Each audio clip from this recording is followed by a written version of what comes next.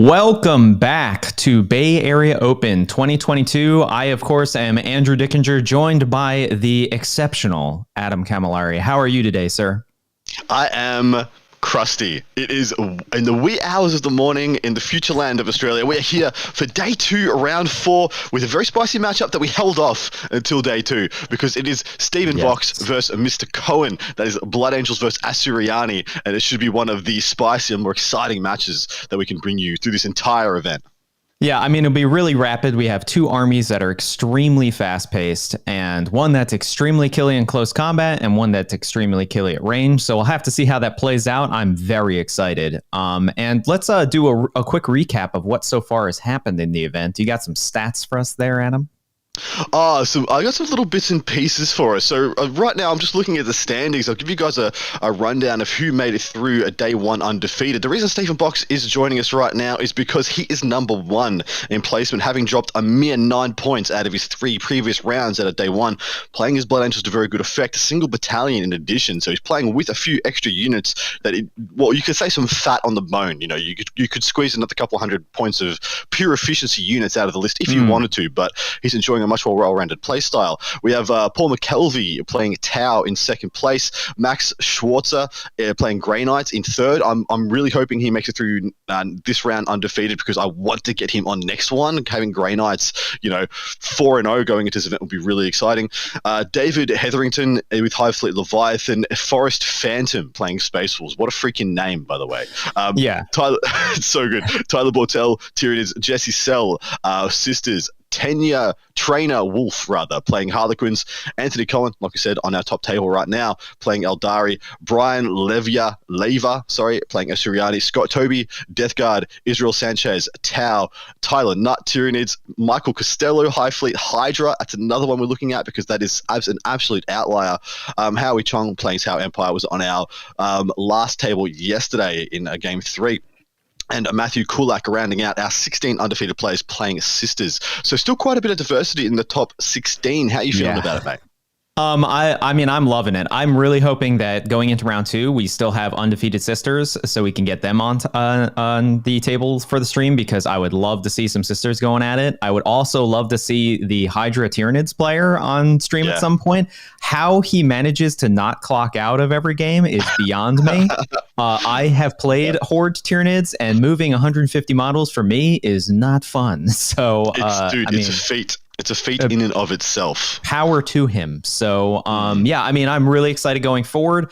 This matchup is going to be intense. Obviously, we're going to have some new terrain on our stream table for today. And it looks like we're having the Orc Ruins terrain on our table.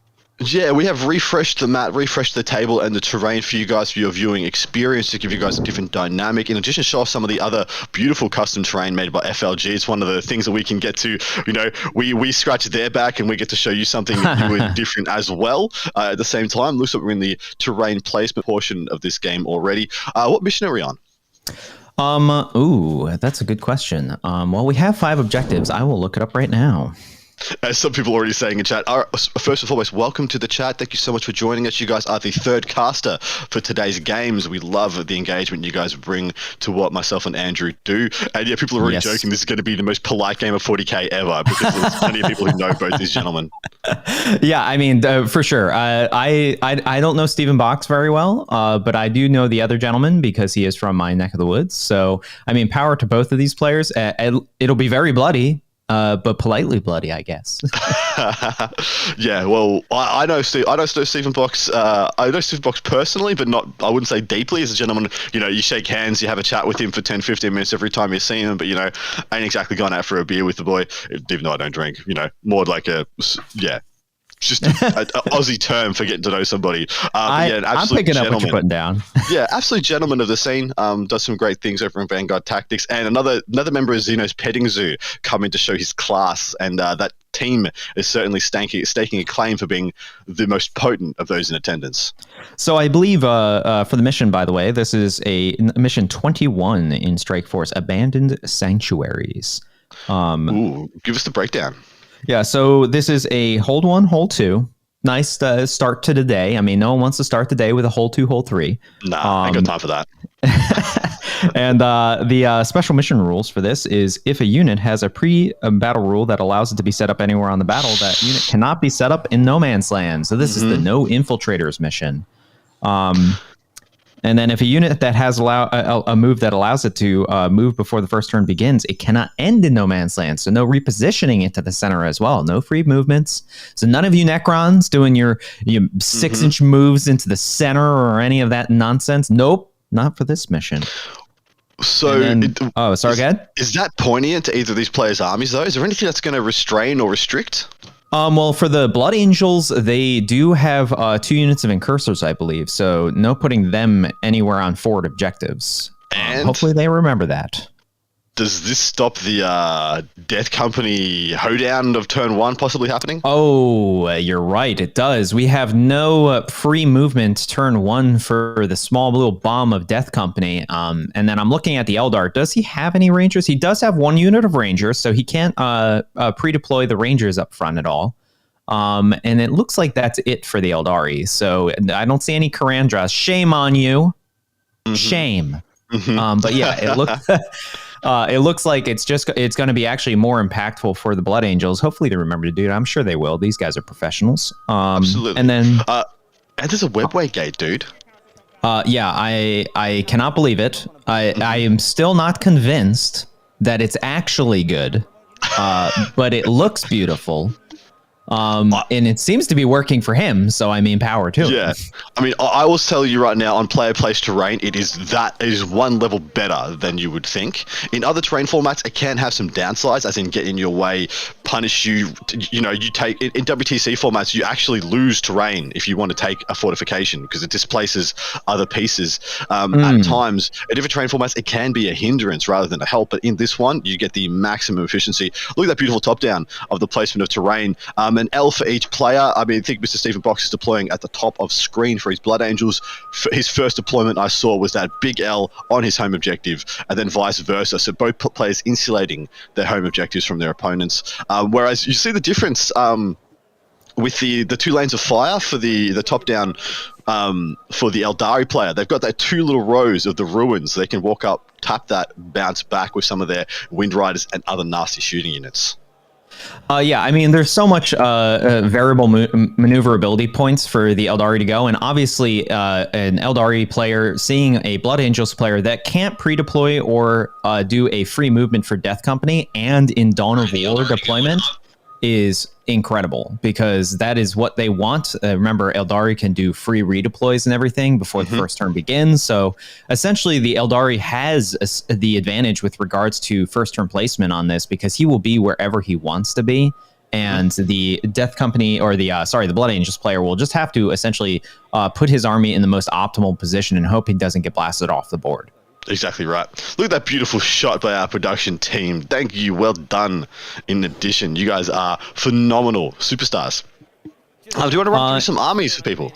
Real quick, I just want to mention to our viewers how you get the bonus primary for this mission. So at the end of each player's turn, the player whose turn it is scores 2 victory points if they satisfy at least one of the following conditions. They control the objective marker in the center of the battlefield. They destroy at least 1 enemy unit that was within the center of the 6 inches of the center of the battlefield at the start of their turn. And then at the end of the battle, the player who controls the objective marker in the center scores 5 victory points. So this is going to be a play for the center. I expect Blood Angels to have Oath of Moment, to have Stranglehold. Yes. And I'm not sure on the third, but it'll be entirely focused on those 2, and I will be very surprised if it isn't. Yeah, me too. This is going to pivot around Stranglehold. So Oath of Moment's almost a given for the Blood Angels, especially if they go second. They're going to get a decent score on that. There's not much you can do about stopping that for your opponent. But on the inverse side of things, this is a great mission for engage on all fronts. Your opponent essentially doesn't want to really fight you if you get things into their deployment zone that isn't near their home objective. That's going to be okay if you just slap units down there. R&D is a very good one here for the Asturiani as well. Like I said, if you come in your opponent's deployment zone from those table edges, they don't really have any incentive to go and stop you. No, not at all. You can get away with a couple of turns of behind enemy lines, of R&D, of these things. But of course, Blood Angels are extremely aggressive army. You don't really want to play around with them in that way. So I wouldn't be surprised if we saw engage all fronts coming down for the Asuryani. In addition, this is a great mission for interrogation, psychic interrogation. Yes, 100%. Aggressive characters. They're coming for you. You're going to have opportunities. You're going to get some points. He has no psychers as well, Mr. Stephen Box. Yeah, so I fully expect the Aeldari to be playing the flanks and maybe a couple throwaway units to go for the center after he blasts things off of him to take it over and maybe get Stranglehold as well. And then I expect the Blood Angels player to be almost entirely focused on the center of the battlefield and not anywhere near the flanks. All right, so you wanted to go over some armies real quick. I can go over the Asuryani if you're familiar with the Blood Angels. I am. So yeah, jump that down. First and foremost, though, thank you to Cast324 for the $2 super chat. Adam C has the voice of an Aussie angel. Xenos petting zoo. Let's go. Thank you so much for your super chat. You're an absolute legend. If anybody else wants to support the stream, that is a great way to doing it. You can also subscribe to our channel over on Twitch if you so wish. Take it away with that Asuryani build, my man. All right, so Anthony Cohen has brought for us today a custom craft world. It's, of course, Hail of Doom and Masterful Shots. If you don't know what that is, Hail of Doom is Super Shuriken. It means that any 6 to hit with the Shuriken weapon is not only an automatic wound, but it counts as a 6 to wound for Shuriken, which means it gains additional AP. And then Masterful Shots, which is ignore cover, or ignore light cover, I believe. So he has a Seer Council with 2 Warlocks on foot with Protect Jinx. I mean, that is just, now that there is no artillery, that is like the bog standard for your Protect Jinx group. Yep. He has Baharoth, which we'll get to in a second. Farseer, another Farseer, but on a Sky Runner. 2 units of Guardian Defenders, 1 unit of 5 Rangers. He has 3 units of 10 Dire Avengers, which is the bog standard if you're going Hail of Doom. I mean, Absolutely. They are absolute efficiency. They go to AP4 on any 6 to hit, so that is insane. 2 units of Wind Riders, 1 unit of 3, 1 unit of 8, and then he has an Outrider detachment with the same Custom Craft World with another Seer Council with 2 guys, another Farseer.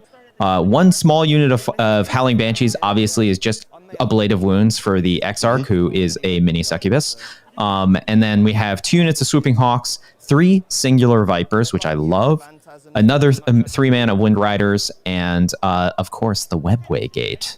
So this is a similar archetype to what Nick Narvati won a recent Super Major with, I think in Dallas. A much more so it takes the 3 or 4 big hammer DACA units in the Dire Avengers and the big unit of Wind Riders, and that kind of plays a very heavy MSU game with far more screening units, or a lot more little bits and pieces in the Guardian Defenders, the single Vipers, to go and play engage, go and play the table, disrupt your opponent, get in the way, tie them down, screen them, etc., etc.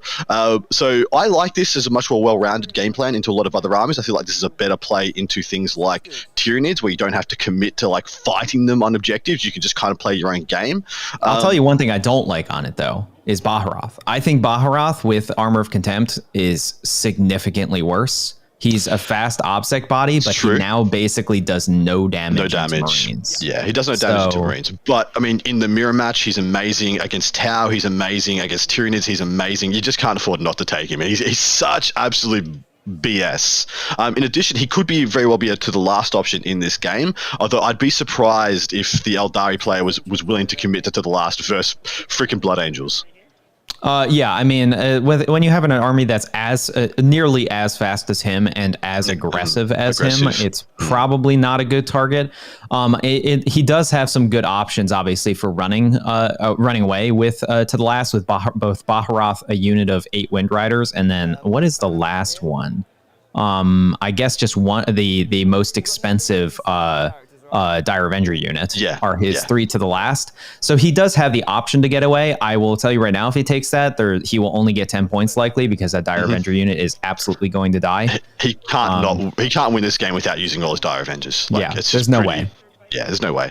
Anyway, but transitioning over to Stephen Box's army list, this is a single battalion of Blood Angels. He's got Commander Dante. Real quick to interrupt, let's just do secondaries real fast while we have them on screen, and then we'll get back to the Blood Angels list. Absolutely right.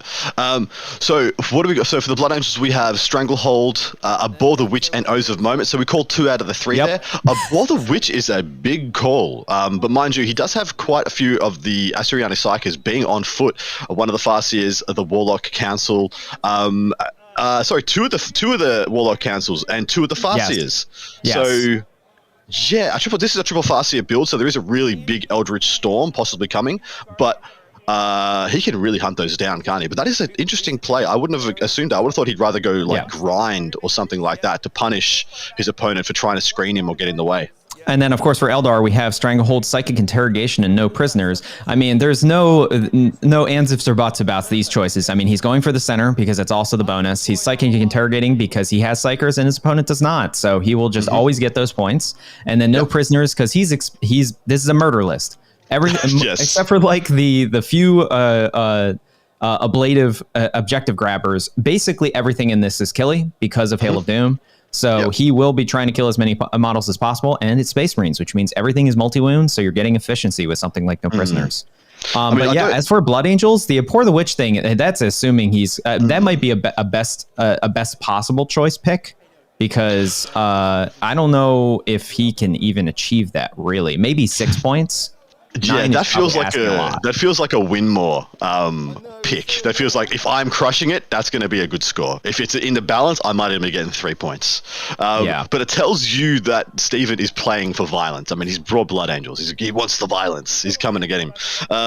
We picked Psychic Interrogation. No Prisoners is not very is pretty on brand for what's going to have to happen in this game for the Eldar to win it.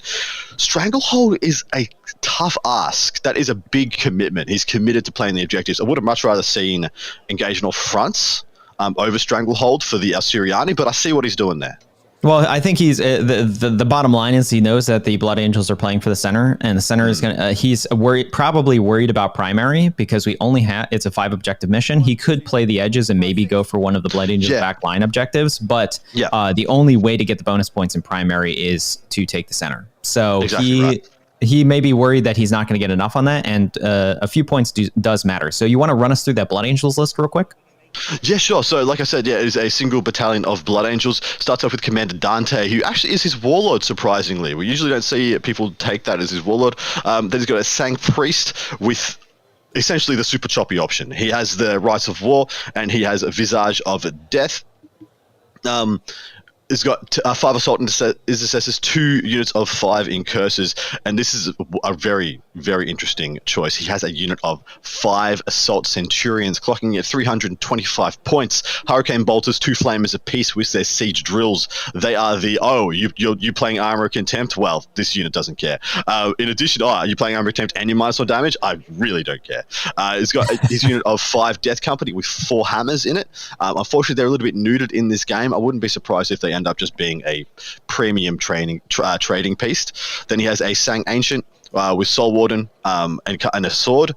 Here is the chapter with his Wrath of Baal in addition. 1, 2, 3 units of 7 Sanguinary Guard. That is the right number for me. I love a 7-man. I think 6 is sometimes not enough, and 8, 9, 10 is too many. And then lastly, he has 1 unit of I think it's 6 assault marines, and they are a 6 because he wants to guarantee he gets that R&D. And then the sergeant there has a Lightning Claw in addition. So he essentially has 5 jump pack melee bombs, 1 slower assault centurion melee unit, and DACA wise he's literally just has a bunch of strength 4 Garius Rend.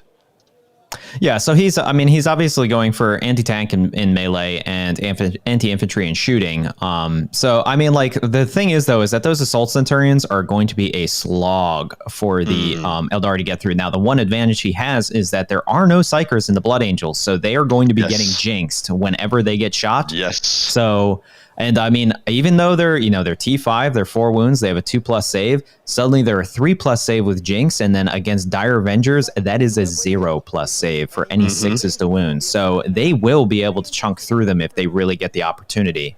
It is important to note, I want to make a clarification real quick on the Aeldari. The Farseer Skyrunner That is the one in a jet bike. It does have Mark of the Incomparable Hunter and Kurnov's Bow, which if you don't know that combo with Fate Dice and the Masterful Shots and the Shuriken ability, Hail of Doom, it basically means that if he gets 3 of the 6s to hit Fate Dice, he can just spend all 3 of those on the Kurnov's Bow Farseer and instantly do 6 mortal wounds on top of any damage he does.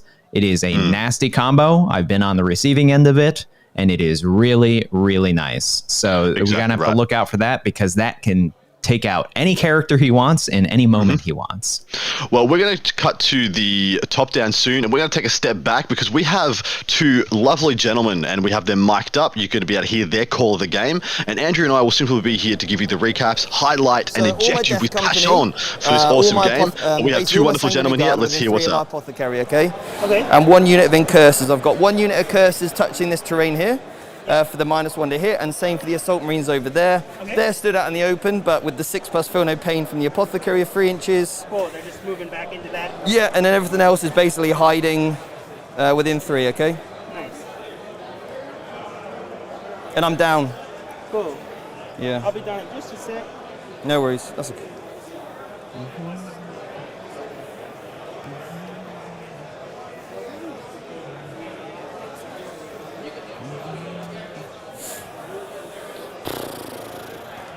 Sorry to interrupt. Look at these wonderful telestrator skills by Mr. Andrew Dickinger. They will be in full effect in this game. If you want to see anything highlighted, circled, or especially noted on this board, feel free to hit up Andrew in chat. He'll be able to draw your attention to it. And in addition, be able How long to have I draw been the playing? screen. Yeah. I do want to also point out that the Webway Gate has been start of ruled 8th to edition? not be a unit, as it's a terrain feature, and therefore is not governed by the you cannot deploy outside What about yourself? the zone rules of this Last mission. November? Well, no, 2 Novembers ago. So Oh, like, wow. started 9. Oh, nice. I played for like a couple months back in 5th, like Yeah. way back in the day, but Yeah, I used to play beyond as a kid, yeah. Yeah. Kind of make up the rules as I went along. that's the way.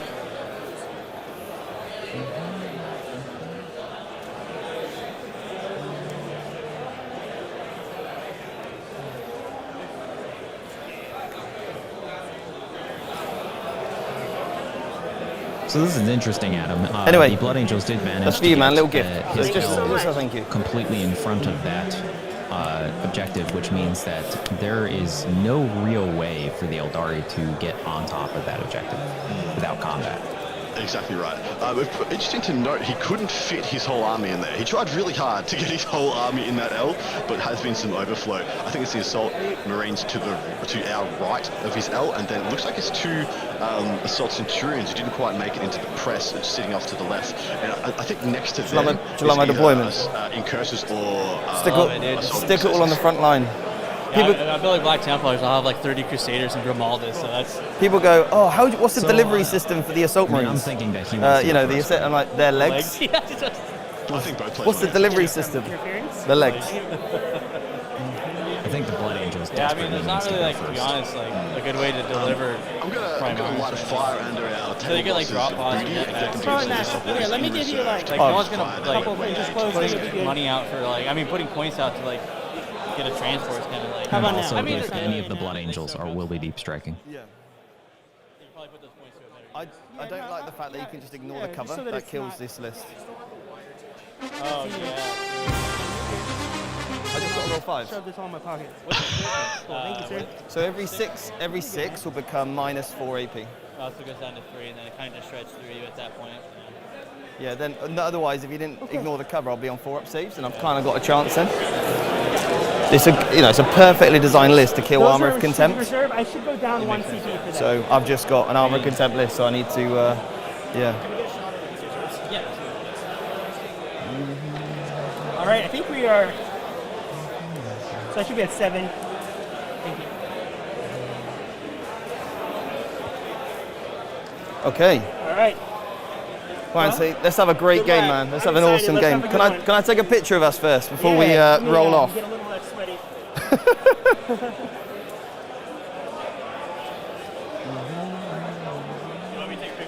Oh yeah, sure. That'd be great. I'll come around that side. Then we get the. Let's go around here. Then we'll get the stream in and everyone. Yeah. Right, I want a big thumbs up, everyone. Okay, for the. for the picture. Look at this box guy chilling out for his Awesome, Instagram. We've never done that before. Don't know anything about any of that. Let's create some hype. Team Beer Hammer. Sick, yeah. Good early AM to you, Sir Right, Adam. Anthony. You are May the down best under. Blood Angel Yes, player win. this leads a community thanks call to the Twitch streamers. Thank you. Yeah, but absolute pleasure to put on this show for you guys. Hopefully it's entertaining. Well, and we looks like can I'm going bring first. some exuberance And you, man. and And love you. to your morning, evening, afternoon, wherever you may be in this big wide world of Warhammer. And yeah, I am back in Down Under, enjoying some time with the fam.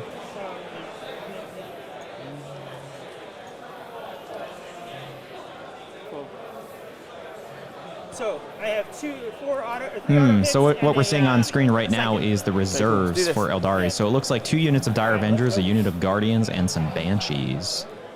Makes a lot of sense to me.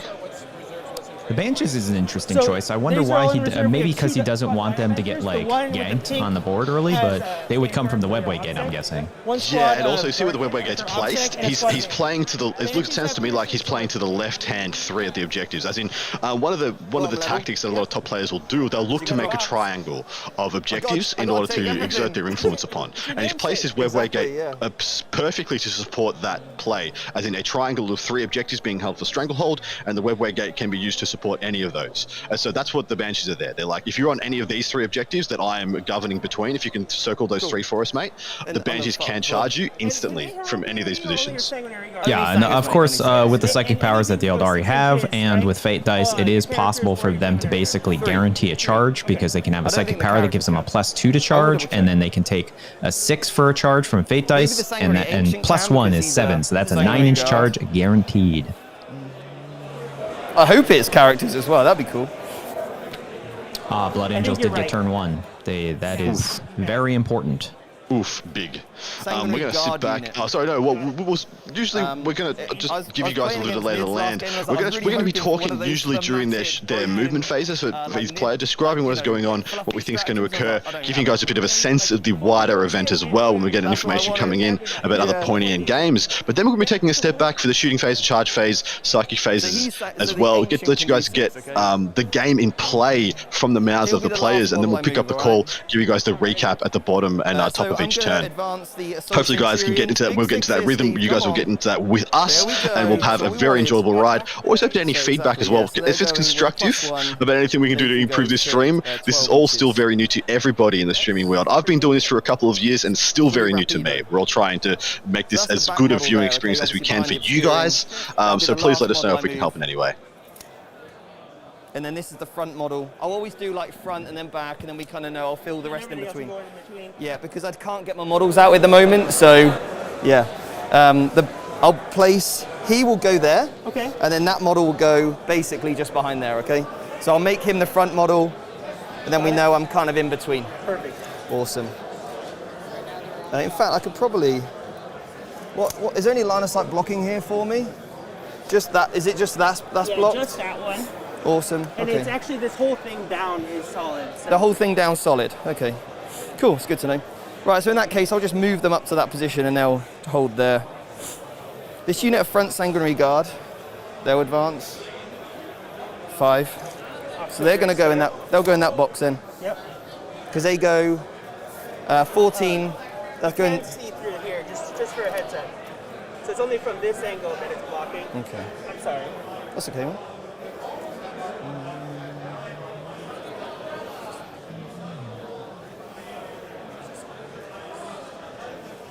I'll come around. Then I know what I'm looking at.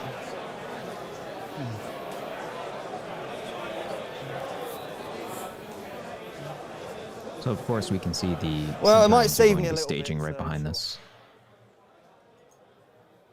They're moving basically 14, 20 inches, yeah.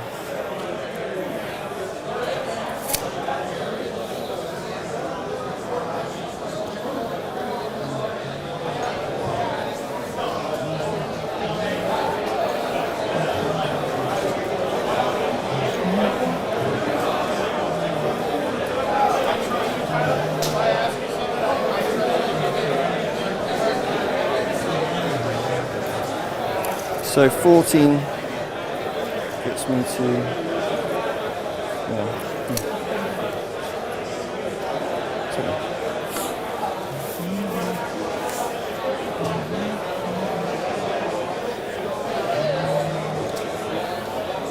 Green Cursors will go. The next unit is Sanguinary Guard. We'll move 6. Cool. Should be like that, right?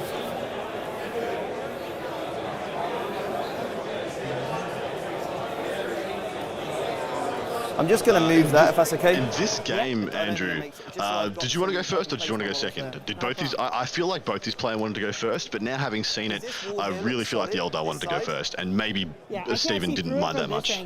I actually believe that the Blood Angels were almost required to go first. If they had gone second, all of the infantry here on the right side would have been dead. And the Eldar would have been, and probably the infantry here as well, and the Eldar would have been in a position where they would have been like hugging the outer edges of these objectives and maybe just touching into the center, which would have given the Blood Angels a charge probably with 1 or 2 units, but then that just puts them in the kill box. So, well, that's kind of what I thought. I thought one of the things I really would love to see Stephen do is make him use the Banshees and the melee units early, because as soon as the Banshees are out of the way, like he doesn't really have anything to be worried about in melee anymore. no. So pushing out and making the Banshees come out early would be a big coup for him just to be able to play his pressure game later. But like you said, going first, the Eldar has to move up and get in some position, e.g. would by default mean Stephen gets some slingshot play, gets some turn 1 charges. And unlike in other games, Stephen's shooting is actually relevant here, isn't it? It definitely is, because I mean, obviously, all of the entire Aeldari army is basically T3. So everything is going to be wounding well, and he has volume. The one thing that to keep in mind for our viewers is that even though he is Sanguinary Guard here in the center, and they are 2+ saves, the Aeldari does have masterful shots, which means that there is no cover. So they're basically going there to be as little seen as possible and to just stage in center so they can launch basically from any direction.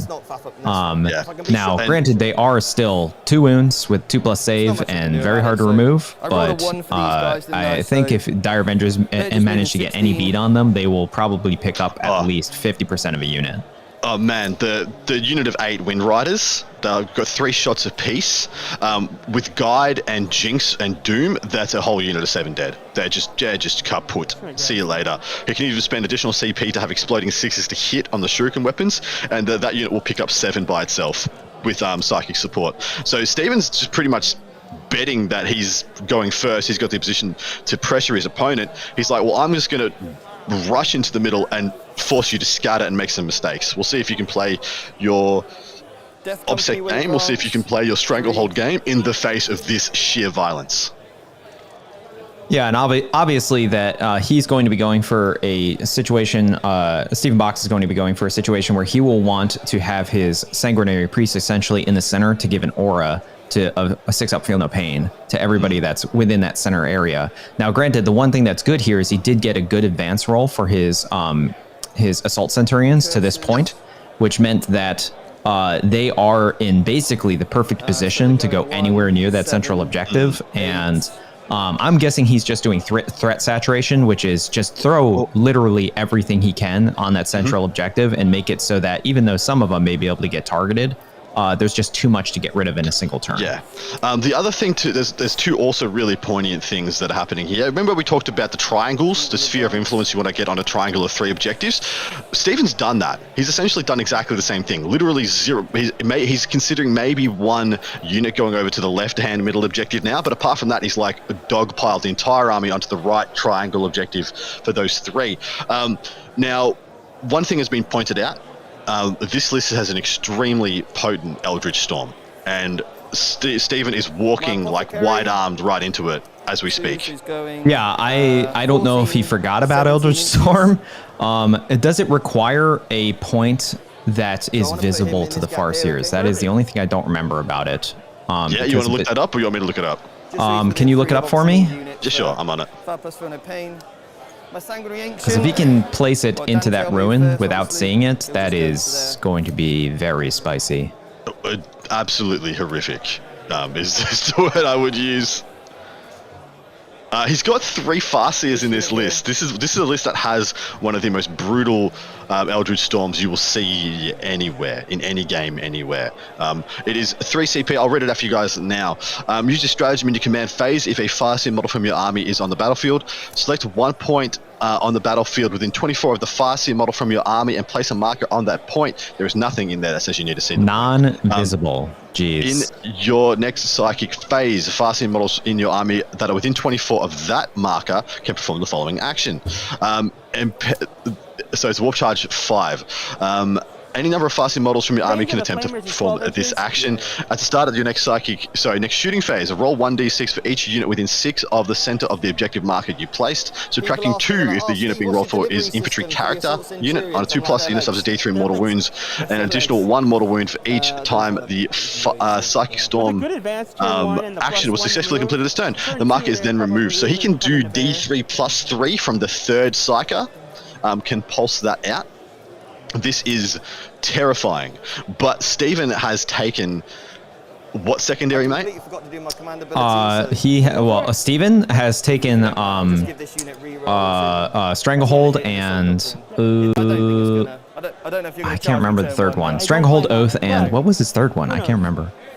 Abhor the Witch. Oh, he took Abhor the Witch, correct. Well, okay, so the significant thing of this, I'm almost wondering, is he baiting an Eldritch Storm? I thought the same thing. As soon as I read it, I'm like, wait a minute, he took Abhor the Witch. He must know this is going to happen. He's pushed out, he wants the Eldritch Storm to happen, and then there's no way he doesn't get charges off as a result. The only way he won't get reprisal is if all 3 units of Sangard die.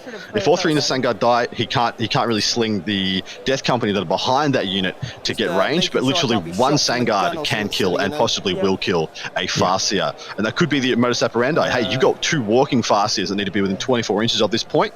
I'm going to get them. Yeah, I think it's clear that this sanguinary unit is almost impossible to see. He can probably get an angle on this unit here, but if we get the top down, thank you. So the southmost sanguinary unit is probably impossible to see. I think there's 1 window on the left side of the building. The one behind that is probably also impossible to see, or very unlikely to see. I'm thinking that if he does bait the Eldritch Storm, it's a lot of 2-wound models with 6-up invulnerable or 6-up feel no pains. Like, he may only lose like 2 or 3 models per unit, which means that like that is amazing, because then none of those Farseers are doing psychic powers other than that. And when we say bait the Eldritch Storm, I'm using absolute bunny ears. He could take 30 mortal wounds from that psychic power and could have his back broken immediately, but we'll wait to see what happens. Looks like we're already into the bottom of turn 1. We were going to step back for the shooting phase, for the combat phase. None of these eventuators, so not much to listen to, so we're just trucking straight on. Stranglehold coming down for the Blood Angels, and in addition, I do not believe that the Eldar is going to be pushing them off Oath of the moment, but they might go for a full commitment now, seeing how aggressive Stephen has been. What would you do in this position, brother? As the Aeldari, I would not. Oh man, the Eldritch Storm is so tasty. I would think that the Stranglehold is a foregone conclusion. I would not even try to attempt it. Although, does he have any OBSEC on that central objective? Because if he doesn't, he could like sneak a little Ranger unit onto it. Rites of War would be covering everything in that blob. Okay, so yeah, so he does have OBSEC, so there's no real way he can get Stranglehold this turn unless he manages to completely clear the right side objective. Shall I just undo that bit? No, you can just leave it on. Oh yeah, okay. Huh. Actually, as long as you just mute. Well, he has to start chipping at this. He can't not. I believe he'll Eldritch Storm. It's too juicy a morsel, and it can just win the game. Like, he could just win the game instantly with a primo Eldritch Storm. Why have you got 3 Farseers if you're not going to do it, right? He's just giving it to you on a silver platter. You do it, and then you double insulate, put units in front, take up available space, get in the way, and then drop all your CP to keep a minimum of 2 of the Farseers safe. So if he is dogpiling after your Abhor the Witch targets, he's getting 1 of them. Yeah, now granted, Stephen did a great job with his placement here. Notice how far out his Sanguinary Guard are, which means that if he wants to do a tasty Eldritch Storm, it'll probably be something around there, which means that they, even though it's a 24-inch range, they will be well within assault range of the Sanguinary Guard. They'll sling out 14 inches and probably have a plus, and definitely have a +1 to charge. So you're looking at like 6-7 inch charges for those Sangard, and that's probably a worst case scenario.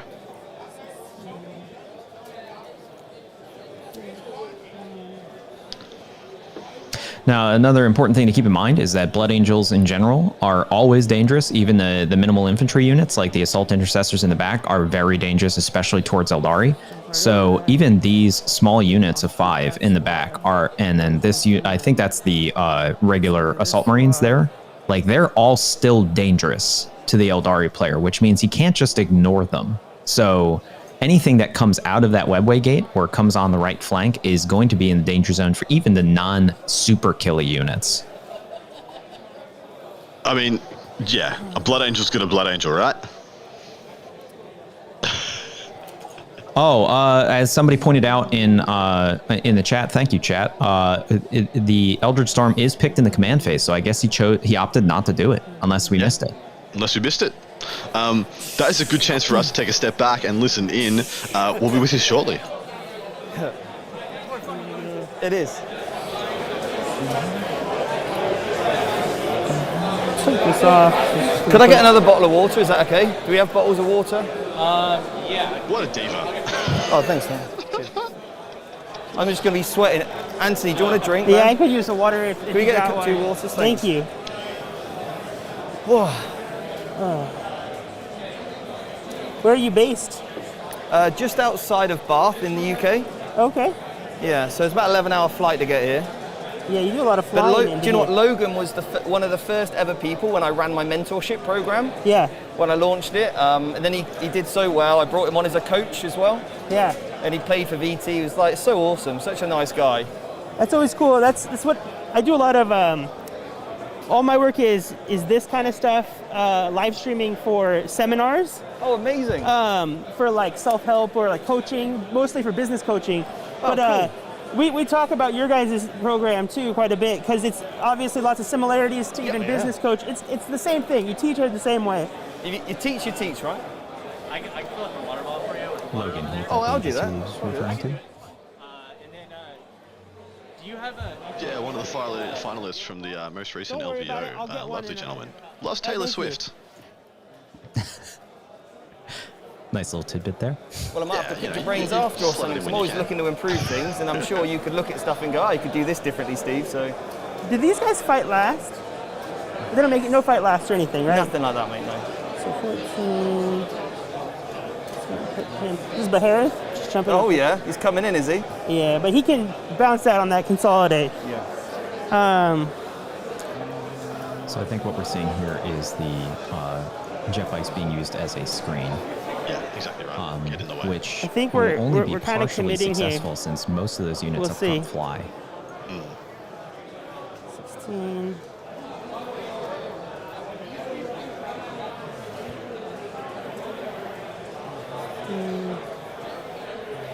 A big thing to note here is that Blood Angels can look like they're about to get tabled. Like you can have one Sanguinary Guard in this unit, 3 in this unit, 1 Death Company here, 1 Assault Centurion here, and like a couple of characters, and can still just go and table you.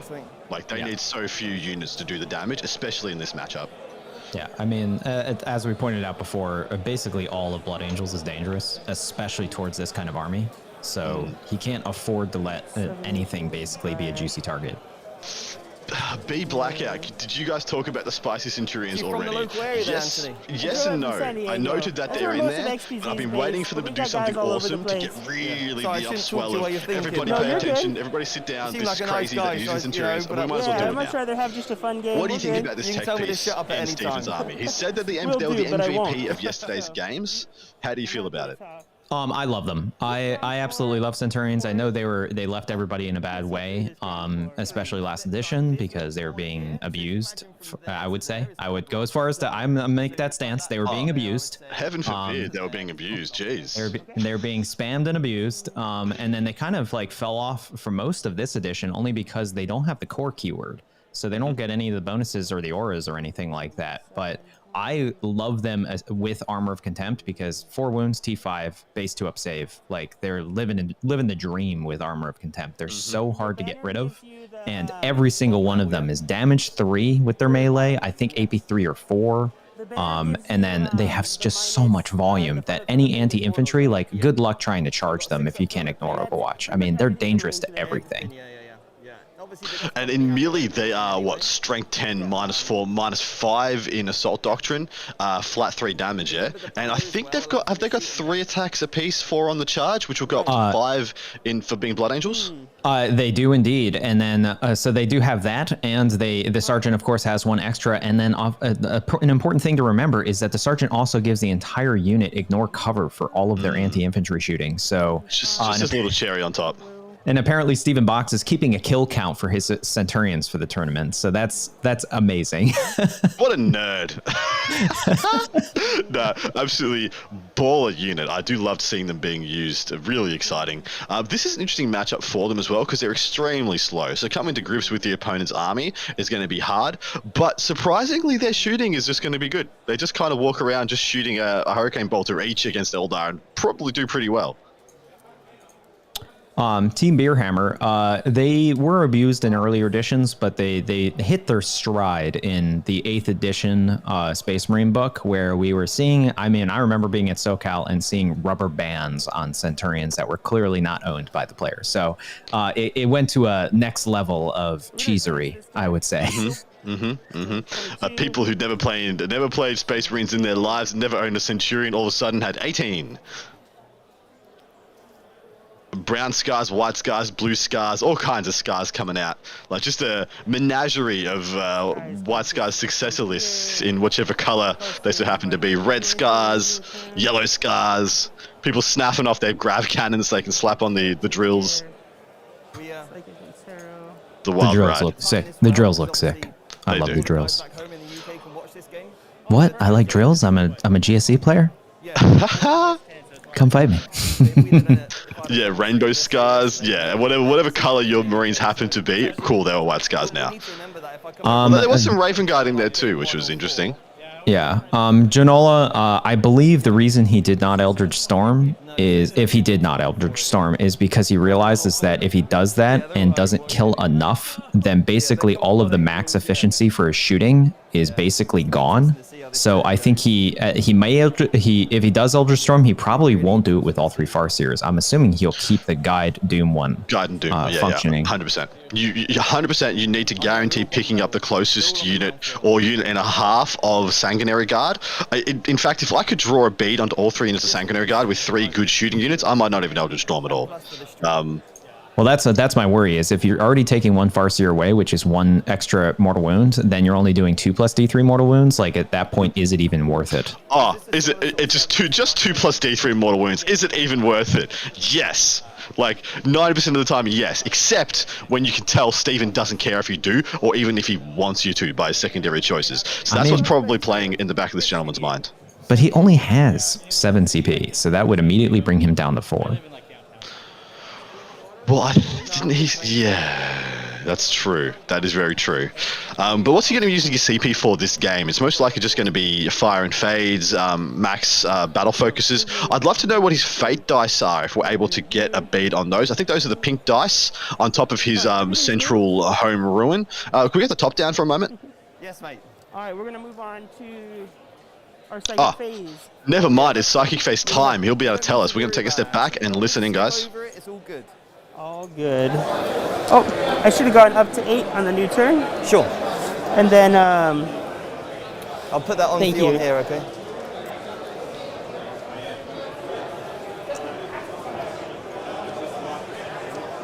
So I have quite a bit that can shoot that squad. I think I need to delete this squad. This guy. Shoot, he advanced, but he's at 18 inches. So we're gonna do, we'll do Jinx first. That's off of the one with the sword. Yep. Goes off with an 8. Okay. Within 18 inches. We're gonna put it on this unit of Sangard. Okay, yeah, cool. So 18 right there. So they're jinxed, yeah? And then we're gonna move on to my Farseer. Yep. on bike. Yep. We'll grab this. We're gonna cast Doom. Cool. Goes off with an 8. Nice. We'll give full rerolls to wound against them. And then he's going to do... Do you want to put fortune on me as well? Yeah, so let's... just for fun, right? So Doom, Jinx. We'll put these here. Yeah. You're like, is he serious? We're gonna. He's gonna also cast Executioner. Yes, mate. Goes off with an 8. Do you need line of sight for that? You do not. What? Let Really? Let me clarify. Servers. I thought Yeah, it's just 18 inches of the Psyker. Yeah, Really? He is correct. Executioner does not require line of sight. Some BS right Yeah, there. you're right. Wow. Which fire? I always thought you just needed line of sight. Cool. So that's D3 mortals. Yeah. For 3. Okay, so 5 up, feel no pains. 1 dead. 1 dies. And that's against these guys. So, Sure. And and then I get my more because he died. 2 more. So 2 dead. So do they shoot on death? Ooh. Yeah, 1 does. Okay. Which one are you gonna pick then? Let's just pick this guy. Mm-hmm. And because I want to keep them within 6 here. So he's dead. And he's dead. And I'm going to put them both into Baharoth. Might as well get those. Shrunk them down. Now, enlighten me, Adam. The how many wounds are these bolters guys here? on I'll put the the two hand bolters Two on each. the Sanguinary Guard. Do they have AP to begin with? They have a 3 Yes, up save. AP1, Assault 2, Is it AP1. worth it? I don't know if it even is, to be honest. He's got a 3 up save. They're 3 up. He's a 2/4. Oh, okay. That's a bit pointless then, yeah.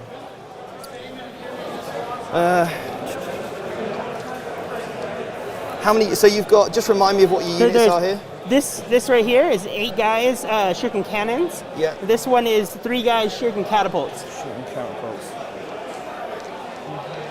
2 beautiful armies. Love to see it. We'll start going into, I think, the shuriken cannon unit. I think instead. Perfect. So both hit. No wounds. All right. Thank you. Okay. So that's him done. Let's see. Yep. So now we're Can we gonna get the go top down real quick? guide. Goes off on a 10. We're gonna give them full rerolls to hit. Right there. And then we'll do fortune. Yep. Goes off on an 8. We'll put the same thing on them. And then the last Farseer, we're gonna do Faithful Divergence. Goes off with a 8. So I go up to 9 CP. And then Will of the Asturian, fails. Okay. Cool. So, and then let's see, can this get extended? 18 For those of you in inches. chat, we are having some we difficulties will with the top-down camera, so we'll resolve that as fast as we can. Off of my last Psyker squad, it fails. Okay. Cool. So that is that. We are going to move into shooting. Let's see. So they all have shots through that window here. We'll just start with this squad here. They're going to put everything into that squad. I think that's the move. 4, 1, 2, 3, 4, 5, 6. All right, so 24 shots, hitting on 3s. Yep. Re-rolling.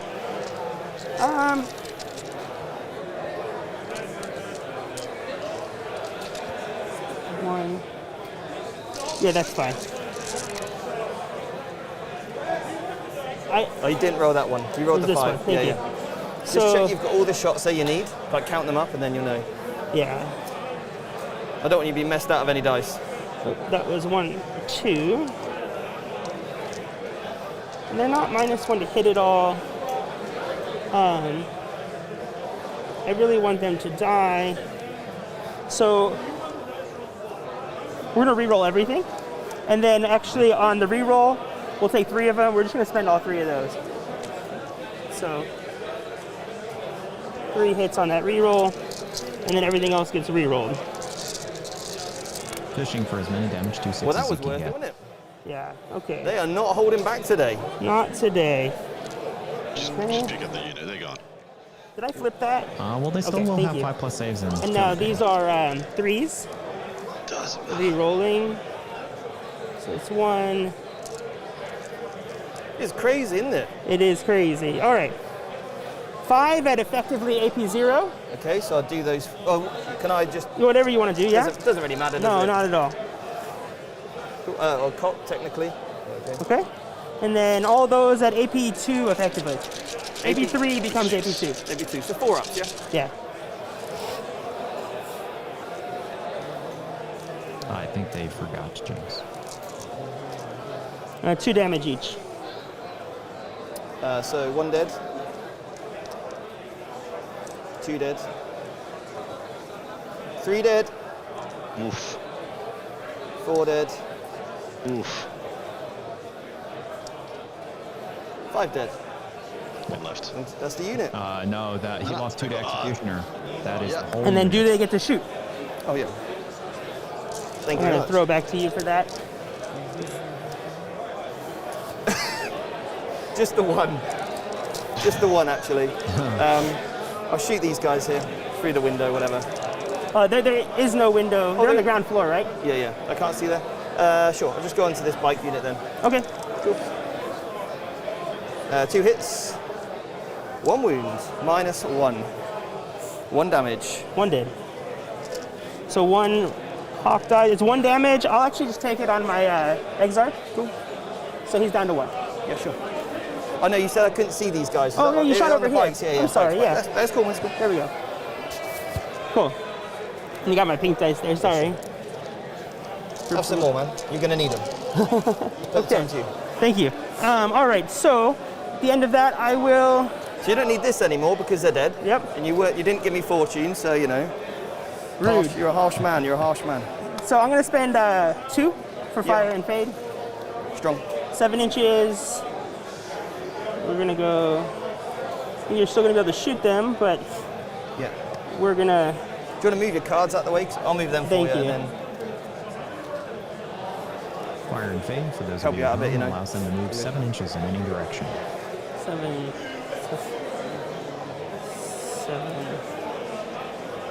And while he's moving, Adam, I'm assuming they are still within charge range of pretty much any Sanguinary Guard unit that's still there. Absolutely. I'm surprised he put them out front. They would all just be tapping the ruin on the other side of it. For what I could do, and just look at everybody just drawing line of fire through the windows. Because right now they're still very. Okay. So next we're gonna do these 3. Who's got the weirdest angles? This man, this Viper, is going to shoot his small guns into them. So they have the weird. His long guns are. He doesn't get because he advanced. So small guns. Just 1 AP 0 effective. Yeah. You good? These guys are going to shoot everything they've got into them. Or into that same squad on the ground there. yeah, the axes, yeah.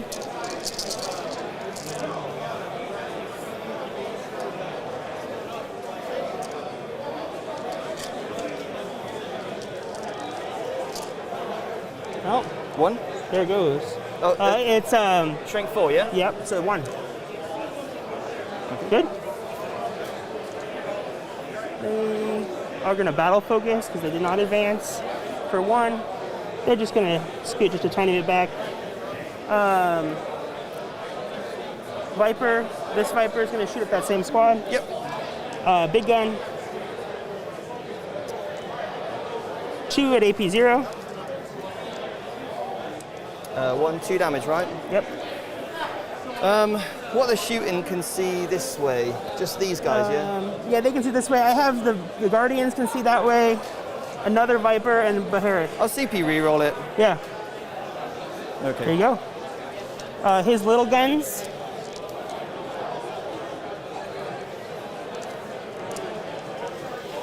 So 1 at AP2 So effectively. I do the 2 first, they're okay, and then 1 at AP2 goes through. 1 damage, isn't it? Right. 6 plus feel no pain. I feel it. I feel that pain, man. And we're gonna do the same thing with the next Viper. So big gun. So 2 at AP3, 1 at AP, or 2 at AP1, 1 at AP3. So 0 and 2. Zeros. 2. Okay. Good. It's shot, shot, shot, shot. Guardians, we need to measure Do Centurions move 18 inches. 4 or 5 inches? I believe it's 5 inches now. Is that over him there? Sorry, It man. looks like Is you'll that be over able to that get front to guy there? basically the Yeah, it's front side definitely of the over. room. Yeah, yeah. All right, so I would say Which everybody but this guy who doesn't have an I'm angle, guessing is probably and a that's, so 7, yeah, this guy doesn't have an angle at all. Are you okay with that? Yeah, and then can they see through any of this stuff? Is it all, any of that blocked? They're all just touching through so they can see through this little... The gap. So the this gap in the middle you can see, Yeah. yeah? Mhm. Okay. Cool. So that's 9, so 18 shots. 3, 4, 8, 9, 10, 13, 14, 15, 16, What's their range 17, on those? Is it? 18 inches. Let's see. So 18 shots, because there's only the 9 of them. There's 1, 2. 1s and 2s fail. And then strength 4. So, okay. So 5 at AP0 effectively. Yep. 2 at AP2. Oh, sorry. So feel no pain on that one with the wound. He's dead. So he's gone. I'll shoot him in a minute. And then the other 2, they're okay. So does he shoot on death? He does not. I'm not very good at shooting on death, am I? No. It's not a skill set I have. Pay people. Most Ancients people don't aren't pay. though. No, I it's never like, cool, take this is a them really because cool I rule. never Oh, it roll never 4 happens. pluses. But it should happen half the time. But that it just ancient never is does, giving you him know? +2 moves, so it's fine. Okay. Yeah. Heretics Oh, are the gonna ancient shoot does into get that? +2 move. Do Oh, we, then sorry? the Centurions the never. Heretics All the will rest shoot of them Oh, get. yeah. Oh, does He the wants it. Centurions get it because Nah, they're it's not only core? only jump pack So units. 1, Gotcha. One hit, yeah. and then 1. One. AP2 becomes AP1. You're good. And this is guaranteed on a, yeah, okay.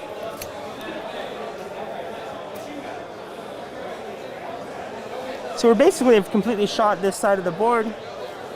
These guys are gonna shoot at this sanguinary squad right here. Yep. Swooping Hawks, yeah? Yeah. Cool. 1, 2, 3, 4. So 20 shots from the Swooping Hawks going in. 6 is auto wounds. So 1. 1s and 2s miss.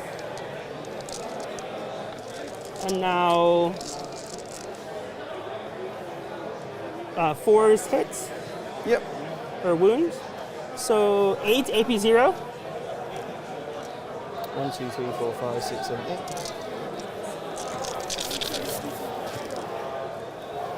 You feel no pain? Oh, I don't feel You it. don't feel it. That's nice. They're like this, just, you know.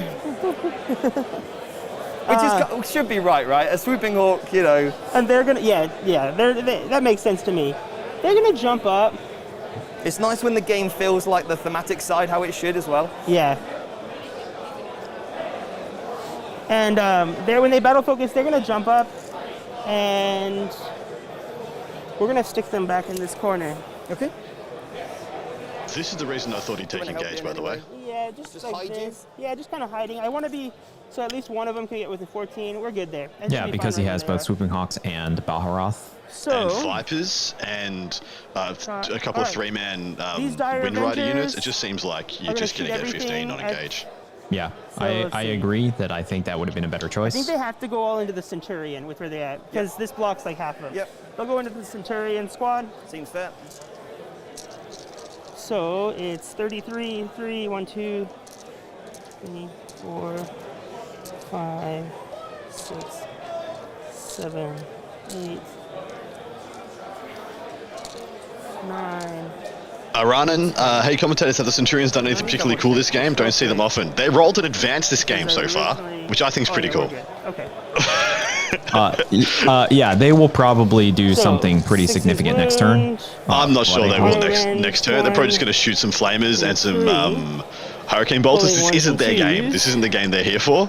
They're here for the Marines on Marines or Marines into Sisters, Marines into Grey Knights games. And now Well, they are. The important thing to keep in mind, they are the thing that's shooting at them right now, I believe, is Dire Avengers, Alrighty. which means if the Dire Avengers are still in shooting range of the Centurions, you can say goodbye to all of those Dire so 4 Avengers. at AP1. Yeah, well, effectively. hopefully he gets a good battle And focus, but yeah, even if he does, I don't 7 think at it's AP3 far enough effectively. away.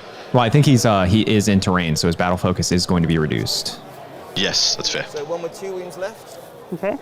and then these are minus 3. 4 becomes 3. Yep. So looking for a 5-ups. Need a good spike here. It's not bad. Not bad. We're gonna lose Feel no 1. pains. Maybe. Lose 1 guy. So I'll use this guy here. Yep. Come on, he needs to shoot now. Come on. No! Okay. Yeah, sure. And they're good where they are. And then I think since you've moved him, these 3 bikes here. That was your last year shooting, wasn't it? Yeah, I have just these bikes I left. played that wrong. And they should be able to see through into this guy. Cool. And so into 4, 4, 4. So 1s and 2s miss. First round, miss. And all right, 2 at AP0, 5 at AP2, effectively. AP2s. So yeah, 2.5. Yeah, that is, yeah. I was just thinking about light cover, but I don't get it. So that's 2 dead, and then 2 normals. 2.5 dead. Do they shoot? They both do. Nice. I'll put them both on barrel half there.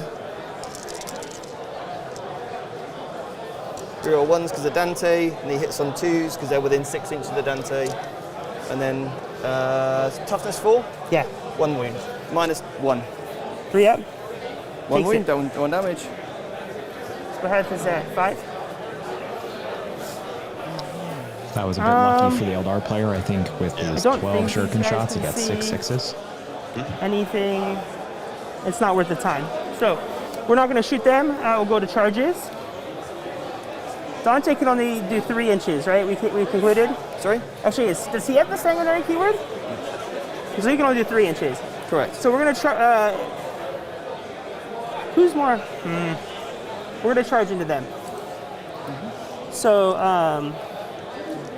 so Behareth is going to charge into that sanguinary guard with a 6.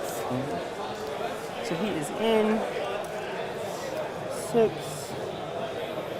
There. Okay. Okay, so I'll spend a CP to Hurricane intervene with this unit. Okay. So if I'm within 3 of that, and then 3 of there, I should be within 6. And what does that do? The heroic intervention into here. Let's see. Let's see if I can. I've got a heroic intervene that cause a close enemy model though.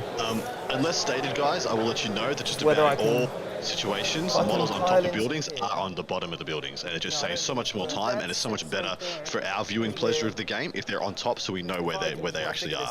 If they're all to be placed inside the buildings with all the models getting, the tops of terrain getting removed, everything gets broken, models get broken. We can't see what's going on. This is just better for everybody. If you see something on top of a terrain feature, assume it's on the bottom. I can, so. We'll do our best Yeah. to tell you if they are actually on top. Okay. Just thinking there's no point really overwatching, is it? No. Probably not. I mean, let's. No, we're good. Okay. So 6 attacks going into that sanguinary guard. They're -1 to hit. Oh my god.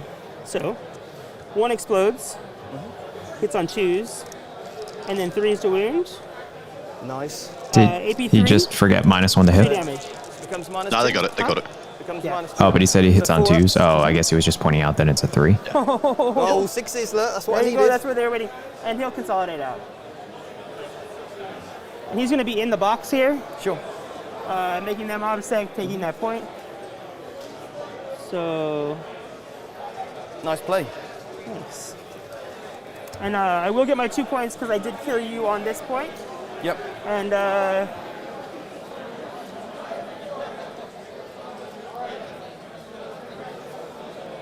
So that is the end of the Aeldari turn 1.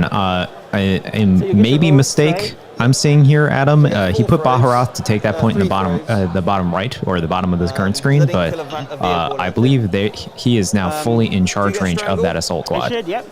The entire Asuryani army is in charge range of Should we just do that at the end, or do we want to do this it now? Blood Angels army.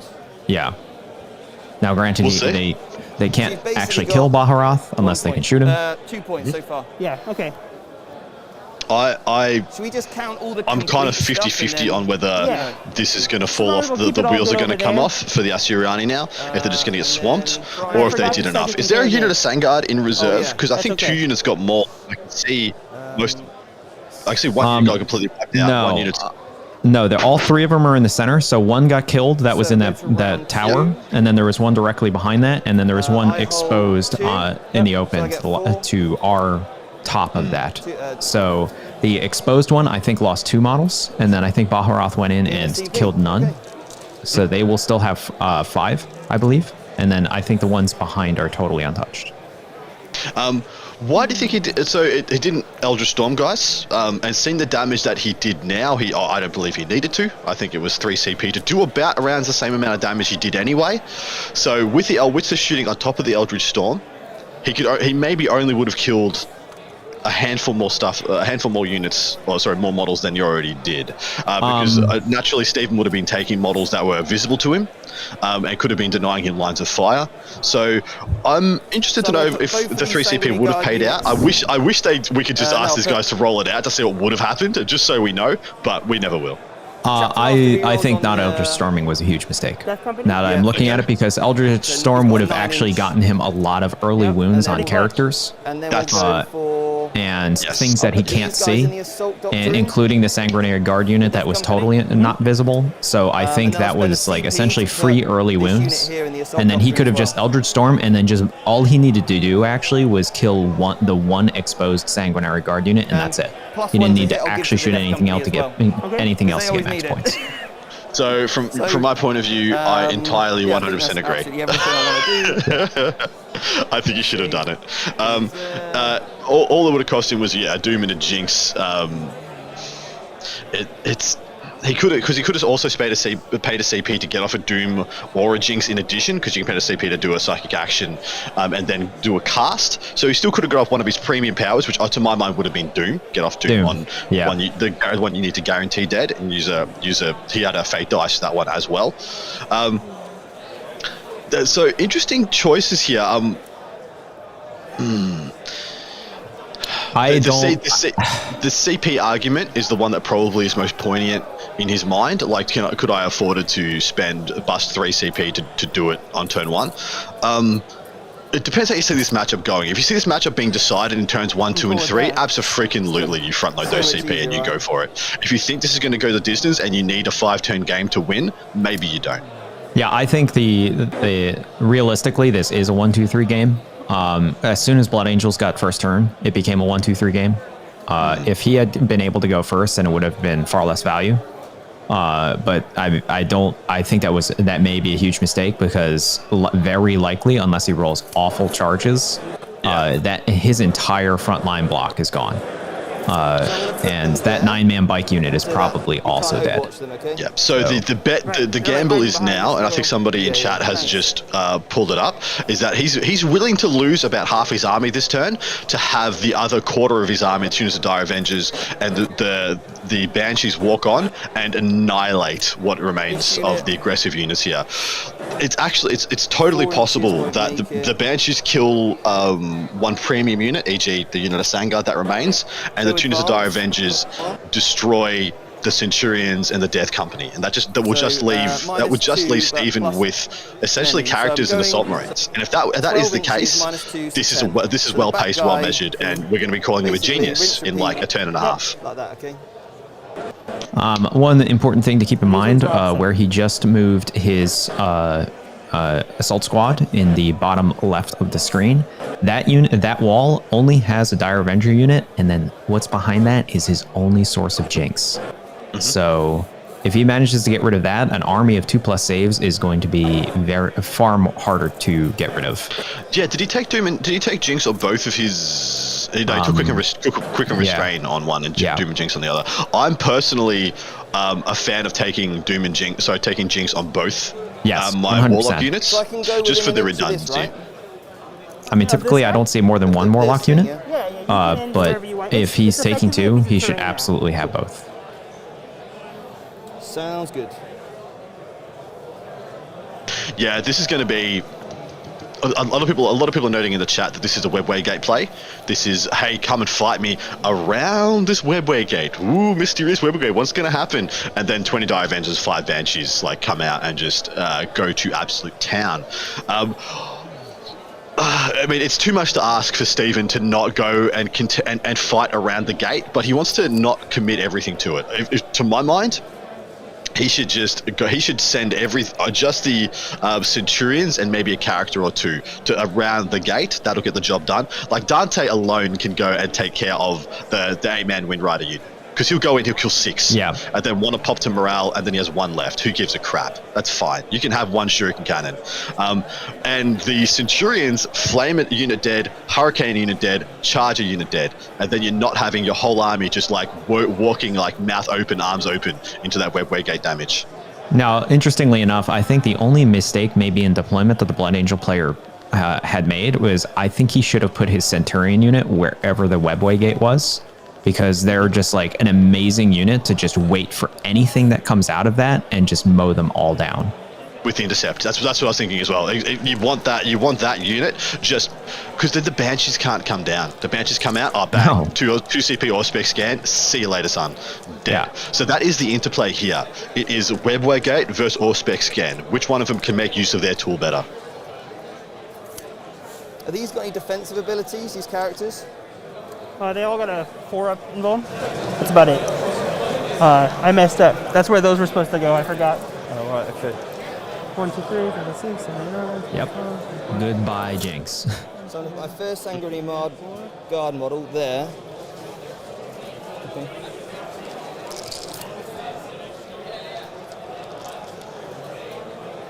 Which, of course, is also points for Abhor the Witch.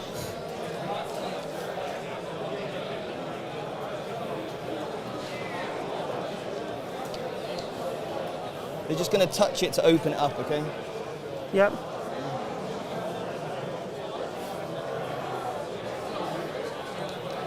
I'll go this way, actually. There's 5 left in that squad. Yeah.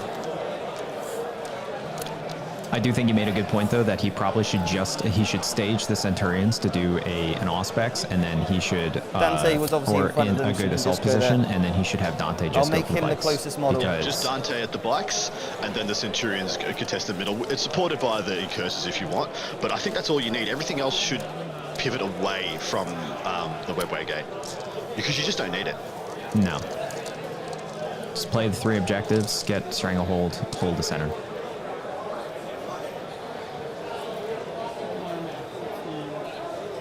And then at that point, is he really going to be bringing down his units through the webway gate just to deal with Dante?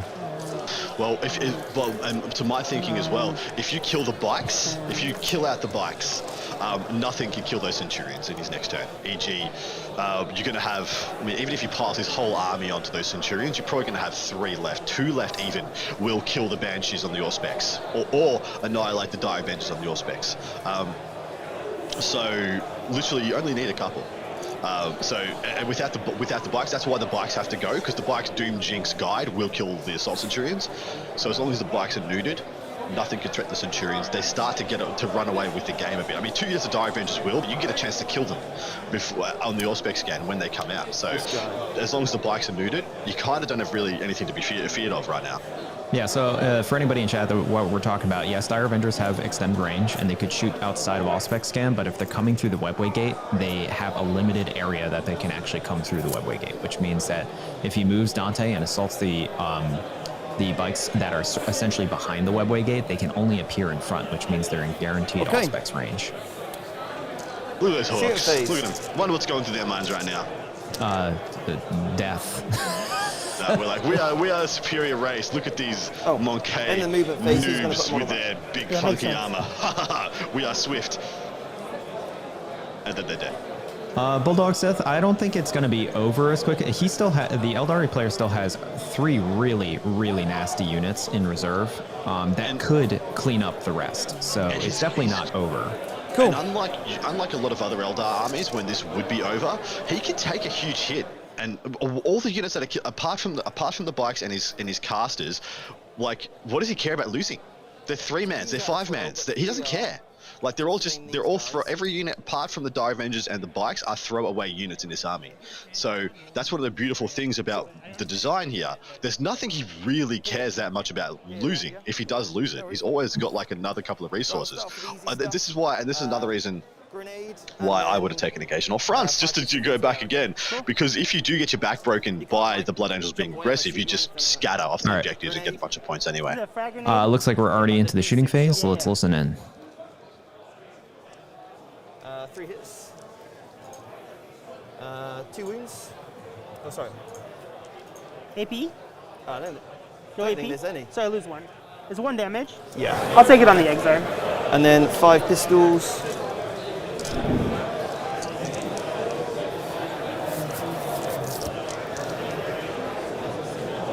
So 3. I lose 2 more.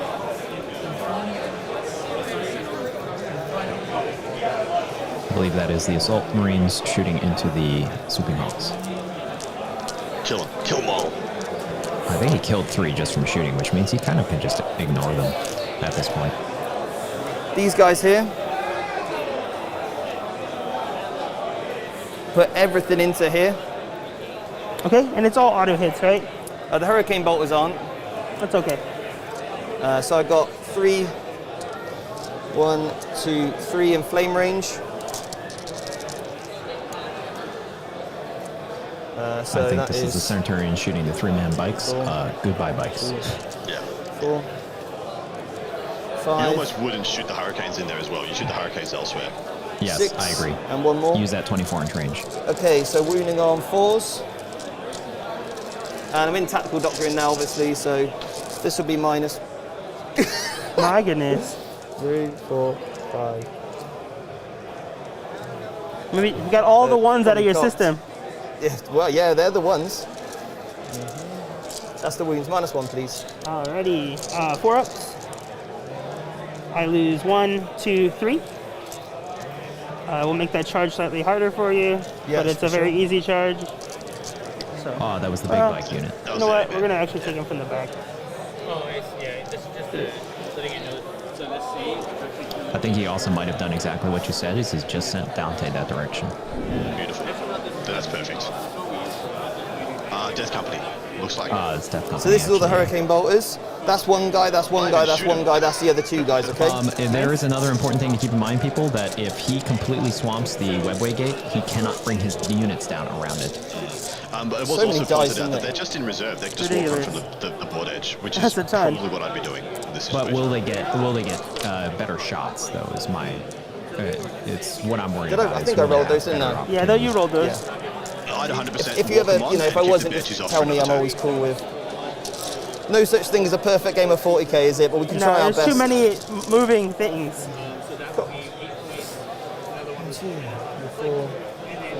T4, right?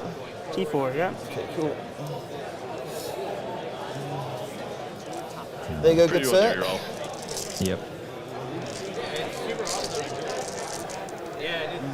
AP -1. 1. So 4 up. So 1, 1, 2, 3, 4.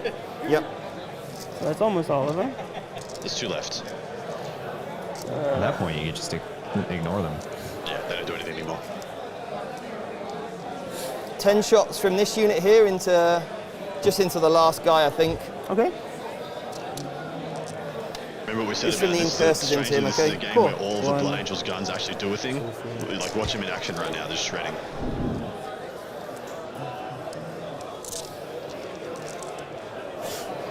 Just the 1 wound, actually. Takes it. Cool. I'll shut my big mouth. The Death Company's got a pistol. Here he goes. He's missed. You have He's not built for that. Yeah, Okay. Invest. So they've done the Sanguinary Guard now. They'll put everything into this unit here. All right. So 1, 2, 3, 4. I think this is the Sanguinary 5, Guardian to the 6. Guardians that are in back. Okay.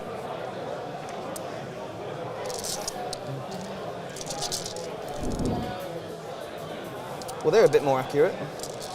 And then we've got Threes looking to for win? 3s now, yeah. Rend 2. -1, mate, 'cause I'm in the Assault Doctrine. Is it put myself? So I Aren't they don't get already -1? Yes, they would Oh, go but they're in the -2 if I assault. was, yeah, And so tactical. we're in cover, so 4 up. So 1, 2, 3, 4, 5 die.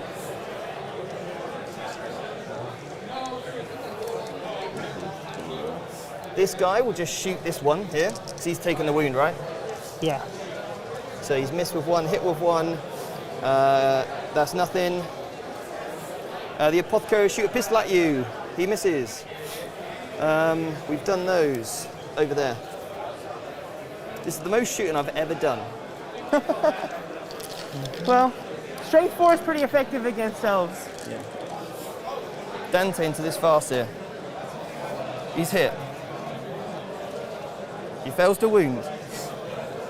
Have you got any saves Oh, in I the forgot. pocket? It's okay. I had fortune on all that stuff. It's all good. Do you I have want 1 save. You've No, got no. 1 save. Yeah. So I'm not going to bother with a reroll then. Yeah. On the, I mean, I'd wound you on 2s. Sure, I'll reroll it. If it makes you save it, right? So Dante he's is got primed to to use it go, for I something think, else. for his bike farce here. Fast, yeah. Colonel's He bow. wins. Get it dead. Cool. Strength or how much damage? It's going to be D6. It's a fusion pistol. Oh, it's a fusion pistol. D6, he's got 5. It's unlikely he dies. You can't reroll again. I'll just roll it. Well, I'll save it. It's Save. fine.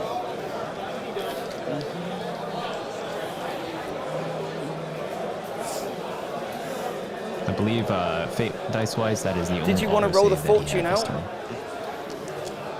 It may have Roll the changed what fortune, boys. I did differently here, but that's the only thing it might have did. Are you okay with that? Well, I mean, it's So it's exactly down to the 1 last wound. okay. But if it would have changed how you moved, then we'll just go forward. We don't need to do it. I should have remembered. It's okay. Are you sure? Because I can put their shots there and then charge there instead. Are you okay with that? Yeah, I mean, let's yeah. Are you? Yeah, sure. Okay. I'll So put the throw it time back for on you. my time. So I lost It's the right 1, thing to 2, do, boys. 3, Good job. 4, 5, 6, 7. So it's 1, 2, 3, 4, 5, 6, 7. Good And stuff. then Good 1 sportsmanship. on him. Amazing So sportsmanship, 15. guys. Looking for 5 ups. Oh, So wow. 2. Okay. So I've only lost 3 then. Okay. Sorry. Yeah. Put full And they back, were mate. like this. Yeah. So this comes off. It was like an unfailable charge there, right? Yeah. Yeah, something like Yeah, that. it just means that they have to get Cool, charged cool. now. Do you mind if I just shoot the Sanguinary Yeah, Guard yeah. this way? 1, 2, 3, 4, 5, 6. I'll put the time back to me. Thank you.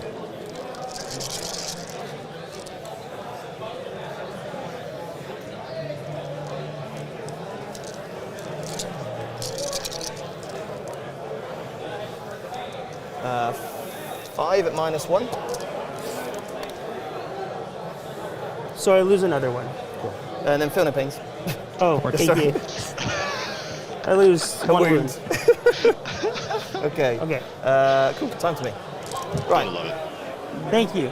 No worries. That's what it's about, right? Yes.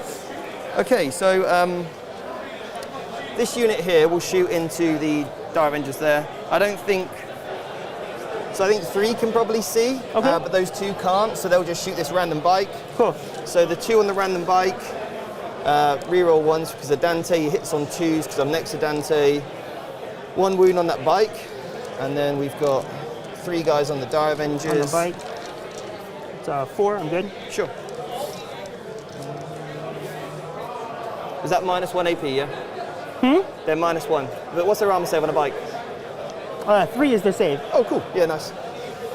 I thought they were 4 up base. They were in the Okay, last so this book, on the Dire not in Avengers. the You've new got one. 3 saves on the Dire Avengers. -1. All right, so 4 ups because they're in cover. Yeah. They're good. You love it. Okay. So, charge phase. They're Here going we to charge go. on there and here. It's going to be a big one. Yeah. Keep in mind, everybody, even though they did a whoopsie daisy with the bikes there, they're probably still all dead in I combat. can move through this thing, right? It's not Annihilated. breachable, Oh, technically. so I can kind of go around It was the like right thing that, to yeah? do. Yeah, Didn't you're matter. good, man. You got tons of movement. 11 There's inches, 5 incurses. 12 into a inches, single right? light. For you, so. Yeah. I think that's also into the bike squad. Death Company are going to the bikes.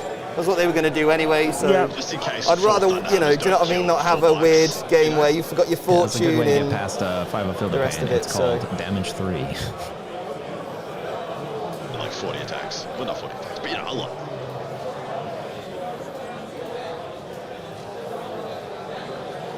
Within half an inch or half an inch, he can stay out. Well, he can actually get within half an inch there. Nice. So you have to set up within 6 of both, yeah, but also outside of an inch of me. Unless I want to be in combat with you. Which the Banshees might want to be, but They might want to be, yeah, that's fine. These guys If here, he does that, though, into them. won't the Blood Angels be able to fight first? They will. No, because they're in. Yeah, Plus nice. last.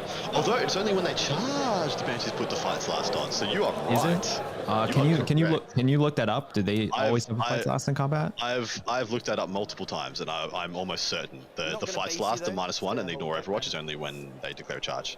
If that is, Sorry, if that's and true, they're As you +1 to discussed those wound, into I the believe as well. dimensions But I will there. triple Yeah. check. if it is only when they charge, then he puts them in combat and they all die for free. They all just basically. die. Yeah. Each time you select an enemy unit as target of a charge made by the bearer's unit till the end of the fight phase, that fight phase, that enemy unit cannot fire Overwatch set to defend. Whilst an enemy unit is within engagement range of the bearer, if the bearer's model made a charge move this turn, the enemy unit is not eligible to fight till other enemy Yep. units from. Oh, yep. So Wow. only if they made a charge move. So if he walks into combat, he's a dead man Yeah. This or guy woman here or banshee. will charge onto the Rangers. Coming out of the webway into engage range counts as charging. We've just been told. The wire weave. Because you know Eldar's stupid. -2 to your charge and Ah. on a 2-up, -2 to your charge. So you can't and Overwatch them. Okay. So if they didn't have ignore Overwatch, does that mean you could Overwatch them if they declares as a charge coming out of a thing? That's so No, stupid. because they're deployed within here? engagement range, Which which one means is they're not which? an eligible target. This is the one with guys So and, all the Well, upsides I guess- and the This downsides. is the other one with, Technically, you could if the unit they go into combat with has and then the bike pistols. one is the bike one. What? That's a Farsi, yeah? Yep. Okay, well I'll put him on there. I'm just gonna Okay, say we'll Overwatch if you do that. that's stupid. Oh, well, you can't overwatch them at all because they're banshees. Yeah, well, I know that's what I said. Yeah, So, if you could he Overwatch hits them, on- could you anytime he Overwatch hits, them? it's one And more the answer wound, is that's all was his no, gun no, does. no. And, And it's I true feel again, so- So insulted. these hits. So and then he has a warlord charge. So each of these would be 2 mortal wounds against him. I see. Thank you for letting me know these Yeah. are hits rolls. Yeah, that makes sense. Yeah. Yeah. It's always hard to know on the Strands of Fate what dice Yeah, is yeah, what, yeah. right? Yeah, that makes sense. Okay. He saved a bunch of hit dice for Overwatch. So With with Colonel's Colonel's bow. bow. Yeah. I'll put Dante onto here, I think. Cool. I mean, I don't So I'm know if there within was an 4 of this eligible guy. target, but honestly, the best So thing with he a could do as +1, as well long as I don't is snake eyes, he'll go on charge both something feet. else and then consolidate into the Farseer. Because then at the very least, he has to get lucky with I his didn't fate realise there were dice bikes there. They'd have to see if he declare gets hit damage. rolls to do mortal wounds. If he Yep. does not, then he's in combat you with that reckon character, these and if he 3? falls back, he can't psychic. Except the Colonel's Okay, bow cool. So is the a pistol. Sanctuary Guard then. I know, that's what I'm saying. He would have to get lucky with his fate dice and hope just that he off gets that. hit rolls. Yeah. Oh, but he already has the hit Go on rolls. This Farseer. He those won't guys. have them next turn. No, and he he's rolls them going- at the he's going beginning of his turn, second. right? Yeah, he's going second though. So each Does he each roll hit them is at the beginning of the multiple round, or wounds. does he roll them at the Battle beginning of round. his turn? Yeah. Oh, beginning of battle okay. round. Because he's got a warlord trait that every time he gets a 6 to wound, which with the webway makes it another mortal wound. Sure. Mark of Right, the over here, Incomparable Hunter. these guys are Gangrel going to charge 767, on stop Yep. the Eldar hate Adam. and the bikes as Don't know well. if I can do that, brother. I'm gonna have to dogpile onto that. So they're Those going of to us be who kind of suffered in the building Yunari, there. Okay. no. This Sorry. comes right off. We're in a Oh, pivotal round, pivotal charge. We gotta shut up. Let's let the players talk it out.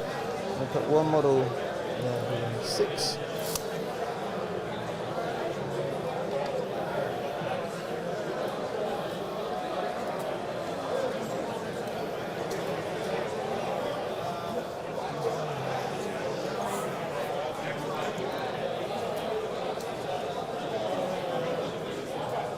their bottom floor. Yep. And get him a little bit more this way.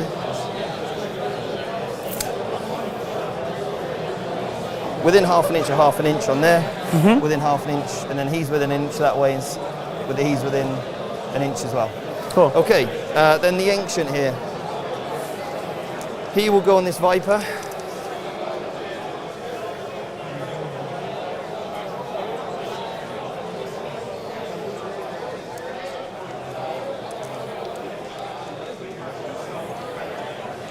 So, no, that is a real pain. These guys here will go on him and the Dire Avengers. Okay. Not him. Otherwise, you're just going to do 6 more Kill wounds. 3 of them, yeah. I mean, I can Oh yeah, put they're him close there. enough, yeah. What powers has he got? He's got Doom and Executioner, and then Smite, and then he's got this fancy gun thing.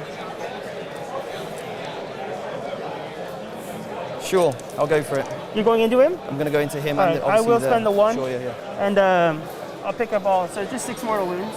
Yeah, sure.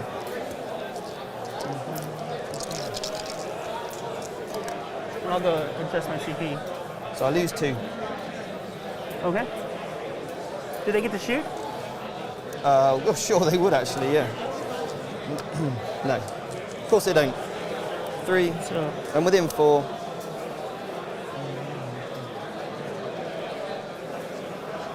I agree with this play. Gotta do it. Gotta do it. Okay, if he gets the Jinx and the Doom Kurnov's Bow Farseer off the table this turn, that is humongous. Well, the 6 mortal wounds you just took then were the 6 mortal wounds you would take in the Eldar's player turn anyway, but at the Elder Can you do player's anything where you, discretion like, with an hit and then execution get out of and a doom. combat? So you just No. you're doing it to stop. the Hurricane Yeah, is the only it's one right who can do call. something like that. Like those mortal wounds are always going to come. It's just whether they're coming on your terms or his terms. Against you, not really. They all hit on 2s, wound on 2s, all the Farseers, 2 attacks each, 2 damage each, but it's only AP 1, so it's AP 0. Okay. I'll go first with a Sanguinary Guard over unit over there. Okay. So this is the 3 guys that I've got left. They're hitting on 2s because of Dante, re-rolling 1s. Are they all going into my big guy? Oh, yeah, all on the... Yeah. Yeah. And then 2s.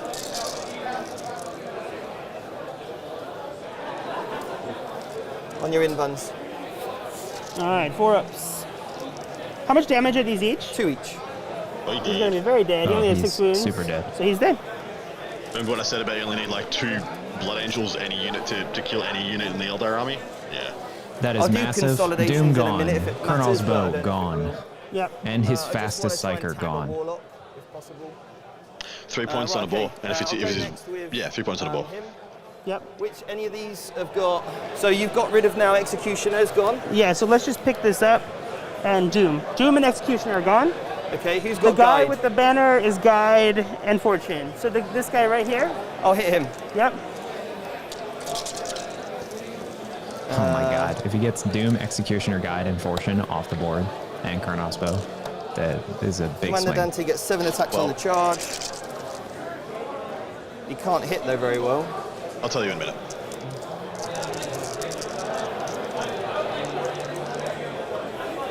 Oh, we can't wound either. Dante. How much damage are these? I'm going to CP reroll one, I think. Yeah. That's 3. They're going to be damage 2. All right, 4-ups. He's alive with 1 wound, and you don't have anything else to go into him. No. So Dante, come on, man. You got to do more than that.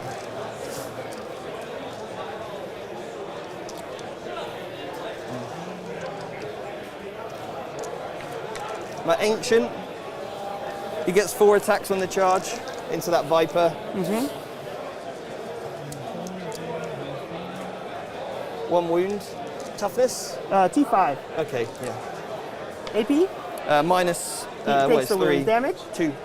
Okay, he's down to 4.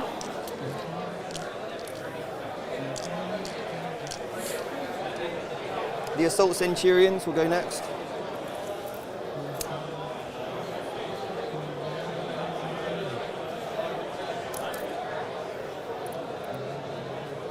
Those some dead bikes. Within half an inch or half an inch. Yep. Sergeant. Regular guy. Oh. Threes. Bed Woodcock, Kurnov's bow is 6 mortal wounds because cocked on a that 6 to one, hit did you is say? a mortal wound. Yeah, it's fine. And then he has the markup of the Incomparable And then Hunter twos. Warlord trait, which adds an additional mortal wound. So he minus used 3 fate 4. dice to auto This is hit who? 3 times with 6s, On these which is guys 6 here. mortal wounds. Minus 4. Oh, they just go straight yeah, through. they- Damage is a lot, right? Yeah.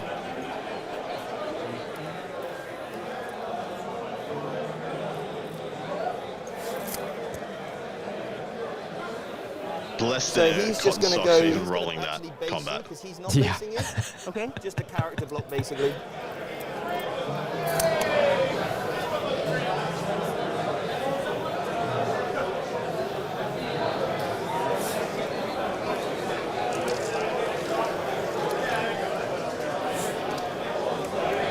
How many wounds does Dante have? How many wounds? Yeah. About 6, I think. Okay. Yeah, about 6. Right, the assault guys. Can they fall back and shoot? Anything in the army for 1 CP can fall back and shoot. And for 2, it can fall back, shoot, and charge.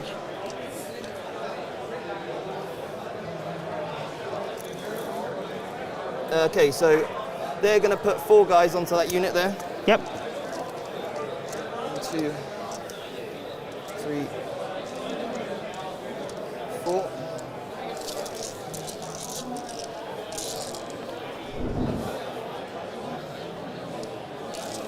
And then 2s. 2s to kill, I think. Unless you got an invuln save? No. No. Still 1, 2, 3, 4, 5, 6, 7, 8, 9, 10. Yeah. They're gone. Is that the Dire Avengers? Yeah. Keep this guy. I know, within the Drive Rangers do have an invulnerable 6. save, so it's probably just Guardians. They can pile in, touch them.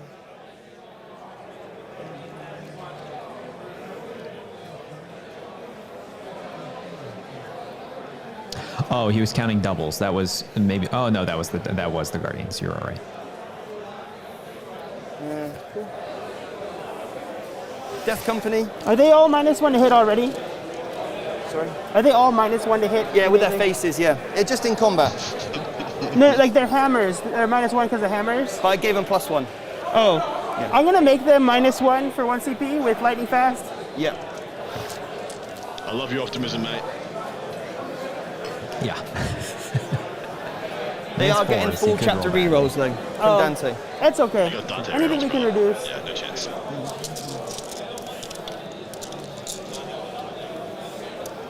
Excuse me. Sorry. That was the dream.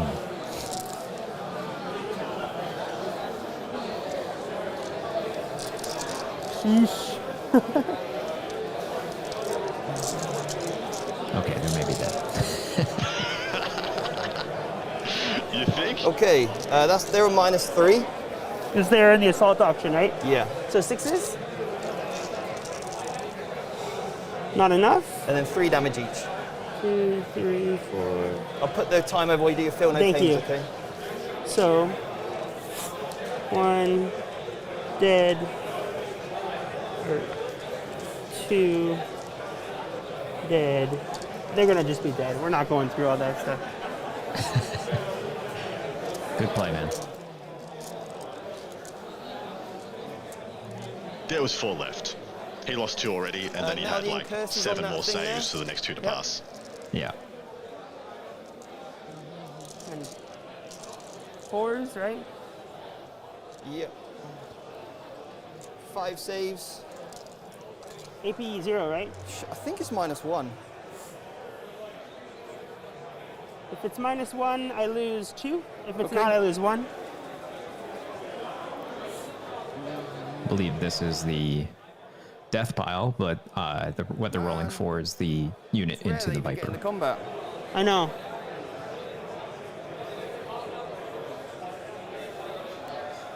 -1. All right, she's down to 2. Over here, what I'm going to do is put all of their attacks One guy will go on here. He'll just consolidate. I didn't realize there was bikes shift there. this I want way. to put as many on the bikes as I possibly can. So do you I reckon think 4 can get 4, in. yeah? Including the sergeant with the lightning claws? Yep. So he's 2 base, +1 for a lightning claw, +1 for charging. So this is on the bikes. Re-rolling 1s from Dante. And then looking for 3s. Re-rolling wounds. Sorry, because of the lightning claw. -2. So -2, On so the bikes. 5 up. So I lose 3 wounds. Then the chain swords. 1, 2, 3. 1, 2, 3. The sergeant's extra chain sword. 1, 2, 3. So these are the chain sword on the bikes there. Real 1s. And then looking for 3s. Cool. -1 on the bikes. So I lose another 1, the last one's at 1 wound. And then the other 2 guys on here.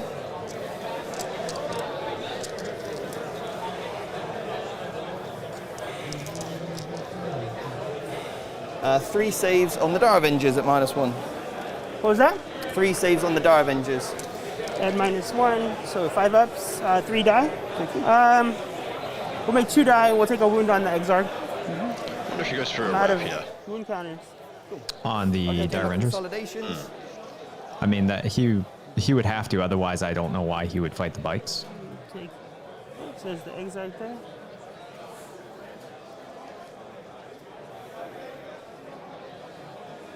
So he's moved from there to end closer to that model. Yeah, it's I fine. just want to wrap you basically.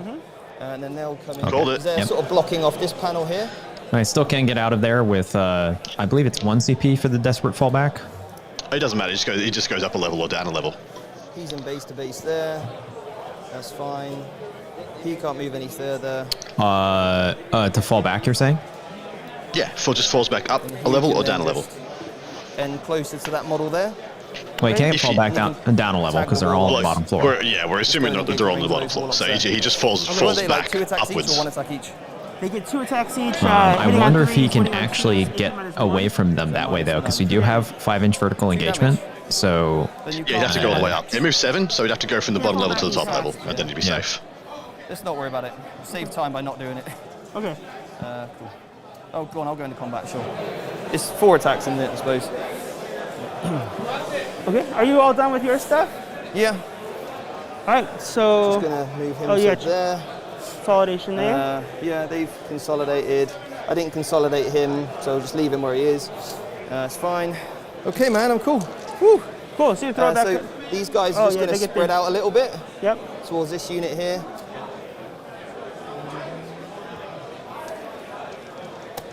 Cool. Alrighty. So we'll fight here first into with the warlocks into your what are they even called? Assault Marines. Assault Marines. Yeah. So it's 4 attacks, hitting on 3s, wounding on 2s. AP -0 for you.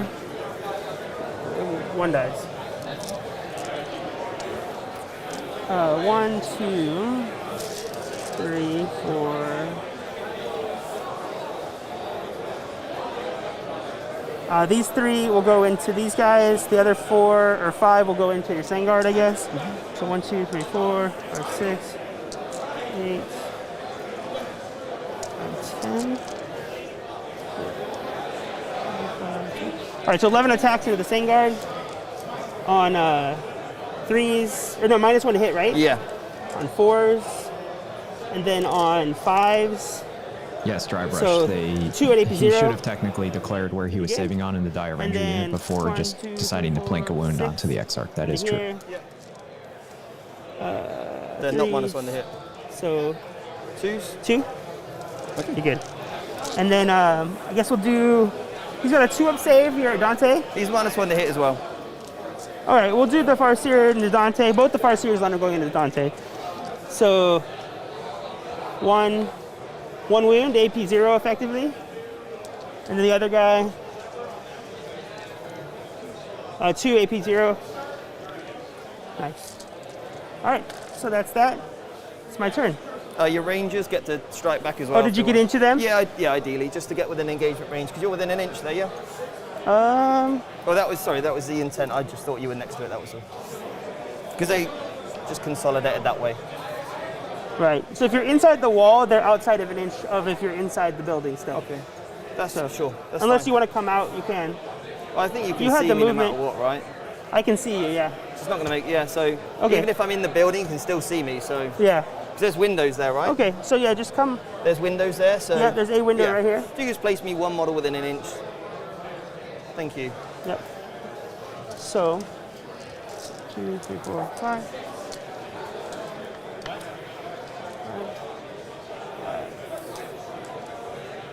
Nothing. Cool. Cool. So I get 2 points for the primary. I get stranglehold for 6. Did I get any of all the witches for 3? 3, yeah. Thanks. Thank you. Thank you. Oath of Moment, not sure yet. Definitely Cool. one for no fallback. Okay, man. For killing So a you- unit, at least on Oath of Moment. So I have objective secured here now. Because it's 6 inches from there to there. I couldn't tell. What And does he then still have in the center? I've got 1, 2, For Oath of Moment, I think the Centurions are within. four models. So No, use actually, yeah, I'm not objective sure if he's got secured. anything wholly within he's 6. to that model there. So you have 4 models on here currently? Yeah. Right here. Yeah, it'd be Okay. interesting. Cool. I think he's and I've tried. only got I think he's 3. given his opponent a 0 on primary. So, Oh, because everything would have been lost from the right flank for the Eldari, other than Baharoth, I guess. Yeah, who wasn't Correct. on point. Yeah. Yep, correct. And then we're having curses on the one to the left of the Webway gate, and then we just saw he put OBSEC due to rights of war units onto the home objective. 6 are coming in for Stranglehold for the second turn of Border Witch for 3, Oaths of Moment for 3 as well. A nice score there, and if he has held the other player to a 0, it is going to be pretty hard going from here, especially getting Stranglehold back. Psychic Interrogation sitting at a 0. Yeah, why he didn't spend a CP to just get 3 points there is a big head scratcher. But he should definitely be able to pick it up this turn. That was what he was gunning for, by the way. That was the secret of the. is it everything in 6 inches? I call it the elastic band effect of you picking a secondary that will not only get you points, but also will shut down your opponent's secondary. By Stephen hunting all the psychers, he's going to by default stop him and put pressure on his ability to score psychic interrogation, which is what he's done this turn. Killed one psyker, and he's tied up 2 more. So I think there's only one Farseer that is free to do a psychic interrogation. Then he's like, do I psychic interrogate, or do these 3 premium powers I could do otherwise? Like, I think he's still got Fortune. I think he's still got Will of Asurian, and he could spend a CP to do some other crap as well. Yeah, I believe the only psyker that he removed from doing any real psychic powers is the Doom psyker. Oh, just there, man. Yeah, Doom is absolutely gone. Doom and Executioner is gone. Yep. So he's got Guide and Guide, Fortune, Will of Asurian, and Will of Asuriani, or whatever the hell it is, and then the CP regen one, I think, is what he has left. Yeah. I shot him. Tried to hit him, he's just nothing. Yeah, he did a great job where he basically put all but one of the psychers, and he got rid of the bike psycher, I believe. So he put one of the psychers in the danger zone. So if they stay there, then those units aren't getting shot, and if they fall back, they're not doing psychics. So it's basically the worst of both worlds. I'm getting some great shots here of the rest of the event. Really well done. I'd love to get a bit of vision from. We haven't had a Val segment this game. Putting some pressure on the production team to just give us some good old Val Heffelfinger from the Floorness, which they might not be set up for. So I don't want to really put him under the bus. How do you think that round went for Steven? Was that everything he needed to do?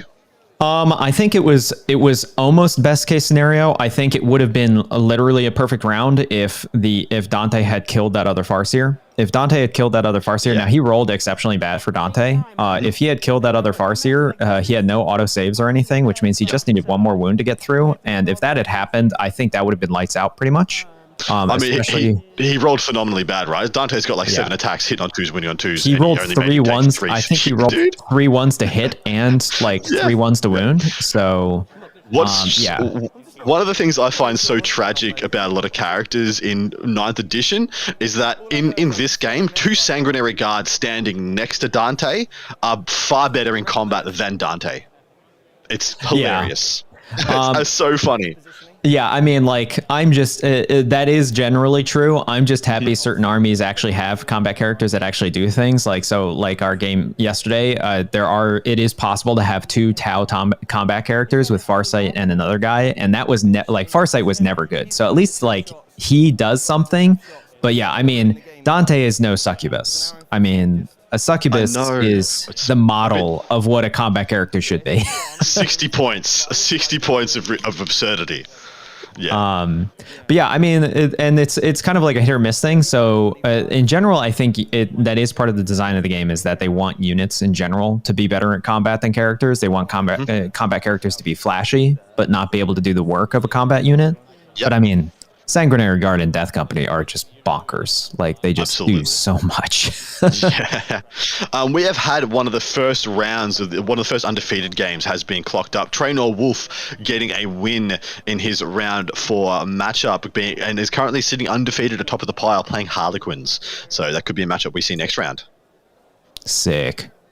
Yeah, that's what I mean. Dante is 165 points, and the two Sangard doofuses standing next to him are like a quarter of his points and do so much more than he does. Well, it's very silly. Yeah, I'll play this argument. I'll play. It's not even devil's advocate. I'll play this argument that he is technically more of. He's a half and half. He is a half combat character and half support character, being a chapter master. Which means that the fact that if he was full combat like a succubus, who basically gives no bonuses to anyone but herself, like technically some bonuses, then you have it all in on attacks. But the fact that he also can give units full rerolls is pretty big. He could hit better, but I think he's fine. Tice Damigo, can you throw up the table number there? We will get our table bots to go and check out the score there and give you a report back. Just asking if you're watching the Tyranids and Death Guard game. So why can I see it? So wild. So that one clearly is your... So he can walk in off the table edge with the Banshees. Technically, he can just walk in, or he can walk into combat the Death Guard in the webway gate, which is a better option here. He could like literally walk off his table edge because they're in strategic reserve into combat with like 2 or 3 different units if he wanted to. Or would he be better off going from the webway gate? Do you think? Because I think 100%. The Dire Avengers should probably walk on from the table edge, shred Dante, shred the remaining Sangard on his home objective, but the Banshee should walk in with the Death Company. The problem here is that he's actually strategically placed his Centurions very well, that there's basically I don't think there's any way for the Dire Avengers to actually come on and officially shoot the Centurions, which is really bad, because essentially wherever the Centurions go, they're just going to mulch all of the rest of the Dire Avengers. I think that the only option he really has is to bring the Dire Avengers, at least one unit of Dire Avengers, and the Banshees through the webway gate into combat with the Death Company, and the Dire Avengers also on that flank, and just try and blow everything away on that flank. Because I totally agree. Oh, sorry. I was going to say, because if he doesn't do that, essentially, like, there are some units, but they're all wounded on the Aeldari player's right flank, so they're easier to clean up. If he doesn't clean up the left flank and, like, give himself some room to breathe, I don't know where he's going to go and how he's going to score primary. I totally agree with that as well. Because he still has a bunch of secondary game here, but right now the primary is being swamped, and if Steven gets a 12 and can give his opponent a 4 or another donut, the game's just over. It's just on ice. Yeah. Absolutely cooked. The only issue with me bringing any of the units off the board edge, especially the walking into combat with the Banshees, is that there is a lot of heroic intervention plays and then angel sacrifice plays that he could make if you walk into combat with Sangard, with Dante and co. So you're better off not. You're better off going for the Death Company, who don't really have any interplay there. You're better off trying to shoot those assets dead. He also, he shouldn't put the Banshees anywhere near any of the near any of the characters, because he kills them and then they just fight on death and kill the Banshees as well. So he has to go for them. Tice has asked that we check up on the score from Table 1, that being the Tyranids and Death Guard game. If we ever get a chance to, gents, send a lad that way. That'd be fantastic. So everybody in chat, right now they're dealing with some camera issues. So they're trying to work those out right now. So as soon as those are fixed, we will get some greater knowledge of the event at hand. That's the table that's done. That's the Harlequins game that's already locked up. in the pipe, as we would say. I'm going to hit refresh on our standing to see if there's any other of the top table games that have completed. Nope, just Trainor Wolf sitting top of the pile with his 4 nice wins playing the Harlequins, like we said. You guys got any questions about the BAO, about the longevity of this event? There is something I do want to touch on at this point while we've got a couple of minutes in our movement phase. The last BAO was won by a very special and very talented man to us, especially in the content creating community. A little-known gentleman named Geoff iNcontroL Robinson was the last winner of this event. Unfortunately, Geoff has passed away since winning the event, and I think this event is the first one that has happened since his passing, and so this is very much a memorial event for Geoff. So if anybody,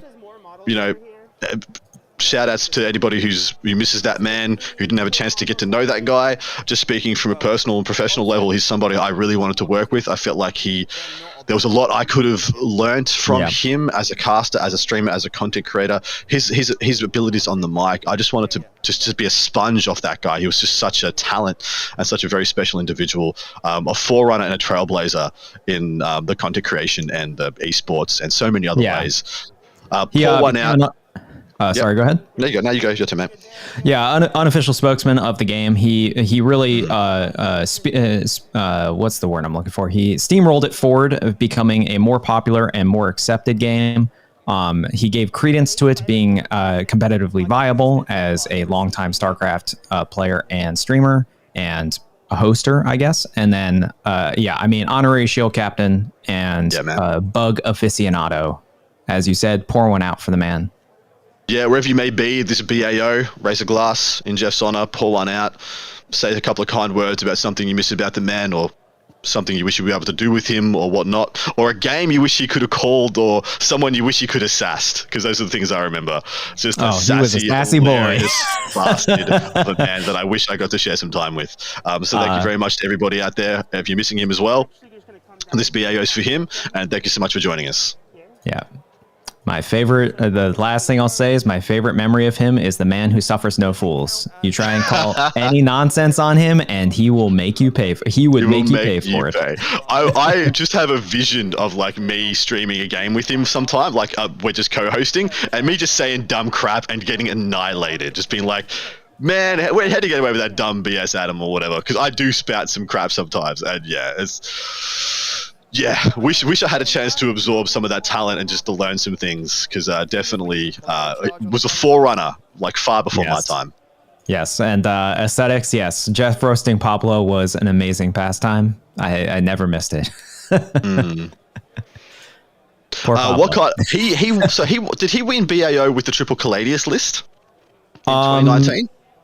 I'm trying to remember. It was either the Triple Caladius or it was with his Stompy Nids. I can't remember. Yeah, 100%. I know it was with Custodes, which makes me think it was the original Triple Caladius. Yeah, then it was Triple Caladius for sure.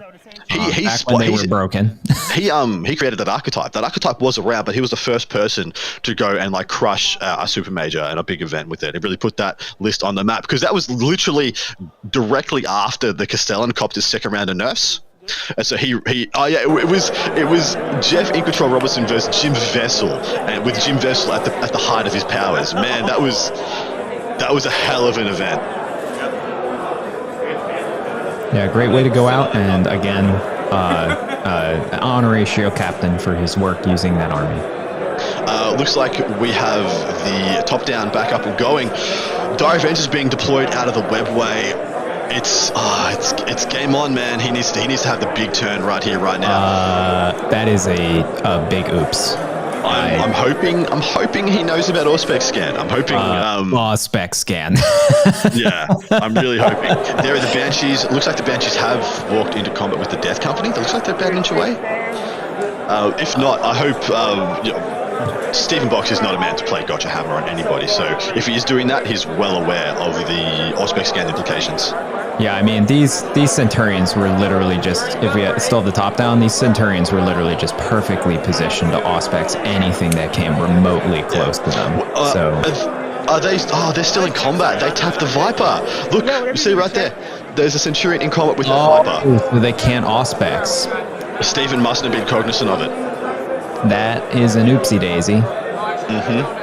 This play would not be a thing if that was the case. Yeah, which he definitely consolidated into that Viper. So that wasn't an intentional play, but was it one that he actually wanted, or was it an oopsie? Yeah, I mean, Stephen might not even care at this point. He's like, yeah, cool. Well, you can't shoot the. Well, he hasn't fallen back with the Viper as well. He's kept it there for this purpose. But keeping it there for this purpose means that he's not shooting the Centurions, e.g. the Centurions just kill everything here next. Yeah, everything that's there is still going to die. So I guess he's just like deciding that he can't really get Auspex. This is the best that he can do. Yeah. You don't count this point? So you count this point now? The only reason why I asked, Aaron, that obviously that was my... Count the top, you're not going to be within 6 inches. Right, but didn't they change so all distances like that are do it horizontal, so you don't get the half? Interesting discussion here about how the webway works deploying from it, because you do have to be wholly within both of the pillars. And he's just trying to figure out where the hell he's going. Maybe that was what Stephen was trying to do. He was trying to zone out his modes of deployment, make him have to deploy into combat. Obviously. But then, because that's why I stuck the Death Company there and then around it. But I didn't know if you have to measure, do you know what I mean? Obviously, because now it expands the area. Yeah. But I'm happy to take whatever ruling you want. It'd be 6 inches I'll play it differently. Basically the base of the model. But it has to be from... You're saying if you can measure from here also. Right, so it's 6 inches of... Okay, I see what you're saying. So you basically extend this down to the bottom. To the bottom, and then it's 6 inches from that. So effectively, I can't go past the edges of this if it's set up, and if that's the case. No, it's 6 inches from any point. So 6 inches from here. Wait, you're saying I can be fully... the clock for Aaron? Yeah, can we? Yeah. So let's bring it up, because technically, I think he might be right where, well, maybe not with that measurement, but I think it has to be 6 inches of both pillars, is how it reads. Okay. So let's go and double check that real quick. Great sportsmanship here, guys. Working it out, bringing it up.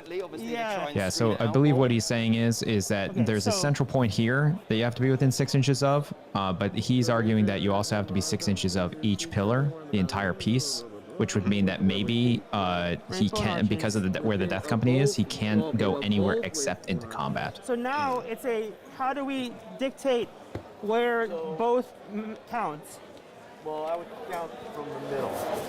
Okay, that's kind of what I assumed. So that goes straight down. Yeah, so this point goes basically straight down to the center point, basically here. And what would you have played different? So it's okay. So what we've got is a 6 inch radius from the middle point there, from there, yeah? It's wherever both, so going out 6 inches from this side is where you'd be able within. So 6 inches from the center out here. Yeah, 6 inches from... Point down in the bottom, 6 inches in the exact center. Yeah. Okay. That's cool. That's cool. I want to know for next time as well, so I can play things. Sorry about that. We worries. should have clarified that before. So the center is right there. Am I eyeballing that correctly, do you think? Sorry? Is that the center right there? Yeah, that's cool. It only changes it if it wasn't. We're going to, do you know what I mean, if we played it to this part here. Got it. It could do with an FAQ, really, couldn't it? Just a clarification, right? Would be very useful. For everybody, because normally, like when you measure, that's how you do it. Just get the judge, show the judge the rules, and just do what they tell you to do. It's a good discussion to have, because then hopefully people at home will play it this way as well. Right. So as you pointed out, though, he is able to fit some units in there, but like you said, these units come in, they're going to kill a lot of what's there, but they cannot kill the Centurions, which means the Centurions are just going to wipe everything out. Clarify. That is so my normally assumption. how I would set it up is that these would be overlapping, so that they're this is reserved, so this is at the end of the movement phase, correct? Mm-hmm. All right, here we go. Are we happy with that? Yeah, man, that's cool. Cool. So that's my movement. Yeah, it was already moved for him. Okay, so do I want to fall him back? Yes. So, well, that's out of phase. Are you okay with that? What is he out doing? of sequence. I'm just going to follow this bike back. Are you okay with that? Yeah, man. I can't do anything to change that, so that's good. So he doesn't get to advance. He's just going 16. Yes, for everybody in chat, technically that the reserves that come from the weapon gate are at the end of the phase, so you can't move anything out. But these two are gentlemen, and they understand that impacts nothing, so he's just letting him do it. So now we're end of phase, yeah? End of phase for movement. Anything you can do? No, we all learned a lesson there. Yes. Yes. With these guys potentially. Story It's for not- another day. It's not. Yeah, it's not a big What deal. is it? 6 shots. Someone checked Is it -1 to hit? The Every time on reserves. me. If they forgot to fall something back, I they might be able to obviously make would it. not keep in contact with freaking Sangard. That might only be in the Just let it shooting fall phase. back. This is not a shooting Yeah. Yes. So, no, Yeah, we're not obviously, doing -1 if you made a mistake of like trying to like move the Viper out of combat now, then that would be a thing. But like the rest of this, it doesn't really matter. You could even just say that they're not even there yet. You're just pre-measuring. Exactly right. Neil Kurz has joined us in the chat. Hello, my lovely man. Hopefully having a wonderful day in Sweden. We are going to. That is Boxy's sweet squeaky voice you hear. Yeah, Stephen Vox versus the lovely Mr. Cohen, having a great game for our round 4 of the wonderful 2022 BAO. See the beautiful hall in the background. Not second control. Second interrogation. Goes off with a 6. Okay. On the Dante. So I'll go up 3 points. Squad here. Touching Dante. Dante's actually touching. Sure. These guys aren't, so he'll smite. So that is guide. So he'll smite. Goes off with a 6 for 1. Okay. On Dante. And then he'll cast. He's not getting any 5+ feel no pain or anything. So. Okay. And then he'll cast Guide. Goes off with a 6. And I might be out of range here. I am not. We are going to give them full rerolls. Next character. I should have gone up to 7 at the start of my turn. So that's Guide here. I had you down as 5. Then you gain 1 for the psychic power or something. Is that right? Oh, no. You're good. Then if I was at 5, then that should be correct. 6, Thank you. We're going to do Smite again. Goes off. For 3. Cool. Dante? Yeah. Could you move my wound counter? So down to 2. Sure. You can fight on death for 2 CP or 1? He can do it for free. Oh, nice. Oh, I didn't know he could do that. And then he will cast Yeah, he gets 1 free. Use on let's yourself see. strat. Will of Asriani. It fails. I think that's worth a reroll. CP reroll?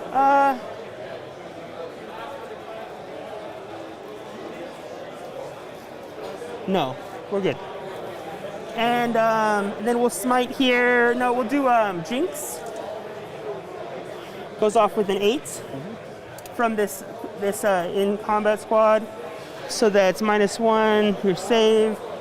They have a 2-up save, right? Yeah.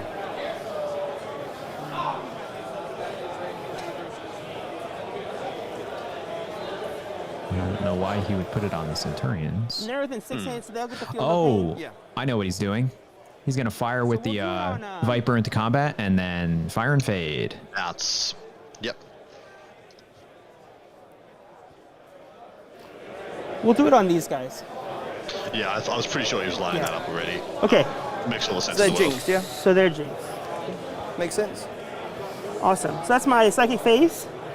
Done. Going into shooting. The other thing I thought he might do, but he didn't because he interrogated instead, was try and quicken the Viper out. Because Viper is a fallback I'll do a move or pistol advance. From the Farseer into Dante. Hits. He's -1 to hit. Yeah. Even in shooting. Yep. Always he is, yeah. The other Farseer will do the same thing.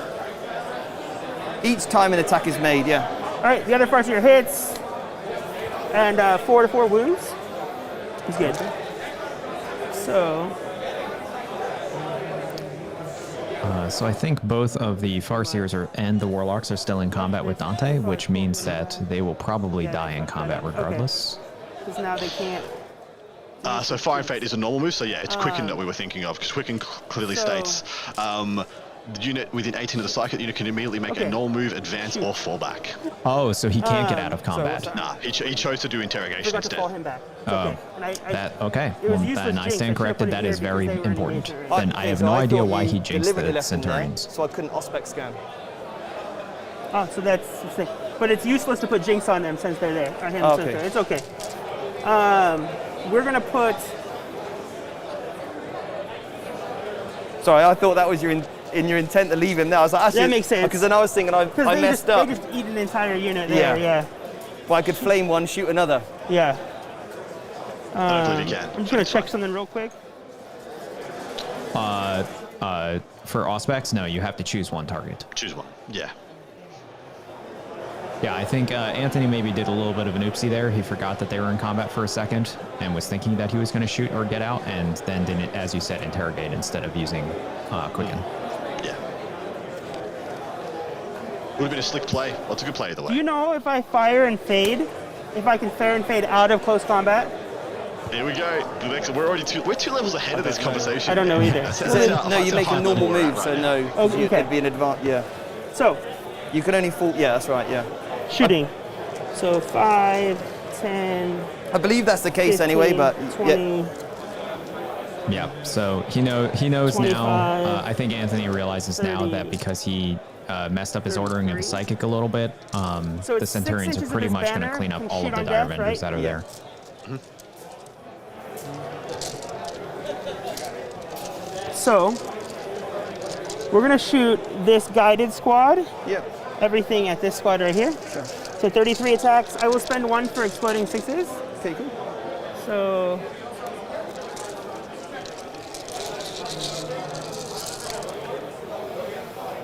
So 1, 2. They're not -1 to hit, right? No, just in combat, mate. Yeah. So what do we think? This one dire ranger unit going to kill all the sanguinary? Yeah, I mean, he picks up the Sanguinary Guard, he picks up the Ancient, and picks up the Death Company. That's probably a good turn.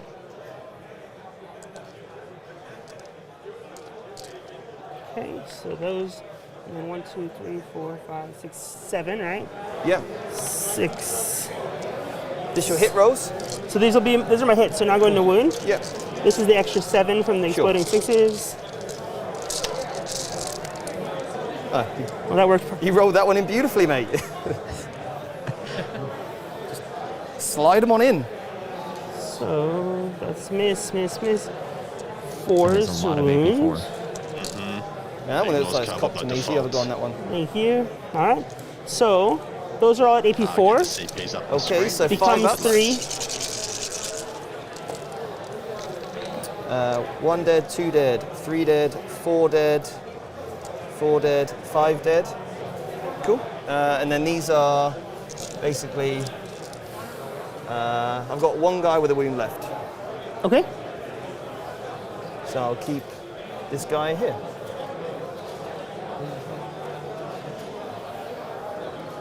Dire Avengers, everybody. Cool. Absolute savages. Do you want to shoot him? Especially in Hail of Doom. Just the one. I'll put it into Banshees. 1 hit, 1 wound, -1. Take it. I'm going to take it on the Exarch. Yep, sure. So it looks like he didn't put the Banshees into combat. Maybe he didn't realize when they come from the webway gate like we did that they count as charging. Sorry? Does he have a 4-up invuln? No, just a chip save. Okay, but Harriet's going to shoot over here. 1, 2, 3, 4. At that solo guy with 1 wound. 2 auto hits. So 3 at AP2. He's dead. Okay. Does he want to see if he can shoot? 2 shots at your ranges. 1 hit. 1 wound, -1. 6 up. He's good. But Harriet's not going to jump out.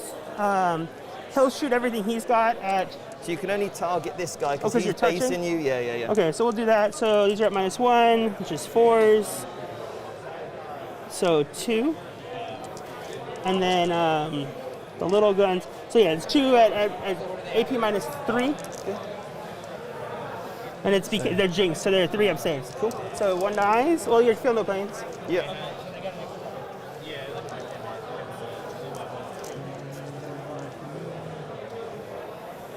I'll get rid of this guy here, I think.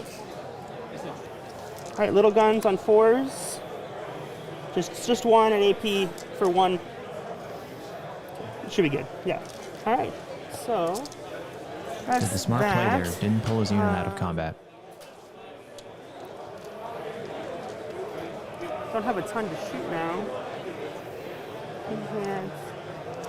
Hands.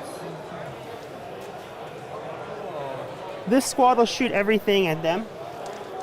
So 33. You don't have guard, do they? So I'll pop smoke for a CP. Okay. So 1, 2. Pop in the smoke. Pop, pop, pop, pop, 20. 25. Calm down, Stephen. Jesus. My one stratagem. Woo! Just smoke, Steven. Alrighty. I'm seeing it working in there. I'm seeing it working. I'm seeing it working. That smoke is so smoky over there. 2s and 3s miss. You can't see me. Is he a dad yet? You got 2 3s in It there. sounds like a dad. That's the smoke, you know. Got to make the most of it. You do. And then 4s. Look at these 6s. Ridiculous. Who's cooked these frontline dice, eh? Who's cooked these frontline dice? For no rerolls. Okay, -2 becomes -1. It's -4. Oh, with dire Those range. are all my 6s. So -4 becomes -3. So it's just 6 up saves. Cool. So 1 dead, 2 dead, 3 dead, 4 dead, 5 dead. They're gone. Banshees or Guardians will shoot into your these guys. Sure. Actually, no, we're gonna battle focus those guys first for 5. Can they battle focus when they come from reserves? Do you want to move I this card out of the way? Thank you. would have thought no. But it's Eldar. So possibly yes. I don't know if we can ask that. It's ours now. Sure. And then they're shooting there. Yep. So 7, 10, 13. Maybe the white brigade is something 20 special. attacks.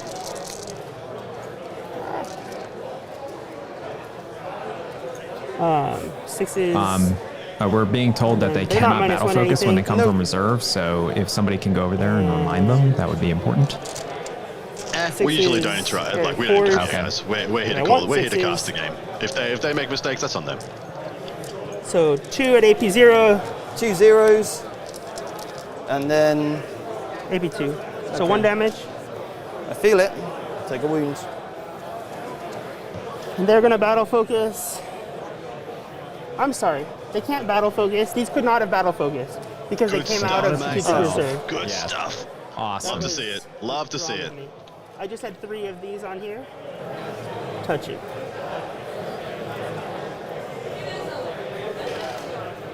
Awesome. Something. Love these players. Something like that, but only 3. Catching their own mistakes. Sorry about Great that. So guys. they cannot battle focus. All right, now we're gonna just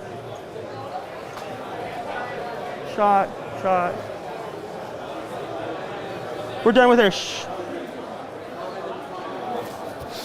He'll shoot here. His big guns.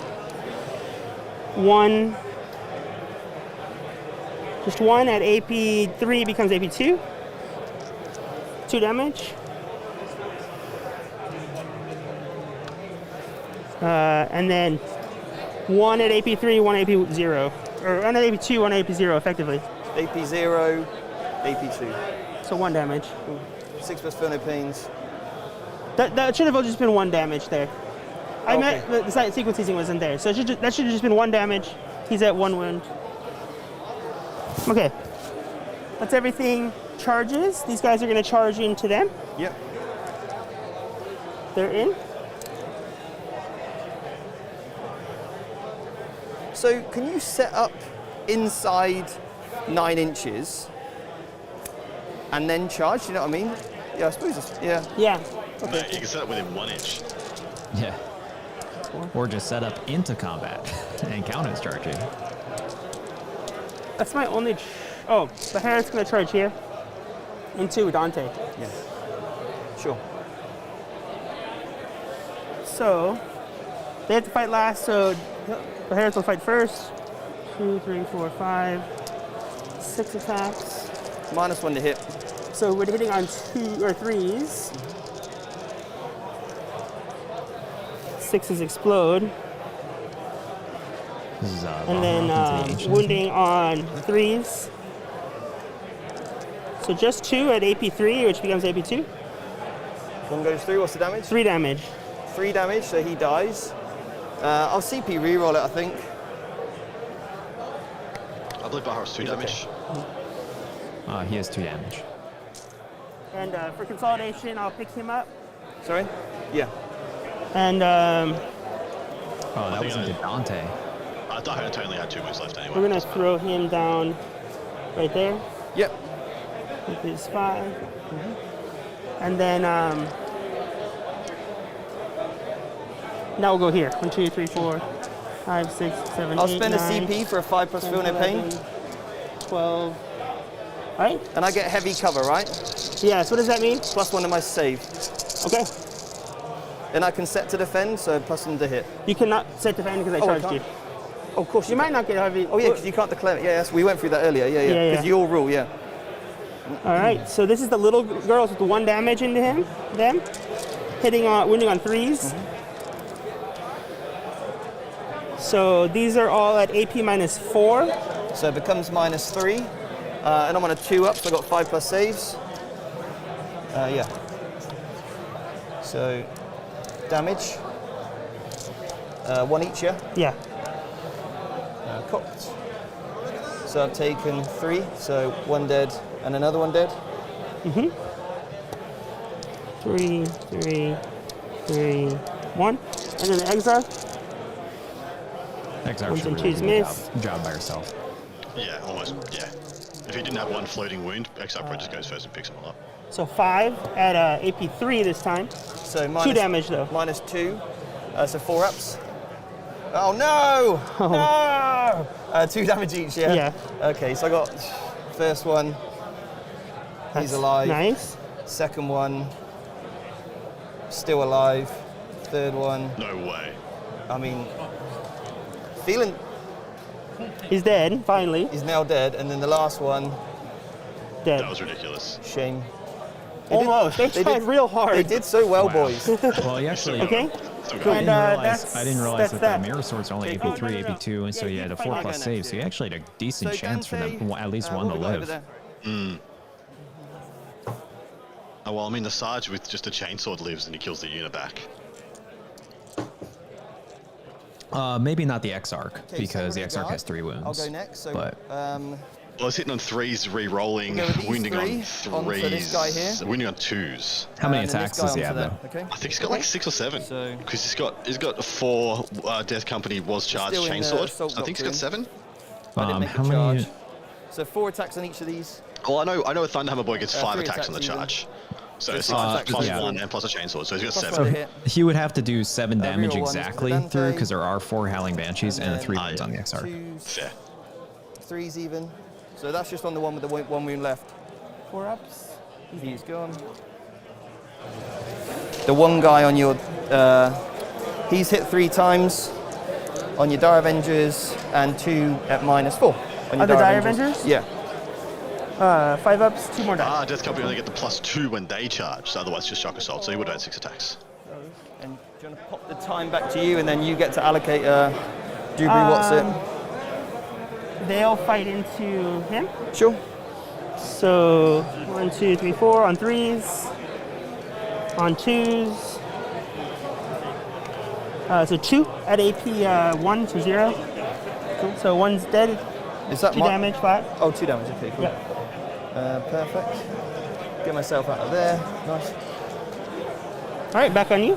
Okay, cool. We'll go with Dante next.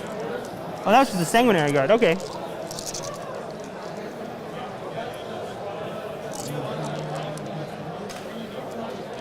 Five.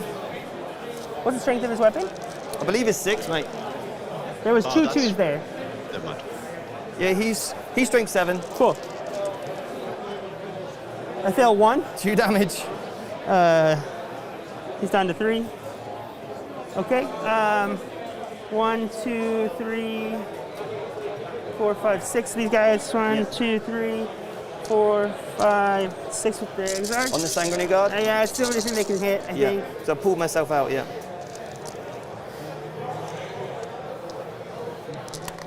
I'll just put the time to you. Oh, sorry, thank you. No, that's okay, mate. Bum, bum, bum, bum. 1. 1 wound. I'm okay. You good? And then your fight. Sure. So I believe what Dante attacked 2 guys on was there. the new Farseer in the combat. Did he get him? No, I believe he only dealt 2 wounds to the new Farseer, so the new Farseer is down to 3. He's dead, I think. He's got an invuln. Yeah. And then you're gonna get bombed in chat, man. I don't have any other fight back. Players So are. Yeah. So these guys just got all their attacks Not a gentle breed. onto the warlocks there. So I get my lightning claw guy. He'll get 3 attacks, 2 base extra for a sergeant. He rerolls 1s because of Dante. He hits 3, and 3 from the lightning claws. I'm rolling the wrong dice, but 8 That's fine. AP. It's going to be a fair few on the wall. It's a warlocks, mate. All warlocks. Oh, so just 2 when you're saves, invuln. 1 failed. Yeah. So it was into these guys? All on the warlocks, yeah. All right, so that one dies. Oh, no, that was from my bike. He's at 1. He's at 1. Sure. Then I got three models left. You have 3 models left, yep. Okay, cool. And then the extra attack from the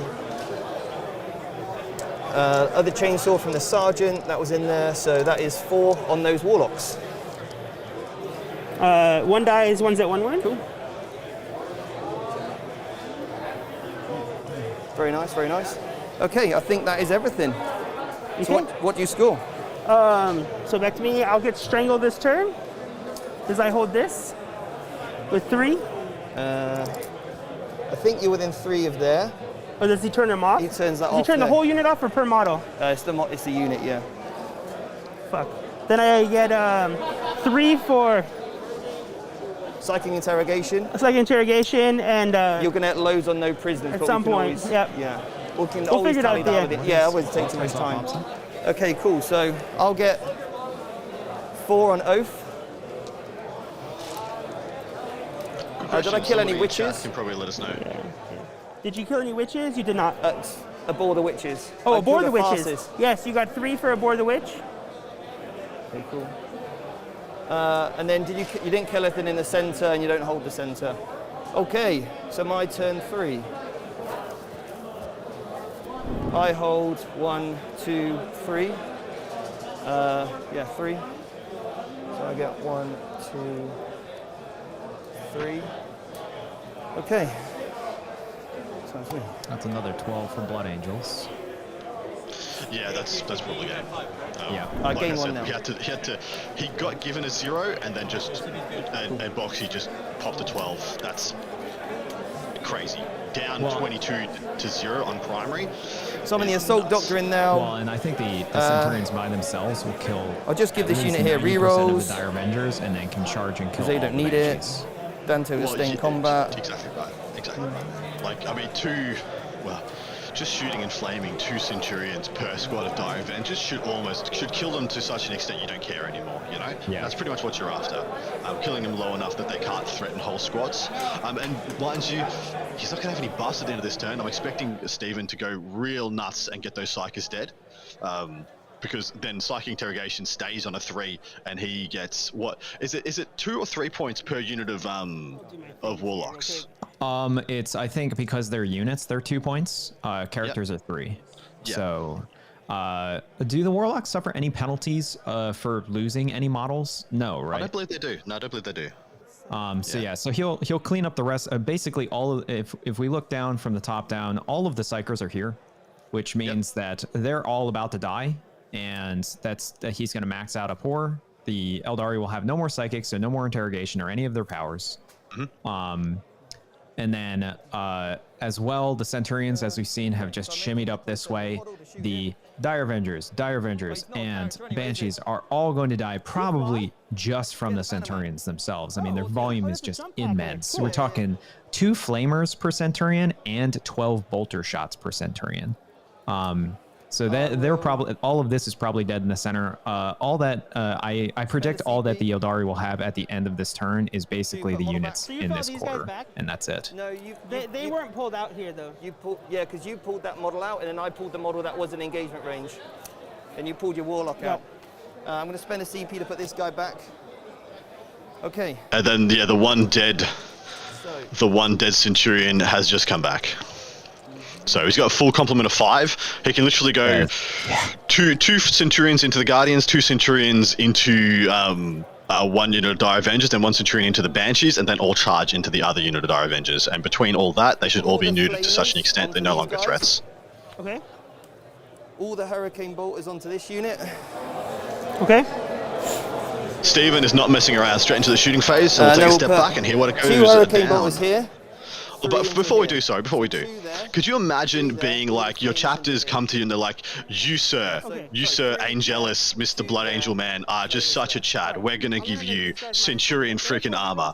You know, it's payday, baby. You're a winner. You just got the big upgrade. And then you're like, you know what I'm gonna do with this mountain? I'm literally wearing a tractor for armor. But you know what? Helmets are for scrubs. I mean, we all know cinematic rules apply to the 40k universe, which means if you don't wear a helmet, you're actually less likely to get shot. That's right. It's a little power of the orcs. If you just believe, nobody's going to throw a rock at your head, because like literally, like, you know, that's the most dangerous thing. You just walk past like you're literally a walking tank. You've got a tractor for armor, and then some doofus just drops a rock out of a balcony, and you're like, oh, I guess I'm dead. Like, it's just so funny, man. Anyway, shooting phase. Let's see what happens. Banshees are gone.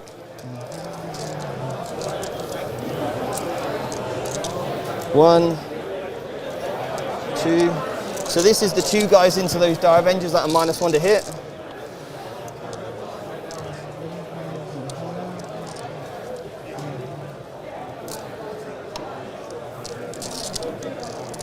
One thing we didn't hear is I'm assuming he elected to move into the Assault Doctrine, but for the Centurions, he probably would have been better to stay in Tactical. I don't think it needs to be an Assault Doctrine. Yeah, I think he stays in Tactical. Let's take this one and this one.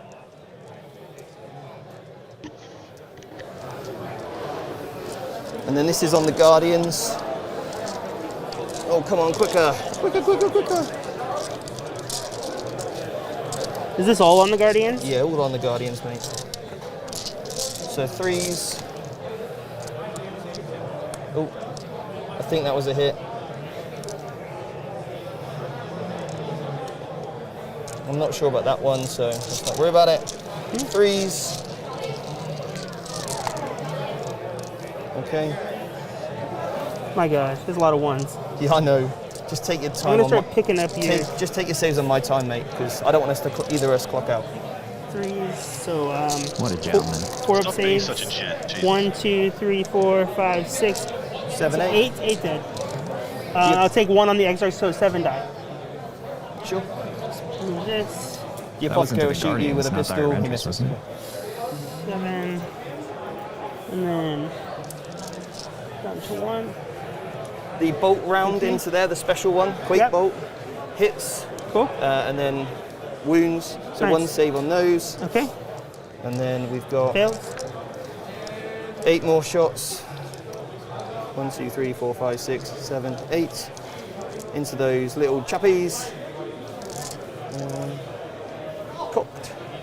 4 saves on those 2 little dudes. AP, they're dead. 4 pistols into there. They all hit. 2 hit even. Chapter Master rerolls from Dante. Nothing. 1 save on those Rangers. 1 dead. Okay, cool. The guy that flew over to shoot that Warlock. 2 hits. 2 wounds on the Warlock. We're good? He loves it. He does. Dante's going to fusion pistol the fast here. He hits. And he wounds. All right, I'll take a save. Cool. Nice. That's all my shooting, so charge phase. This unit here will charge on there. All right, I'm gonna do my 2-up thing. Oh, sure. Goes off, D3 mortal wounds for 2. Okay, cool. Get your saves. Oh, no, you don't. You're far away. Sorry. So now you're good to go. I make the charge, I believe. Yeah, even with the -2. Cool. Okay. Charging hell here. They're in. Do.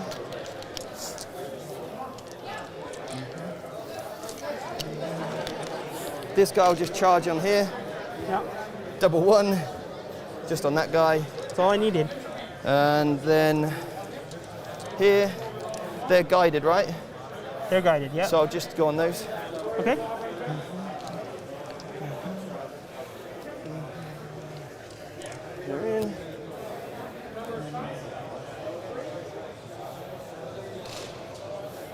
Just within half an inch or half an inch. Not charge both of them. Okay. He We're gonna fight with He first. did charge both. Does it matter? I think he don't just know said. if it does, I think he does it? said he just charged on them. I have to go with charging Okay, units then he wants to first. just kill that one, tag the other So I'll one. just go with this unit. All right, I will make the -1 to hit. Sure. 1, 2, 3, 4, 5. Let me just check something.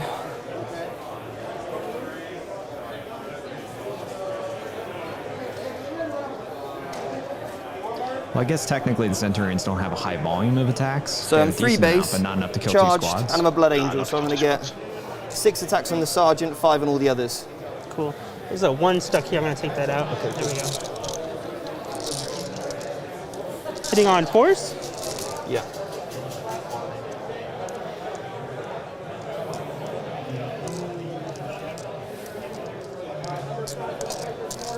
And then And twos. Oh no. Cool. So, oh, just all those, mate.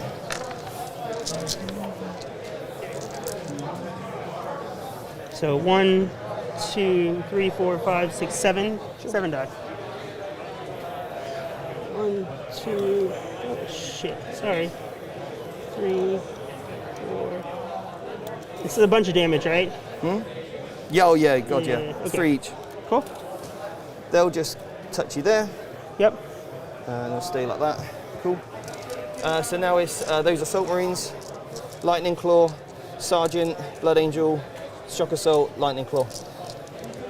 Reroll misses from Dante, 5 hits.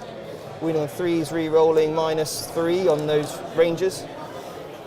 Oh, they're just dead. They don't get sick. Scoop. Yeah.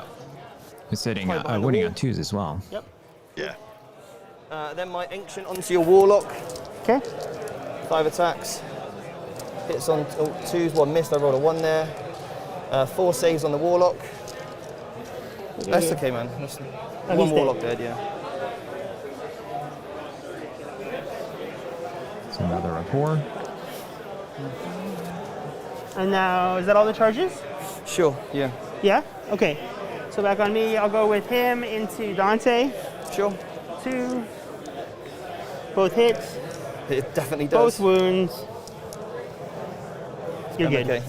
Now you get to go with Dante. 4, 5, 6.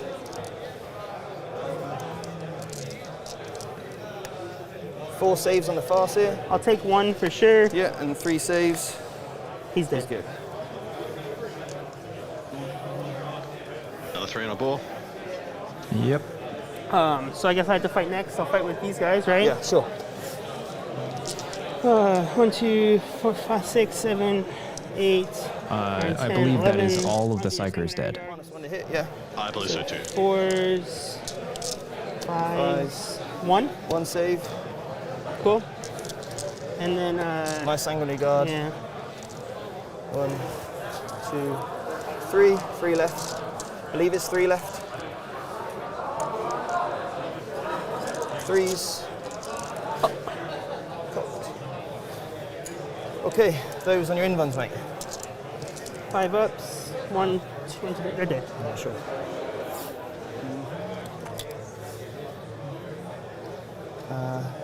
Sure.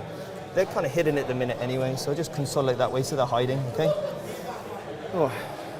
And he's obviously bottom level anyway, behind the wall. Right? All right. I believe that's everything, mate. Obviously your attack's here, okay? Okay, so, Oh, I forgot this. And then your other Dire Avengers here. yeah. So Dire Avengers, he's not touching, so 1, 2, I can't get 3 on there. No matter 1, 2, 3, 4.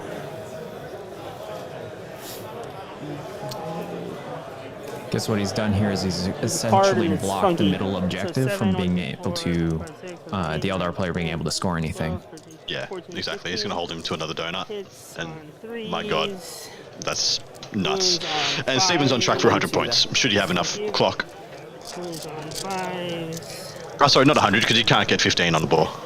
Those were 4 not wings? part of Yeah, 1, 4 2. wings. No, he 4 can. wings? Yeah. No, you're 5 right. even. He I think only it's gets. 13 or 11.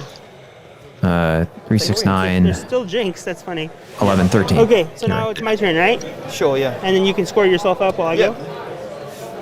So I will just get the 1. How many Yeah, points so do he I does get on? still have Do you this. need morale checks for me? Yeah. If that's okay. Oh, And yeah, then, yeah, yeah. We're gonna. He has the left-hand objective. Yeah. Yeah. We're gonna auto pass it because we have on these guys. Sure. And then for this one, we're good? No. So we lose 1, 2. So there's 1 left. Sure. Then you're going to gain a CP. Yep. So I'll go. So I took 2 off, gained you 1. So I'm down to 2. Sure. Yep. And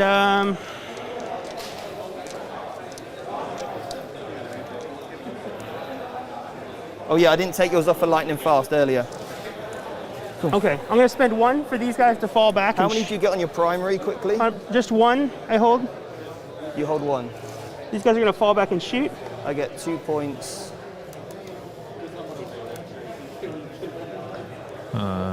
Oh, can he draw a beat on that character that's removing OBSEC? Yeah, that's what he's trying to do. Yeah. Look at Question lovely. is, Look at lovely Kicker sitting down in the back. so here, yeah, oh, beautiful. And there's, of course, Alan Hernandez. Oh, no, that's not Alan Hernandez. Our good man Anthony looks like Alan Hernandez. Anthony. Okay.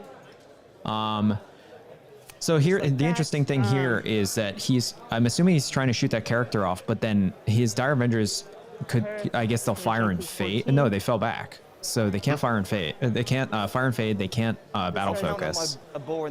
So Yeah. how does he get that objective then? I don't know.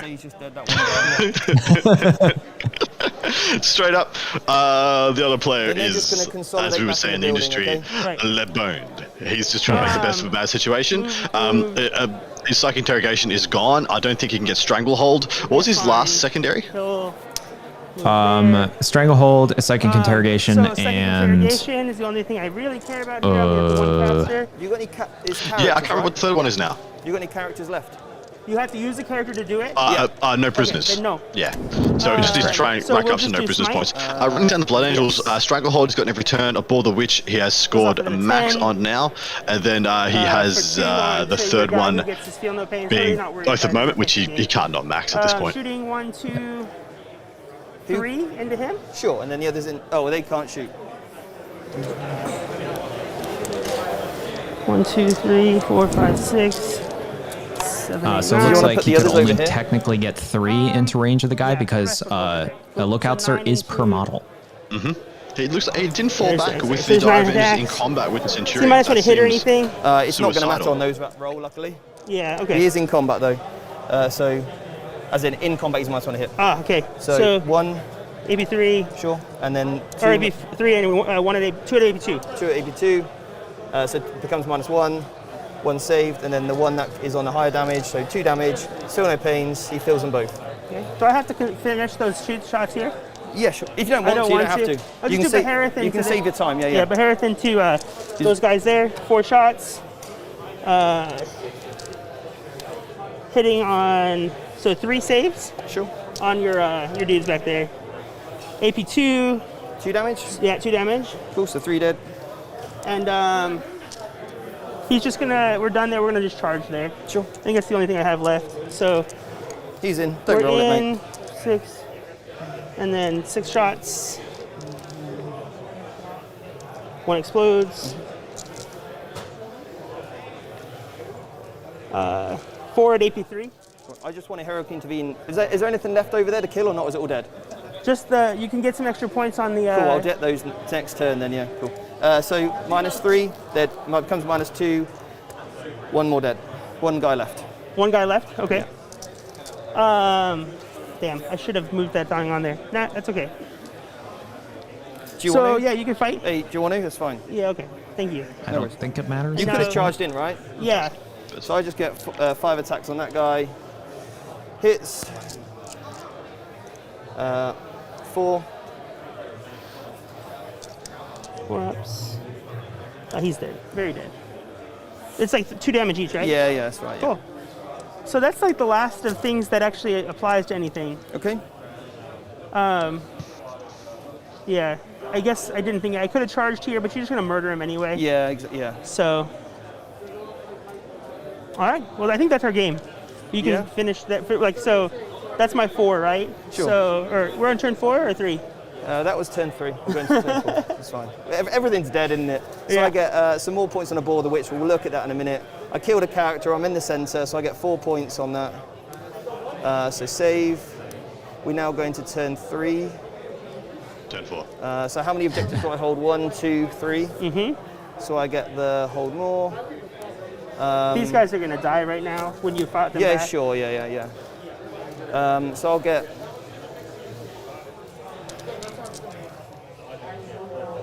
So I'm kind of happy. Obviously, I won't even bother attacking back. Let's not waste time. Okay. I'll just fall back outside of heroic intervention range. Yep. Okay. Yeah. I mean, what else can I really do here to score some points? Don't do anything, mate. Just basically You get kill like them. They can hide over 98. there. That's fine. Everything over there dead? Yeah. There's nothing left. Okay, cool. So let's hide in there. Sure. So all I'm going to do, mate, is basically move over here. 5 inches, get within 12 of 3 guys. Yeah, I mean, honestly, One he doesn't guy. need to do any of this. They could call it So a 98. 2, and we'll just then, shoot that. All the he other could, guys can get within. allow the Eldari player to get some more points. At this point, I think he's just denying the Eldari player points. Yeah, we that's can totally pick him fair. up. It doesn't I even mean, there's matter, nothing the does it Eldar really? player can Oh, do yeah, to stop we can him. pick him up. Sure, and then I'll just basically Yeah, charge there's the here. shooting phase just Protect myself. happened. Charge That's what I phase wanna back do. into the Dire Avengers, which is going to scoop them, and then he's going to start his turn with Baharoth and a And then I'll Viper. just put all that lot here. Ah, if that's 2 okay. Vipers. Okay. What am I 2 saying? Vipers. More models Outrageous. surrounding here. Charge in on them. And then we'll pick them up. Yeah. It's just to stop 5 any Centurions Baharoth. and the Assault Marines. Jinx. Yeah, you. Did you need the Assault Marines? Plus Cool.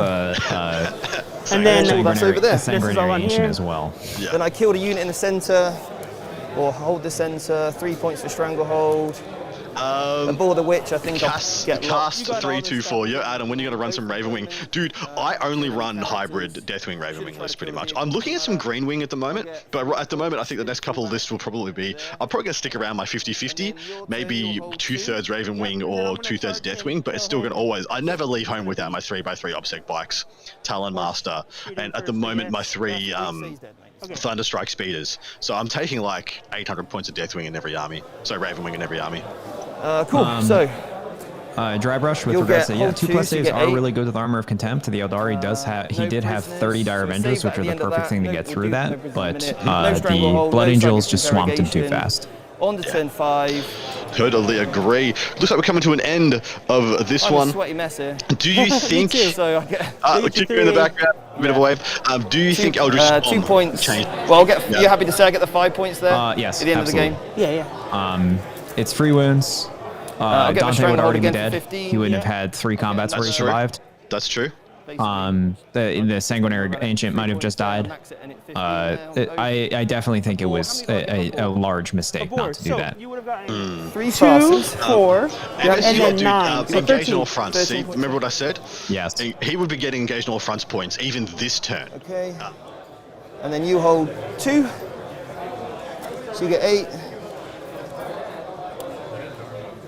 Yeah. No more stranglehold, no more psych interrogation, no prisoners. Do you just want to see if your Bahath can kill these 3 guys? Sure, we'll Because jump then you him. kill a unit at the end of the thing. Yeah, so we'll move him up and we'll shoot at him. They're not -1 to hit. No, just got 3 assault I'll marines. CP reroll that one. Sure. And then 5s. So 3 saves. I think they're good. 1 dies, maybe, sure. but you get to roll your things. 1 One dies. dead, yeah, cool. So just And another. then charge me. I can't charge into him. I guess I could charge from this You side. can charge there and shoot and charge, yeah. Yeah, so. I mean, it just depends on how much movement he actually has from Well, there. you would have been, I was there in combat. So. Okay, so then 14. So yeah, here. So he's on the ground floor here. Sure. 6. And You, explosion. I think you're going to kill him, but... cool. And then actually maybe not, just 1. It's all good. So Well, we tried. we tried. There we go. 53. So Okay, so... appreciate that. And so we just need to figure out the no prisoners, and then Now, I brought 3 guys back. Mm-hmm. So that's going to be 12 points as well for you. does that count towards yeah, it? yeah. Okay. So, Yes, it does. Aaron, thank you so much for the game, man. I'm assuming he. It's got at Anthony, least a by the way. 10 Sorry, on I'm so prisoners. sorry. It's all Anthony. good. Thank you. Close. That was Pretty fantastic. much. Oh, right. Plus the Death Company, yeah, there's plenty of points there. 2. Champion level players playing champion level games, a champion level sportsmanship. Just good wholesome fun, guys. That's what you come here to see. 6. 7. 7. And then plus 12, right? 7. 8. Yep. So That went- doesn't go over the half, right? Because it rounds. I don't know. That's okay. That's so, that's No, going to be 6. should be 9 If it points. does which ra- rounds up, right? Or down? Sure. I don't know. This is my first time taking no prisoners. Should be 9 points, I believe, because he didn't breach the 10, which gives another +2. He breached the 5, which gives +1. No prisoners.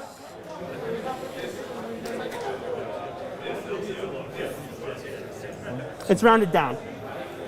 7. So you get 8 plus the additional point gets 9. Yeah, so because it's, 9. GG, boys. GG indeed. That makes it a bit healthier at the end. 47 to 98 being the scoreline. Now, The thank Blood you so Angels much. away. We'll Last definitely be seeing race Mr. Box on stream again before it's all said and done. Anthony, Thank you. thank you so We're going to be taking a short Thank break. you. We just That want to was give you guys definitely a lineup of huge. how our top That would've 4 saved me a little or bit, now but top it's still 6 just will be ongoing rocking up. onslaught. We have That was 16 undefeated players going into this one, so there should be one more player to join the undefeated list. We have Jesse Sell sitting at number 1, but Mr. Stephen Box will be jumping into number 1 place with his score. He was starting in pole position today and got a 98, so he'll still be number 1. Jesse Sell number 2 with Adeptus Soriatus. Terrain or Wolf with his Harlequins. Israel Sanchez with a Tau. Brian Leva, with Suriani, Tyler Bortel, Tyranids, and Jonathan Blake coming in with a draw and 3 wins, playing a Drukari. Nice to see Drukari doing okay. We will see what people want to see. I would love to see Jesse Sell. I'd love to see the sisters on stream. That's your vote, Yes. yeah? Yeah, I would definitely want to see Sisters on stream. We need to get them in at least once, and they've gotten considerably better with Armor of Contempt, so I want to definitely see them. We also need to find out what happened in the Hydra Tyranid game, because I would love to see them. Hello there. I would love to see the Hydra Tyranids on there as well, and I'm assuming he hasn't clocked out yet. That would be very impressive. Because he's been scoring so well. But yeah, definitely Sisters for sure. We'll see if we can get them in on next round. Maybe they're against the Hydra Tyranids. That would be awesome. And in any case, thank you so much for joining us for round 1 of the Bay Area Open. We'll be back after a short lunch break. See you soon, guys.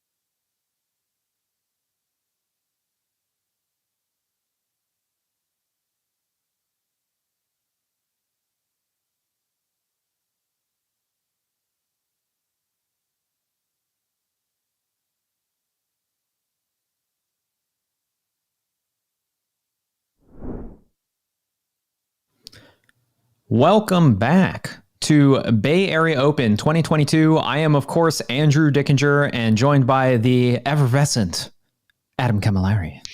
Hello, everybody. Welcome to this round 5 of the Bay Area Open for 2022. We got a spicy match. We got Sisters versus Tyranids. It should be a good one, and this matchup is good to see a lot of carnage. We thought this would be an interesting one to show. It's Kraken versus Bloody Rose, so violence will ensue. Yeah, I'm actually really excited for this matchup because these are two armies that I play, for one, but also two that are very highly aggressive. I love Bloody Rose Sisters even before they got, their supplement or the Armor of Contempt bonus, which Armor of Contempt will probably have high value in this matchup. But the Tyranids in general have they have greater movement and a more aggressive play. So we'll see how hard he goes on early. I think if he goes too hard too fast, he may overstretch himself a bit. Yeah, we might see the fact that both these players respect each other's violence so much that we have a very respectful, fair game of 40k. Because just on list versus list, I give Tyranids the edge, but Andrew gives Sisters the edge. So we are going against each other with who we're not so much rooting for, but who we predict to take the day. But I think this mission is kind of a null, yeah? Which mission is it? This is Conversion, Mission 22 in Strike Force. I agree. I think that they're both very easy to score the bonus primary. I think that's like no problem. It's a hold 1, hold 2, so they're going to be getting probably about the same points each time, maybe fighting over the center. But the game will largely probably be played in the center. I mean, we're talking about two highly aggressive combat forces. I mean, that is what they will do. They'll just bomb the center, fight for that. But yeah, as far as it being like a favor towards one or the other, I don't think either. I think they basically both want the same thing, which is to fight over the center. Yeah, and I think going first and second, it will be depending on how they deploy, going first or second was going to be a very big deal. They're both going to have the ability to charge each other turn 1, but, we noticed that the Sisters player doesn't have advance and charge. They do have a couple units of Repentia, but don't have advance and charge. So turn 1, their charge options are not going to be amazing outside of a scout move from Bloody Rose, whereas the Tyranid player can get wholesale turn 1 charges off from multiple different vectors. Yeah, now one important thing to point out, even though the Tyranids player has larger bulk shooting than the Sisters players does, the only real shooting the Sisters players has is a lot of multi-meltas, and the Tyranids army has no Zoanthropes, so no 5-up invul saves for any of the medium bugs, which means that all of those meltas are just going to go straight through, so he's getting value basically out of everything. In addition, he is not Leviathan, so hasn't got a couple of the other defensive buffs that he could have there. I like Kraken better than Leviathan at the moment for the more pressure player playing a bit more of the board. But I do think Leviathan is the smoothest curve. You're just always going to do well with Leviathan. Kraken is if you want to get spicy.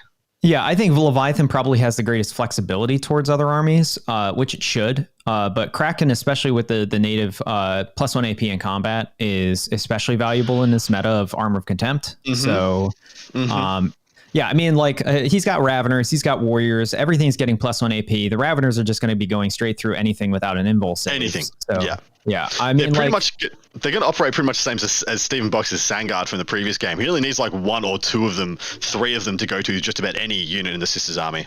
Yeah, I mean, 10 attacks just from 2 guys. They're 5 attacks base with strength 6, AP minus 5.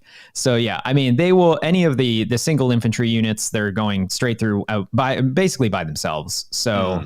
Yeah, I mean, this is going to be an interesting thing. This is why I say that, I slightly favor Sisters, only because Sisters, I think, is slightly tougher, and they have a few more scoring units.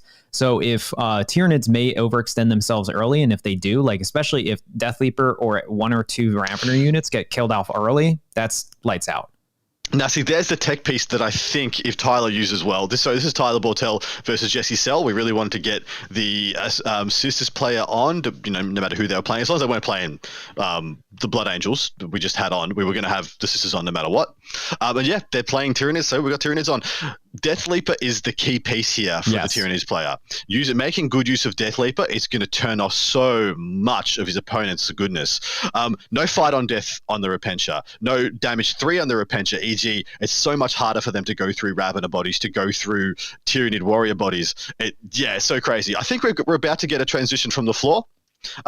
We've got the beautiful Val Heffelfinger is going to give us a bit of a call on what has been happening in the wider event, and we're going to get that transition for you right now.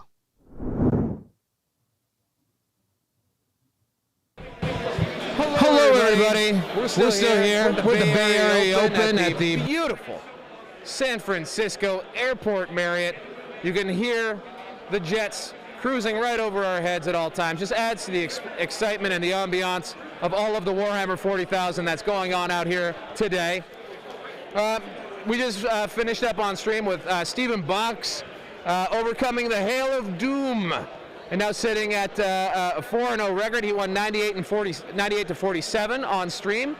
I'm sure my associates set up what will be a pretty thrilling game between Jesse Sale and Tyler Bortel. I'm actually really excited to see that one.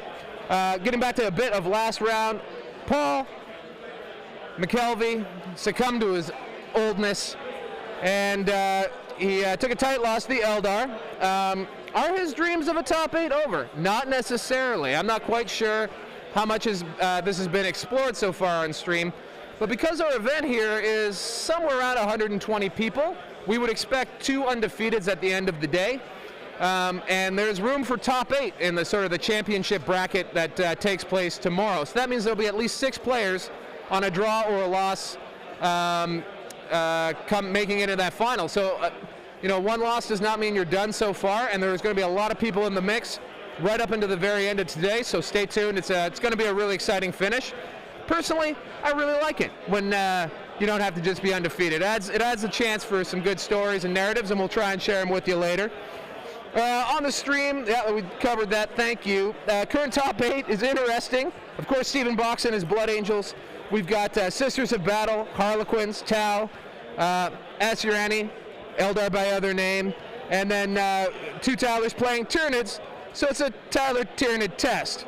Who will be Tyler Umphant? Thank you, producer Nick, for that hot copy that the stream just got to enjoy. Now, we don't have a stabilized camera, folks, so you'll have to bear with me a minute. But over my shoulder in the far back, where basically no one can see them, because we like it that way, there's an Age of Sigmar GT taking place. They're going to be in the second round of their day. If you are all nice and lucky and just super in chat, subliminal message, maybe I'll go over there and check it out, show some armies off, and we'll have a real good laugh, good time. But that's just how it goes. I hope you guys all buckle up, enjoy the show.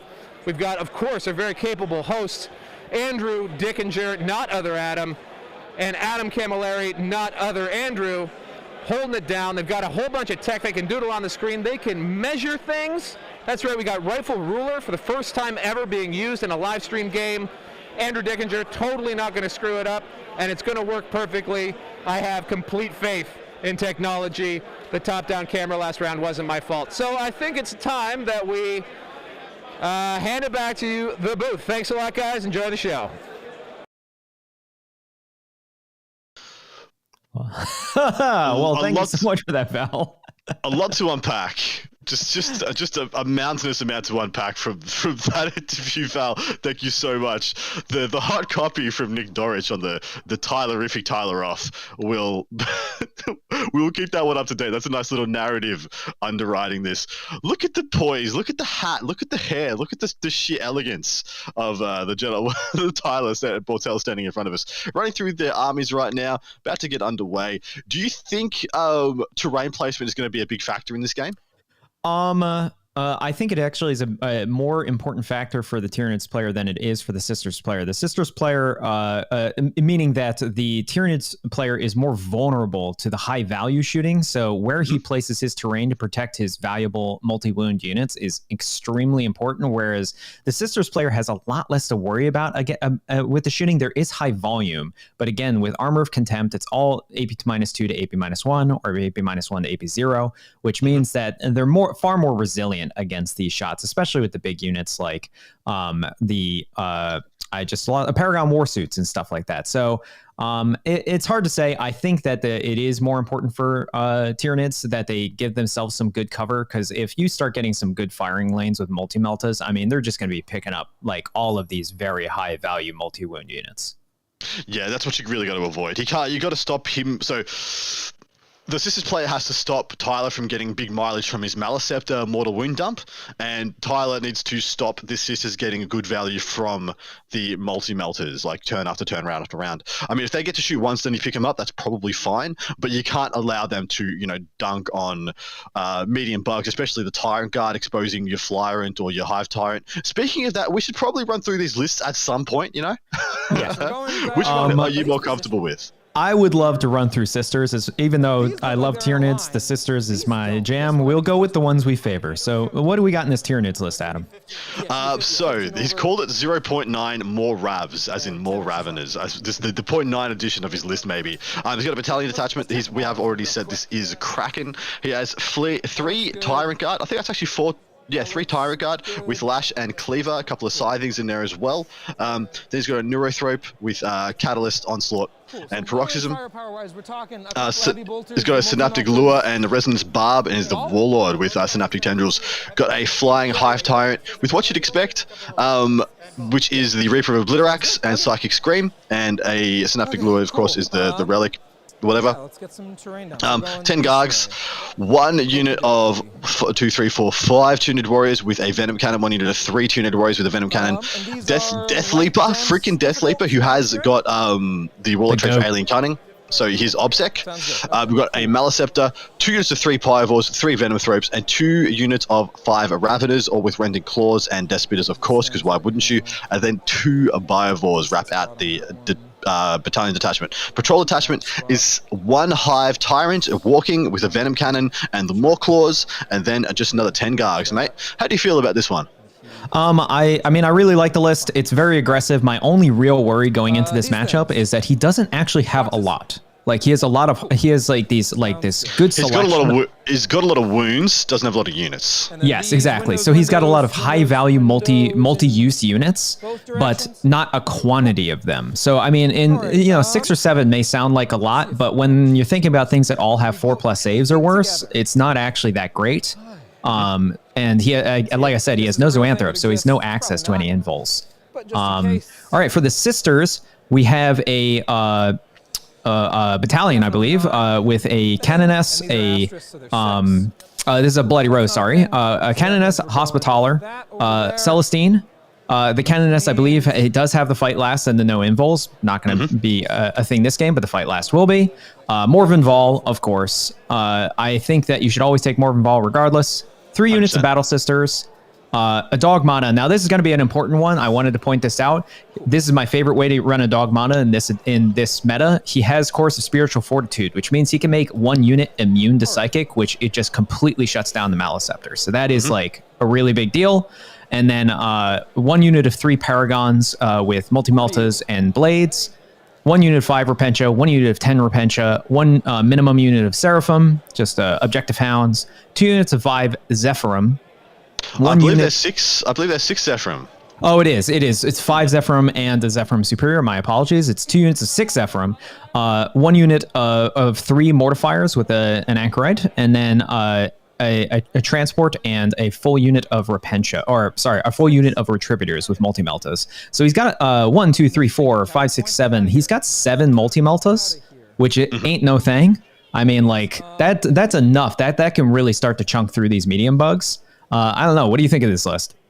I like this list a lot. I like the addition of, like you said, the anti-psychic tech, which I think is a really big deal for shutting down Jinx, for absorbing smites, and for shutting down, like we said, Maliceptor, pulses, and other nasty bits and pieces. I also really like the addition of the duality between the Paragons and the Mortifiers. You have these kind of 2 medium mech units that can kind of answer a huge amount of threats, one of them with a bunch of heavy bolters, one with the Stormbolter multi-melter combo.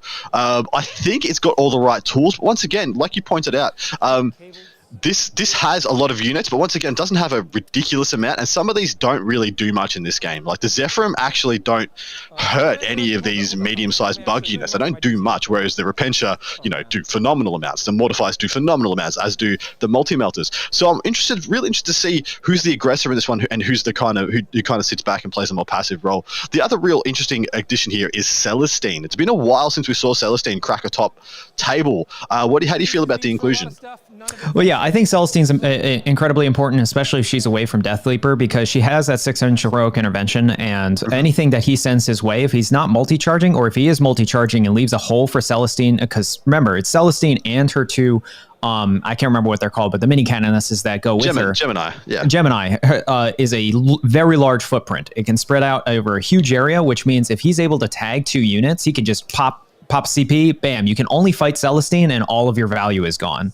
I also think the important things in this matchup for him is that he does have a canonist with Fight Last. Tyranids lost all of their Fight Last, so that is another immediate value that he needs. One important thing to keep in mind with the Zephyrim, I know you're counting them out, but a unit of 5 or 6 Zephyrim does have 25 attacks, and he can get +1 to wound. So, and they're going straight through saves, so they might be able to do some chunking to these medium bugs. They're not going to kill the whole unit, but if they kill like 3 or 4 of them, that's still pretty good. Yeah, I mean, it's fine. They're just not a huge threat, you know? They're one of those units that, yeah, if you give them the opportunity to clean up a half-dead unit, they're probably going to do fine. But they're not going to go and haymaker into a 5-man, 6-man medium bug unit. And one of the units that really bothers me in this match is so freaking good. Like, they have to be shot by multi-melters. You can't declare them as a charge. They will overwatch anything in the Sisters are the Paragons or the Mortifiers to death. Yeah, I mean, it's a beautiful tech that he has in this list. I'm glad that he's taking them. They have value basically against every target that the Sisters have. So again, it's another one of those things though that if he is going to be using them and there's no real defensive means that he can give them, then they're in the open, which means they're in multi-melt territory. So it's like it's a weird state where anything that he pokes out is immediate value for multi-meltas.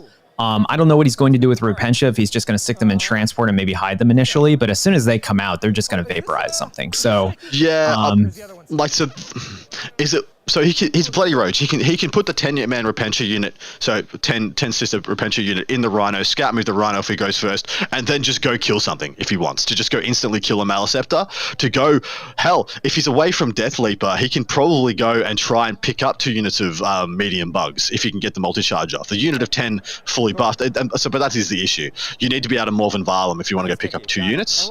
And if they're away from Death Leaper, they can go for the damage 3, and you could go and get a hell of a lot of work done, like instantly with that unit, but you could just be throwing it away for no gain. Like there is a lot of ifs and buts there.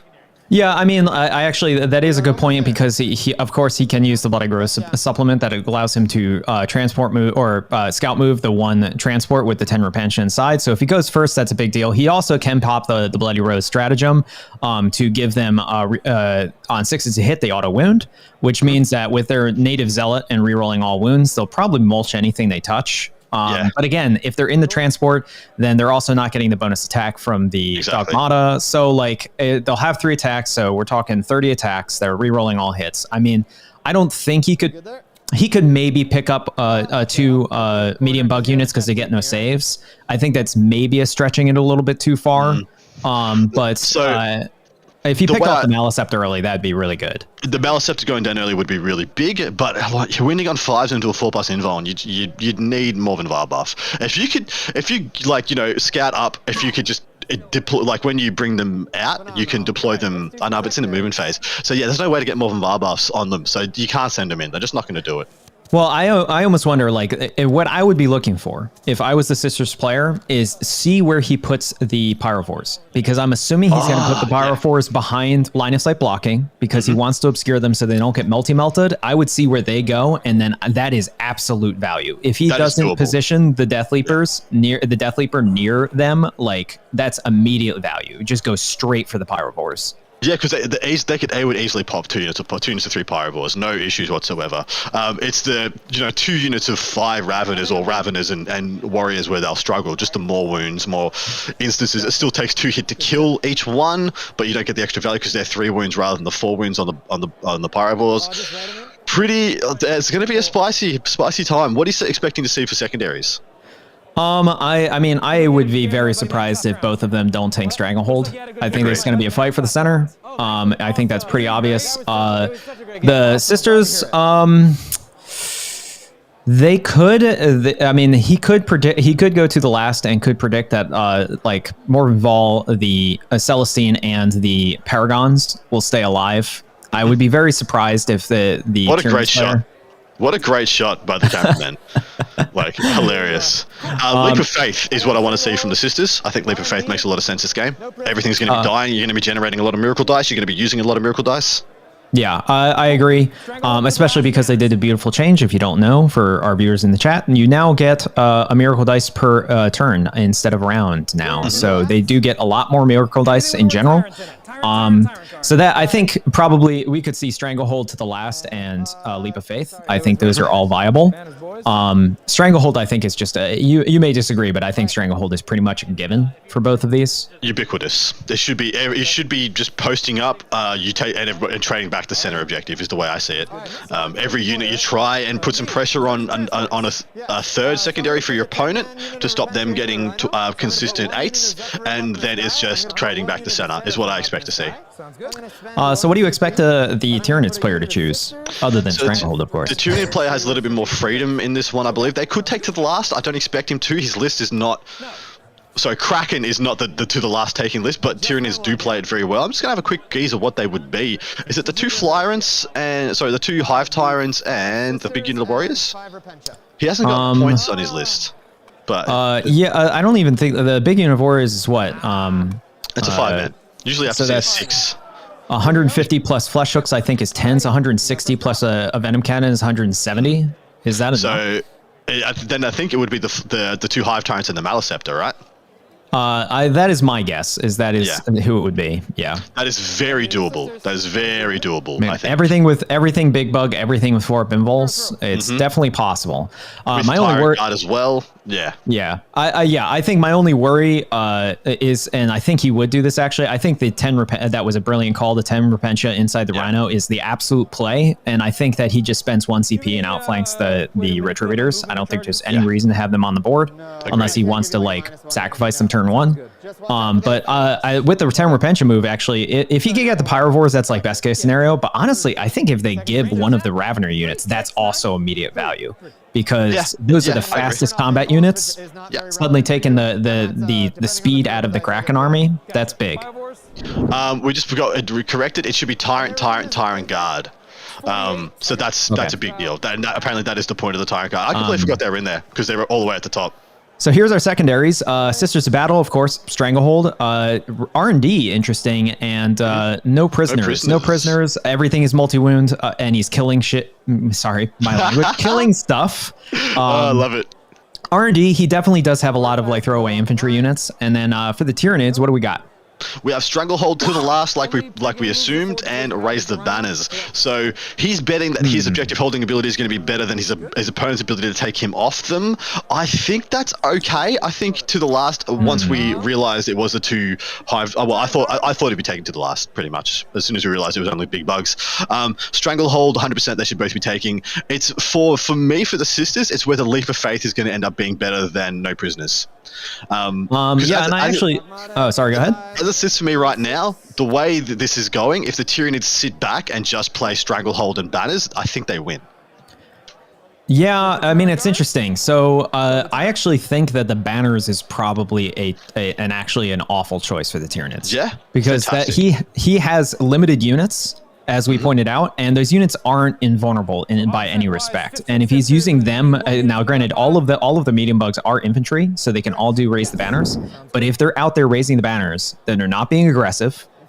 And if they're not being aggressive, like how many units does he have other than like the 2 gargoyle units that can actually be throwaways and not be doing damage? So I actually love the take of R&D by the sisters. The only one I'm iffy on is No Prisoners. That just pretty much is where the Tyler Bortel plays to dodge No Prisoners, as he plays a non-committal defensive game. On a 5 objective mission, it's very hard to do because you're having to give away a unit pretty much, at least 1 unit every turn in order to guarantee you get Stranglehold. So it's hard to entirely deny No Prisoners. But R&D is a great pick. He's got 2 units of Zephyrim that are designed to do it. He's got a unit of Seraphim that are designed to do it. A bunch of units of Sisters that you can fling around. I think R&D is probably a pretty safe 8, possibly a 12, depending on how well he's able to make Tyler commit to playing the game. so we can get that last quarter. Yeah, I think he could probably actually get an easy 12 just for the simple fact of what the deployment is. The deployment is quarters, which means he has easy access to 3 quarters, and he can just keep a unit realistically away from the objectives initially and just be scoring R&D for free. Or, that is what I said. R&D for free. Yeah, sorry, everybody. Does Leap of Faith conflict with any of the ones he took? Because I'm really wondering why he didn't take it. It seemed like a no-brainer to me. Does Leap of Faith conflict with Stranglehold? It's a no mercy, no respite, so it doesn't. She is so much fun. I bet. I am so bummed that I had to drop her. Fair enough. Maybe he knows more than we do. Maybe he's planning to play the non-committal game himself, and e.g. not be generating as many miracle dice as maybe we believe. 4-inch, move and fire. Anything else more than that? They don't ignore the move and fire, so they hit on 4s and they could move. 30-inch max threat? No prisoners, right? Yeah, that's what I mean. So it is the trade. That's why I said no prisoners. I was just wondering if it conflicted with either of the other two. So yeah, no prisoners could be Leap of Faith, and we'll wait and see which one it would have been better. Oh, that is the supplement thing. You did make a good point, though, that I was already making the point that I think banners is a bad idea because I don't know how many units he can actually use to get banners on the side objectives. But then you also made the point that he also has Stranglehold, and that's also sacrificial units that have to go to the center. Like, does he even have enough to do both of those? Yeah, to defend 3, to put up 3 banners, defend 3 banners? I think that's too much of an ask in this matchup, but putting up 2 and defending 2 is probably pretty doable. Yeah, it's just if only he's getting 2 at that point, then he's not getting Stranglehold. So it's just like... Look, he hasn't deployed the terrain to protect his top left objective, Tyler. So there is an assumption in this game that when you're playing this, you turn this into Hammer and Anvil ASAP, because the objective to along the long edge from you is just so much further away than the objective directly above your deployment zone. Look at this rightful ruler, goodness. There's an assumption that you'll go straight up to the one and then turn yourself into a Hammer and Anvil triangle with trying to exert control on the middle. Because you can govern, especially on Tyler's side of the ball, you can govern so much stuff to the left of that middle piece of terrain and just dive in onto the middle that I feel he's well set up there, but he's not well set up to the objective above that. He can't really sit behind anything there. He has to sit inside the ruin, and if there's any windows there, you're just going to get deaded every turn. Well, I guess that happened simply because he didn't place that piece of terrain, right? Because the player's table edges are these, so that Sisters knew that he would want to swing that way with where the L was put down, so he made this basically untenable. I think, and if you look... Ooh, so you're saying Tyler placed the terrain piece on the bottom right? See, I thought this was diagonal. This was diagonal deployment. No, this is Well, it is diagonal deployment, but it's boxes. Yeah, as long as I can. Yeah, I mean, as in, is the terrain placement? You get half on the Dawn of War side, or half on the diagonal side, or half on the Hammer and Anvil side. Is that, that's what I'm discussing. Yeah, you get the player halves are via Dawn of War. So one player has top half, one player has the bottom half. On those terms, then, if we go to top down again quickly, beautiful army by the way. That forest on the bottom right makes no sense at all, because all that is doing is hindering Tyler getting onto that objective. Yeah, he has to go through the minus. If I'd assumed, I'd say the Sisters player placed that to be -1, so all his death spitters and stuff are hitting a -1, and then he's -2 when he tries to charge through it. So that's interesting. This terrain placement is interesting. Yeah, this I 100% agree that this forest as well. I don't see the play of that. I don't understand how that makes sense. Maybe it's been pointed out. Yeah, maybe it's bait. Just been pointed out that Leap of Faith is capped at 12, so that's maybe a reason why he didn't want to take it. Now, granted, I mean, assuming that is true. Assuming the Tyranid player does play aggressively, which he's Kraken, so he's very likely to. I mean, everything is 3 wounds or more. I think Raveners are 4 wounds. The Warriors are 3. Raveners are 3. Warriors are 3. I think it's the Pyrovores, Biovores are the 4s. That may be correct. They're all like technically Tyranid or warrior genuses. Some of them got 4 wounds, some of them got 3 wounds, so I couldn't remember. But they're all multi-wound enough that he's probably going to score, I would say, an easy 7 or 8 on the prisoners. Absolutely agree, mate. Tyrant Guard are 4 wounds as well, for what it's worth. Bolts are equivalent. That's strength 6, and then the frag is 2d6, or I can take 2 crack shots. That's fine. Yeah, Pyrovores are 5 wounds. They are 5 wounds. That's correct. Because they used to be 4 and they got an additional wound. I think Biovores are 5 wounds as well. Yeah, Venom Thropes are 4. Yes. And no, you were correct. Ravenous are 4. They are 4, yeah. So I thought of the warrior genuses, I think warriors are the only ones that have 3. All of the rest of them got 4, because even Zoanthropes got 4. Beautiful Sisters army, by the way. It looks gorgeous on the table. Tyranids as well. Those bright colors are very identifiable from above. I love that. Love to see it, mate. We're going to take a step back for a minute, listen to the players. Charge? Correct. Cool, so just 21 hard cap? Yep. After the pregame move. Yep, cool. No advance in charge or anything like that. Sounds good to me. And then miracle dice to manipulate the roll if I need it. But Yeah. So 21 very realistic, but like 21 hard cap. Cool. Cool.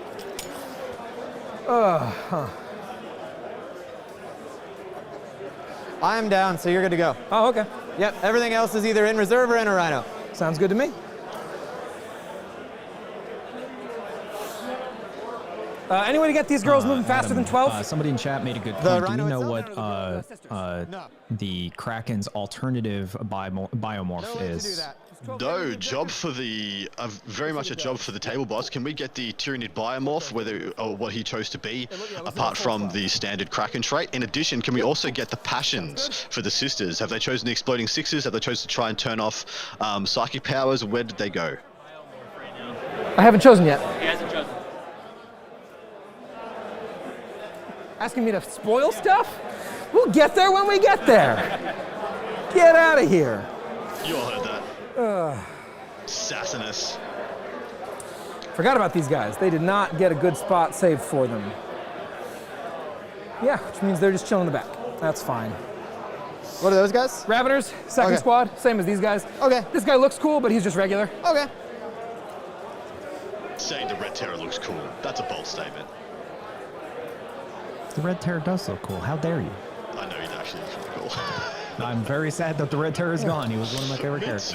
Me too. If anybody deserved another go around, it was Astral Vect, but then Red Terror. Cool beans? Yes. Oh, you're done. It was cool. Have a good time. They gave like an honorific to Molochs as Red Terrors because they swallow people. That's cool. I like that. Spicy. All right, cool. The Pyros are obviously not going there. That would be interesting. I thought that was the play you were doing. Yeah, just right out of my DZ. We're gonna start on the. We're actually gonna deploy them right over here. That works. All right, cool. Hey man, Nids have a lot of tricks. I don't know if you can deploy there. You know, fair enough. Fair enough. Do you have a way to mitigate Overwatch other than like charging with a Rhino or something? Just charging with a Rhino. Cool beans. Which is the go-to strat. It's a good strat. I could be These guys have a 2 CP mistaken, strat, Adam, but I do believe that this is his Maliceptor here, Okay. which means he's Correct. maybe Really going gnarly. more of a support monkey instead of just straight mortal wounds. I agree. This looks a pretty How many wounds on defensive the deployment. Tyrant? As you can see, the 12, sisters, there's 12. plenty of sisters Thank on the you. line. T7, There are T8, 0 3 up Tyranids on the armor, line. 2 up armor. All right. Tells you everything you need to know about the posture he wants to take. Alrighty. And possibly that he knows that if they just stay where they are, he's probably winning on secondaries.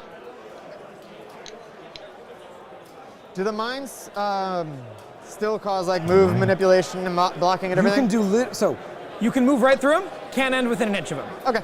If you move, your path goes within 3. They can blow up if I want them to. Don't have to though. Okay. Spoke too soon. The Garg's going down on the line, but naturally they're there to block off turn 1 charges.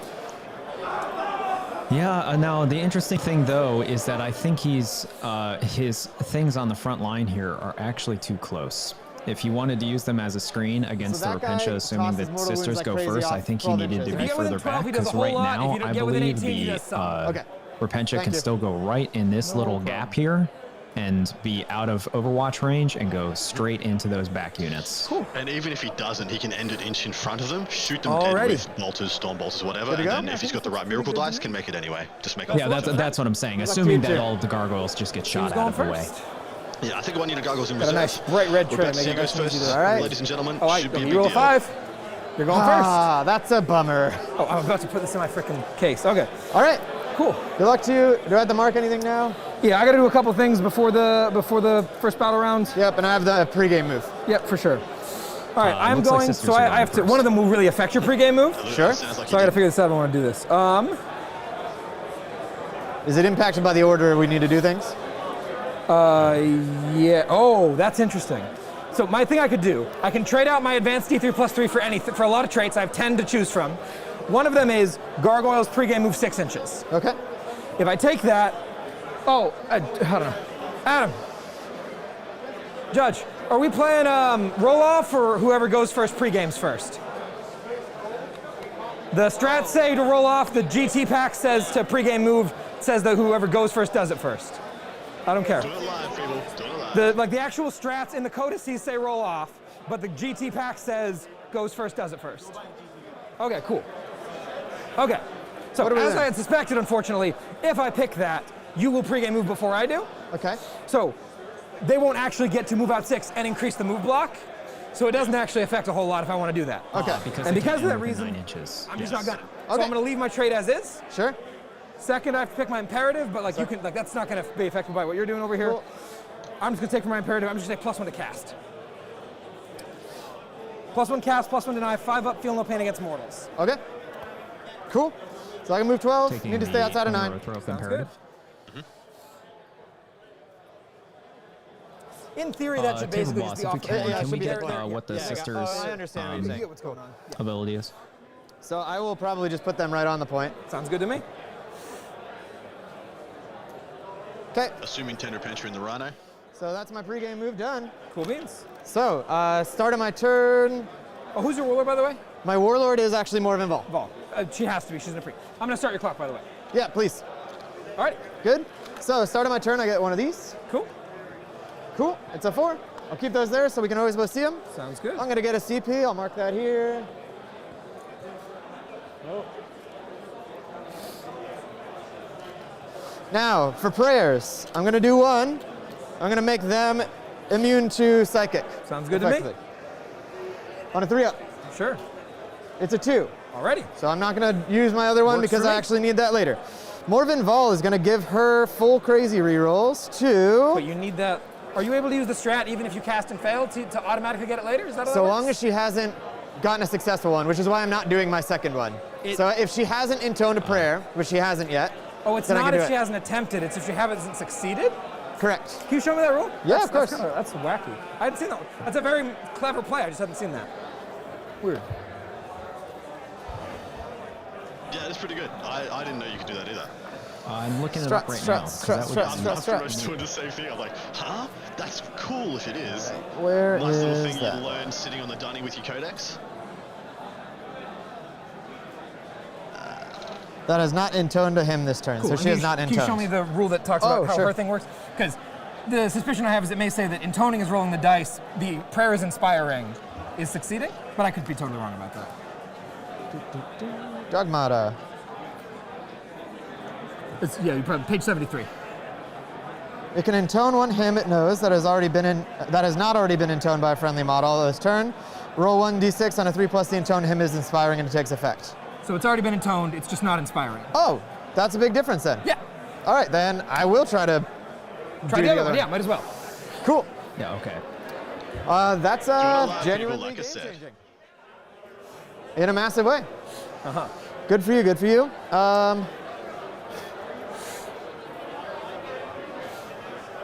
I'll just try to give +1 attack too much in this beginning. No, I don't think about it You as can roll much. it first, pick it later. Morven Wall. Okay. Good. Cool. That's it. Sounds good. So Morven Vol's rerolls are actually going to go onto the suits. Sounds good. And that should be it for command phase stuff. Alrighty. Let's start things off with the movement phase. I wouldn't be surprised if it was just a unit of sisters. Raveners are inside the Rhino. terrifying. Pyrovores can overwatch the And then he absolute dives hell out out of a unit me. sisters and I'm not going to RNGs get past your deployment gargoyles. zone turn 1. That'd be a big also brain play. It would also be very good play. Better than using the Repentia turn 1, I think, in this matchup. Yeah, do they have a swing on death or anything? Nope. Because once you do that, your opponent just And they just don't, stops they trying don't to overwatch stops or trying to anything, deny you They getting could, R&D. they have They just 15 kind of shots. give you the points at that stage. Okay. It's like, yeah, cool, you got the hardest one to get now, so the rest is just easy. I'm not even going to bother trying to stop you. Yeah, that is interesting. I personally would always go for the Repentia thing, but like now that I think about it, that almost guarantees you a 12 on R&D, which is very valuable. You can't guarantee that Repentia are going to get you points, but that is just guaranteeing you're going to get points. That also would mean that he doesn't have to. It's Repentia. Oh, well, that answers that. Well, you see, the thing is, it could be 5. It could be the 5 sister Repentia and 5 battle sisters, and you can do both. You got the stick. I like that even better. I just need to make sure. I like it even better, personally. Yeah. Works for me. Because you send in the five sisters into 5 Raveners, give them every buff possible, and maybe you still kill enough that it was worth it, and you still get the R&D. Well, what's the over/under on 5 sisters with every buff going into them? Okay, I'll do some quick math here. And they're not touching, correct? Nope. Cool. So it looks like within 7, so I'd need a 6, is that right? Crazy Apparently idea. my amazing microphone is a little bit dimmed. We can't have it, guys. Can't have it. People not being able to hear me. I mean, why stay? Oh, you're taking this hideous. I just can't quite read that. Let's go off of my guy. Being an egotistical tool Within 7, needs a 6. Looks good. Thank you. is one of my favorite ways to mark myself. So, I take back whatever negative things I said about the terrain people who didn't glue this time. So on average, that you're Repentia very unit happy with the about it. buffs will kill an Cool. entire Ravener unit. so the 10-man? this'll move up just No, right the into 5-man. those gargoyles. Oh yeah, so that's what I mean. Like if you just used 5 with every buff, is that with more than VAR buffs though? No, that's with 0 buffs. That is just with the +1 damage. Just with the +1 damage strat, they will kill they will ace an entire unit. That was my assumption as well, and that's what I wish he had it done now in hindsight, but it's totally fine. He's just going to get in the way. He's going to go in. He's going to pick up as much as he can, which I do not hate. He's going to guarantee getting some points and no prisoners, which makes taking that secondary a lot more worthwhile. Alrighty. And you got gargoyles, they go crazy far. How far does the Death Leaper go? He's movement 10, Okay, and everything in my army advances D3 plus 3. got it. Or 8 if it wants to. And then one prayer, or sorry, not prayer, but a spell to get them to go further, right? Just to allow them to advance a charge. Cool. Stratagem is the auto 8. Mason King, All right. yes, Eric Lathouris is still playing 40k, and he went undefeated at the ATC, the Australian Team Championships that has just happened. Yeah, being part of the winning team, state team of Queensland. He's playing a max Zoanthrope list. That's 3 units of 5 Zoanthropes with a single Maliceptor, a couple of Neurothropes, like just mass smite with just meat in front of it. Yeah, they're pretty quick. So we can go 8 here. So we're gonna go into the building here. Cool. Do Repentia fight on death even if they've already fought? Relas, yeah, it needs to deploy defensively to not die to Melta, maybe, and the -1 strength aura is maybe relevant, but the problem is the way that Kraken plays is if he falls up, he's just not going to shoot anything that's extreme value, and if he separates, then the -1 strength aura basically has no effect. So I think he just thinks that he's going to be using the Maliceptor more as an enhancement because of its native bonuses more than an offensive tool. Yeah, we're gonna do it. Go for it. So just snag that. So also can. He's going pretty hard this turn 1 already. Nice arrows. Lovely telestrator action by the Dickinger.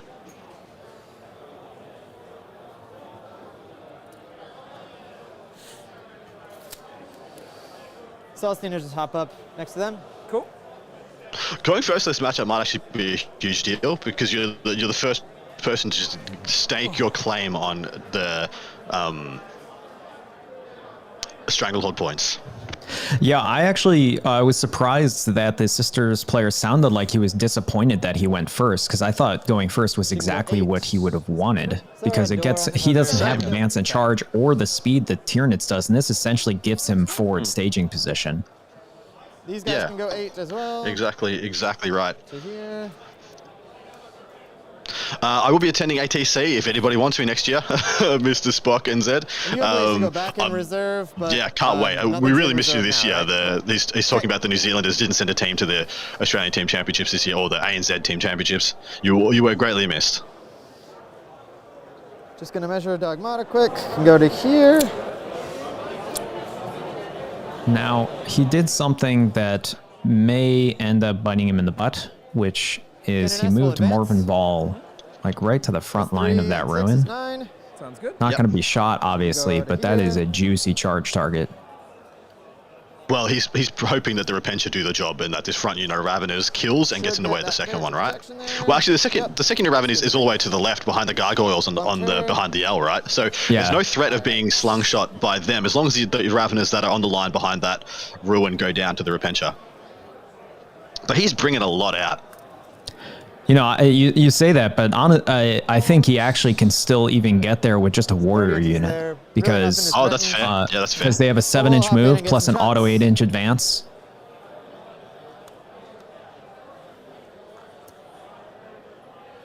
Yeah, table bosses. When we get a chance, can we just find out what Sacred Rite the sisters chose? It's got to be exploding sixes, right? I would assume so. All right. But you take no prisoners, and then you don't take exploding sixes. Just the gargoyles. Oh, sure. Yeah. All right. So the psychic does have value in this though, because if he can deny him overwatches or sorry overruns, then no advance and charge. Okay, they're probably all dead, but on the chance you leave one alive. Which Sacred Rite are you? Sacred Rite, the Passion. So exploding sixes in combat. Yeah. Exploding sixes. Cool. I left my biomorphology. I didn't change it. All right. So going into the shooting phase. Sure. I'm going to take this Rhino. Sister psychic phase. All right, come on, show me what you got. Yep. 4 shots here into the gargoyles. Sounds good. Hitting on 3s. They are outside of vital per range, so yeah, sounds good. Wounding on 3s, right? Scott, I believe the sisters players have 1 unit of Zeph and 1 unit of Seraphim in reserve. Possibly some battle sisters. I don't see many on the table, but they could all be in the L in the top no right. AP. 2 guys in cover, 5 ups. Who's the guy? All right. Yeah. That's fine by me. I'll take the multi-meltas next. They're going to get reroll 1s, but they're hitting on 4s. Sure.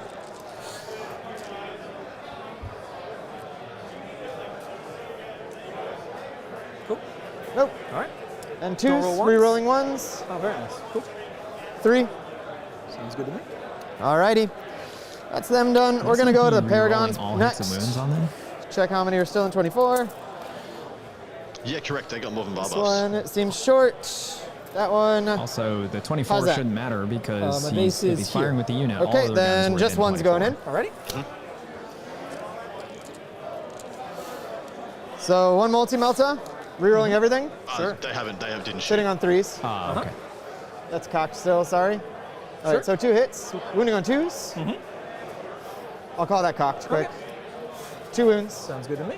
And then 4 Stormbolter shots, rerolling everything. Nope. Where's this from? This is, they have Stormbolters up top. Oh, gotcha. Cool. All right, rerolling because of Morve Involved. Still no, 1 save. Show me a 6. That's a 6. Cool. So Morven will fire into them with the frag and the heavy bolter. Oh, because she walked up and towed this? And Yeah, that was the goal, was to be able to see them. Yeah, that works. Sure. Cool. So 2d6 shots. Cool. 4 shots. Alrighty. Hitting on 2s. Uh-huh. All Very hit. nice. Wounding on 3s. Indeed. 3 wounds, no minus. Show me a 6. There's no 6s. Cool. And then her strength 6 heavy bolter equivalent. Cool. 2s and 2s. 2 at -1. All right. Alrighty. So No prisoners. we've just got the heavy bolters left. We'll take 1 mortifier in the pyrovores. Sure. And can I see the tyrant or no? I never know with like the wings and stuff. She's in bodyguard range. Okay, cool. Yeah, she is. Yeah. I don't think this mortifier. Do you mind telling me if? I don't think it is. You can definitely see this pyrovore. Okay, then we'll do all 12 of their shots at the pyrovores. Cool. Neg 1. Straight T5, right? Yep. 12 shots, hitting on 3s. Move these so we don't get confused. You can see when I'm rolling here, right? Yeah, very much. 4s because of Venom Phobes. Yeah, 4s.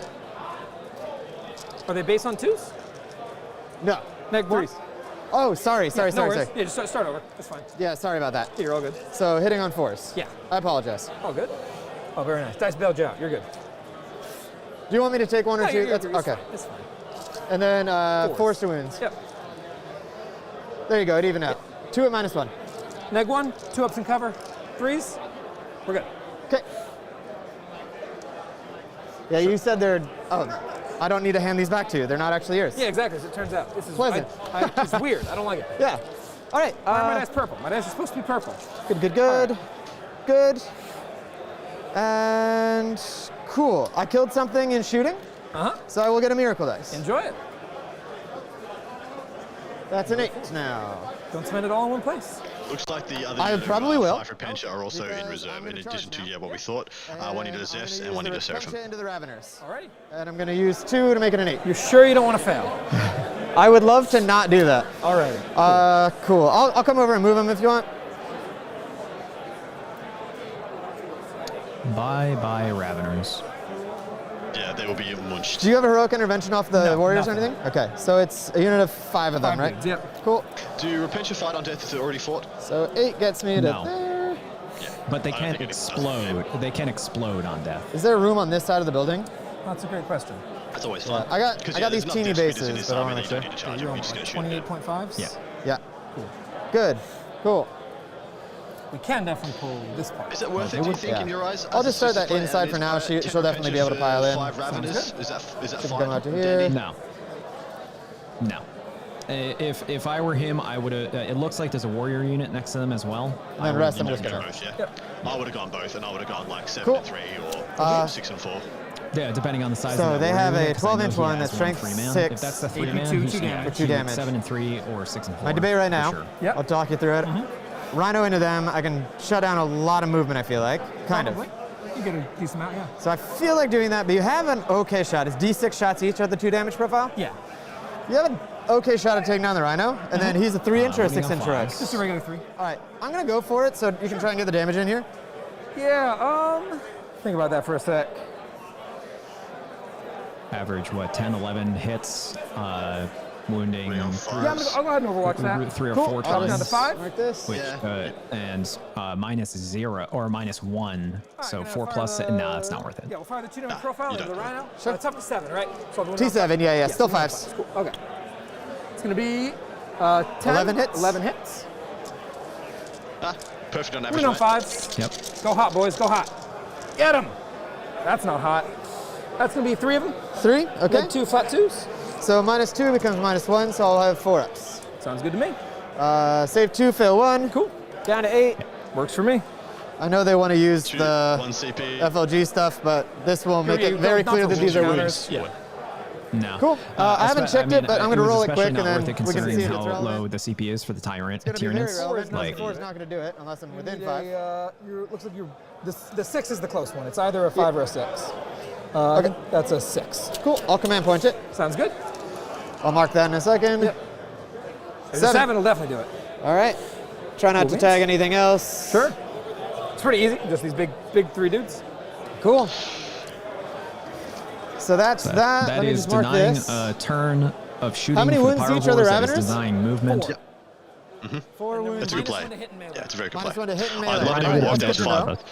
I'm Yeah. already -1 for myself. I'd love it if there was so that 5 works out. sisters in there to get them out, because most likely the Rhinos bring so I'm us gonna go smited there to death first, through of course. I'm the just pulses debating- off the Maleceptor What- and direct what smites kind and of psychic gear screams, do and then you having another 5 sisters to I get wouldn't out and actually. absorb some more What before they kind go of, anywhere else defensive strats would do be you have? cool. And if they survived, once again, they can get out and do Okay, that juicy rod. So I think what we're gonna do Yeah, is I still think what you said was the optimal Sixes play. and Have hit 5 will sisters and 5 automatically Repentia in there. Okay. Have the 5 sisters Yeah. R&D in that So quarter. they'll Have the 5 explode and Repentia auto just down ace the Raveners.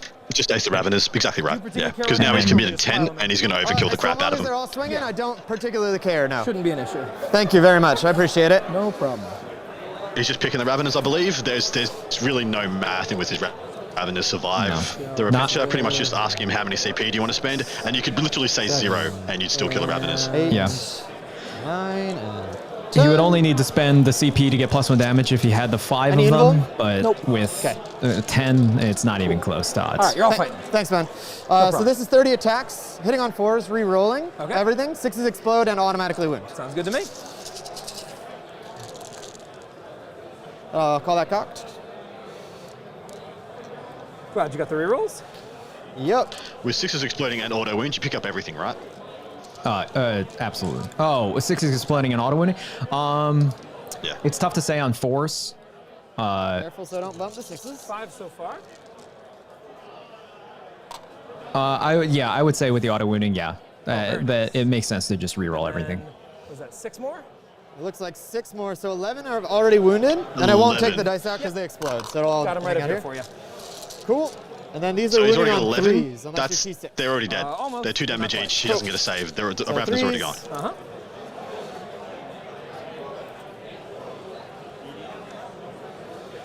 Do the math, boys. Already dead. Yeah. 12, 16, 17 plus 11, right? So 28. And they're AP minus 4. Damage? Damage 2 each. Cool. Yeah. Get him out of there. This is where I Might bet be you definitely want to against- consolidate into the Warriors. Oh, So sorry. I I was don't gonna say it wanna might do be a that. thing if he was against But I Warrior do Blob, wanna just try because they and can move minus 1 block them. damage. Sure. But against the Ravers, no, that was not even close. So how many wounds did he get? He got 14 plus 11. So I'll just Is that right? get closer, but not 25 engage wounds. this. 25? Do this. So he would have killed 14 That should be Ravenous. Works for me. So no, sorry, no, he would have I killed guess 12 you could go Ravenous. 12 and a half through there, so Ravenous. we'll Had do he a been out little there bit next. of... Sure. Well, yeah, and That's right. Yeah. he would have killed 25 Raveners if he did plus 1 damage. And then coherency, because they're No, but 10 the damage, more. remember their wounds, they're 4 wounds now? Just make sure that that's still... Oh, you're open. right. So it's actually realize the four plus wounds, 1 yeah. damage does nothing. I So will it's have a to shift perfect that, efficiency bring this to back a have them as 2 little. damage. Yeah. Good to go. Yeah. Cool. So he would have Alright, killed and then would you like to literally interrupt? I everything he appreciate could that. touch. If he could have made the Warriors, he should have made the Warriors. He would have Hey, picked I them always up with give the that option, roll alright? I appreciate it. I do appreciate ridiculously. it. So 3 And attacks. he's made a nice Hitting on wall here now, sixes, though, which but I sixes do appreciate. I explode, like it. Funnily enough. Sure. Nothing. Cool. Over to you. Do you want to base this guy? Yes. Sure. Thank you. Anything else in particular? Now you want the thing that is yeah, important here there is that isn't any Raveners other- actually do, or sorry, Pyrovores actually do slap Yeah, in as long as combat. I'm not getting into So the tyrant, They're not if crap. that's No, cool. they're not Okay, crap. Sure, do whatever But you they are want. not Cool. doing 8 wounds. There and based. Yes. All right. Thank you. Sounds good to me. Yeah, the move block is extremely valuable here. Pile 3 up to here. yeah. Now some people Really might saying that's a ruin, so infantry can move through it. But the thing is that you actually have to physically be able to place the model, so you can't have them standing within a wall. You gotta look it up. That's So cool. the Pyrovores have a huge base. Oh, sure. No, you're good. 3 attacks each. And the Rhino's going to die anyway, so this is And just getting value. Pyrovores are weapon skill 3. Is there an auto explode Attacks, for sisters? math, or 6 hits rather. And they For are I think so, vehicles, an immolator. So also 5. It's immolator only, yeah. Yeah. 2. 2 wounds. That would be a AP, primo 1 explosion AP, if it does 3, happen. nice. So it becomes 2, which will be 5s for me. I fail both. Alrighty. Down to 6. Alrighty. So And Primary. again, that's likely 6 mortal wounds absorbed by I get any 1 for aggressive holding that one. psychic Is that right? right off the bat. 2 points, yeah. Yeah. 2 points. Okay. I'm going to consolidate, by the way. Oh yeah, go for Good it. turn by the sisters. So I'll Extremely go- good. I gotta measure this, actually. I guess he wished he had a 5 2 or a inches 6 on gets that back on of one his of those base to 2 there, miracle and then dice, he'll so get the one more Repenser inch could have this way. guaranteed made the Warriors, because that unit will be gone as well. And that would have been actually kind of crazy significant So we'll get my I for, think for that him to be might have starting been like. that might have been devastating. If he was able to kill both those units and block as much as he has, I think that might have been devastating. Also, yeah, Tyler, we were starting his turn, 10 gargoyles down and 2 medium-sized bug units down. That would be, you'd be hard pressed from there. Like, because at that point he makes no inroads Okay. for the entire game onto the bottom right-hand quarter, and then he's still struggling. He's still quite a far ways away from the top left. He's probably only putting up 1 banner this turn, and to my mind, is not getting Stranglehold unless he's using a Flyrant. Yeah, again, this is my issue of why he took Stranglehold and took banners. I don't think he has the units to accomplish those missions. Well, that was some terrible deployment. Because that Pyrovore units in combat, they can't do the action. I'm going to hand out some Yep. things and Sure. stuff. 3 Gauser, everyone's And the minus 1 Rhino's to on the hit. 3 objective, Gauser, so he's 2 up saves. when I said maybe Minus 1 putting up a That is banner, correct, yes. I don't think he is. I mean, unless the Resilient gargoyles little buggers. with their Sounds natural good to move me. can make the top left-hand objective on the top down. Because the Rhino's there. He can't put up a banner on his home objective. The Rhino's on it. We can maybe get a decent view. So, looks like the closest gargoyle is at this point, which that is over 16 top down? inches to get that objective. Yeah, can we get the top down? Look So at that that is rifle. Look at that rifle ruler. that is over 16 inches to get that objective. So there is no way. No So a 1 and a 3. bueno. 0 buenos. Sorry about it. It looks like it's a little uncalibrated. I'll do this. Can So they see that on stream? for my it's miracle dice? what we're seeing there Can is they it's see that on basically stream over for the 16 miracle inches dice? to get Just to so that people know point. what I have. So there's no way with their natural move they can get there. I agree with you. I don't think there's any way he can get banners this turn. Cool. Casting bonuses on the on the Yeah, I brain don't bugs. think he can't put up any Sure, banners this nothing turn. to hit, Really real good ones play to by hit. the sisters. Warriors Keeping back him here, just contained, real taking ones away to 1 premium unit, and yeah, just keeping him off all his secondary points. So it's most likely 0 on Turn 2, Stranglehold, you no can drop banners in going Geoff, up, Seraphim, and walk on with Sisters yeah, Defensa. crazy. Yes, I was that is interested correct. in You're whether walking the on Tyranids would take a these psychic 3 secondary, table edges, as these this 3 is a on play yours, for the like middle easy. mission. Okay. Going for Correct, ritual yes. is pretty reasonable. That sounds good. Is the Death Leaper T4 or T5? At least T5. He might be T6. Well, I think always the inherent danger of taking a not in psychic a secondary meaningful is if he ever gets any 6s on miracle dies, that's an instant deny. Yeah, exactly right. It's always a risk. But it's only 3 turns of the game, and he's going to want to keep 6s on miracle dice for a myriad of different things. I will tell you right now, if I had a 6 on a miracle die, I would hold on to that for dear life if he had any psychic secondaries. That's fair. I would That's totally fair. I would just be waiting. I'd be like, all right, so you're going to do interrogation or whatever? Bam, The no. defense on these guys again? Yeah, sure. Look at T5, that 5 transparent. wounds. They have a 5-up field no pain. Okay. Gotta love invisible Death Leapers. How do you feel about it? my Yeah, player are we did going to not see go like off. just whole armies of ghost kills and stealth suits? Okay. That just you don't have to paint them anymore because you can just Can I print get you them as water or clear. anything while you're Here's what I'll say. Amazing. I like it when they use I it trust as a you on the transitional stuff, so just go element. for it. I am We an got a artist by stream. trade, so if they painted like part of it and then part of it's were like flashing out of being transparent, then it's okay. It just being a transparent printed model, that is unpainted and therefore not legal. I guess because it's only one model, if it's only one model on Death Leaper, I'd be like, yeah, that's just kind of cool. You can roll with that. If it was a whole army that they were trying to say, ooh, I don't need to paint it because it's stealthy, I'd be like, yeah, that's crap. Load this way, shoot this way, charge that way. Kill this thing as well at some point. Tyler planning out his turn. This is something I do as well. Sometimes it gives my opponent a little bit too much info, Whenever you wanna eat, don't sweat it, man. but let's see what he's planning to you're do gonna or get hoping to do. Yeah, I'll get that at some point. All right, okay. Cool. So, these guys here at 3.5, I got 2-inch bases, so I can still fit through this way. Sure. Cool, sounds good. I'm gonna spend 1 CP, auto advance 8. Okay. Base movement 6, +1 for adrenals means 7, so I'll go 15. Right this way. Spending a CP, Yep, yeah. that's the Warriors Can you heading do it towards without center. getting in Rhino range either? Yeah, totally. Cool. Yeah, the Rhino is super easy to avoid going this way. Cool. Yeah. Cool. You have a better view on it. Yeah. Cool. Can you get me a, what did I say? A dice? 15 inches, yeah. Give me a dice or something right there. Cool. Hello, friends. You thought the Raveners were fast, and you were right, but we're fast too. I All right, really and then everybody else is just gonna follow along. I'm hoping he remembers to shoot down those mortifiers and not charge them, because if he charges them, they can fight on death and they could take a whole bunch of warriors with them. Oh, the modifiers? Yeah, that's exactly right. Oh, yeah, 15's plenty. Run over to here. Okay. Cool Which would beans. be big because Over he's here? planning to use this unit to go kill them and get him a stranglehold. So it 'Cause may I'm be assuming difficult he's to... going to advance. This guy can definitely He's going to get it. advance the gargoyles onto the top left. And then Yeah, so this so guy for those of you, it may be hard to see, but right here Draw line of is sight. a blocking unit Cool. of You guys can Repentia, get which is 18 on why them? he had to like This guy navigate cannot? that movement. All right. All right, it's a lot of guns. It's not infinite guns. All right. What else? You know, are we and it's doing? actually Taking this ironic. one. I forgot that the How do you Repentia were deny there, and that is actually huge because he You has cast, basically no I try easy way to deny, get to if I that right a 6, objective. it's denied, or if I roll over, but that will only ever be on a power that's like a 4. So if I what's up? And what does that? Everything except for the mortifiers. Does that? The Rhino does that. And the Rhino also, I have a stratagem for 1 CP. If you ever fail a psychic power within 12 of her, you take Perils of the Warp. Cool beans. What was the range on this? Deny on a 6? 24? Like 24, normal yeah. size? It's a regular deny, except for it's done with 1 dice, and a 6 automatically wins. Sounds good. I like the wording there. A 6 automatically wins. Yes.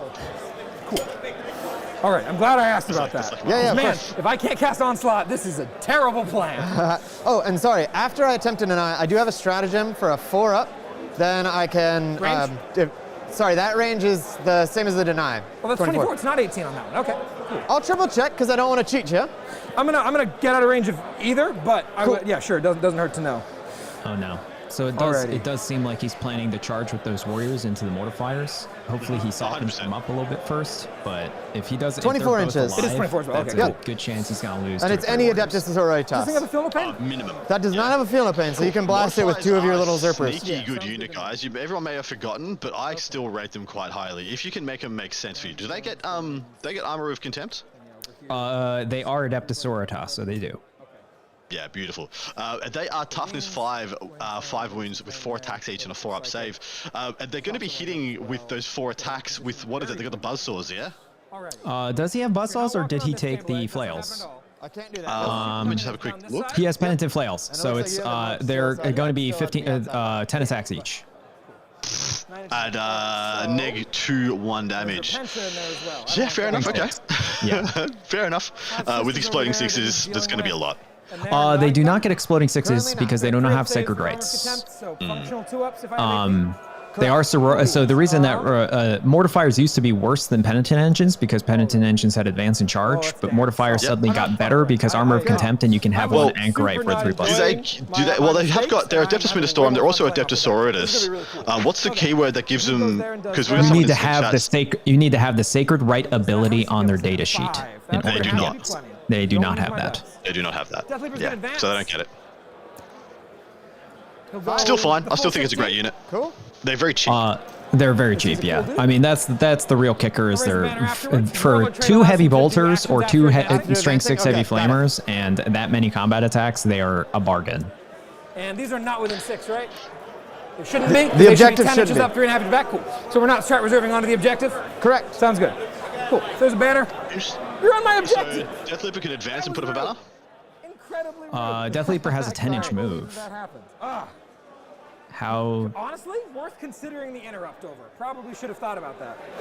Oh, you had to pile in to get fair. onto it. Yeah. Should have considered. But anyway, not worth 2 CP. I don't Sure. think so. I don't think so. I don't think this game's going to be determined by the exact number of banners. I don't know. I don't think so. We'll see. That'd be cool. I love close games. Yep. Sounds like fun. Okay. Defense on the Paragons? They are T5, 4 wounds, a 2-up save with armor of contempt. T5, -1 damage? -1 damage, yes. Thank you. And Morven halves it. Cool. Cool beans. I like his Help beans down style. there. Big Need fan. more though. Okay.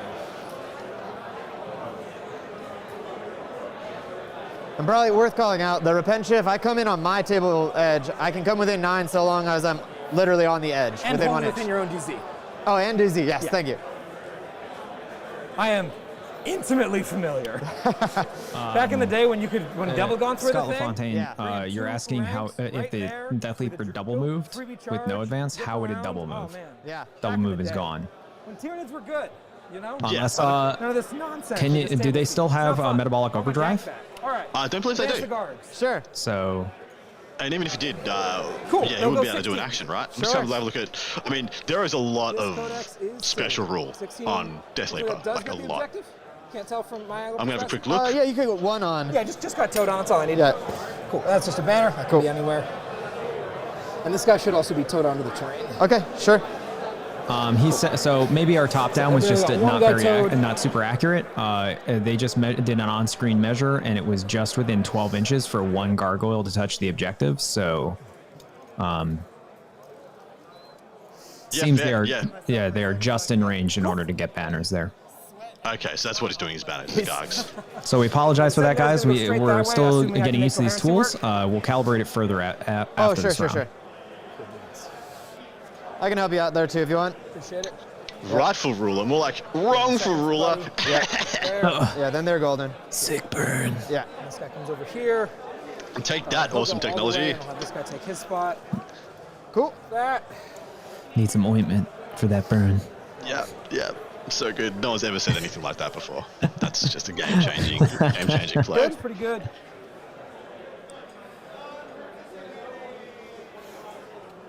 Waller trait for advance and action. I know he has, what is it called? The one that gives him obsec?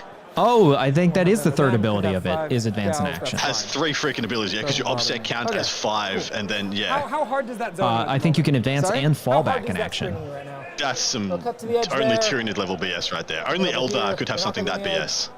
Apart from Tyranids. And then Death Leaper over here is the next closest. Let me look it up So right you can put guys now. over there if you wanted to. Yeah. I'm already on it. This you're one not has the currently object sitting execute on the ability, freebie charge, counts but 5 it's models, freebie can start access perform an freebie action charge. even if it advanced or fell back this turn. So having him as Kraken when you could just sling huge advances, big deal.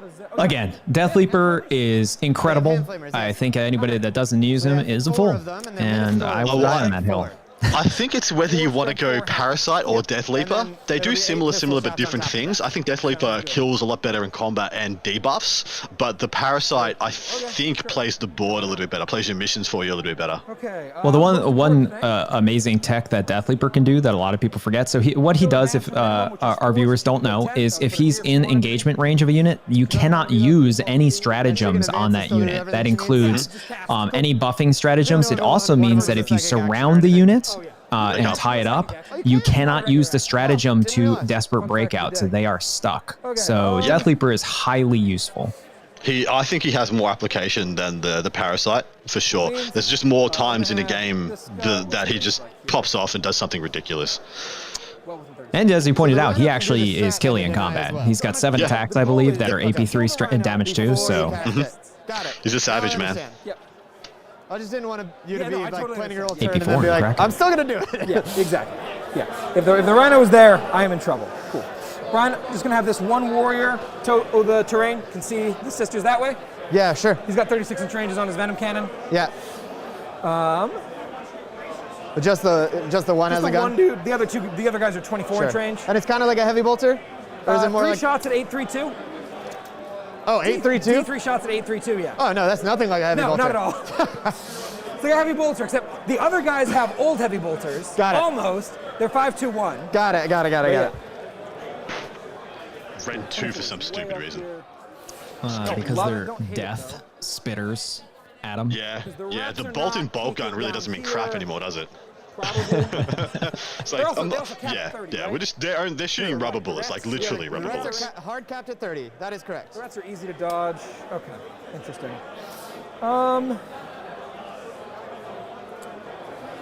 And that is, did you see what Tyler just said? That is why I do not condone taking more than like usually 1 unit of Retributors. You take 2 if you want to build them into being to the last options. It's the only reason I think to take 2 units of Rets. But yeah, as you just saw, he's just able to completely nullify like the Rets range and their lines of sight by just decent use of standard terrain. Advance in charge. They just strike me as like a mega fast which is again why I would have spent 1 CP to outflank them. Outflank them, yeah. That was actually I actually assumed they were an outflank. Right, because right now Death Leaper would be in hella trouble if they were. Like Death Leaper couldn't go there because he just bolters down the Gargs. They walk on within 12. Death Leaper dies. Flgn is gonna hop sideways. Just in this little gap here. And if my dang swords weren't in the way, it'd be possible. Okay, cool. Do you know the unit that I love the most in Sisters? So the freaking Seraphim, dude. Yeah, she's gonna have I adore the Seraphim. all the way back to Just, I love 2 units of 5 with the double hand flamers, because turn 2 you come down, do a R&D and then flame something dead. Like these gargoyles right now, they're gonna get Seraphim next turn. Seraphim come down, shoot in the deployment phase, flame yourself some range for if you want to do a Zephyrim charge from reserve or whatever, or you want to get your Rets to guarantee get 12 inches to get on to get in on Death Leaper, and then they do an R&D as well. They're doing the same thing turn 3 also. They're just so versatile. They really are one-of-the-kind toolbox that you can't really get anywhere else. Yeah, I mean, the fact that they essentially shoot out of sequence when they come down is very, very powerful, and the fact that their hand flamers are strength 4 base is also very good in the meta.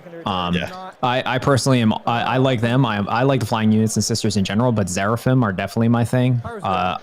The combat angels is what I love, and they only got better. Despite what anybody says, them going to 3 base attacks and strength 4 with power swords, and then having a +1 to wound strat, they are dead killy. Do you know the thing that made them the most more better? Is changing slot, changing which slot they're in. They used to be in the elite slot. Becoming a fast attack was huge. Though them being elites, it was a thing that didn't make any sense. It didn't make any sense, and that elite slot for Sisters was freaking overflowing because you had to take 3 into Sacrosanct, you wanted to take Repentia, you wanted to take Zephyrim. It was so crazy. Start with the Maliceptor. Nice and easy. Sure. She's gonna cast Smite. Hey, Adrian's still playing. I'm impressed. Okay, all right, let's take a step back and hear the psychic phase. Cast on and a +1 from this, so she'll cast on an 11. Okay, I will try to deny. The 6 will still do it. I'll go off of the Repentia here. Sounds good. Nope. Go ahead. You don't want to 4+ that? It'll be D6 +3. Yeah. And if the 6, and I roll a 6, Oh, it'll and be I can 3 to deny here the instead. the 3 mortals won't go off if I deny Exactly. this, right? Yeah. And then there's onslaught, which is super important. Indeed. But you have one more cast after this? I have lots of casts. Sorry, You just just stop, from you here. just he stop can on do 2 slot. casts, yeah. Don't worry about this crap. Yeah. You just stop on slot. And if that blows up, she's outside of everything else. Yeah, I'll try it. It's worth Cool. the Sounds good to attempt. 4 up. All Blocked. right, it is denied. Sounds Cool. good. Nothing. She'll then cast, Oh, sorry, and I was going to do thrice blessed hole. what does that do? So 1 CP, that's if you fail a power, which you're probably not going to do, and that doesn't count as failing a power. Sure. You take perils of the use, work. use the strat now, and now I will take perils if I fail. Now, yeah. It's at the meant to start be of at the the start fight of phase? the Cool. psychic phase. Sounds good. It's Cool. my fault for Yeah, not that's fine. yelling it. Cool. No worries. All right. She will then cast Psychic Scream. Oh, thank you. Sorry. I just want to make sure it's cool. I did that. And I'm down to 5 actually, because I did 2 strats. Cool. Psychic Scream Sure. goes off on a 10. Cool. You have- I need to save the rhinos. So, and that's from here. That's from here. Okay. She's still casting. Oh, mortifiers don't have it. Yep. See if there's Zephyr in range. Oh, it looks close. Yeah, you can She's probably live with it. there. Not quite. You're about a half inch short. Okay. This will do 3 mortals plus D3. D3 more. Yeah. D3 plus 3. Okay. I'm gonna have to just risk it, I think. Yeah. Okay. Cool. Let it go. Because I gotta save that for I think you onslaught. already made a mistake Why using not? his 4+, Okay, not denying see if it explodes. onslaught. That'd be cool. Yeah, same. You save it. It does it does. explode. So it's 6 inches 6 inches for for D3. Yeah. All right. Boom. It's gonna hit your gals, my guys, That's all my ridiculous. guys. He's gonna hit his own all set. my He's gonna hit guys. his own repentance though, but it doesn't matter. Yep. oh And my I'll triple God. check because I don't want to cheat you once again. They have 5 up, feel no pain as well, so. But this is just a massive. Rhino that's a massive is. explosion. Yep. 6 inches D3 mortals. Alrighty. So we'll start. You want to go around this way? Let's go this way. Start Okay, with the Warriors. sure. Warriors. 3 mortals. 5 up field nose, because everyone's got that. Oh, nice. They just had it. Cool. Well, it's my imperative, yeah. So Got it. Down to under 1. Cool. Repentia. 3. And I also have a 5 of feel no pain. Alrighty. Block all 3. Hell yeah. I don't think it gets all the way to the pyros. That's some It does BS not. right there. Venoms. 2. We're good. Cool. Pyros. Okay, everyone's just gonna make 5 ups. 2. They take them both. Okay. Mally. Mally. 3. She takes 2 of them, down to 13. Okay. And Pyros in combat. Pyros in combat. 2. They take 1 of them. Okay. And then, how about the warriors or the tyrant? It gets the Tyrant and the Warriors. Okay. Not quite the Tyrant Guard, though. Cool. Tyrant. 2. Takes them both, down to 10. Okay. And then warriors. 2. 6. Takes 1, down to 2. Cool. And she's gone. Cool beans. She has 11 done models done more than at she has ever possible done. Yeah, that was a 17, very, 18 very if you've done. effective Rhino. All right. Yeah, I mean, it was best case scenario. It wounded a lot, which is always valuable. Okay. Now move on to the important stuff. Sure. Oh, and let me make sure I didn't just walk into 24 of them. I did not. Okay. Yeah, I didn't think so. That was, just want to check. Yep. Onslaught. She's casting on 3 dice. Pick the 2 highest at +3. Okay. She'll pull the 6 and it'll go off on a 7. Goes Sorry, off on a it's not 7? the 2 highest. It's drop 1. Yeah, you're fine. Yeah, I can't cool. deny it, so Can't that's deny it. onslaught. And over to so there. they can advance and charge. Yes. He And was fire at without range of the penalty. die, as long as Oh, the sure. Rhino went down Which is first. a cute- he was where at am I imagine the other one was a little bit more important. He's going to put a Yeah. bajillion smacks and psychic They're screams both to make gonna- sure here the my Rhino's cards. gone before. They're both gonna matter. onslaught. So him blocking onslaught was very unlikely. Onslaught. All right. It's going to be a pretty big And shooting phase. then, We can take a step back and let it unfold. Yeah, Catalyst. Sure. Goes off on an 8. Put that here as well, or maybe back there. I don't know. Oh, it's 3d6, not pick the highest. No, it's all 3. no, it's 3, 6, pick the 2 highest. Okay. 6, and then she's plus, sorry, 9. She's +3 to cast. She's right plus 3 now. to cast. Got it. Sorry. +1 on the data sheet, +1 for the relic, +1 for the imperative. Good golly, Miss Molly. Like I said, cast from anywhere, undeniable. Got it. That's always the plan. Catalyst, where's that going to go? I don't hate that, honestly. That's a 5 up feel no pain? Yeah, I don't hate that. I don't hate that. Sure. I don't hate this. Let's make you have to commit as hard as you can to the Warriors. We'll throw Okay. it there. Yeah, Okay. sure. She's done casting. We'll move on over to the Hive Tyrant, who I believe Sure. is also outside of, not outside of 24 of their pension, so they could, they already tried their deny. They did theirs, yeah. And used the 4-up, so we're just Yeah, I was only saving the Rhino. Yeah, for sure. Yep. She'll cast the Kraken spell, which is reroll all charges. Okay. Goes off on a 5+1 is a 6, maybe. Let's find out. Let's warp charge 5, cool. Synaptic link range, I'll put it right here, and I'll reroll my charge into them. Cool, so it still counts as casting there, not here. Yes. But it goes off here. Exactly. Okay. It's stupid, and it's silly, and I understand if it annoys you, because it annoys me I'm not personally. annoyed, I just wanted to check if I could deny it. Yeah, for sure. It would make sense if you could deny anywhere in the chain, like, you know, reasonable, but no. We're not allowed to have reasonable rules of tyranny. It's just against the rules. Okay. What else have I got? I was in 12. I'm within 12 of Vol, not the Paragons. Cool. Cast Paroxysm. 5 fails. Okay. Are they fearless? They are not fearless. I believe they're leadership 8. They're usually not around for me to find out, though. Cast the Horror, just in case. Cool, goes off. Cool. Just a reminder, this one is almost always going to guarantee a save. For sure. I just might as... Yeah, no, you're fine. I'm just letting you know. Good. Appreciate the heads up. Okay, look at my imperatives in one place and my spells elsewhere. Alrighty, he was the only guy who knew Neuroparasite and he didn't need to cast it. Didn't get to cast it. So that's fine. Alright, that's the psychic phase. Shooting phase. Alrighty, where are we starting? Start here. 2 pyros into them. 1 pyro into the girls right in front of them. All of them firing the small 18-inch range version. Sure. Here's the 2 into the Repentia, or the 1 into the Repentia rather. 9 shots. Great. Toughness. T3. 3s. That'll be 6 neg 1s. 6 and -1. It'll be 6 up. Oh, wait. Yeah, 6 and -1. Cool. So I need 6s, and then I have a 5 of Feel No Pain. Sounds good. So nothing there. Alrighty. 5 ups. Save 2, so 4 die. Cool beans. Any preference about who in particular? No, the movement blocking is sort of over. I guess we'll start pulling that way, so I'll take him from the building. Take him from the building? Yeah. Jeez Louise. It's a hell of a side. Yeah, thanks, man. Appreciate it. All right, then the 2 well, into the I don't know why he picked Thrice Blessed Hole, because with the Neurothrope Imperative, there's almost no chance of failing. Yeah, there was no chance of fail. Yeah, it was a waste of CP. It probably just shows a little bit of an experience against Tyranids, which you can't really blame anybody for. There is just always so much going on with Tyranids. It's neg 1 though? you can't besmirch some people like wasting do some inefficiencies, I'll I suppose. ignore the neg 1, I'm in cover for the 2 ups. I'll take them 3 at a time in case they die. Makes sense to me. So looking for 2s. Good. Cool. 2s. Good. Cool. 2s. 1 dies, and then just 1 more to go. Sure. She's good. So 1 dies. Works for me. All right. Move on over to here.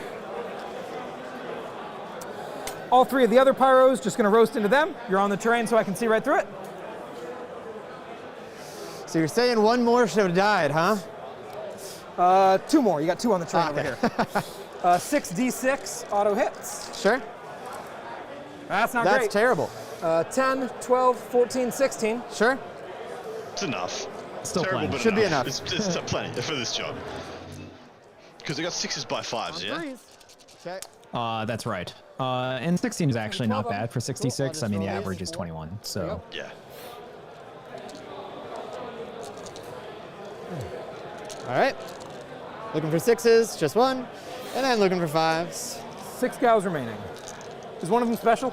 No. Cool. 1, 2, 3, 4, 5, 6, 7, 8. All right. You can just pass them to me. Here are your Thanks so girls. much. Alrighty.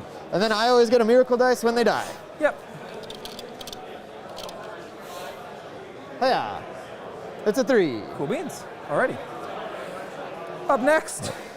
Auto Miracle have the Dice, Warriors just fire absolute down value range from into these gals? Repentia. Amazing. Absolutely. Really should have fired them first because the I love D3 blast you had 6 1 gals. big Oh, fair. or That's 2 what I mean. medium but and 1 the small. 18 was only the 1 love gal. So the I 4 or only had 1 gal in 5 range of these sister two, so that's Repentia why. squads. I Yeah. find them such I a knew there was some toolbox. reason. All right. Amazing explosive Here's the unit. blast. Well, now you've shots. enlightened me Going to the back. 5 sisters and 5 for Pencha in It has to a be, transport. you have to So see I all will of it switch without that, and then I will probably run double 10s with a Repentia Superior. It's a beautiful day, isn't it? It's a beautiful world. You're just like, a rod is just money in the bank. I can still, this 5-man still threatens everything. You have to respect it. And yeah, it's just a big power move, big psychological I think play. it's to every part of the model. Yeah. But every, like... Oh, I understand what you're saying. It's over here. You see what I'm saying? Yes, Can I but dodge dents because this one's not in the dents if I can draw to every part of its base? What are you trying to do? This guy is shooting this gal, this unit. These 2 are in dents. This one is not. He can get to every part of her base. Do I take the -1? It's model for model, so if you're shooting at that. Yeah, it's per model. Yeah, So- so the ones that, Oh, one no, that it's at can least one doesn't. models. He's right. Yep. At least one model. So it would have to be. It has to be like the whole squad. Yeah, so long as every one of your guys can draw a straight line. It's model by model, so some of mine will take it, some of them won't. Okay, cool. Yeah. So to here, I get these 3 without crossing. These 2 will take the -1. These 3 will not. Okay, got it. They'll go from tip of mine to back of you. Got All it. right. So Venom Cannon is one of the 3 that is not. Sure. So 3 shots, +1 to hit. So 2s, rerolling 1s. 3 hits. Strength 8, toughness 3. So 2s. It's gonna be 3 of them. How many minus? AP 3, and the first one is probably gonna have to still be in cover because you were taking saves on her. Oh, yeah. So -3 becomes -2, Yep. and I have a 2 up in cover, so 4 ups. 4 ups, yeah. Save. Save. good? Save. Ah, very nice. That's not what I was looking I for. was lucky. All right, and then I got 2 other dudes with Death Spitters who are not taking the -1. 2s rolling 1s. Good. Well, yeah, good thing.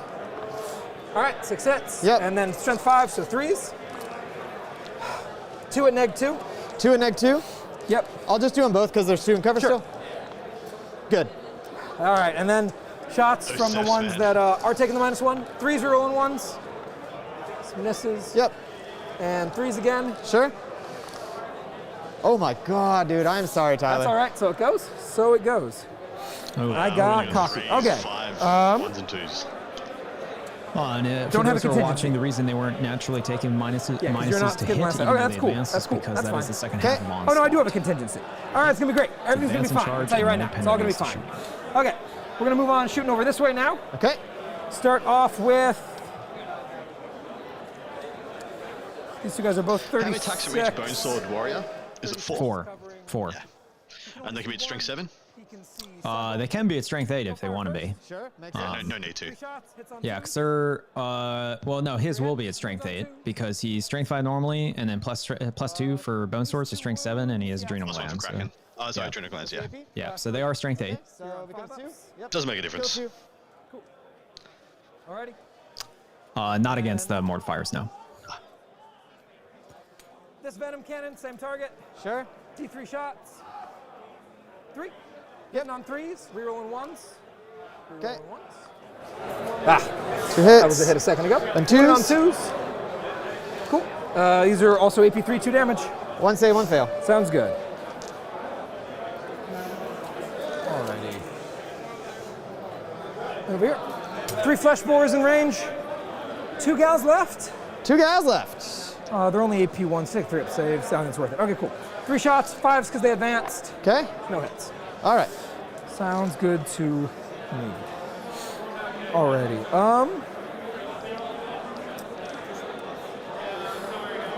That sucks.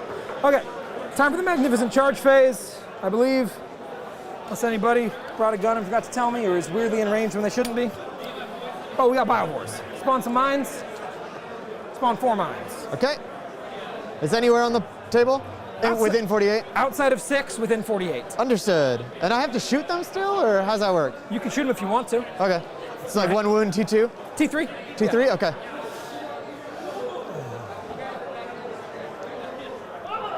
If you want 6 off of this, I got you. Where do you like him placing these? That's not concerning to me. Let me get this exactly right.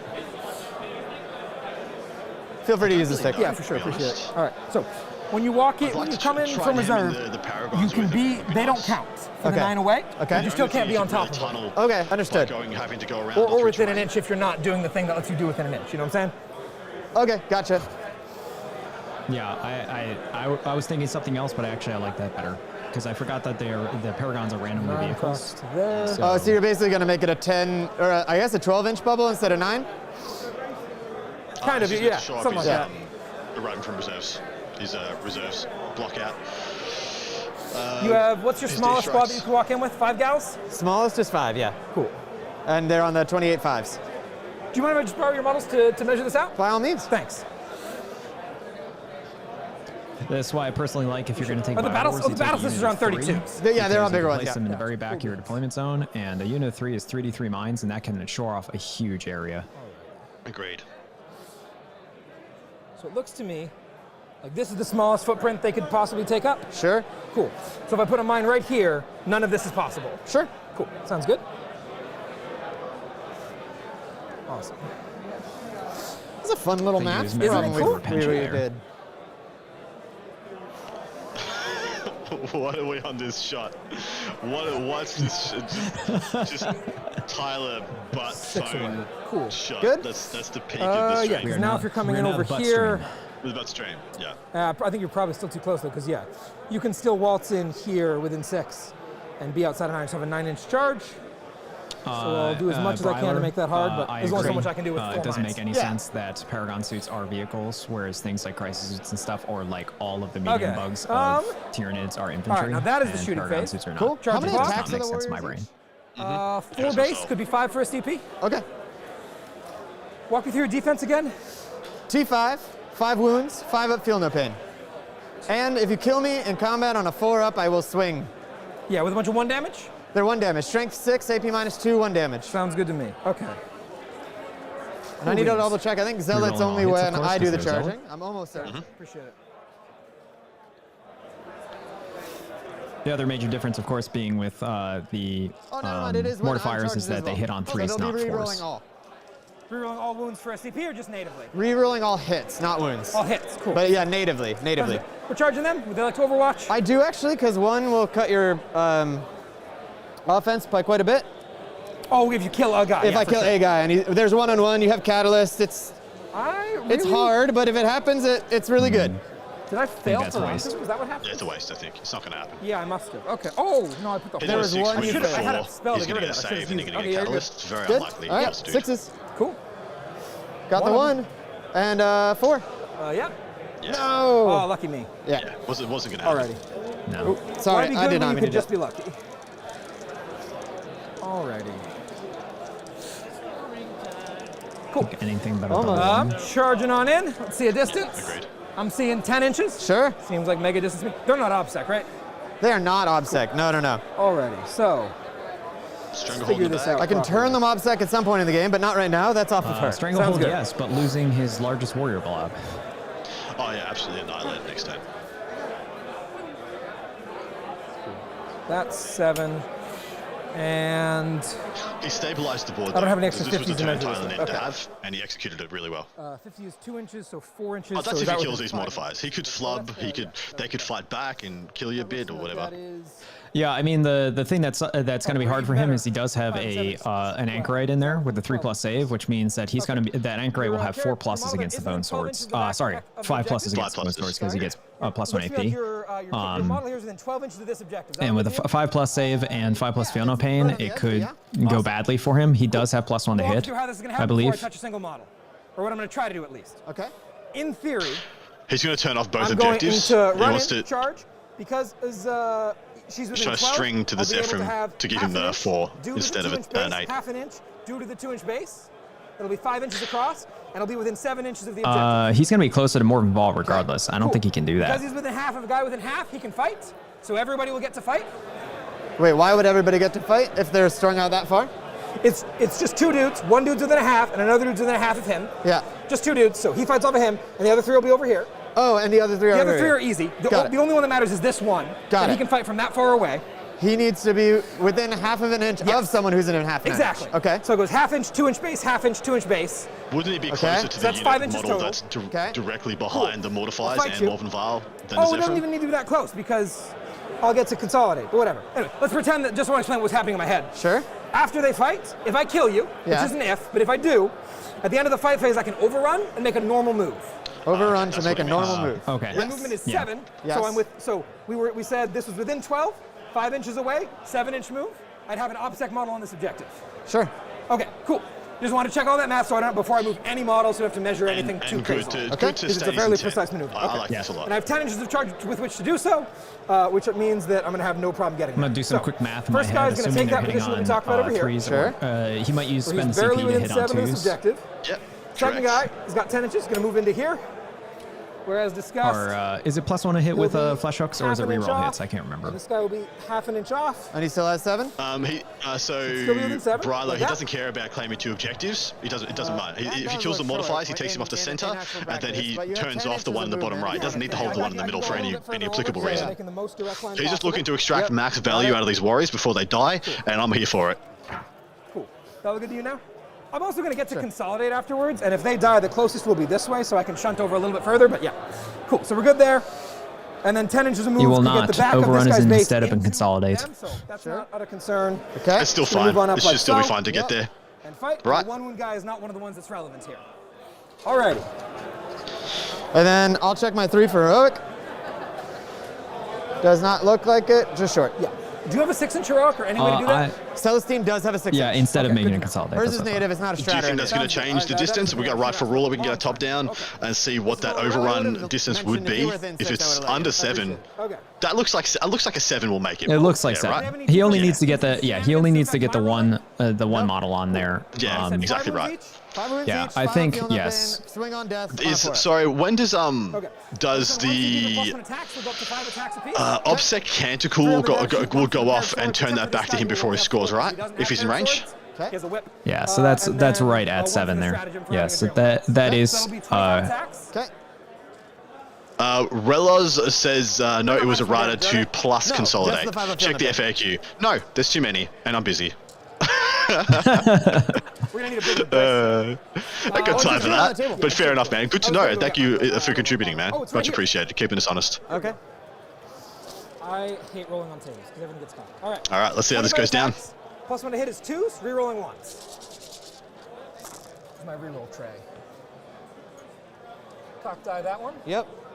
And I did just check the FAQ. He's correct. 24 hits. Okay. Oh, sorry. I have 1 fewer attack. I'm just gonna pull that one. Okay. And impaling hooks, a stratagem I was strength talking eight, about. toughness Flesh hooks is five. +1 Yep. to hit. It's not reroll. Wounding on 3s. Yes. No rerolls here, right? Correct. Okay.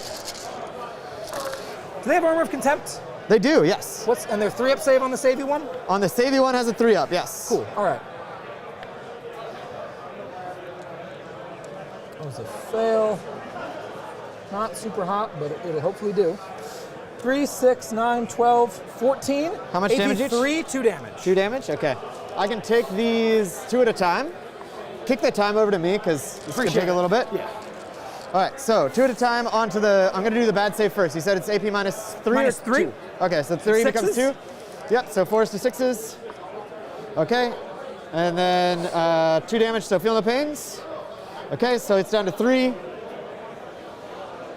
So you fail both of those. They're each 2 damage. Yes. So 2 more feel no pains. Yes, thank you. Sorry, taken from this pile, not this pile. Yes. Pass both of those anyway, cool. so worked out for us. Next up, 6s. Pass 1 and cocked. Nope. Alrighty. You And can just roll this die as well. yeah, thank you. For those feel no pains. Pass 1, down to 2. Alrighty. And now you gotta go 1 at a time. Yes, I do. Lovely. All right. Takes it. Dies. All right, dies. All right, And then the rest of are on these 5s. Okay. Oh, sorry. Okay. Cool. Pass So that is 3, 12 damage. 12 damage, and I have 5 wounds. I might CP one of these quick. Okay. Note that if you want a moment of grace, you have to Doesn't declare matter. that at the same Doesn't time. make a difference. Yeah. Cool. So just the CP. Yep. All right. Looking for 5. Nope. All right. So 12 damage. Needs to make Looking 7 for or is it 5s. 8 Alrighty. 5-ups on 12 dice? 12 damage. He's 1, 2, 5. He 3, needs to make 4. Cocked. The 4 is the 5th? Or there's 6 already. Oh, 5, sorry. I saw that as 5. Yeah, no You're worries. right. It's Cool. dead. So both of them to see if they swing when they die. Do they explode? They don't. Okay, cool. They explode with melee. All right, so 4-ups, they will swing. Both swing. Both swinging. Hell yeah. So 20 attacks coming back at you. I'm glad it's on my Big chunk of time. warriors gone. Indeed. Definitely kills one. So these are Does going it to kill hit on two? threes, Does it kill rerolling three is the everything. question. With Sixes Catalyst, explode. it's a No little sixes hard. explode. I would say he's Alright. going to kill 3, is my guess. That's a cock dice. Okay. I'll call that cocked Sure, too, sounds sorry. good. Cool, that is a hit. No worries. Call that cocked? Yeah, definitely. All right. Oh, sorry, 3 is a hit. 3 is a hit. And these are 1 damage? Yes. Cool. Yes. No minus These are 1 the damage. rerolls. Nice, nice. And then these are wounding on 3s. Strength, what, 6? Strength 6. Cool beans. No explosions for the passion? They do not have sacred rights. Ah, of course. Good stuff. All right, Good to know. so AP9, sorry. First wound roll, 3s. Uh-huh. So that'll be, looks 6 like up 10 saves. at -2. Sounds good. 6s by 5s. Neg 2 puts me from 4 up armors So to he 6 up probably armors. kills 2. Okay, I'll pass 4 of those. that's great. And then 1 damage apiece, he said. 5 up, feel no pains from Catalyst. Yep. Okay. So you'll kill this guy and put a wound on the next one. Yep. Maybe this guy. Yep. 2 wounds. And then, as I said, it's at the end of the fight phase, so I still get to consolidate before using the move, which doesn't make that big of a difference. Model by model, I'm just going to make it even clearer. I think closest is going to be Vol. Cool, I kicked the 10 back to you. Cool. So he'll just get a little bit closer to Vol, down this way, closer to her, it doesn't matter. And then at the end of the fight phase, I'll spend a CP and they'll make a normal move. And they'll go 7, like so. And the consolidate is why I'm suddenly a lot further up. Cool. And I don't think there's a genuine reason to hold both objectives, but I don't see a reason not to either. Sure. Alrighty. Or sorry, switch these places, these two. They got 7 inches to move. Each one went about 3 inches there. Cool. All right. Alrighty. Cool beans. I did the thing. All right. That was exhausting. All right. Ha. I'll score some points. You gonna do a thing? Yeah, tell me what you got. All right, I'll pick up 3 points on Stranglehold. I'll pick up 2 points on the mission. Okay. And, No, one banner is down, but you don't yeah, score no yet. points on it yet. So saving that. And then I'm going to go to round 2. Sounds good. Clock's you. Pick up 4 points of primary.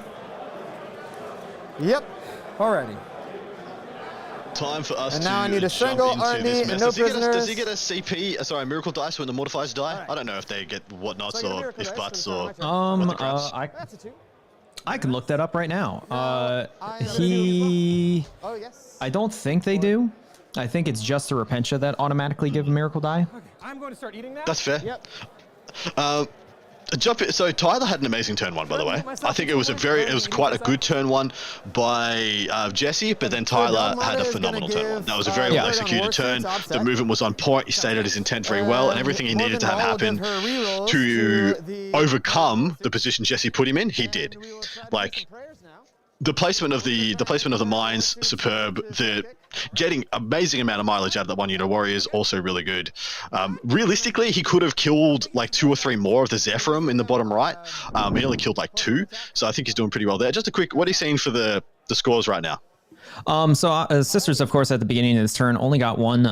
They only hold 1 objective for 4 points in primary. They did get their first turn Stranglehold. They did get their first retrieve Knockman data, sorry, R&D, and no prisoners will probably tally mostly at the end because it depends on how many he kills. Tyranids, I think, had close to a perfect turn. They got everything they needed to do. I think actually him sacking the 10-man and only getting a Ravener unit probably was not worth it. We'll have to see. That is some of his mobility gone on that flank. So Sisters this turn, I'm trying to like imagine where his assets are. I would assume he needs to do as much as he can to the top left, or does he just ignore that completely? So top left is where he can apply the pressure, right? He can try and bleed them out by trying to make them continually play for that objective. And the stuff that, apart from Death Leap, everything there is pretty easy to come to grips with. So this turn, you clear the spawn mines, kill the gargoyles, but that's all you need to do there. So one unit Seraphim can deep strike down, flame the gargoyles dead, and then each pistol sister picks up 1 to 2 spawn mines, clear them off, leave Death Leaper for another day, and then see if you can protect Death Leaper again, and then turn 3 get the kill. Because once Death Leaper in that place is cleared, what's he put up there? What, 3 warriors? Very easy to pick up. A Flyrant, like, cool, you can commit to the last Flyrant to sitting on an objective. That's not going to cause any issues with multi-melters on the table. So yeah, you want to use the left to try and bleed him out, but you need to Val and the Paragons. Kind of, I'm almost like you can't. No, you don't commit him this turn. You don't. No, they need to do a lot of heavy lifting. He needs to just chuck one thing maybe onto the central objective, or just ignore it entirely this turn and just take the top left. Correct. There's going to be some heavy. There's going to have to be some heavy lifting happening this turn. I'm assuming all the warriors are dead. I mean, they're all in melter range. They're all definitely going to die. The gargoyles, ironically enough, are even threatened by normal battle sisters from 10 bolter shots, and then because they're Bloody Rose in combat, they'll be AP 1 with winning on 4s with +1 attack. So like they will be able to kill them in combat as well. Death Leaper's a hard one. I don't know how he exactly deals with Death Leaper. Without being able to charge him, me either. Because he can't deep strike in a position to shoot him. But what I do like is just deep strike to Seraphim on top of the ruin in the middle.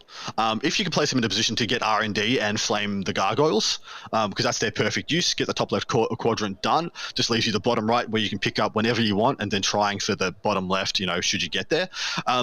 I like the Paragons and Morven Vile staging up this turn and just using their shooting, but not committing to the center objective, because he's got the 5 Repentia that went just through the gap between the warriors, and they're going to go for the Pyrovores in the bottom middle, charging from out of line of sight. It looks, because they're not touching the ruin. If he's got the right miracle dice, that is plum. Was this Repentia, or was that the leftover Zephyrim? I think that was leftover Zephyrim. It could very well be the Zephyrim. You're absolutely right.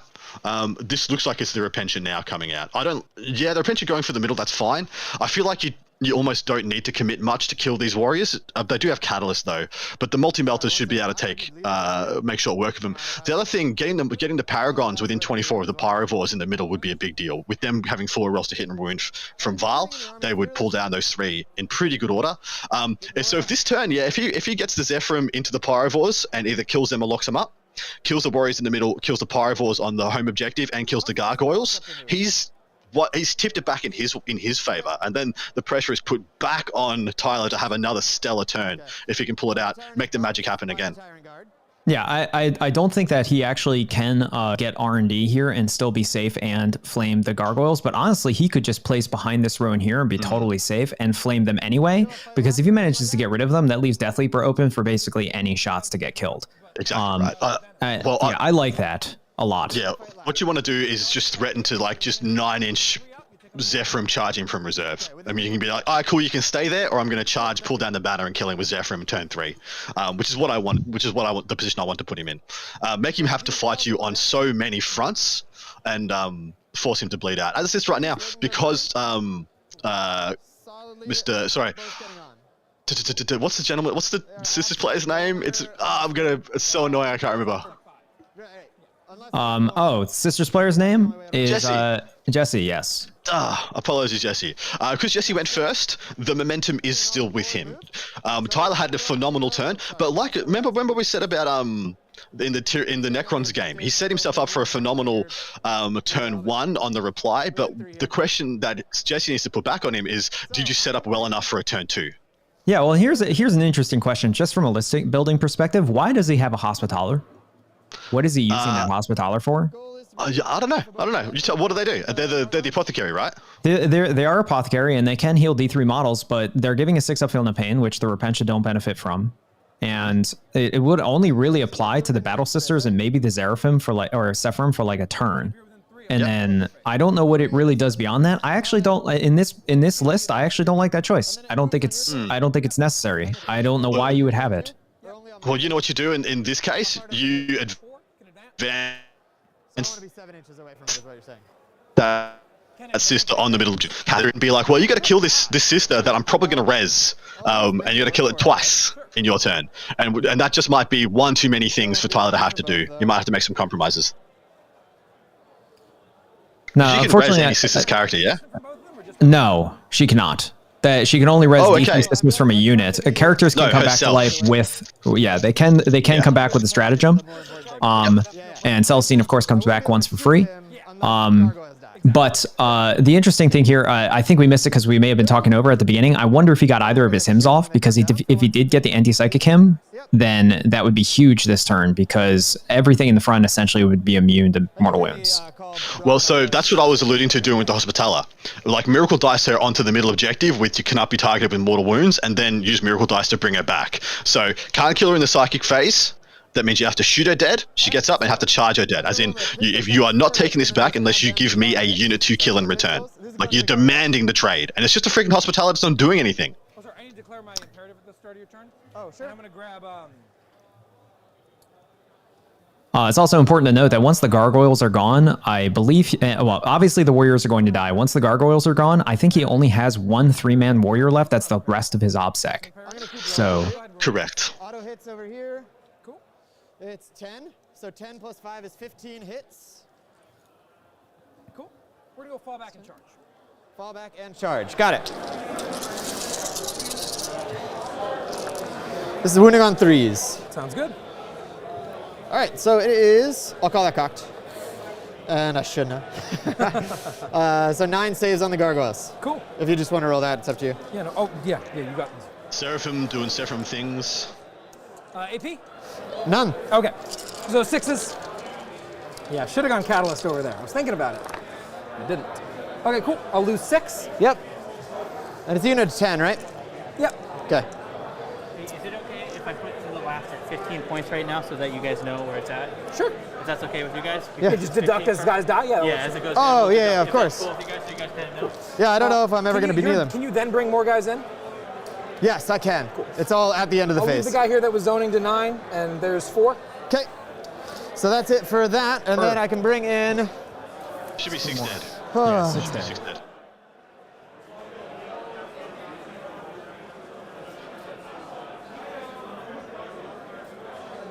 That's risky. Oh, he's going for it. I'm going to check it. I might... See what it looks like? Sounds good. Yeah. Because you pushed me back here. And the gargoyles are It dead can regardless, explode just in... because the What phase does it seraphim are explode then in? going to be able to shoot again. That's only if he doesn't want to rod.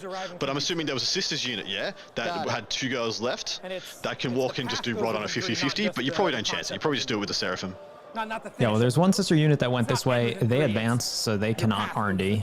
And I don't think the Seraphim can, because I don't think they're 6 inches past the center of the field. That's fair. That could be completely zoned. He didn't shoot his bolt pistols, by the way, from what I saw. He did not. And two more gargoyles and should be alive. On a 1, it's not. Got it.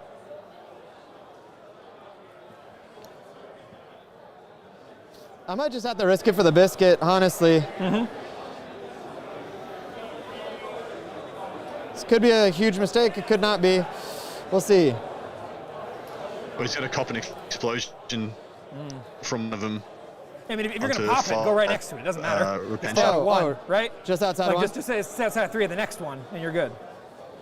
Cool. Then, yeah, you're going to pop 1. Cool. Sounds good. How many wounds does the Leaper have? 6. 6? Okay. It's just 3 Repentia through, and Go good for night. it. Does D3? Okay. Sorry, this is, I'm sorry. I need to roll the FLG dice. It's okay. 4, 3. Brutal. 5 ups. Oh, no. All right. That was the worst of all time wounds. My apologies. It's okay. I suppose that is the risk involved in this biscuit. Yes, that was exactly the biscuit that was under discussion. Exactly. Cool. Alrighty. So we're going to move on to our shooting phase. They're going to fire the gargoyles once again. Go for it. Who all has shots lined up on Death Leaper? Or is it just off the charge? So he lost right 3 now, Repentia to that one. Yeah. Just as a reminder, That was not worth it. That was not worth it at all. Oh, then it's only them. Cool, sounds good. Yeah. Just want to make sure that this Yeah, wasn't thanks for something reminding you, me. Yeah, that I wasn't actually setting that up. Gotcha. It just, I didn't see it at first. I was but hoping to kill more more gargoyles and then shoot the Death Leaper, but it happens. All right, so 8 pistols. 2 miss. So 6 plus 46 auto hits. Hell yeah. It's 9 and 4 is 13. Alrighty. So it's 19 total. Alrighty. Someone tells me these gargoyles are not long for this world. All right, looking for 3s. Uh-oh. Oh dear. I think your gargoyles might be for this world. We'll see. Oh yeah.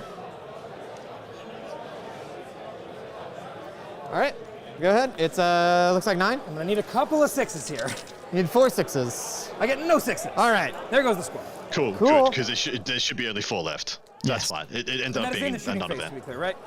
Yes. Cool. Yep. The big thing I wanted was to kill them there. I get a miracle dice in the movement phase, which Oh, is that's nice. spicy. Yep. Okay. So interesting. I actually would have pulled from the ones on Sorry the for the objective sniffles. because he was going to lose that objective anyway, and then he would have So, actually had we're gonna go gargoyles still downrange alive with because they would have been some of these outside girls. of range. But Death Leaper counts as 5 models for OBSEC. Can I see with her? It looks like yes. So then there's even less Yeah, reason he's for on the terrain. Oh, he's on the terrain. Yeah. So we got. the gargoyles the to be there. 24 I should. Yeah, I don't know how 24. far I the think 12 just inch. two are in Let me range. do a little Maybe the third. measurement Can here. you tell me? This The one. base is here. And Looks like I good to me. thought, Cool. 3 of them? Cool. Sounds good. Yep. So 3. They're hitting on So 4s. 12 inches 3 on only 1s. They extends don't have maybe the- to There is about your ultra that minus point. 1, not that it matters. yep. Not Which that it means matters. that if he had Alright. pulled out, he So could have 3 still of been them. guarding. No, he let's wouldn't do be this. guarding Death Leaper. Nah. Okay. They would be. So he could have Okay. gotten flamed. Yeah, that's not good. And Retributors came out from the back 5? line and looks like Three they are lining up reroll shots on the ones. pyrovores on the home good thing. objective. With 3 of them being able to get in Still range. still on. AP? AP is 4. Cool. 3 up save, 2 up and cover. Or do they ignore cover? No, they don't ignore cover. Oh, okay. But I thought they used to do that. I think No, they they did ignore used to. cover. I don't think they have anything. They do ignore close to cover. that. 3 up down to 2 They up. do ignore up cover. to 6 up. Come on. All right. Show me D6. 6. That's a dead at a pyro board. Cool. Now the Paragons, all 3 should be in. Oh, actually, they might have been getting range to that closest one. Oh, interesting. They're she's still got range. good. Yeah, you're good. Yeah, all 3 are good. Yep. So they're going to pump everything there. I'm not going to fire at the Warriors. Sounds good. Them warriors getting charged, yo. So, you are -1, you said, right? -1 to be hit, yep. So, 3s to hit, rerolling everything. Are they +2 or are they base BS2? Sorry, 4s rerolling Okay, everything. cool. So I get to reroll at Yes. 3. All right. Sorry about that. No worries. Reroll, oh, sorry, 3s rerolling. Good thing. Cool. 3. No save, just roll your damage. 1 at a time. Oh, shit, you're right, sorry. Just reroll them all 1 at a time. Okay. First one. 1. 1. Second one. 3, so he's still alive, yeah? Yep. Just on 1, right? So Yeah, this just the is one. So you irrelevant. kill a pyro board. Anyone else have shots down here? Just ball, right? Just Vol. Oh, what's her range? Her range is 36 on the arm cannon and 48 on the missiles. Cool. So yes. And she's got line of sight to both. Anybody else have shots? That should be it, really. Go for it. Cool. So we're just going with Vol. Mm-hmm. She's got her heavy bolter equivalent thing. Sure. Forgot his Definitely bolters should've on. Force to wounds. Oh, the Storm Bolters, yeah. 2 wounds Yeah. at -1. 2 damage each. Saves. Take 1, fail 1. Down to 3. Okay, and then 2 crack missiles. Both hit. Oh, sorry, -1. 2. Wounding on a 3. Of course you did. So it's got 3 wounds. I'm gonna save the CP. Alrighty. Cool. Not shooting anything at the Warriors because I need all that movement. Makes sense to me. And cool. So So this turn he's got very we'll good go into the CP charge and Miracle phase. Dice discipline. Time's on me, right? Cool. Yep. Yeah. So, I'm it's going to charge unfortunate the that he Zephyrim spent into the at least 2 Pyrovores. frivolous Sounds CP. good. They Do you mind telling me the I'd range? say, I'd say Pardon? 3 from Do you mind telling me the range? Charges. Yeah. Right now you're looking at. Oh, that's a question. Oh, just yep. Both of them just pulls away. It's either a 7 or an 8. Okay. Oh, sorry, I killed something. I gotta get this miracle dice. This might change It's an 8. everything. Okay, sure. No, god damn. Yeah, Okay. they need an 8. They need an 8. Okay, I'm looking for an 8, but I can re-roll this because of their pennant. Sure. It's a 7. Oh. That's Hey. a 10. Do you Want mind me to just moving spawn them them? over so they're not within an inch of the venom throats? Yeah, of course. Thank you.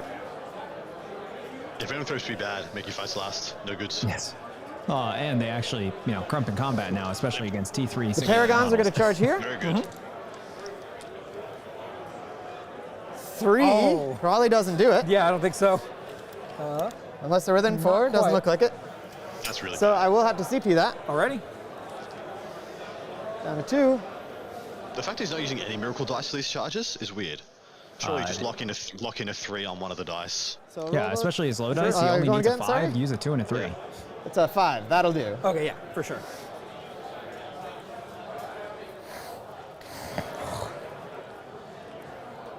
Okay. I wouldn't have charged with the Cannon Paragons, S will by the go. way. Sure. Neither have I. But especially because he didn't kill that other Go Pyrovore. between these two. He's just putting him in the danger zone. As you pull them, this is going to get awkward. Probably fine. If the other Pyrovore is locked Can up. I be within 3? It's actually probably fine. I'll at least be on both sides of them. them. You are about to see how far Raven unit can go. I don't know which one you'll pull. Well, so this one's getting it depends if he's moving his Canoness, then that is the most important model for him to move in a charge. Because that model needs to be in an easy 3-inch heroic to anywhere the Raveners go to fight last them. Oh, I guess I can bring these two out to here. Sure. So everybody's got somebody. Already? Cool. One of the sides of this isn't going to get to attack. All right, so he's going to pull himself out of combat with whoever fights first, because whoever fights is going to kill 1 to 2 warriors. Game, ability to turn off invulns. Cool. And the fights last is all the time? What's that? The fights last is as many times as you want? Yep. Cool. And then I will go with the Zephyrim first. Alrighty. How many wounds in the squad? 5 wounds in the squad, right? 5 wounds in the squad, yes. Give me a sec. These Pyrovores, they're going to explode anyway. Clock to me. Sure. That's 15 wounds of Pyrovores. Can the Zephyrim do it with stratagems? Yes. Oh, sorry. I still have one more default, charge. No. Sorry. Okay, cool. What are you doing? Well, 2 more charges. Into the Death Leaper. Cool. Yeah. Go for it. Cool. Who's going first? The Repentia will try first. Alrighty. What'd I get? A 5. Okay. I already used my reroll. And then the Seraphim going into the Death Leaper. Don't do that. Why? Either of them. Just letting him kill him. Okay. All right, I am debating. All right, you can talk to me outside to figure this out. Sure. If 2 CP, like I said, to do mortal wounds to you when you kill him. Yep. How many mortals? Every wound they lose on a 4+ caps at 6. Okay. They have 15 wounds. And yeah, you could definitely kill me. Yeah. Question is that unit worth 2 CP to me? Really, as it just exists as a move block at the moment. Really? Their flamers are incredibly valuable in this Why matchup. not? Let's see what happens. But he's paying CP. All right, so they're going to explode now? So him paying CP isn't going to stop them from dying. It's going to make mileage from them dying. Looks like he's doing it. All right, so yeah, Corrosive Viscera. We'll see what happens. All right. Never used it before. Got it. Excited to try. So they're 3 base, 4 because I'm Bloody Rose. Sure. 5 on the, sorry, 4 is because of that. 5 on the leader. Cool. I'm going to pay 1 CP. Sorry, 4, 6 is auto wound? 4, no, probably +1 to wound. 4, and 5. Sure. I'm going to pay 1 CP for the 6s to hit or automatically wounding again. Sounds good. Do they have the invuln? No, no one has an That's a mistake. Cool. So just 1 CP here. Cool. And they're 5 wounds apiece? 5 wounds apiece. Let's do Does this. he know the toughness 5? He's going to win it with 4s? They do not have rerolls right now. I should have done that in the charge phase. Alrighty. But I didn't. So 6s will auto wound and explode. Cool. Taking these out. Looks like 4 of them. Yep, 4 wounds so far. I'll park those up here and then you can keep rolling them. Yep. Oh, and then there were 4 misses, so I'll just keep rolling. Oh, okay, cool. That works too. Looking for 5s. Uh-oh. Oh. So they don't have the, wow. This was a massive waste of CP. I drastically overestimated this unit. Hey, I thought they were going to wipe him too, so it's not your fault. Cool. AP? If he had AP given 4. them +1 to wound, the Cuts right average through. is they kill 2. So 8 Yeah. kills a guy. Yep. And then 1 on 2. 5, 2. So 8 wounds. Every 4 up, they'll do a mortal. Caps at 6. Cool. Gotta get lucky now. Come on. Yeah, I you do kill the indeed get squad. lucky. Okay, well. Okay. I'll come over there. Okay, cool. That was the best possible thing that could have happened for Tyler. Alright. Incredibly, wow.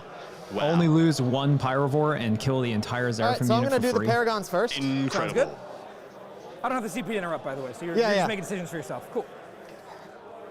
Funnily enough, he doesn't get to So they're activate, just so he gonna doesn't get to scoot priority around. consolidate, does he? Actually, you move 8, you said, right? The The high respects? With the Pyrovores. no, because they can Maliceptor, sorry. actually fight. Yeah, it's So funny as. if you go straight, it goes to there. Cool. And again, by 8, I mean 8 plus minimum 4. So ironically, Right, 'cause what you I can would have done advance instead and there, psychic. if we can Yeah. maintain on the She top natively down, advances D3 plus 3 I would because have everyone brought does. the Yeah. Seraphim over here, charged we'll and just killed hit the all 3 on the warriors, objective and then. then tried to move block the Pyrovores as much as possible. And then I don't think that's the Warriors, though. That's the Venom Thropes. Cool. Swing away. Oh, that's the Venom Throps? Oh, okay. Never mind then. Because they auto fight last, don't they? I can't remember. I think there's a roll off. But I seem to remember it being you're most likely to fight's last roll off. I'll tell you in a moment. I'm looking it up. Sixes explode, Yes, yeah. rerolling everything because they got them all reroll at the beginning of the turn. No, it's just fallback. They just prevent fallback. Okay. Ah, easy. Yeah, so One, two, actually then three, yes, I would have done that. I would have four, gone into five, the sixes. So Venom 5 more Throps, coming in. killed the Venom Throps, and then tried to block And off strength Pyrobolts 6, for the so most needing part. 3s.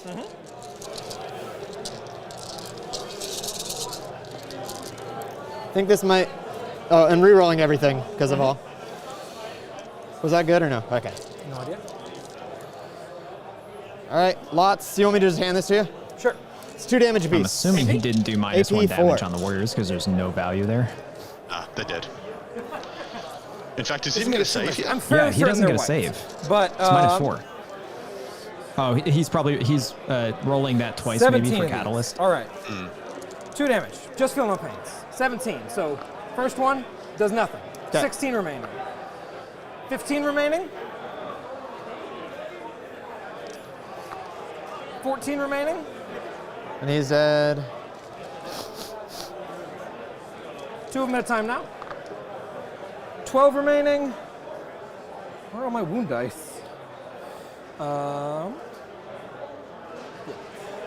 So 12 remaining.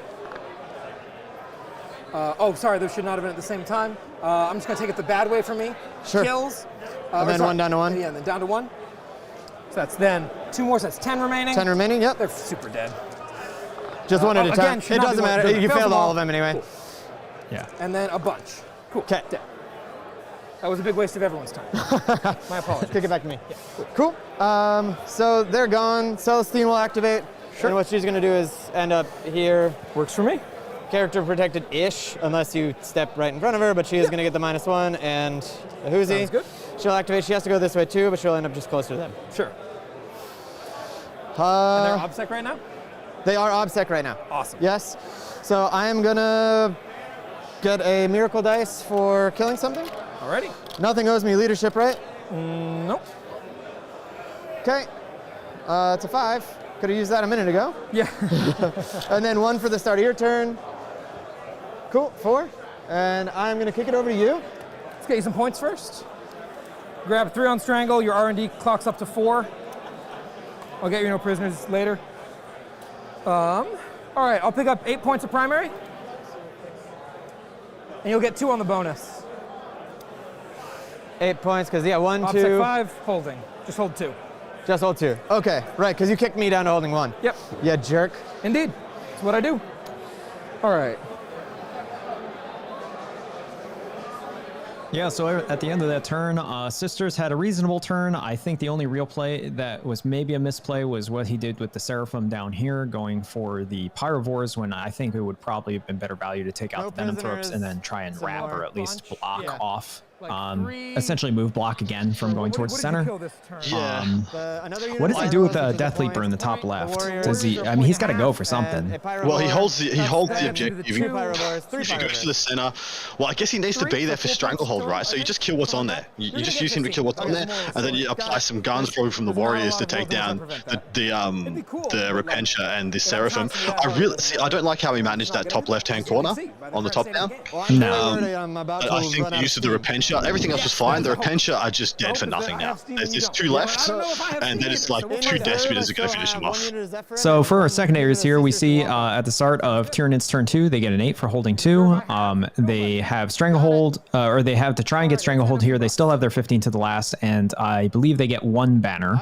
Yeah, we got 1 on banners. Yep. There should be a 1 on banners. Now, if you're looking, we can go back to the top down real quick. I can tell you a really tasty thing he could do with Death Leaper that would just be rude, which is he could go here with Death Leaper and then charge the Seraphim and not get overwatched because he's behind cover. And then he could overrun back onto the objective and still have it. Well, if he was close enough, he could just consolidate from killing him, right? That's true. Yeah. So like literally, he could get that unit almost entirely for free, and still hold the objective. The only thing that would cost him though is the banner, because he'd be offered in the charge phase, and therefore the sisters would take down the banner at the end of the charge phase. So doing that would cost him a point, but it would retain his primary and get him and keep his stranglehold safe. So, I think it's probably worth it, to be honest. Yeah, I think the banner is at least 1 point of banner may be a foregone conclusion at this point. If he just kills those guys there, I mean, the mines are probably going to come here and finish off the Repentia, because like that's perfect value. And I think if he kills just those 2 units there, he's definitely going to just die from the sisters, I think. I don't know how he lives, so... Yeah, so what's happening to Tyler now is resource management-wise, essentially because the sisters got turn 1, Tyler's going to be put in a position where he can't win this game without using his Hive Tyrants. E.g., he's going to, like, the sister player is going to get a chance to remove them to the last, is the way I see it. Like, not using your 2 Hive Tyrants and your 4-man Tyrant Guard, how do you maintain board presence on this table? You essentially can't. I mean, and I know what he's worried about, because the Tyrant Guard are one of the to the last, and as soon as they come out, they're getting melted. Exactly right. So there's no reason to. That's why I didn't like the use of the Paragons. The Paragons go down this turn to essentially the Maleceptor, the Smites, and 2 units of Pyrovores. Well, a conglomeration of 3 Pyrovores. I think you can risk it, like a Catalyst on the Flyrant to 1 unit of Retributors, doesn't die. Well, my question is, would he have had actually enough to kill the warriors if he didn't use the Paragons? So I think because, if that was the case, you reallocate resources. You don't use the Zephyrim the way you did. Because they essentially did nothing anyway. They killed 1. They got traded for 1 Pyrovore. It would have been Celestine, Val, and 5 Zephyrim to kill them, which should be enough. With them having fights last, and even if there's 1 or 2 left, that's okay. It's actually okay. You're only gonna get an 8 anyway. So he was only gonna get an 8 anyway. Yeah. I don't know. He would have got a 12. So that is a big deal. Yeah, so yeah, it is a big deal that he gets rid of them. Obviously, it's good that the Paragons have a OBSEC right now. They are very tough. He doesn't have any efficient shooting other than the Venom Cannon against them, which is still not great. So that's right. Sorry, you could just use OBSEC on the Zephyrim on one of the objectives, and kill him off the other one. Like force him to have to move off the other one. So he can only stay on one of them, and the other one's going to have OBSEC on it. I will say, though, this is why when I play my sisters, this is why I enjoy having the, he's having a problem of not having the right kind of miracle dice. And this is exactly why I like having the Triumph, because Triumph is an auto 6. Anytime you use it on anybody within range of the Triumph, it just becomes a 6. So if you need any tasty charges, bam, it's a 6. So sounds strong. Or, I have 5 denies around you, and I have 4 miracle dice. Guess what? This guy's going to deny. It's a 6. This guy's going to deny. It's a 6. This guy's going to deny. It's a 6. I don't know why I'm going to grab that. I have a 40 right there. Yeah. Do you have a? I have a. Yeah, the Triumph is downright rude when you're going against psychic factions. Yeah, like that. I'm just going to see if we've had any of the top table scores come in for this round so far. Okay. What is the cover given? You can't target him outside of 12. Got it. Oh, say. Yeah. I thought that was just an all the time thing. No, he's got to be towed onto terrain. Not as of yet. Okay. Top table games are still in the balance. So Mao W, I don't know how to pronounce your name, but yeah, a reason they're back in the meta is 2 things. One, the removal of most artillery, which was their Achilles heel, and Armor of Contempt gave them a significant defensive buff. And Bloody Rose is still irrelevant because they get +1 AP, which means in the Armor of Contempt world, most of their melee weapons are AP4 or better. And they just got a supplement. Like, not just got a supplement, but they just have more rules than other orders now. Yes. Yeah, because to my mind, the Martyred Lady supplement didn't touch the sides. Gave you 1 good character, and that's it. And in the Bloody Rose supplement, like I would say the majority of the supplement is not great. But the free move Rhino is pretty big, and the +1 damage, of course, is very important. So huge, those 2 alone are enough to make it worthwhile. So in reserve, I think we've just got 5 Zephyrim. Is that correct? Does he have Zephyrim in reserve, or are these Zephyrim down here? So he had, so it was 1 year Zephyrim, 1 year to Seraphim. So yeah, it could be that's the case. But then they couldn't be there because they deep struck, and he didn't make the charge with them. I didn't see him make any 9 charges from I don't think he deep struck either of the Zephyrim units. I think he brought them both up the right flank, and one was there, and then one was staged, and then he just brought up the next unit and then hopped the other unit over. Swear we saw a picture of his army case, and it had 5 Seraphim, 5 Zephyrim in there. But fair enough, you could be correct, mate.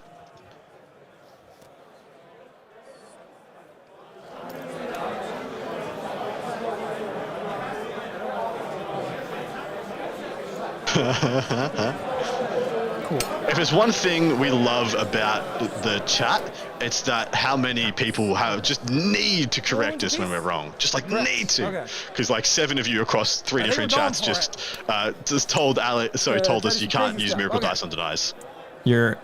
Love your passion, guys. Standard heroic? Standard heroic, yep. Cool. I thought you could use Miracle Dice on denies, but you don't get a Miracle Dice for denying. Over here. Can't tell you, mate. I got no idea. Hero wants to hit as well over here to the I don't know this stuff. I'm going to look it up right now, because I think you're wrong. Well, no, I like to learn these things. It's good. And we do deserve to be corrected. And not you. I mean the people in chat. It's going to get kind of funky. They're going to advance. Yeah, it's such an awkward position because by default of doing this stream, we place ourselves in a position of expertise, but the burden of knowledge in 40k is erroneous AF. It's so hard to know everything all the time about 40k, and it's almost a full-time job for me, and I know sweet nothing most of the time. This character is closer to the firing unit than this unit, which can screen, and this unit, which can screen. Correct, because a character can't screen a character. Then I could target her. I believe so. Cool, sounds good. I believe this V is indicating things that are appropriate as such, that will be closest. I'll see if that's reality, but that's my approximation of the math. Got it. I have 10 inches with which to move these guys. Sure. I'm literally just going to grab new ones and check them out, so I don't have to check where these were a minute ago. Cool. 10 inches will bring the front of this guy. I stand corrected. You can only do advanced rolls, charge rolls, hit rolls, wound rolls, saving throws, damage rolls, and morale tests. So that did get changed. There's a lot of subtle changes that happened into the Sisters book when they went to the new book, and I'm still apparently got some old knowledge. So my bad. And they're way over that. And from this position, this guy... Neil Kerr says, could be worse, Adam. You could be a referee and they never expect you to know every rule verbatim. Man, I do not envy the position you're in. Like the head TO for the most important, it's rough. Yeah, I mean, that's why Adam is so great, because he can hold Adam Solis, of course, our head judge. He can keep such an even keel, and he, like the beloved and past Geoff Robinson, suffered no fools. So if you try to argue with him, not good. Yeah, I'm nowhere near as savage. I am pretty savage still, though. What do you see here for the Tyranids? What are they going to try to accomplish so far? They got the Pyrovores looking like they got a decent advance, moving 10 inches, he said. Just trying to apply some pressure. Are they assault weapons on both their profiles, or just one of them? Sorry, for which weapon again? Say? The Pyrovores. That is a good question. Because that would be awkward. Because they have just advanced, so my assumption is that they are assault weapons on at least one of their profiles. Okay. And then... Oh, well, the small shots are definitely assault. I just don't remember if the big shots are. They are both assault. They are both assault, yeah. Wouldn't be surprised if they're both assault. This guy's going to advance. Okay. +4, so he'll go 9. But 2 of them cannot threaten Celestine. Which does not quite get him onto that cover, so he'll rush out. So that's an interesting move by him, like, because that's just offering them up to the numbs. So he's doing this betting he's going to be killing the Paragons. Now we can see what they just down there, though. That's a 5-man sister unit. Okay. Oh, yes, correct. Yeah, so it would be lovely to know if there is a unit of Zephyrim still in reserve. I would imagine there would have to be. Yeah, because we haven't seen the second one. So if he's got a nice juicy 6 on a Miracle Dice, and he can, or a 4 and a 5 even, and to threaten a charge from reserve, it's going to really keep Tyler honest. Oh, they're just dead. No, they're not dead at all. That's 12 mortal wounds that I'd have to get through, which is not easy. Yep. Toughness. I still have the Zephyrim and a unit of 5 sisters. Okay. Yep. Toughness 5? Yeah. T5, yep. Okay, cool. So it sounds like he rolled for the Dogmata ability to ignore its psychic and maybe failed on, because I assume it would have gone on the Paragon Warsuits. I would have no idea why he wouldn't just auto pass that on that. That is extreme value. one interesting thing to note, the walking Hive Tyrant has moved up in order to shoot his Venom Cannon at the Paragons. So those Retributors behind them can get Morven Viled, walk up and get some shots possibly, but in all likelihood the Tyrant Guard are probably preventing that. Back of him is going to end up about there. 6 inches back is about there. Can't do that. This could be I mean, if a few things go really well for Tyler, as in the Paragons die, Death Leaper shores up that quarter, or he's almost holding down that quarter of the table literally by himself, showing the absolute mad lad value on that single model. Yeah, 90 points in the bag, easy, easy, easy. In every list I build, there's no reason not to take Death Leaper, and maybe not make him your Warlord, but spend that 1 CP to give him his Warlord trade, because he is so good. Do we have a shot of the chess clock? I'm interested to know how many minutes we have remaining for both player. It seems like this is going a little bit slow. This is only the bottom of turn 2. I pre-measured this pretty carefully. Alrighty. Yes, this is the bottom of turn 2. Yeah. Okay. Cool. 18 minutes for the Tyranids player, 28 for the Sisters player. That is quite concerning considering this is still the movement phase of his turn 2. He could in all reality be starting his turn 3 at less than 10 minutes left. Oh, that's fine. Thank you, appreciate it. Yeah.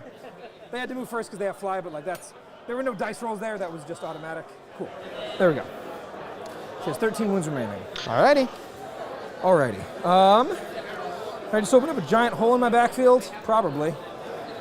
Not much time. Oh, Jesus Christ, not much time. Okay. Walkrent. 24-inch threat? Yeah. Cool. Easy.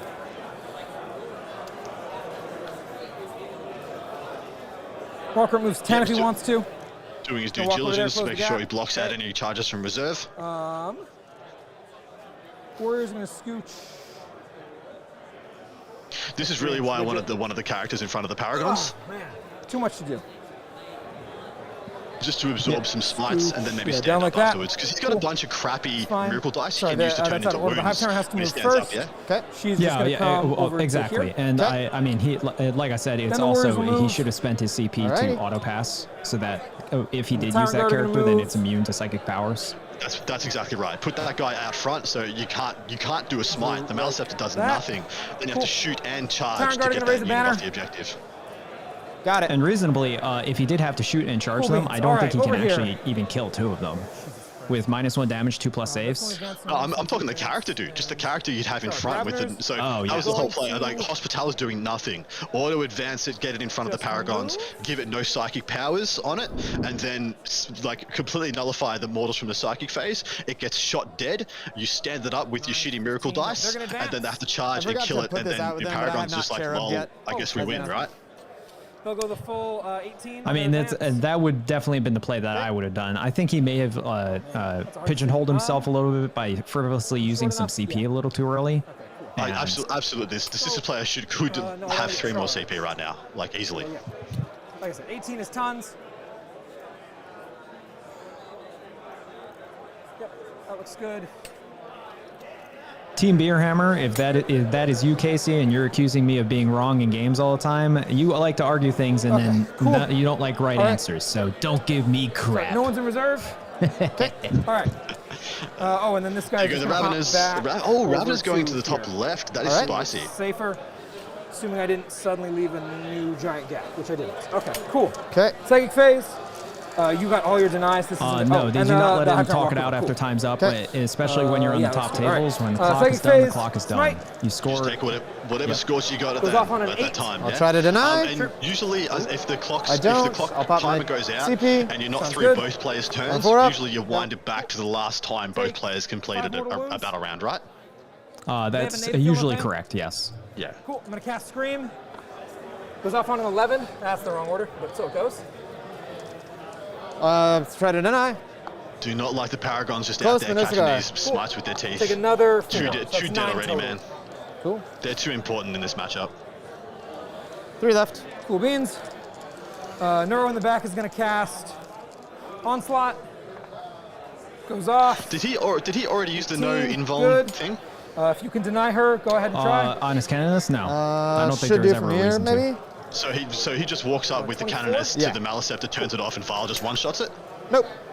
Catalyst. In combat, yes. Combat, on yeah. sixes. Does Yeah, he have that another feels one? good. Yep. Here. Nope. Cool. That's okay. Cool. And then catalyst will go here. Okay. Alrighty. Shooting phase. Yep. Gonna lob his shots into. Oh, that's interesting. Ah, damn it. So she still blocks here because of. Did anybody get tabled on stream yet? The Necrons player yesterday essentially got tabled, and the T-Suns player didn't get tabled, did they? But I think that's only because they finished. They were very three. nearly. Yeah, they were very nearly. Yeah. We'll do 2d3 mortal wounds Brutal. for 6. Wow. Gnarly. They're dead. All right. I got a miracle Gone. dice. Sounds good. With unfortunate bit of a whimper. 5. Okay, cool. There you go, 5. Nice. Alrighty. Brutal. Other psychic. I think he has 2 5s now. Paroxysm. Fails. Okay. Horror isn't relevant. No, so TV haggle slag. That's if the round timer runs out. If the round is over, They are. then and both players didn't complete the battle Is it, round, off the of usual visible or thing no? is you wind it back to the last but it scores doesn't you matter had 'cause that when wouldn't both work out, players so he doesn't naturally have- completed a turn. doesn't If have a that player problem, clocks so out, that's you to they get don't score someone anything else. more. The other player That'd just be gets to nice, go. though. All right. Relaws, with the brain pulse, it's not mortals from Psyker. It can get past the sister's immunity you're just not unless gonna get that pocket here unless you leave he's using aggressive psychic powers to then inflict mortals on them, which they are immune to. So they can't be targeted. So he would have to put them somewhere else than like a support power, and then he can throw 3 mortal wounds, which is again why he should have had the Hospitaller in front of them. That's why it goes in front, because then you can't smite at all. You have to do Anything other funky for powers, them? targeted powers, in order to generate the No, pulse. they just have a 5 of Because invuln smite has to target rather the than a closest 6. unit. The closest unit can't 2 be 0 targeted, 1s. e.g. you can't smite. That's correct, yeah? And 3. Yes. Yeah. Are they in cover? Them? Oh, sorry. Who? Yeah, These? No. Neither of these units are in cover. Not great. That many -2, so 4 up saves. Talk to you to take those real quick. 5? 1's left. Oh, it's a 6 scout squad. Very nice. Cool. Good. Okay. All right. Works for me. I did not realize they were -2. I was not worried about them at all. Yeah. Yeah, the guns are surprising. Big guy is going to try to ace the last Paragon. Sure. Hits on 2s. Toughness. 5. All right. Wounds on 3s. Yep. You got an invuln? No, but I have a 2 up with Armor of Contempt. Okay, cool. So you'll have a 4 up then? Cool. 2 of them? Flat 4 down to flat 3. Bye, friend. Awesome. I really want these gals dead. She looks tasty too, though.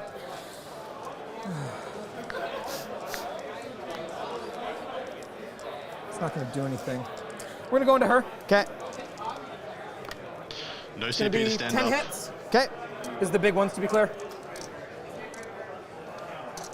Toughness? 3. 2s. That many -2s? 2 damage. Okay. So 4 ups. Yeah. I'll talk to you if you want to handle this complicated. I can pass 1. Sure. Pass So it at the end, brother. drop that one.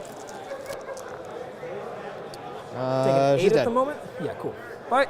Even with a Gotta reroll. do what Lennon does. Pop Hold back one in over the to back me. of your hand. I'm gonna get a roll the miracle rest. dice for a Let's character see. dying at the end of the phase, Order so pass just in the last one I won't matters. use this phase, but This pyro up into the Battle Sisters. sure. 6. 3s. So I think because of that mistake 4 in the neg center, ones. the Tyranids are essentially So it's 3 ups. steamrolling through them at this One point. dice. Survives. Yeah. Awesome. We gotta see if the clap back because Celestine and Morven Vile what's need to this put this on their charge, backs actually? now They're and not go charging. ham. Okay. So There's Celestine needs to not pressure much the bottom of the table, Got it. pick up the Okay. Pyrovore. Celestine definitely needs to go into the Pyro middle, will pick up this charge. Maleceptor. He's Maybe we lost forgot the turn off invols. Spawn 9. So Maleceptor needs to die through 1, 2, mortal means, which is hard to do. And then the Retributors can, I guess, shoot into the Venom thropes behind the Maleceptor, seeing as they'll have to move to get it line of sight and hit them force anyway. Full You get roster the from idea. Morven Vile is still pretty doable. 9 And here. then he stabilizes again back in his favor, but it's a lot to ask. The killing on the Maleceptor is the bit I don't think is going to happen. Clipper's going to charge her. I doubt she wants to do anything about it. Nope. I think the worst part about it as well is that's actually like the worst value that he wants right now. He doesn't want to kill the Maleceptor at this moment. He wants to kill the exposed Hive Tyrant or anything else basically. Yeah, essentially. No one else has to charge. No one else? Okay. Hits on 2s. Nice. Lucky. Strength 6, so wounds on 2s. 4 AP3s, 2 damage. Talk to you. She's dead. cool. That's all I got. I'll pick up Stranglehold, 1 banner. Okay. We got to look at that clock, please. Is this turn, is that bottom of 2? Jesus Christ. That is correct, Tyler. Get on your bike, boys. Let's get a natural conclusion. Oh, sorry, you got 2 for that? To 27 minutes. For the progressive? Yeah, because I'm holding the midfield one. Yeah. All right, well, while they're scoring up, let's get some a quick recap of what else is going on in the event. So Nuts Tyranids versus Leva's Eldar currently is at the bottom of 3 in favor of the Eldar, 40-16. Costello Tyranids versus Sanchez's Tau is at the top of 4, currently in the favor of Tyranids, 21-3. I don't know if that's right, but if that is, ouch. Wolf's Eldar versus Box's Blood Angels is currently 24-30 in favor of Wolf's Eldar, and they're in the top of 3. And then Blake's Drukari versus Toby's Death Guard is currently 49-33 in favor of the Drukari at the top of 4. Spicy. That is our other undefeated matchups. It's going to be interesting to see what happens from here. Thank you to everybody in chat who's joined us for these wonderful rounds so far. There is still... Hell, there's still 4 more games to come from the BAO after this one gets said and done. And this is a really good game, by the way. This is pretty tight.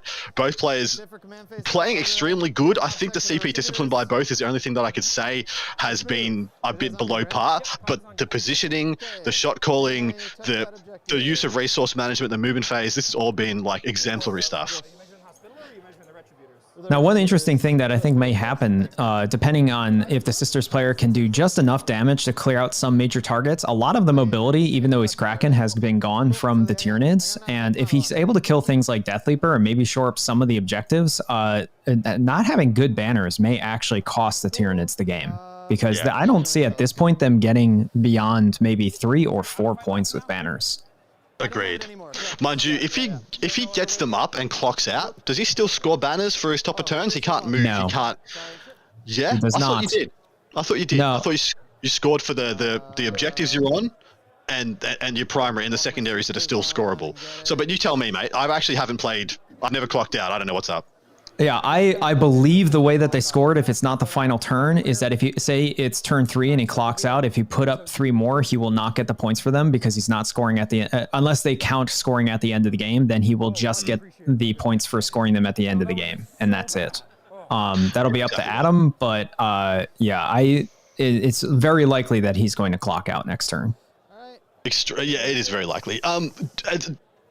So, we're coming to the time where we look back at our little predictions on the secondaries. Would Leap of Faith have been better than No Prisoners? It's hard to say. I feel like he actually, he's the biggest problem that the Sisters players had, other than maybe some frivolous use of CP, is overcommitting assets too quickly. Ironically, I don't think he actually had to go for the center objective at all. No, he could have just let it go. It's fine. Yeah, I think he should have just played the flanks as he was starting to do, and then as soon as he put himself in the center, that's like an exact firing lane for the Tyranids, and a lot of his short range fire was right near the center, so he could have just looped and gone for the outer 3 objectives and been totally fine. As it stands right now, if the Sisters player started their turn 3 with their Paragons intact, this is their game. This is their game. As it sits right now, it's just going to the Retributors. Do the Retributors kill this and Val kill this Maliceptor or not? If they don't kill the Maliceptor, this thing is cooked, man. This thing is well in trouble. But there's still a lot of spiky nonsense that can happen either way. We've got 1 unit of Zephyrim to come in and a unit of Battle Sisters to come in as well.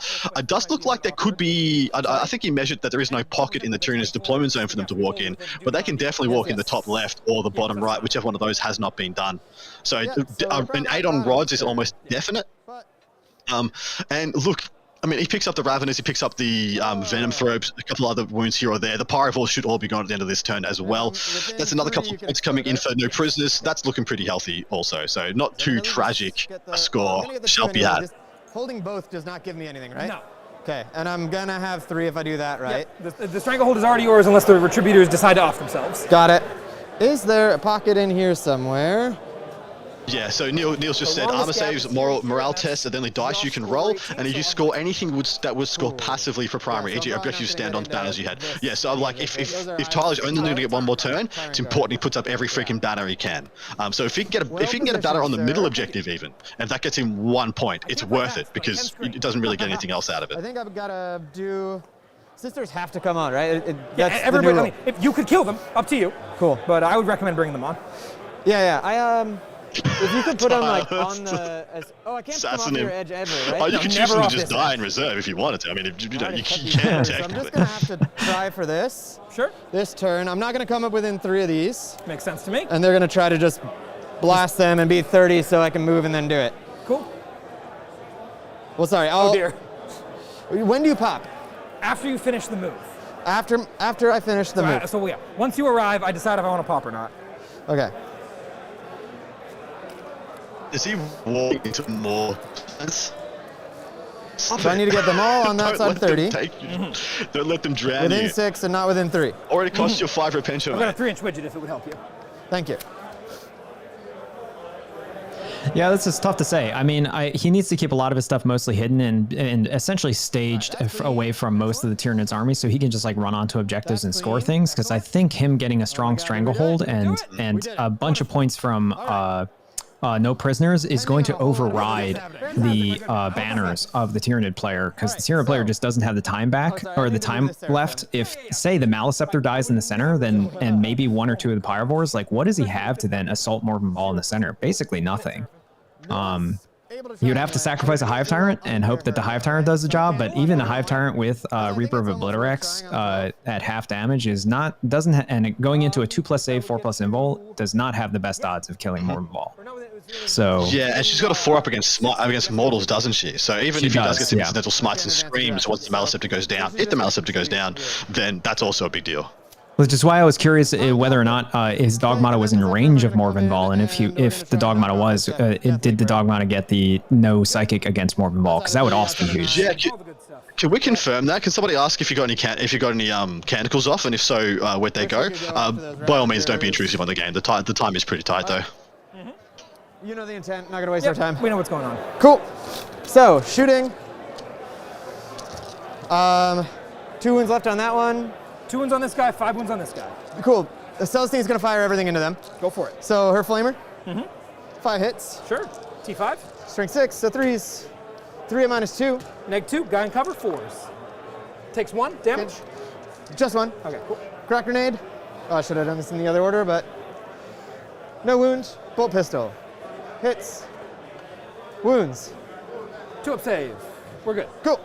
All right, that's her done. Those sisters will fire into the Pyrovores. Sure. Am I within 12? I assume I am.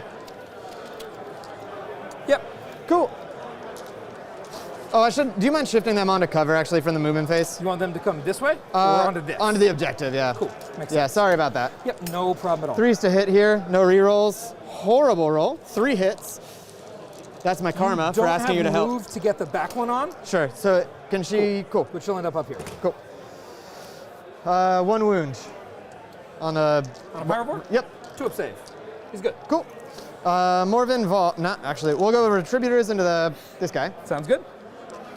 So we got. I do not like Retributors into hitting on Maliceptor. 4s. Hitting on 4s, winning on 4s is just into a 4-up is just really iffy, even with rerolls. Average so far. He would be hitting on 3s, right? Because they did not move.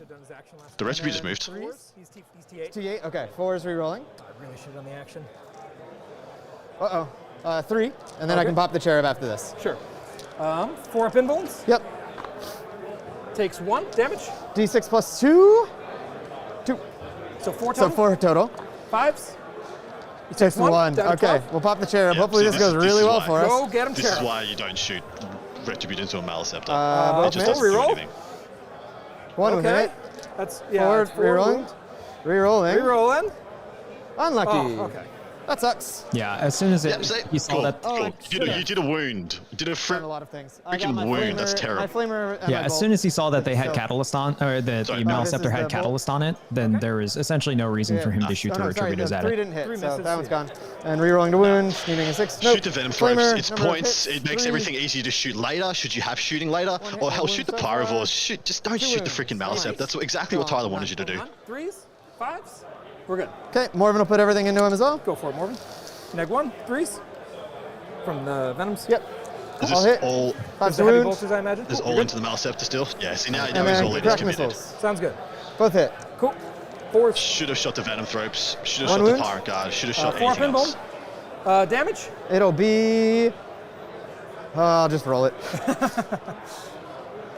3. Okay. 3 Use him. is 5. I'm the king of the 3s. We'll make 2 of them. So He take has 1. so down many to 11. miracle dice that he's not using. I'm just like It's confused. not you. Yes, I got an extra Better have attack. to take a 3-man. Yes, on but that not the bolt extra than just sacred right. Risk it if you got a 3. All right. We'll do 5 bolt pistols here. Sure. Sorry, 6. So Makes you're sense. gonna 6. So this Fast is in the update. Steve This is Box in the won Death 97 Sleeper. I'm 67 within 12. I against can do it, right? Harlequins. Blood Angels of Okay, Harlequins. I think it was. Go I'll take Stephen out one. Box. Yeah, people are saying it's triggering me how many miracle dice he has there, and he's not using them. Look at all those 3s, man. I would lovely. she'll go to the But he didn't even use Ravagers, any of the 3s on the one mortal. So the one multi-melter shot that went through to do 5 Yeah. to do 5 saves. Seems a bit crazy to me. No AP. So we did get a quick update. He did get the extra attack canonical off, but he did not get the ignore psychic. So I don't think he's actually had that this whole game. Brutal. Okay. They're It's not gonna all fire games everything fail in at 3. these. Oh, That's it's 2. terrible. Nope. Okay. So 10 shots into him. Sounds good. Any minus or anything? Nope. They're totally normal. Okay, and then T3? T3. 2. AP. No AP. Boxcars. Nah, they're both dead. Okay. That would have been funny. Would have been brutal for me. Yeah, for sure. Okay. I think we're on to the charge phase. Sure. So we're gonna take. He doesn't have an Overwatch or anything crazy, right? No. You're just getting in, and he's trying to tank it. Okay, so we're gonna do Morven first. Sure. 8 should do it, unless you want to call that cocked. Charge I think Celestine. 5 does it. 7 does it. as well. Yeah. Easy peasy. Go right in. Cool. We'll do that I think Augmata it's just for Martin security's Ball sake. into the Sure. Malice. Yeah. I think she's definitely in. I don't like her odds. She might have to fight twice, and even then I All still right, don't like it. Celestine. 12. Hell yeah, she's in. I don't know if there's anywhere good for her to be. Just, I guess, leave her here and cover if you don't mind moving her. Well, I'm not overwatching this, by the way. Cool. You want the other 2 them in cover as well? Yeah, that'd be awesome. Thank you. Yeah, like that. That works. Cool. And then I'm gonna use a 10 here to just guarantee Make the Death charge. Leaper. Go for it. Good stuff. All right, let's see what happens. Yeah. That's the spicy one. And you don't have interrupt, right? He fights first. So I'll go here. Start here. Yes. Yeah. Cool. You're -1 to hit. I did. Did I kill anything in the shooting phase? I don't think so. Not that I can see, and the spore mines don't count. They don't count? I don't cover anything. Sure. Cool. She'll hang. We'll do them first, right? Yeah, got to do them first. Cool. I am actually going to We have do. dice What's their cam. toughness? His toughness? He's T5 or possibly 6. If it matters, I'll look it up. And by that I mean I'm He's currently T5. looking it up. How many wounds? He I is believe indeed. 6. Okay. I'm going to pop one. There are 6s to wound. T5, We'll 6 do wounds. 2 7 I think wounds he and has a toughest 5 up five. impul now. Okay, they're 4 up invuln. 6s to wound. We'll do 2 damage. Sounds good. And that's the only strat you got. Yep. Oh, sorry, you can't use a stratagem. Oh. You're engaging range Those with are the the Death strats, Leaper. Hey, that maybe. helps. Yeah, makes the decision way easier. All right. One more. He has a 4 up impul. Hitting Sorry. on Yeah. 3 6s explode. Sounds good. Oh my Jesus. -1. Oh, in combat? Yeah. Okay, so 4s with 6s exploding. Should have given him Zealot. Oh, I wouldn't have been able Can't to. do right? anything. Yeah. Oh, I wait. never feel bad about that one. You got 1 more 3 in there. Thank you. And then 3 6s? Oh, 4 4 6s. Okay, Cool. wounding on 5s. Alrighty. 6s will be 2 damage. No, they will not. You couldn't use Oh, the right, stratagem. yeah, thank you. Sorry. No worries. 5 and 6s. So I don't need to think he do way dies. more than that. Probably. 3. I think 3. that's it all. All right. 4 up invulns. No. Not even close. He takes 2 of them, he's down to 5. Okay. And that could almost be the game. I'll do more involved next. But actually, we've got to see if Tyler clocks out. If Tyler clocks out in his next turn, which I don't think he will. He's got very few things he probably needs to do, seeing as he's just like, well, none of the to the last come out. Just go get strangle, hit the paddle. That's a huge deal. That's a huge deal. 5 attacks, and I can fight again if she's alive Because that is a 12. Yeah, I'm dead. Cool. It's not 12, because Maliceptor's not holding the middle objective, so it's an 8. Winning on 3 is rerolling everything. Alrighty. All right, that's the best roll she's ever done in my life. Oh my god. 5 mortals on top of 6 saves. 5 mortals, That's Philip Celestine, Bangs. She takes 3 just of them. being a mad She has dog. 8 remaining, 6 saves. No, these that's are 3 the damage each. Maliceptor. That's 4 Morton pitbulls. Ball into the Maliceptor. Not what I was looking for. 4 catalyst. 1, 2, 3, 4, shut my big mouth. 5, 6, 7. She's down to 1. Oh, she still has 1 left. Okay. Then we'll do the dogmata. That was an insane. Someone get some doggies? Yeah, he's gonna have to fight So twice, hitting but that on was 3s, I also an believe? insane catalyst roll. I was 1 thinking and 1 hit either way. twice might not kill it. And winning on 5s. She's strength 5. She is strength at least 5. Yeah, it might be 6. Dogmata. And this will be at minus 2 or 3. She's good. Good? Good on a 6, yeah. All right. So then we'll do Celestine. Sounds good. We'll do the Gemini first. Yep. It's 4 attacks. Oh, I get 1 more attack with more involved because of the prayer. Can I roll that Yeah, quick? do it, please. Cool. Just 1 left. Oh, shit. Hits. Does not wound, but I can reroll. Sure. 6. Wounds. Alrighty. 4 up invuln. Come on. She's Good. fine. All right. You can't crush a cockroach. Alright, let's do All right, so this is the Gemini. Spicy. Is the clock on me? Cool. Clock is on you. Yes, appreciate the concern. 1 explosion. Cool. So 3 hits, 5 to wound. 1 wound at minus 4. No, sorry, minus 3. Minus 3. Minus 3. 6 up. Dead. Okay, now Celestine, 6 attacks. Sisters do 2 mortals and explode. Pretty easy Sure. work. So Might 2 take 2 mortals ones to hit, will come in sucks. after it. Cool. And that is 3 at minus 4. Dead. Okay, 2 damage each. Yeah, cool. Consolidation-wise, I think she's good there. Cool. So your attacks back, and then Yeah, I can swing. Death Leaper fights first. I'll kick this over there. In theory, he's slightly out of order, but this is fine. 6 attacks on 2s, unless you got anything fancy. Rolls 2 1s. Okay. Strength 6, toughness 3, 2s. Yep. 4 invulns. Okay, 5 ups. Sounds good. Save 1, 3 die. Sounds good to me. And then your guy. Yeah, Maliceptor, he's gonna swing into the Dogmata, because why not? He'll do, 3 attacks on 5s. He misses. Glorious. All Okay. right. Fight again with Vol. Yep. 6 attacks. Good God, 4 more coming in. He had 1 more, by the way. I think so she you just forgot the him again. hit 10 times, which is just absurd to think about. Beautiful. Just do 3 mortal All wounds right, and so guarantee it. 3 mortals There you go. I'm dead. and 8.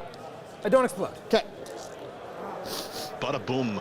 Val right. is a mad dog. She is crazy. I do love the dog. I do love the dog. Leadership, I'll just pass. As well. Makes I sense. do like that I quite a killed bit. something in the fight phase. It's the start of your turn. Cool. I'm gonna kick it over to you and I'll score it up for us. Sounds good. Cool. I got Strangle, I got... Strangle, no more R&D, we'll get no prisoners at the end. Yep. And you'll get the 2 bonus. Yes. I'll grab a 10 on primary, because I'm still Pretty OPSEC healthy 5, you have no score, OPSEC both over there. players. This is gonna be very close. 8 points, Dude, hold 2. Death He's Leaper OPSEC 5. might just win this game for Tyler. He's been absolutely ridiculous this game. He's held that top left objective like by himself, pretty much. He has held down that entire table quarter by himself. So good. So that's the is that the 4th or 5th unit the sisters have sent into that quarter, and they still haven't taken that. They still have not taken that objective back once. Let's pulled count down it the out. Seraphim, Zeraphim, 2 units of Battle Sisters, and the unit of Repentia. So 5 units. And they have not taken it back off him once. Or pulled the banner down. You have 2 banners? No, you have 1 banner up. 2 banners up. Insane. I haven't ever stolen that from you.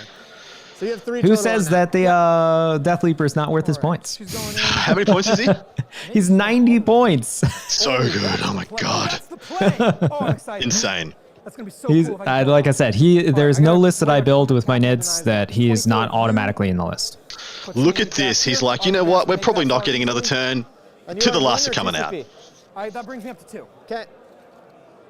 24 out. Awesome. Within 12. And then Catalyst will go on him, and in all likelihood doesn't go down. If Morven Val survives, is there any way to fall back and charge? Good Yeah. God. For Morven Ball, yes, I Pop over to believe. here. So Morven Vile could fall back and charge the Tyrant Guard, and Celestine could go in as well and just try and get one of his to the last down. Let me just verify, because I think their stratagem might be fall back and shoot, not fall back and charge. Within 12 fair. synapse, outside of 24 of everybody relevant. So It's just a core, and it's fall back and shoot. Okay, never mind. Anything else matter? Yeah, I don't want to leave you with this objective for no. So I think it's very important if he manages to block Catalyst in any way that he can. That is huge, because then I think that there's a very good chance the Tyrant goes down. I don't think so. The Tyrant is going to kill the Retributors. That's where the Tyrant is going. It's not going to Vile. Well, I don't know what he's going to put. Can he get to the Retributors without Vol heroicing into him? Oh, he's going to charge Vol with something else. Probably the Venom Thropes. Just sacrifice him to make her not go and kill. Yeah, to not kill the friggin' Hive Tyrant. Probably worth it. How are you seeing the scores lining up so far? So at the end of that turn, Sisters have a total of 51. They've gotten a 6 and a 10 for their primary, 9 on Strangle, 4 for R&D, and 10 for no prisoners currently. Thanks for scoring that up, gentlemen. And Tyranids, they got a 2 objective again, so they're 10 and 8.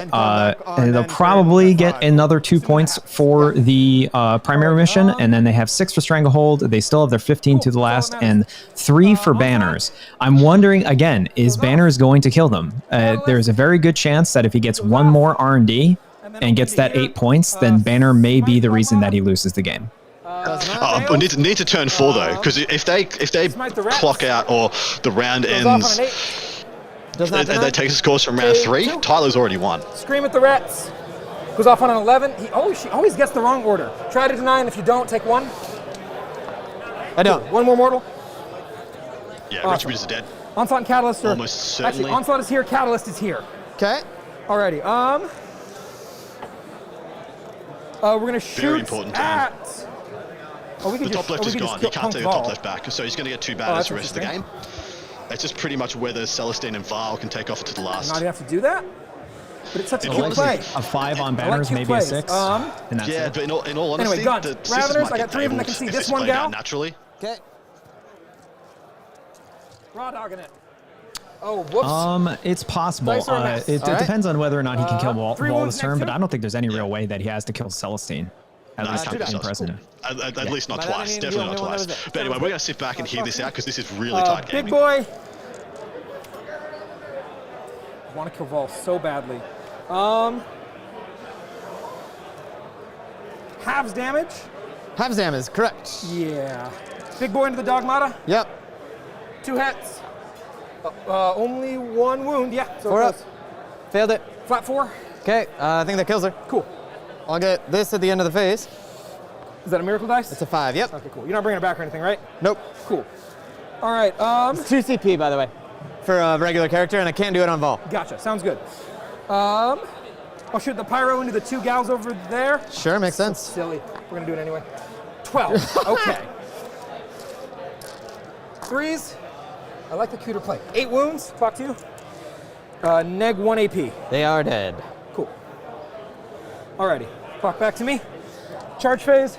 Venom's into Vol. I assume she doesn't want Overwatch. Nope. Cool. This silly play was silly. Walking Tyrant. I'm going to stay over here by the clock for you. Sounds good. If she has to fight. Yep.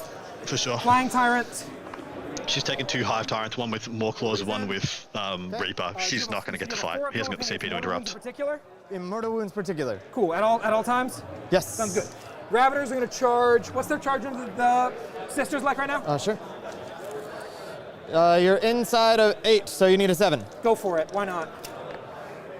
No. Fail. I'll command point that. Okay. And a 1. 6. Fail. We fail. All right. That's fine. Okay. Fighting. Going to start off with the Flyrant. Sorry. At the start of the fight phase, do you take mortal wounds? You do, and you fight last. 4 up. Cool. Nope. Alrighty, so you're fighting last, so this doesn't matter. Death Leaper fights first, so I'm going to start with him. Don't I fight first? Because he's not a charger in a second round of combat. When you have ASF, you count as being a charger, even if you weren't. He's moved into top tier. ASF. He has a fight first? In the fight. Yeah, fight first sorry. natively. That's just what he does. 2s and 2s. 3 invulns. Talk to you. 5s. Save all. Cool. Talk back to me, please. Yep. 5 attacks from the big guy into you. Yep. Do you have anything funky that modifies my rolls? No. Toughness? T5. 2s. Rerolling one of them. 5 wounds, in wounds, flat 3 plus immortal. You can't take a film of pain against any of it. 4x. Cool. All command point 1. Cool.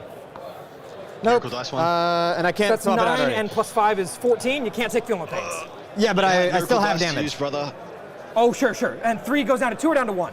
It goes down to 2. So that's 6 plus 5 mortals that you can't take film of pains against. 6 plus 5 morals. It's 11 wounds. Oh, so there's She's nothing I super can dead. do. There's nothing you can do. Okay. Just want to make sure I'm not fucking up. Yeah, for sure. You're good. Okay. Fight move through Zeph. Yes. 1, 2, 3, and 1. Cool. 4 6s to 4 explosions. Missed 1. Cool. The 1s and 2s go to the for 6s. sure. Yeah. And then 5s. 3 saves at -3. He takes 1 of them. He's down to 4. Down to 4? Okay. Cool. And in the fight phase, she overruns. I just measured this. Get this. 17. Yep. That's going to lock this game up. Is she Even if it outside? goes further turns. No. Are you upset? No. Wow. Big turn by Tyler. not a He waited problem. until the It's last minute. Yeah. Cool. The Paragon's going down when they didn't need to probably is the bit that swung it against him, and also the 5 repentant that kind of got thrown away for nothing. Also the 6 Zephyrim that just got exploded by the Pyrovores when they probably shouldn't have either. So a couple of little 1%ers went against, and a couple of interesting choices with CP as well decided a lot of this game. But as it sits right now, Tyler, even if he clocks out, doesn't matter. He'll coast to a pretty commanding victory because he's locked down all the primary scoring. So even if we have like 2 more turns of scoring for the sisters, they're going to get a 4 and a 4, and Tyler's going to get a 12 and a 12. So don't think it's going to matter too much because the killing ability is literally just Celestine. It's Celestine to kill an entire Tyranid army. And while she might be able to go in and take a 5 to the last, the primary deficit is going to be too much to handle. 100%, yes. Yeah, I mean, at this point, it is locked in. There's nothing really that he can do. He essentially lost too many tools too early. Also, never using the auto pass for the ignoring psychic ability on anything in the center, I think was a huge mistake. That essentially allowed even the sacrifice of the war suits to essentially get blasted off the board by psychic that they never should have been vulnerable to. So, yeah, I mean, it's tough, and there's clearly some mistakes made when they were speed playing. I mean, look how many miracle dice he has left that he has not used. Yeah, that could have been one auto pass on Var, which could have made the CP reroll actually poignant, and she could have survived. But then I think the more claws killer because she was fighting last. So I don't think that mattered all too much. I wish he had found a way to get some more mileage out of these. I'll get out of heroic range here. I was looking over this. That's a problem. Yep. You're good. Cool. So Celestine will put everything into the Warriors. Cool. I'll use 1. Oh, I don't have a 6 right now. Sounds good. I gotta Is use there these any way dice. for him to get his last rod? I don't believe there is there? There are 3 wounds a pop, right? No, he needed to do rot in the bottom. He rotted at least in his home in the bottom right, I'm assuming. I don't know how he never got the top left, but maybe he just committed units too quickly and forgot to do the action. He's done 3. He just hasn't done the bottom left. He hasn't done the deployment zone. So he could have 50-50 tried to do it could have 50-50 tried to do it with Celestine this turn, which could have. Oh, it looked like when they scored it that his R&D was only at 4 points. So. Oh, I thought it was up to 8. Never mind. And there should be 3s. Damage 2. Well, definitely those sisters that are still alive should be doing it this turn because it's 4 freaking points. You just do that. Take down the banner. I can't quite get the stranglehold, damn it. Oh, we got to fight over there. I fight first. Oh, sure. Because I always fight first. Fool. 2s. 3 invulns. 3 invulns. I'll pass 1. And then 2 more. Take this. Cool. 2 dice, so just the Sarge. Yep. Inability to She's come swinging to 4 terms times. to come to grips with Death Leaper has. I mean, Death I'll Leaper hit. moved turn 1 and then has pretty much stood there and seen off all opposition for the next ensuing 3 turns. He's like, nah, don't care. Nah, never heard of you. Nah, see ya, you're dead. Absolute That's my turn. baller. Cool. This is now bottom of 4. This is now bottom of 4. Cool. Tyrant scooches over to here. Just gonna scooch this guy up to here. You get hold more. Yeah, for those of you in our YouTube chat that are wondering why Vol couldn't take saves against the Immortals is because the ability that Tyrant has is it ignores any ability that ignores wounds, which includes her 4+ to ignore mortals. Keep rolling. I'll get your prisoners at the end, yeah. Yeah. I don't even know. I will just be like, ask the TO. Whatever the TO says is good is good.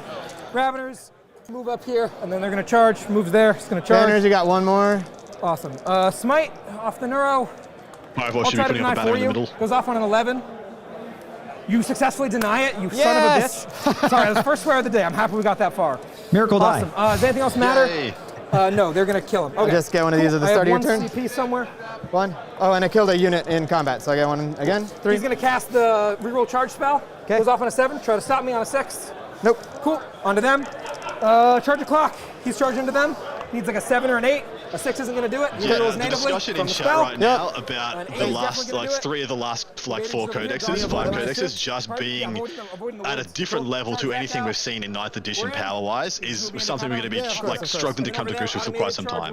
Like Harlequins, Asturiani, Tyranids, just... Harlequins isn't even a codex, it's a piece of a codex. I know, and it's still more powerful than everything that came before it. Like, it's so crazy. Yeah. But yeah, look, Nids could honestly take like 2 more rounds of nerfs and still be one of the best armies in the game. I think some significant points changes could be coming, and if they do, we could do most of what we need for this to get to a beautiful place. 1 minute 20 seconds left for Tyler, 6 minutes 30 seconds left for... oh, jeez, Jesse, yes. Yeah, and what you said is true.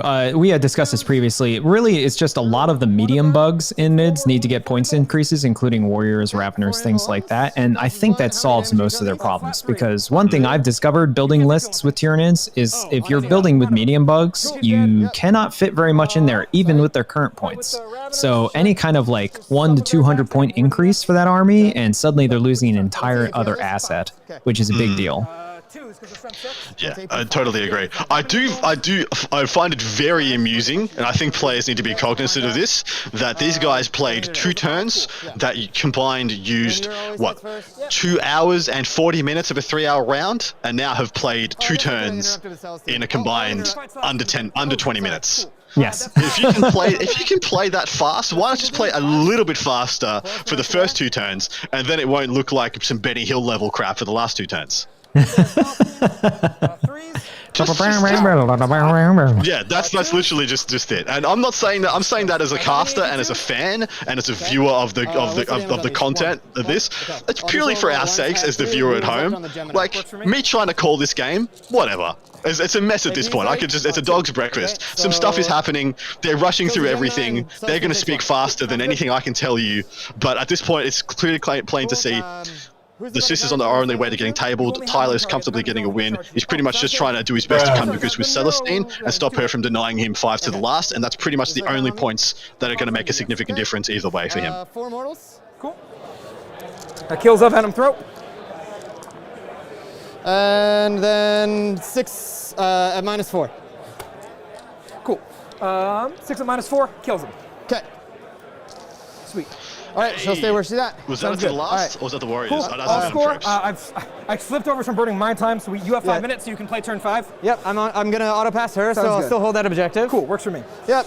So you'll hold 1 because this is contested. Contested, yep. So it'll be 4 Tyler points. has clocked out, but seeing as his opponent is still over 5 minutes, he gets to play. You cannot start a new battle round when you're under, I think it's under the 3-minute mark in ITC.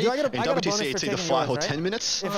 So it's not fair for him to start a new turn with so little time left. But they will get a top of turn 5 score for Jesse, but it's not going to break the 23-point deficit he's in. Also, the 13-point deficit he's in. No. So I mean, realistically, if he does kill that to the last target, he could put this within 15 points. But that's pretty much the best he's going to get. But then Tyler locks in another 15. There's no way for him to take him off the. So locks in another 12. There's no way with 2 units left for him to take him off the 12. No, there's no way. Yeah, so she's actually... essentially that's what I meant when I said 23, because I was calculating the 12 he was already going to get pretty much. But dude, look, say what you will about how they used the time. They got the game done to a pretty satisfactory conclusion. It was clear who was going to win this game. Even if they had turn 5, it doesn't matter. So I'm pretty satisfied with it. I think they played turn 1. Turn 1 was one of the best turns of 40k I've called in a long time. They both played that extremely well. Hell of a lot of action going back and forward, and man, some huge plays being made. Yeah, I just, once again, I fully agree with your assessment. I think if he had the single sister unit and the single 5-man Repentia in that transport to begin with, and then R&D'd right into the Tyranids deployment zone at turn 1, and just used the 5 Repentia to get rid of that 1 Ravager unit, that would have been a near perfect play. And that's another 4 points on R&D at least, and he doesn't lose his 10-man Repentia, which would have been a huge tool in this matchup for the center. Got it. You did the thing. Cool. Cool. So, swinging. I'm going to use 1/6, so 2 mortal wounds. Sure. And an auto hit. Take the mortal wounds. Cool. And, Adam was asked by someone in chat, this is Ernst, do you think the time that it takes for the rounds is indicative of rules bloat or just inefficient time management? I personally think it's mostly just inefficient time management. I would like to see us not need 3 hours for a round. Like, I would like to see the rules get to a level where we can comfortably play like 2-hour games. I think that would be fantastic. We even got told that games were going to run faster in 8th and then 9th edition, and that has not been the case. It's actually been the opposite.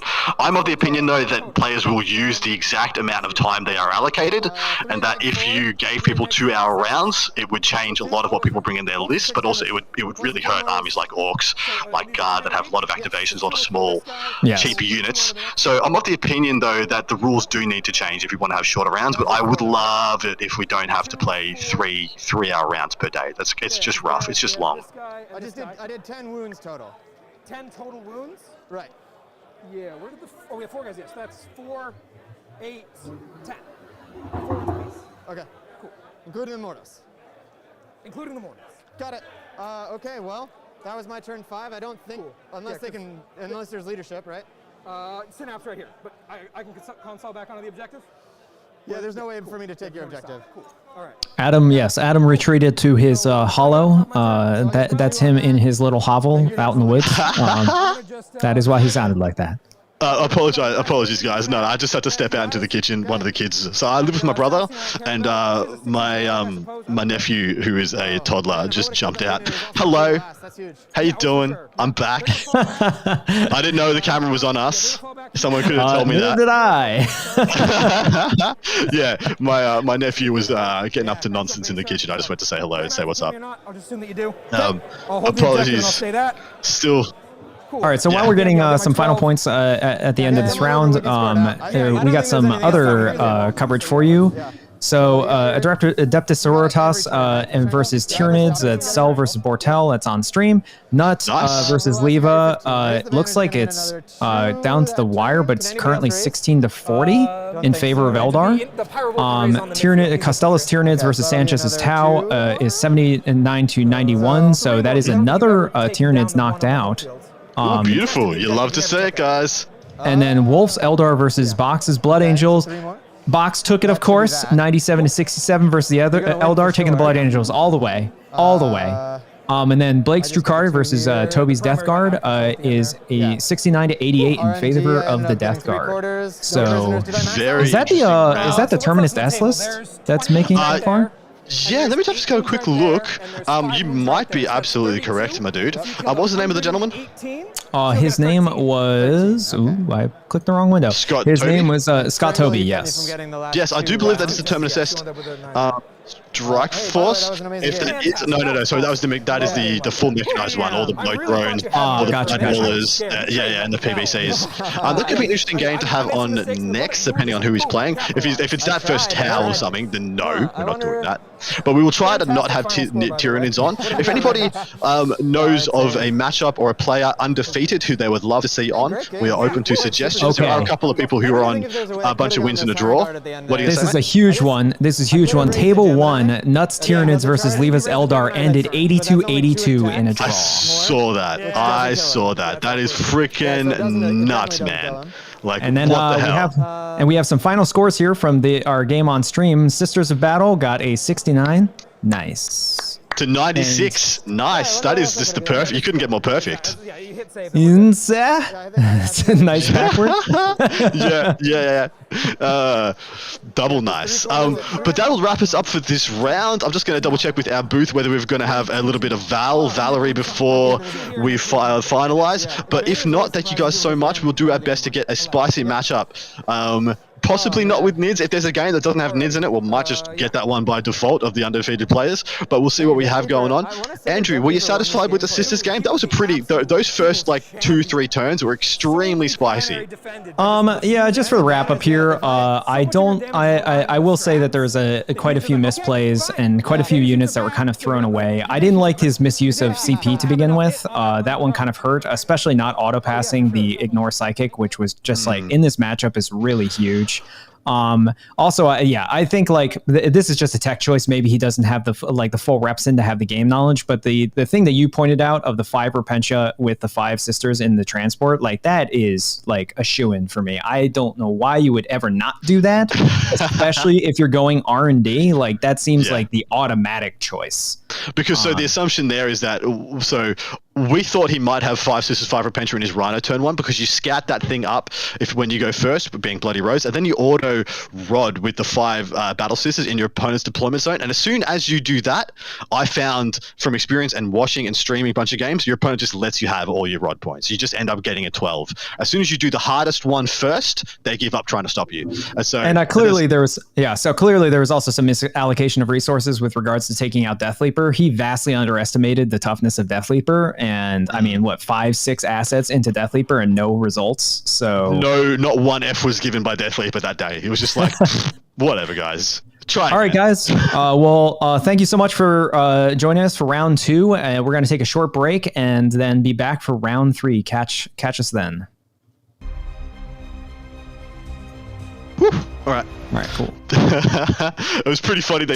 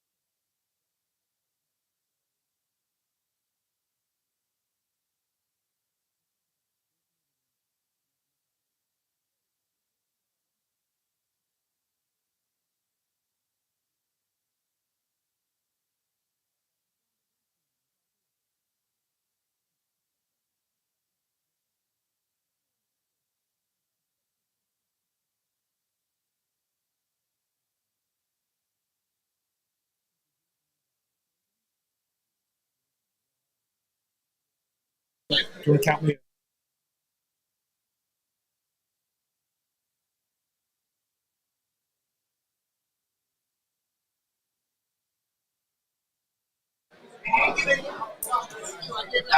Hello, ladies and gentlemen, and welcome to this round 6 of the Bay Area Open. We are a little bit underway. We had some technical difficulties, which our goblins, our very fine goblins, the finest in the land, patching as we speak. But we didn't want to leave you without nothing. So here we are, and we've got a little bit of an interesting match. We've gone off the beaten track a little bit. What are we doing, mate? Yeah, so we're going for a bit of a fun one here. We wanted to end on a good note. We're going to have a whole day of competitive nonsense tomorrow. So for this game, we've got our man Adrian Phillips on stream versus, I believe that's Graham Kirkpatrick. Yep. So we got Adrian's Orcs versus Graham Kirkpatrick's Necrons, and this is going to be looking to be a fun, spicy match. We're going to cleanse our palate before the cloy, the denseness, the harshness of tomorrow's reality, which is mostly looking like Eldar, Tau, and Tyranids. Pretty much only Eldar, Tau, and Tyranids at the moment, and Stephen Box. And Stephen Box. How dare you? The legend with the Blood Angels and the 5 Centurions. How dare you? Exactly right. So we thought, you know what, while we can, because these gentlemen naturally won't be playing tomorrow because they're both taking an L, unless I don't think either of them, even with 100 points, can crack that top 8. So we're chucking them on what we can, guys. And yeah, this should be a wonderful game. 2 pretty interesting lists. I do like both lists. The Necron list is a bit of a callback to one of the lists that was very good for them out of the blocks with the new codex. So, and we'll see, it has developed some a little bits along the lines for new secondaries. But what do you make of this Orcs list, Andrew? Okay, so he's running the current hotness of Death Skulls, which is the Death Skulls Mortal Spam. I'm just going to call it that right now. Also, I'm going to call that, the triple tank busters with tank hammers I used before it was cool. So, there's that too. So he's running Death Skulls Battalion. He's got a War Boss and Mega Armor. He's doing the whole shebang. He's got Crushing Armor. He's Art as Nails. That guy's a brick, an OBSEC brick to try and get rid of.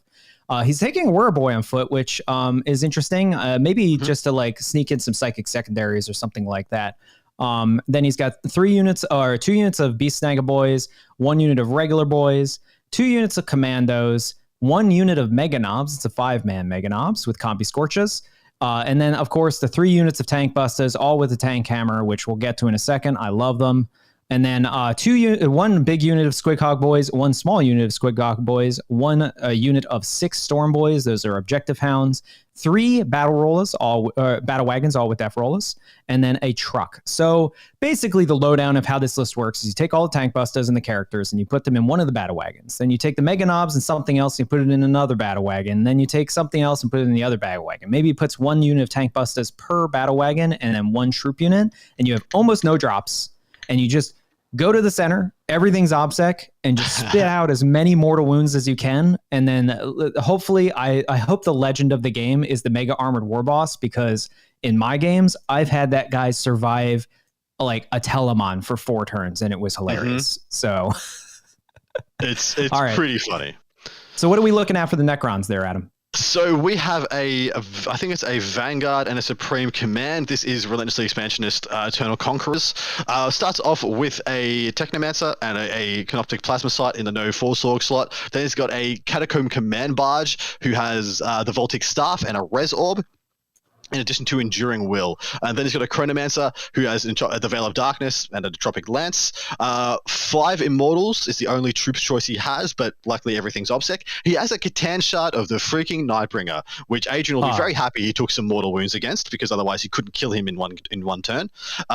3 units of 6 Flayed Ones bring him very good reliability for just being able to get R&D when he wants. I do love that for this list. A full max unit of 6 Scorpec Destroyers, a unit of 3 Scarabs, a unit of 5 Wraith, a unit of 3 Locust Heavy Destroyers with the big old Bang Bang Gorse Destructors, and then, you guessed it, the Silent King. I love this list. First of all, Flayed Ones are awesome. They're disgusting. They're great. I'd love to see them every time I get a chance. And of course, the Nightbringer. I mean, the best style choice. He was the hotness for a long time. He's still good. But unfortunately, the big problem that Catan have going into this later meta is, one, they're slow. They're only 8-inch move, I believe, which is quite slow. And I could be wrong on that, but I know they're not very fast, and there's no option to advance or charge or anything. Who's this? Sorry, the Nightbringer. Tanshar the Nightbringer. So he's slow. He can only do mortal wounds with his powers, which is a little bit of a disappointing thing. I wish there was some more shenanigans you could do with Catan powers. And his combat is strong, but he's still only D6 damage, which again, D6 is very swingy. So he could either kill the crap out of things or he could flub. So it's just, I love it now. It's so clear this army was written in 8th edition. It couldn't be more clear to people. He does only move 8 inches. He's got 6 attacks at strength a bajillion, and he can also got a very good sweep roll. But yeah, he's only D6 damage, but invulnerable saving throws cannot be taken. Funnily enough, he is Rend 4. Into Armor Contempt, like into Terminators, I'm like, oh, it's fine. You know, it only goes down to Rend 3. Like, you know, you still get to take a 5-up armor save against his freaking attacks. It's kind of stupid. Yes. But yeah, it's just so clear this guy needs to glow up. Either that or just drop like 100 points. I like this matchup. It's going to be a lot of fun. Who do you think is going to take it? It's hard to say, only because of the Necrons. With this mission, the Necrons basically have everything OBSEC, and unbeknownst to them, or maybe beknownst to them, the Orcs also have everything OBSEC. Yeah, man. Which usually does not occur. So Necrons is usually like a shoo-in. They're going to be scoring more, only because they have everything OBSEC, but they've found their match at last. Death Skulls, who blue is lucky. Okay, it is. Yep, it's scientifically proven. And also, they don't care about your OBSEC, because you know what? We are too.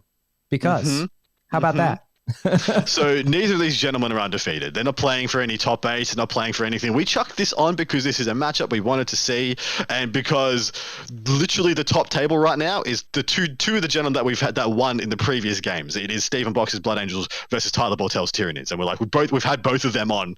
And then we did ask 2 other tables, which we will not tell you which players. We did ask 2 other tables to come on, and they both declined. So we're like, stuff it. We're not going to put on undefeated players or people close to playing in the 8. Let's chuck on the game we actually want to see. So we went and got our good man Adrian and Kirk. And yeah, here we are. Yeah, and we'll solve out the overlays and everything eventually. We are having, like we said, some technical difficulties. So we're just going to be watching the game for now, seeing how everything is happening, getting the laydown, and just watching these guys have a great time in the final game of day 2 at Bay Area Open 2022. Exactly right, my dude. So I do love also. So anytime I can get this is my own hobby, you know, pros and cons. Anytime I can get an army on the associated terrain, like if I get to call an orc army playing on the orc terrain, I just get a little happy. I just get a little happy inside. Like magic. Now I'm gonna be like, I figure this is the orcs have been hanging out. This is like, there's literally just their homes. They're just hanging out. They live here. And then like Necrons start waking up and they're like, oh cool, the fight came to us. This is the tits. Let's have some fun, boys. Oi, there's some shiny boys. Let's scrub them good. Exactly right. Where is the Bay Area? That is in San Francisco, California, USA, guys. Yeah, so it's the San Francisco Bay Area. I can't remember the exact name. Events and charges just WA. So once per game, whole army events. First turn? Any turn. Yeah. No, but the first turn is... Oh yeah, the first turn. The second turn is... Exactly right. How do you feel about the matchup? What is so funny about this matchup? I feel like the mission is somewhat in Adrian's favor, because this is the freaking scouring. Just because you're not tired enough after 6 games or 3 hours of pop, you got to play the freaking scouring to round out day 2. It's absolutely savage. I think it's better for Adrian because he doesn't have to think about anything. He can literally put anything anywhere and then just chuck as many tools as he wants at the Necrons and do damage. And the best part is he's doing mortal wounds out of phase, which you don't get to reanimate against. So that's a thing. And also, as you pointed out, he also gets to throw mortal wounds on a Nightbringer out of phase, which turns out real good. So, what's the upper limit on how many mortals he can dunk in a turn, mate? If you add it all up, against one target? Yeah. Okay. Theoretically, you've got a knight just stomped in your deployment zone, and you decide you just want to kill it with mortals. How many can this army do? So 5d3 from the bomb squigs, and then if the 3 tank hammers go in, that's another 3d6 on top. 3d6 mortals plus what, 5d3? So the 5d3 plus 5d3 plus psychic if they get psychic off. So and then I guess the crushing armor from the mega boss can, if he charges on a 2+, he also does d3. So 15 from the 5d3s. Then you said 3d6 as well, so that's another 18 possible. So what are we up to? 33?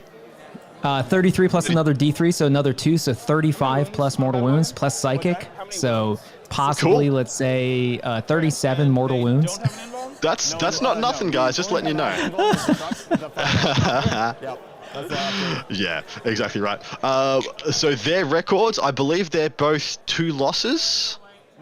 I think they're both 2 losses, but it honestly doesn't matter. It doesn't matter. No. We're putting this game on because we want to see something a little bit more fun for your engagement, because tomorrow is literally going to be the savage of savages. We're just going to call the top games, and it's all a bit of a mess. Do you want to tell us what's in the top 8 right now?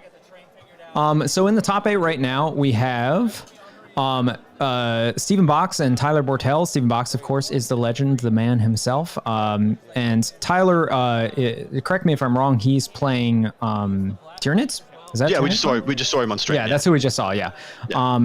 We have Israel Sanchez and Tyler Nutt. That is Tau and Tyranids as well.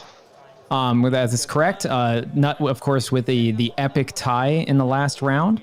And then we have Brian Leva and Nicholas Olsen Johnson. That is Asuryani versus Harlequins, which should be a pretty spicy matchup as well. And then lastly, we have Aurelio Correa and Scott Tobe. So Aurelio is playing Knights, Chaos Knights, and Scott is playing the Super Mech Death Guard. And seeing as this is a 9-rounder with a top 8 cutoff, there is the propensity for there to be up to 6 players who have taken a defeat going into the final. Or a tie. So you can, a defeat or a tie. So you can take an L, you can take a D, and still squeak into the finals. There is a couple of other outliers that could crack into it, depending on the scoreline. So if somebody who's taken, a smaller, took a bad loss, gets 100, they could jump a couple of places and end up in that top 8, depending on scores here and there. Yeah, and 100%. And contrary to what many people were maybe believing, very likely going into the top 8, there's actually only going to be 2 Tyranids, very likely. Mm-hmm. So they're not going to be filling the top 8 for sure. They will have presence there. We're talking about 1/4 of the top 8 is likely going to be Tyranids, but definitely not like the nonsense we've seen in previous tournaments of like 6 of the top 8 being Drukhari and stuff like that. So that is exactly right. So things are a bit healthier in this meta than in previous metas of 9th edition. Not say we can't make things better, and we should always strive to be, but it is not the sky is falling, nobody can contend with Drukhari or freebooters or Harlequins or what we've seen like previously, which is what you were denoting. Because dude, like nothing could beat freebooters apart from freebooters. We had we had a joyous time at SoCal with freebooters, didn't we? I had a joyous time at Adepticon, the same thing with Void Weavers, exactly the same thing. So these things are better now than they were. I still think there are some corrections that need to be made. Halo Doom is not okay. Actually, Fate Dice are not okay either. Okay, so now having played against it, I may be jaded. Fate Dice, I think, are fine. I think it's a very powerful ability. Hail of Doom, I think, is only really an issue when it comes to Dire Avengers, which is a weird thing to say that it only significantly throttles with 1 unit, but also a Dire Avenger is only 12 points. Why is a 10-man Dire Avenger unit only 110 or 20 points? Yes. It doesn't make sense in my brain, but apparently it makes sense in somebody's brain. They should be like 150 at least, like 15 points a model. Oh, for sure. For what they're able to do. I'm of the opinion that Halo Doom could be changed to be exclusive, as if you want to go Halo Doom, you don't get any other trait. So you can't have Ignores Cover and Halo Doom. You could just have Halo Doom. It would still be very takeable. It would still be very good. But at least you get a cover save, So then only Dire Avengers are making it a really good use of it. Shuriken Cannons, like, essentially only rend 1 when they shred. Yeah, I think it's part of the problem is, of course, is that Hail of Doom does an auto 6 to wound when you get a 6 to hit. If they simply remove that half, I think it's totally fine. That is actually, in fact, the only trait in the game that has the ruling that it counts as a 6 to wound. Almost every trait that has 6 to hits is still like, it's like dependent, you don't get any, it doesn't count as any kind of die roll. So it's weird that they get that ability on theirs. But I think it's only really abusable with Dire Avengers, especially with how cheap they are. Again, 120 points for 10 guys that can kill, like, some of the toughest things in the game is kind of nuts. I killed 7 Paladins. with 1 unit of Dire Avengers. They were fully buffed. I was fully buffed. 7 Paladins. Yeah, that's totally fair. That seems totally fair.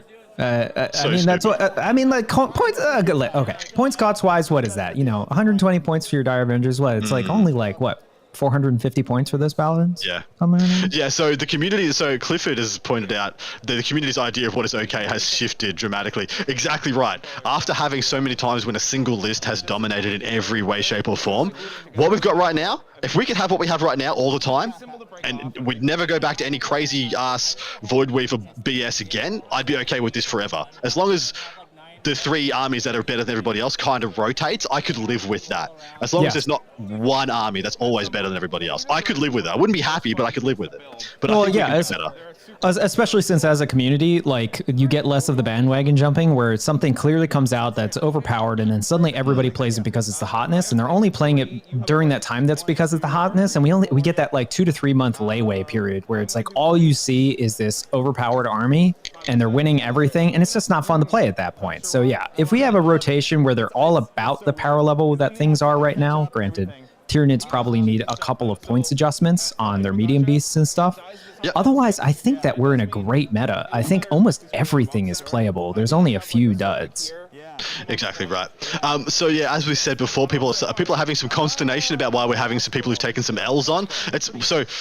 Firstly and foremost, the top table has 2 players on it that we have seen already, and we will have to be calling one of those tomorrow most likely. So e.g., we don't want to put on essentially the same people 3 games in a row, possibly 4 games in a row. And unfortunately, we had a few people who decided they didn't want to be on stream. So we pulled out a game that we actually just wanted to watch. If you had a problem with it, I'm sorry. It is what it is. We can only do so much. And we're not in a position to force anybody to be on stream. We don't like doing that.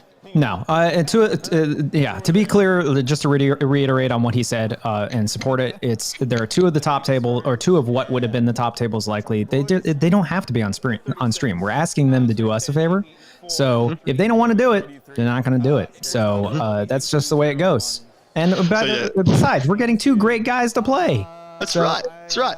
Cliff has just called us crazy. 3 factors are playable if you're trying to win GTs, but at least there's 3, man. We've had so many points, there's only been 1. 3 is better than 1, and that's what I'm saying. If we could have 3 or 4 or 5 factions all vying, that would be so good. And then those guys just counter each other, having a little top meta game, because there's always going to be variants. But anyway, it's time for us to take a step back, listen to the players a little bit. We're talking a fair bit of nonsense. Sorry, Andrew, anything you'd like to say first? The last thing I'll say is, Clifford, them's fighting words. And I'm going to say right now, maybe people need to try more things before we flat check only 3 factions. Just saying. Anyways, let's get to the game. Let's see. Do you want to measure out 9? Make sure I'm just outside of it. I don't want to get too close. That's 9 for my deployment. Perfect. Sounds great. And are you touching in or not? Not touching in. Okay. Perfect. I'd like to make you come at me as much as possible. Yeah.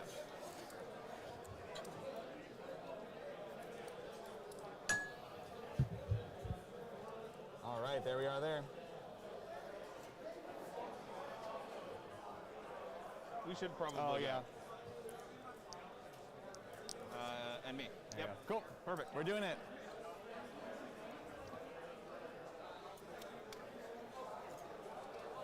The squad of Wraiths. He's going to go down. Sounds good. Sounds good.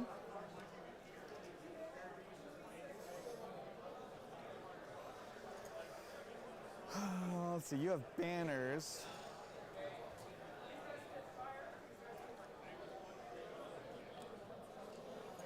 What do?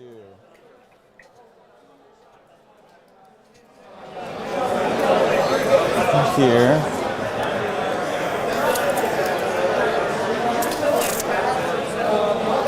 We'll go along there. Checkromancer. Yep. Bloop.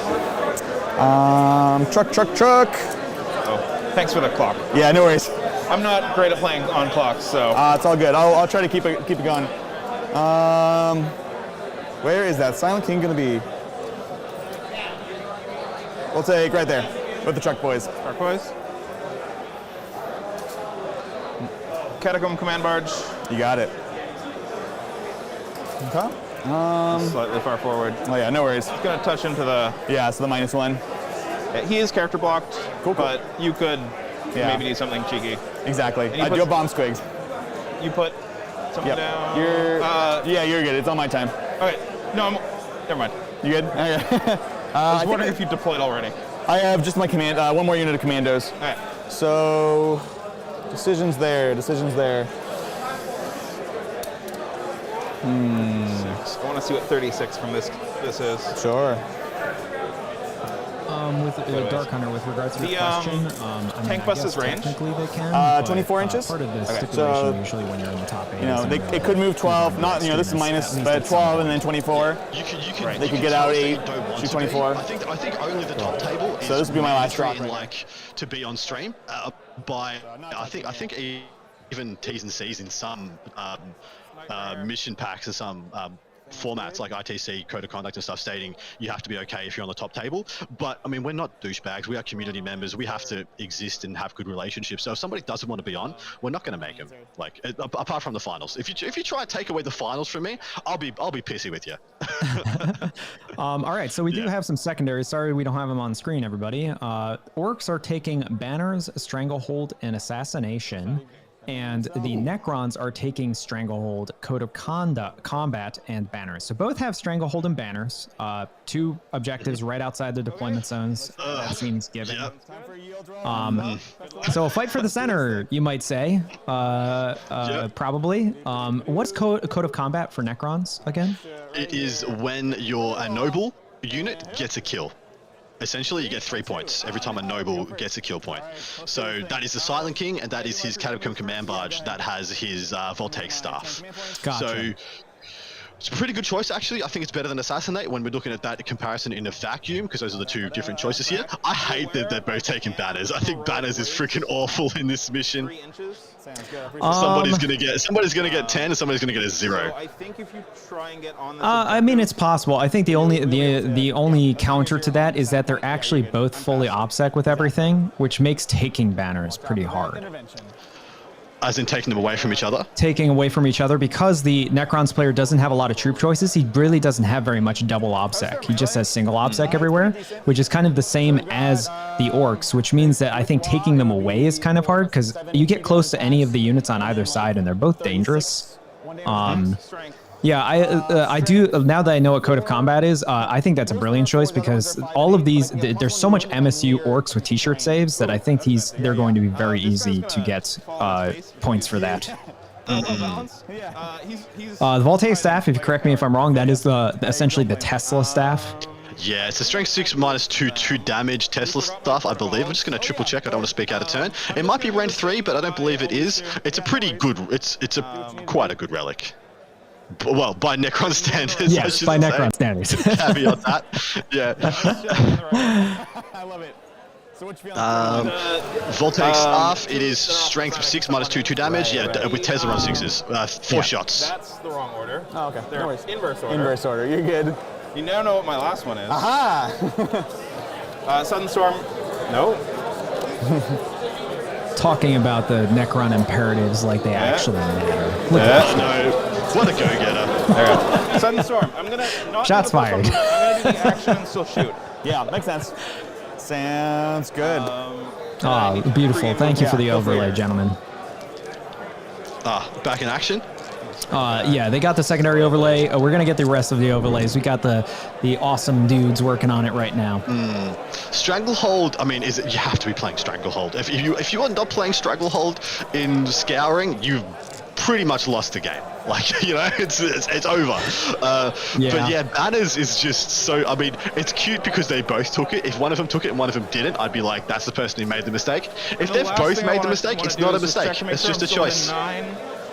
Yeah, like I said, I don't know if I necessarily... Banners is a weird one that I've only taken a few times. I'm not very good at taking banners because my brain doesn't work very well with taking the things that I have to like plant things and stuff like that. But in this mission, you know, they have 2 right outside of the deployment zones that they can just plant real quick. And then if they're fighting mostly for the center, how many units are they going to actually have that can go around and actually contest those objectives? Yeah, correct. Anyway, we'll take a step back. We'll head into the game. Looks like turn 7 1 to clear is it, 5 to go forwards, 8 to get up. We'll already be trying to fight there. I think this is not the turn we wah, so no wah this turn.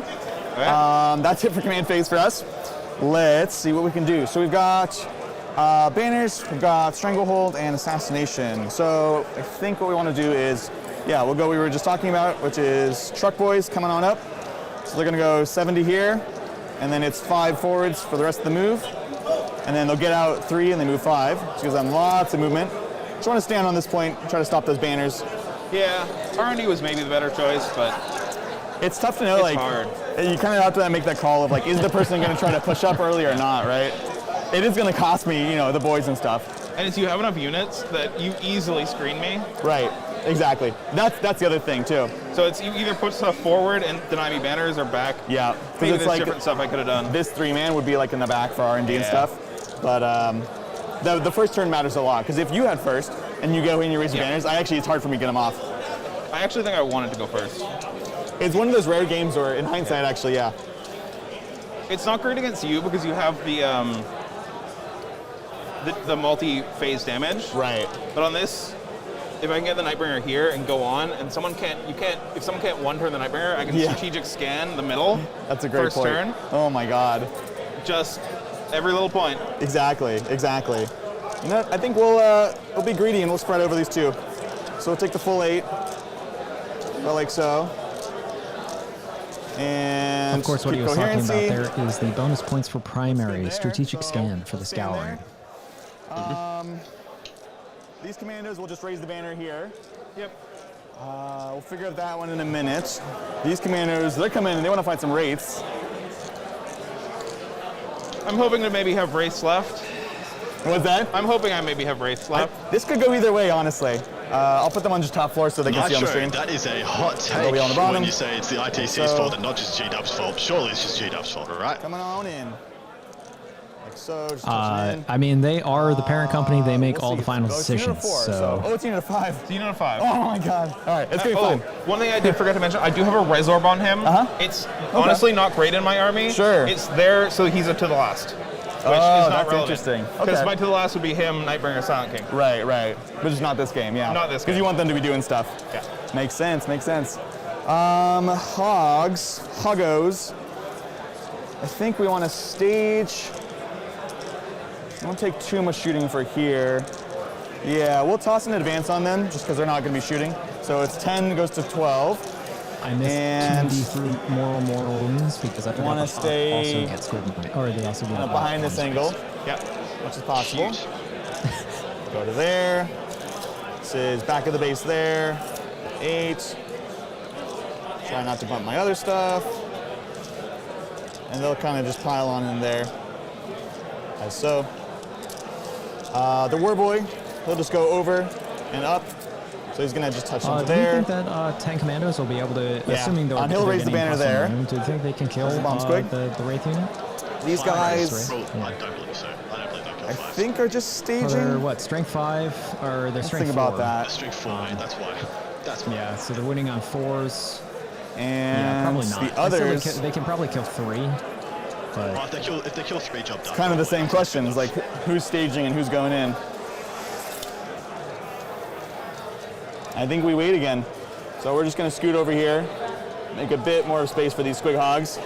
And this one, Silent King is scary.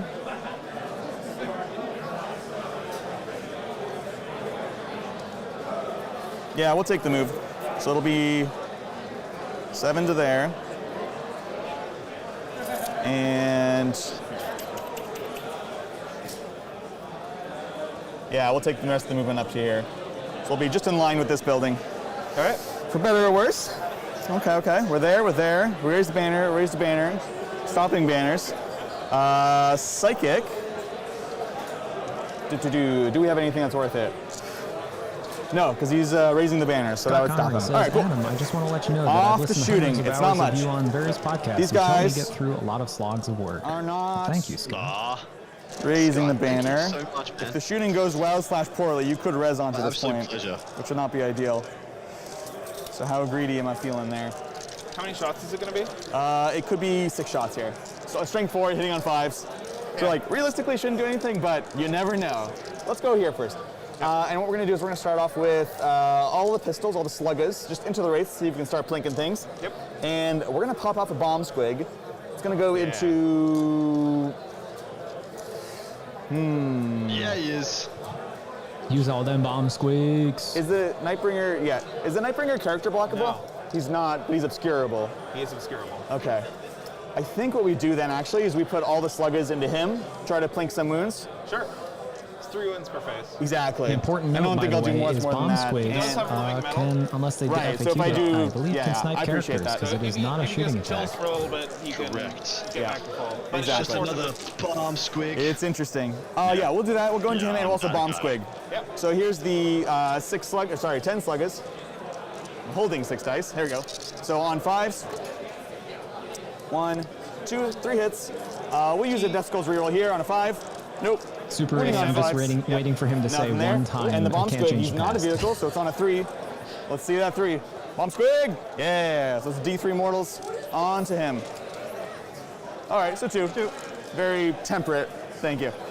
So just a single mortal wound. For wound dice, should we use our own? Or Oh, that's a good point. Yeah, either way. Go ahead and do that. It was 2, right? It was 2, yeah. Best thing to do is to use your own dice as wound dice each, Sounds good. and We're then there. just We're roll the there. table dice for everything else. 100%. Yep. Where's the Nightbringer? Can you see him? We'll leave that The be. Nightbringer All right, is and at we're off the the top charges. right of the So we screen. got I think commandos he's just, into the race. just barely Let's character go. blocked right. 6. Yep. That is him. Oh yeah, because that's a minier behind the silent killing, I think. Yeah, I think he's because he was talking about hitting him with a bomb squig, but I think he's somewhere just in the top right. There. Actually, we'll swing wide there. And so he gets nitty and gritty. This might be him right here or right He'll be here, bottom floor. And then just have people top floor. Exactly. All right, cool. That'll do the thing with the stuff. Okay. Can we get the right side So angle where do you shot? want to start? Let's start with the 3 wounds each, right? Yep. So we actually want to start with the 1 damage weapons, so we can get a chance of getting some, optimizations. Yeah. So it's going to be 3 attack sheets. It's 8 guys, so it's going to be 24. So here's 5, 10. And I'm T5. T5, cool. 15, 20. If the Technomancer is within 24. 6 of the, or 3 I think it is, of this unit, this is a horrible idea. Yeah, you were correct. There is the Nightbringer. Yeah, hitting on 3s. Yeah, we got 1 Death Skills reroll, which we'll save. Yep. So 1s and 2s are out. It's pretty good. And then T5, so normally wound you on 5s, but then +1 to wound because we're within range of a piece of terrain. So 4s, let's go. Oof, not amazing. So we've got 3. Yeah, commandos 4, are amazing. They shouldn't have gone in for points, in my opinion. I think that was a mistake. AP1. 4 up and Maul. You got it. 4 up armor. Oh my Jesus. Okay. So it's 5 1s on. Cool. This is the least readable dice. I'm gonna swap this out. Yeah, no worries. So that was 5 wounds through? Yeah, 5 wounds. So 1's on 1. 1's on 1. And 1 dies. So let's go with the ram, I guess, at this point. No, we'll do the claw. So here's the claw on 4s. We've got 2 hits. I will re-roll this with Death Skulls. Nope. And then normally on 3s, now 2s. Yep. Let's do it. There's the 1. Count on it. So 1 more save on your invul. 4 up. Oof. Nope. So 2 damage, that'll get him. Okay. And then we've got the battering ram. I've given myself a coherency problem. Oh, that's true. You get some pile in if you keep that guy there. That's fair. And then strength 5, third T5. Yep. So normally 4s, now 3s. All right, 2 more saves, 2 damage. 4s. I should make. These frontline dice. They're betraying you. That just kills him. Yeah, and then that's the attack, so you can go and do your res. Oh. Better for reses. Rates. A little unexpected there, right? but sure. Me too. Mind you, I think the my first goodness. roll was pretty damn poor on the save side of things. Well, actually, but yeah, that was still close. not horrific. I'm not used to playing with the. The symbols on the 6s? Yeah, so you're not used to parsing it. No. Exactly. Do we want to do any pile-ins? I think He didn't get one back, is that correct? He did. We'll tag into just the Immortal. Okay. Like so, and we'll leave the wraiths out of it because they actually are kind of scary. A little bit. A little bit, and we'll keep the rest in terrain for that cover. That's gonna be it for me. I am gonna pile in the Immortal. Yeah, totally. Very nicely painted. Let's do it. That new commando kit from Box is It's not going to be much, but it's going to be 4 attacks. Yeah, it's worth something. 3s. Yep. And then 2-5. One. No AP. On a 6. We have units that with very bad models that still exist and perpetually exist and never seem to get updated. That'll be But it. the We're old gonna commando leave it kit was to the not knob terrible. still. And there was a beautiful Forge One upgrade kit for regular boys that made very good commandos as well. So, end of the Well, turn. I think more than anything, the original commando knob was a really awesome model with like the power and everything embedded over with his arm. But man, I really once I got the new kit in my hands, I was like, these may be some of the best orc models they've ever made. I mean, they're so good. And I forgot to do the action. So, lesson learned. Is there anyone that you would have liked to have done it with? Where do I have to do it from? Strategic? Scan? Let's see. I have it open. Yeah. You just have to be within range of an objective in order to do the action. Apparently they can barely hear me, guys.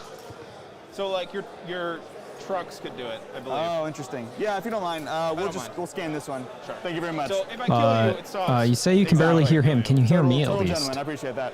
And no enemy units, right? No enemy units. Yeah. So you can stop me from scanning. Well, now I feel that from you normally only can't hear either of us. for that anyway. So That's fair. Probably get If you can do something behind the scenes. Cool. So our volume should be back up. Can you guys hear us now? Got it. And from the bar. Oh, hey.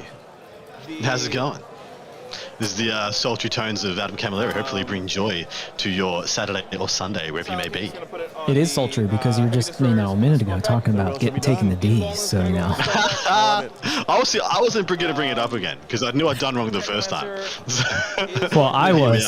I mean, we were talking about 69s and nice, and then he was talking about taking the D's, and whatever you're into, so. What did you think of the Orcs turn 1, my dude? Yeah, I mean, obviously he should get an automatic 2 banners on his back objectives. He should automatic get one of the strategic scans on his back objectives, unless he was able to get the central objective. That's early. That's always a good choice to try and get the middle objective immediately, because likely you won't be able to get it again.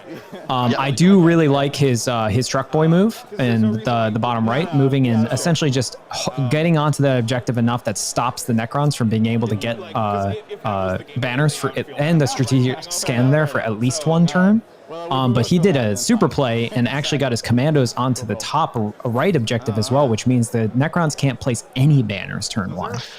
The only downside of this is that if the Necron player plays it appropriately, he can pick up 6 to possibly even 9 points on Code of Combat for essentially his Catacomb Command Barge shooting and charging into the commandos to pick them up, and then the Silent King possibly using the Menhirs to pop the truck, and then charging into the boys to pick them up. But then he's exposing the Silent King to a lot of damage. So I think he just shoots the truck dead with the Menhirs and all the other Dakar, and then possibly shoots out another medium-sized unit. Even a unit or 2 of flayed ones to go and get the boys would be fine.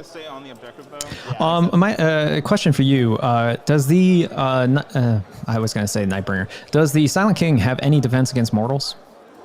Do not believe he does. He has I believe he gets access to the Caesarican stratagem, but no other bonuses for turning off a mortal, a psychic power on a 4+. But that's it. I don't think there's any other defense against mortals, even in the whole damn Necron book, man. Okay, so There's then, not yeah, much going on. very likely if he was to expose the Silent King and try and go for that unit in the bottom right, he would be taking probably somewhere upwards of 15 or 18 mortal wins. You just can't afford to. You can't afford to push him out. But you can play, luckily this actually really cool. This Necron's army has a lot of little small units, 3 Scarabs that are obsec, these flayed ones, a couple of Immortals. I think they're tagged though by the Commandos. But you definitely don't want to use any of your bombs this turn. I think he needs to fall back and get a turn or 2 of rezzing from the Technomancer into the Wraiths in order to make them a beefy combat unit. Then you can send them out again and get some more mileage. But as it sits right now, he's really kind of sitting waiting for a big commitment either from the Mega Knobs or the Beast Hog boys before he uses probably the Destroyers. He also, of note, is the 3 heavy destroyers with the Gorse hopefully get all the Silent King buffs and could get a beat on one of these battle wagons and possibly do some decent business there. Yeah, I mean, they definitely will be able to see that battle wagon that's in the center of Adrian's lines behind the forest. So they'll get the -1 hit there, but if they get the -1/+1, it nets out. And I believe the Silent King also gives them full rerolls to hit. So that's a thing. And they do 3d3 damage with their big shot. Is that correct? That is correct. So average, if all 3 get through, I mean, that's enough to kill a battle wagon. If only 2 get through, they probably don't kill it. Yeah. It's like I thought about it though, because I realized if 3 go through, it pretty much on average gets it done. So you could shoot a Menhir in first and see if the Menhir does any damage, and then know whether you need to commit. But in all likelihood, I think the Menhir should pick up the truck because it is 3 points per code of combat for the Silent King to do that. Yeah. Now the interesting thing, I actually am surprised that Adrian wasn't more aggressive with his moving, especially with that central battle wagon, because I don't think there's any reason for him not to stage in the center. It's not like the Necrons have advance and charge, and their only real dangerous anti-tank shooting is the heavy destroyers. So, what is the strength of the Silent King's big shots? Is it I think they're strength 8 or 10. higher? I think they're strength 10. Yeah. They're definitely strength 8. 100% they're strength 8 or better. But I'll tell you in one moment, man. Yeah, so they won't be affected by Ramshackle, but honestly, he probably could have put that central battle wagon behind that central ruin and been almost entirely safe. So, yeah, I do agree with that. Annihilation beams, heavy 1, range 36, strength 12, -4, 6 damage. Oh, so that's the Menhirs. What about the Silent King? His shooting. He has 3 shots that are assault 3, only 24-inch range, strength 8, -3, 2 damage. 9 shots, strength 6, -2, 1 damage. Okay, so the 2 damage ones at least are strength 8, which means they do bypass Ramshackle, so they won't be reduced in damage. Yeah, I mean, Menhirs are weird. It's 2 single shots that do 6 damage and blow through basically anything. But again, it's only 2 shots, so you can just roll bad rolls and then they do nothing. Sorry, apologies. Just in the chat, tomorrow's games will be the top 8 players. So we'll have 4 tables and then 2 tables and then 1 table of content to bring you guys. We're not going to be bringing you content of all. We don't have cameras for every table. We're going to be bringing you the best matchup that we find for your viewing experience of those 4, 2, and 1 tables, of course. And then in addition, we'll be bringing you score updates rolling throughout day 3 of coverage. Sorry, mate. What were we going to say? Yeah, so I was saying predictions for what the orcs are going to lose this turn. I think they'll lose both the units of commandos, the truck boys, the truck, and maybe that's it. So you say that Adrian hasn't staged. He hasn't staged to be aggressive from that position. What he has staged to do is stop him putting banners up again next turn. Yes, I mean he could just simply win the game by chucking random units onto there. Exactly. And I mean he's already done enough damage just limiting movement and removing banners that he could just it could even easily win by like a 2 or 3 points at this point. That's exactly what I said about needing Code of Combat to pick up the slack now, which means he needs to sequence appropriately so that his nobles get all the kills that are coming, because then he can get up to 9 points, which will cover a lot of the shortfall he's not going to get from banners early. Oh, here's a problem though. How does Necrons get Stranglehold? They don't this turn. How do they get Stranglehold next turn? I don't know yet. Figure it out. One turn at a time, baby. One turn at a time. Yeah, actually, ironically, I would like to see how much of the Necron player has in reserve, because obviously Flayed Ones can deep strike for free. I would assume at least 2 of the units of Flayed Ones are in deep strike. But with it being Hammer and Anvil and with the orcs having so many units, I don't know if there's going to be any real valuable deep strike spots that they can come down into. Yeah, we'll just have to wait and see. We will. Let's get head to the table though. We should be heading into some of the spicy bits of the Necron turn. I'm really excited to see what he does with the shooting phase and how he sequences things. He needs to do it pretty perfectly. Just so I can be a little further back. Or totally. I've got this guy. Oh, there it is. Perfect. So that's actually about as far, because it's the small one, right? Yeah, small one. So he's got to be there with that one. You could scoot this one this way. That's fine. I think that's good. There. Cool. Yeah, you're good. Totally good.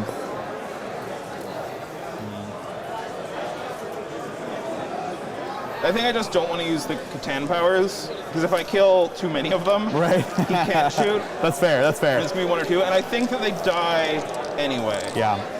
I do have the 5-up feeling pain against the mortal wounds, but you know I'll try to pull here if I can. So. And they get fancy things if they have the benefit of cover? So they'll have the 3-ups from shooting. So if I remove your benefit of cover? Oh, yeah. Yeah. So then I'll go back down to 6. Okay. Yeah. So it's a +2 to it, is what it is. These guys are going to move slightly. And then the wraiths are the last thing. They're 3 wounds, you said? 3 wounds, yep. T6? T6. Okay. 6-up invuln. I can transhuman. Good transhuman. Come into play. 5, or are they strength 6? Yeah. But they only have a 4-up armor, 6-up invuln, so they're weird. So I'll take you to your invuln, which I think I'm happy with. If they're not coming into me next turn. Yes.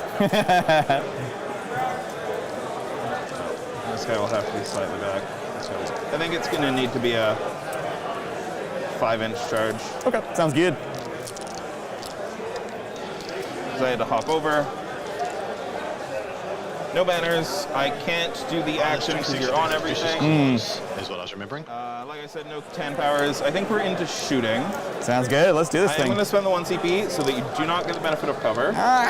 Yeah, we do have vicious claws, so there's strength 6, so no need for transhuman.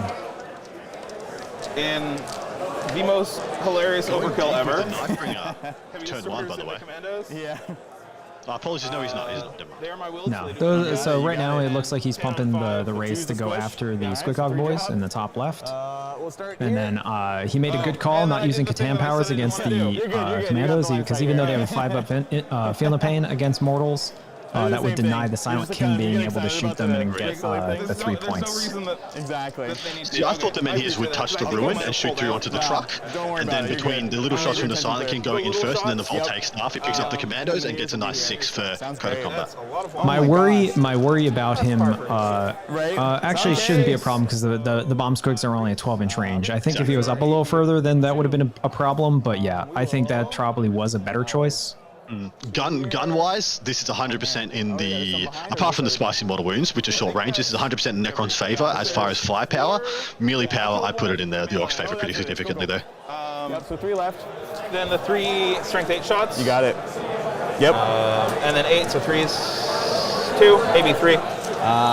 Dead and dead, just the knob. Yep. He's 2 wounds. 2 wounds, yep. Menhir.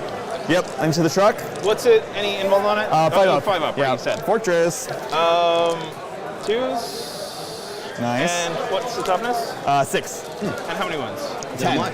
Shooting it anyway. Must have line sight. So they are strength 12, so it will be 2s. Oh, okay. Yeah. And I'm going to spend the CP. Of course, yeah. See that 2-up? Nice. Yeah. All right, 5-ups to live. I need 1. 5s. Oh, I'll take it. 1 fail. So it takes 6, down to 4. I'll put it in the truck. Apologies. Yeah, it's hard to see, but there's a big lip coming out of the side of that ruin. Yeah, it's like a weird L. Get that Code of Combat. Voltaic Staff. That was a big deal, though. One miss, but 1 6. Got one 5-up invulnerable save from Fortress and denied the truck being exploded. 2. You got him. There it is. So that's 1 code. Yep. I do really like that secondary. It's 3 per unit, right? Code of Combat? Or Code of Conduct, sorry. Is it Code of Combat? Code of Conduct? Yeah. The other thing you could have chosen was Purge the Vermin. So, every time you kill them out of your table quarters, you get 4 points. Yeah, anything but. Actually, probably even the butt. But a score. Yep, there you go. Yeah, I mean, I think Code of Combat's probably the better option because I think other than this like flash play that Adrian did at the beginning, there's almost not a reason for the second half of the game of him to step over the center. This is, I believe, a 3. Cool. Sounds good. Crivens, thank you very much for the kind words, mate. Yeah, Val Dickey and co, Matt Castro, Nick Dorich are doing an incredibly amazing job with this coverage. My absolute pleasure to be a part of it. Yeah, totally. Super ready. This is player place terrain. That is correct. So, a couple of things I need to let you guys know about the BAO. I kind of left off and I mentioned it a little bit this morning.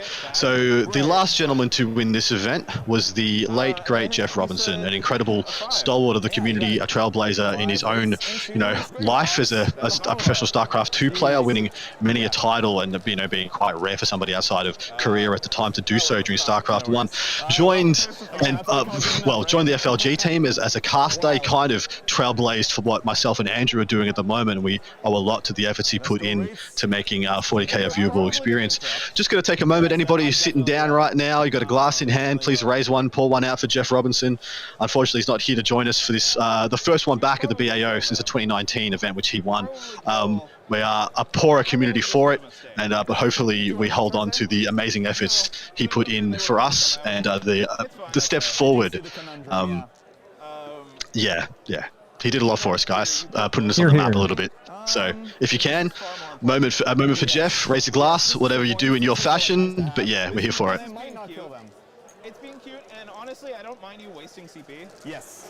So no, I think that's the right call. They probably should have been conservative. I'm gonna start with the flayed ones. Sounds good. There's 6. Yep. I'm gonna spend 1 CP for +1 strength. You got it. So we're down to 6. I should be on 6. Okay. You didn't duck yourself twice there? I don't think so. Okay. Here we go. I started at 11. I CP'd. I ignored invuln. I CP'd a... Oh, it was the charge I forgot. Yeah, sounds good. Just want to make sure you got you right. You're not losing yourself CP. Great sportsmanship. Burning through them. Guys. Beautiful. 1, 2, 3, 4, 5, 6. My will is on them for some strange reason. And so it'll be 3s, 6s explode. You got it. Here to here. That was pretty good. Yeah, Kaldorf, I had the pleasure to have talked to him and hung out with him a couple times. My greatest impression of Geoff is that he never suffered fools. It was a great time to see people challenge him with rules he knew was wrong, and then for him to rub it in. Loved it every time he did it. And for me, he was a gentleman who I always wanted to work with and wanted to learn from. Like you kind of wanted to sit and watch him. I wanted to sit and watch him work. I wanted to cast with him. I wanted to learn.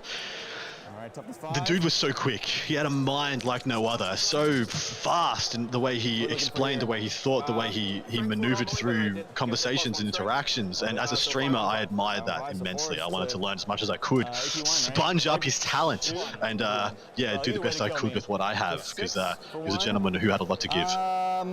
Brandon Carver, thank you so much. Toast out to the man. He was, as he said, he was a trailblazer. He made 40K. He spearheaded 40K competitive becoming legitimate and more recognized, and also spearheaded it being a more widespread hobby. Which we only want this community we only want this community to grow, to get better, and he paved the way. Yep. Down to 9. On a lighter note, it's time to chill out, baby, and chill out we shall. This beautiful pre-painted terrain by Frontline Gaming is available to purchase by you guys lovingly if you would go and do so and support FLG so they see that we have drawn eyes to their products and that matters, so they keep us around. That would be fan-freaking-tastic, guys. If you joined us for day 1 coverage, you got the awesome full day of their brand new pre-painted MDF modular terrain set. This is another one. This is the OG original pre-painted orc set, and then there is another one, the cathedral set, which is my personal favorite, for the beautiful bits of stained glass. You can purchase this from frontlinegaming.com. Go over there, jump over to that web store, see what's in stock, and grab it if you're so inclined. We are doing this with their blessing on behalf of them. This is their event, and we are happy to be here, people. So 1 attack, because I want to try to plink you down 1. Hitting on 3. Cool. Strength 3, so we need a 5. Nope. All right, now back to the big attacks. This is the spears on top, on 3s. Look at that stuff. That's the stuff I'm talking about. We'll save That's my favorite. I love that terrain set. Strength 6. Gorgeous. 5. Yep. So 3s here. Oh my goodness. All right. Out. Oh my god. The more you look, the worse it gets. I should have done +1 to wound. I will Death Skulls here. All right, so 3 saves for 2 damage. Oh, yeah, sorry. 3 or 4? It was 4. 4 saves. Oh, there you go. So 2 damage? Yep, just 2. And then we've got the Beast Hog Jaws. It's 1, 2, 3, 4 of them. And, oh, I'm so dumb. I should have done it backwards. Here we go. On 3s. And strength, same strength. So 3s, there we are. So we've got 5. These are 3 damage, which I forgot. AP 1, yeah. So I failed 2. Okay, so kills 2 wraiths. Yep. Okay. Eventually I'll talk voice, and did they kill 1 even? I think did he interrupt with? He may have interrupted with the Beast Hog voice. I think he must have, because there's no way 3 don't kill at least 1. We'll continue pile in. We're kind of stuck there. Cool. But what was the other combat? He attacked with the flayed ones first, I believe. So he does have at least, boys. Yeah, he does have at least one unit of flayed ones on the table. They're my will, but it didn't matter because I rolled 2s. 6. We're getting some updates from the other top 5 tables. To begin with, anyone who's interested in Box versus Tyler, they were at the bottom of turn 1. Nothing much had happened, but of course, Box moved into the center. And like as he does with his beautiful Blood Angels, and probably is ready to just charge everything. And I'm sure our boys behind the scenes will get us some updates on the other tables. They hit on 4s, 6s, auto wound. Oh my gosh. It's going to be gritty. No, I'm not going to do something cheeky. I can blow one up, but you have to feel no pain. Right. Always bites me in the butt. So 2 auto wounds, nice. Oh, that one hits. Yep, and now 5s. Okay, so 3. Ugh. Yikes. Again, I'm sealing all the dice. I want the knob alive. No worries. Actually, no, because you got OBSEC. So we'll go scrubs, 6s. So they're all dead. And we've got. Oh, so maybe he was able to get onto the central objective for Stranglehold with a charge, yeah. On 4s. And Death Skull's reroll. If that matters. So 2s, I will roll the 1 here. Oh, okay. So there you go. So AP3 for 2 damage each. Just the 1 base, right? So 2 damage each. So 1 dies. Yep. 1.5 bases. And 1 is on 2 wounds. Got it. And then reanimation. Yep. And I figured you could just base here, so then I can't move. Yeah. Again, always a tease. Yep. Okie dokie. You got Stranglehold, well done. 3 for Code of Combat as well. And I don't think you raised any banners though, which is a bit of an oof. And honestly, Adrian can probably pace this game out by just stopping and putting up banners at all, and that'll be... crikey is the word. Crikey indeed. Crikey. Yeah, and it looks like he didn't get any wraiths back in the top where the Squighog boys were, which means that likely the Squighog boys will finish him off. And then I'm assuming there's going to be a walk next turn. And he's just going to, unless he just stages. He might just stage again. Yeah. Liberty Fires, is there a faction that's doing better than expected? Do we have that type of analysis? Dude, absolutely Blood Angels is doing better than expected. Blood Angels. Very skillful player in Stephen Box, but Blood Angels surviving and thriving in this Eldar Fish Cow Tyranid environment is pretty impressive. I would also say the fully mechanized Death Guard is a little bit unexpected. I would say Terminator Death Guard, probably like that. I'm surprised we don't have more of that, but a fully mechanized Death Guard is in the top tables, very likely. Yeah, it's pretty crazy actually. Like, because in the Armor Contempt world, I just feel like that army does no damage and has no obsec. So I'm like, there's just missions I don't feel like it plays, and yet I think it's only dropped 1 game, right? Yeah, I believe that's so. And I mean, the army is clearly just like unkillable. That's the greatest strength that it has, is that there's just no efficiency anywhere. So, and he actually, I believe he has 5 Myphetic Blight Haulers, which do have multi-meltas, so he can kill correct. But the man himself, the beautiful aspect of it, of course, is because he has 3 guys with flesh mowers, which if you have a weapon that's called a flesh mower, you are obligated to use it. I totally agree. I could not agree more. Like, flesh mower, it's so funny, man. Like, the guy who was writing that into the book was just chuckling the whole time. Oh yeah, just so happy. He's like, what am I gonna call this? Well, it looks like an old-fashioned lawnmower, so flesh mower? Give us a rundown for the end of turn scoring. For that is the end of turn 1. We're going to the top of turn 2 for the Orcs. What are we seeing? So the Necrons, of course, only scored Code of Conduct. They did not get Stranglehold because I believe there was 1 or too many OBSEC models still on the center from the Orcs. I think they were behind on the objective. And then the Orcs, of course, they are getting 11. So the full points at the start of the turn for hold 1, hold 2, hold more. And no, 1 less. That'll be the bonus from turn 1. Oh, that's the bonus. That's correct. Yeah, for scanning, that is the bonus for scanning. And then he gets his 2 banners, of course, and he got his first Stranglehold. And we'll have to see what he does from here. A good thing to have the Scarabs there, even if he didn't get Stranglehold, because it stopped Adrian putting up another banner, his 3rd banner. My will be done, or whatever the movement thing is. Get a charge there. Nightbringer's scary. Don't like him. I don't know that it's Wa turn. It might be staging for Wa turn, though. Eventually, the whole game will be staging for water. I know, right? That is true. That is true. We're there. I could get a big smite and free up those hogs. Wouldn't help us for Wa, though. Can we go to the top down real quick, boys? Okay, so let's see. We're to the edge of the building there. So it's an 8 with Wa. Or with, here we go. Scarabs are there. So realistically, I see Adrian placing both of his battle wagons behind the central piece of terrain, holding them there. I don't know what he does with this battle wagon exactly, but maybe he throws him around this angle as well, and just hopefully they survive as much as they can. And then I see next turn, if the Necrons choose to try and go for the center, they're going to have to commit more than a single unit likely, which means that at that point then the Orcs walk and everything goes forward. We're going in. With me going second, I don't think you can let me get a 12-point. No, I can't. And it's like awkward. It's awkward to dig them out, which is exactly what you wanted. Yeah. So that is the plan. That's it for command phase stuff. Movement. And I believe he only has to move this truck onto this objective, and that prevents the Necron player from being able to place a banner there, which is probably the best play anyway because he can body block with the truck. So he should probably just move it to that position. Spot on, brother. But I also don't want to give you double easy code of combat, code of conduct. Yeah. Just commit to. He can. No. I was gonna say he can score it any number of times in a turn, right? It's every time it kills a unit. Yeah. Every time. I've seen Siegler get 12 points in a turn with code of combat.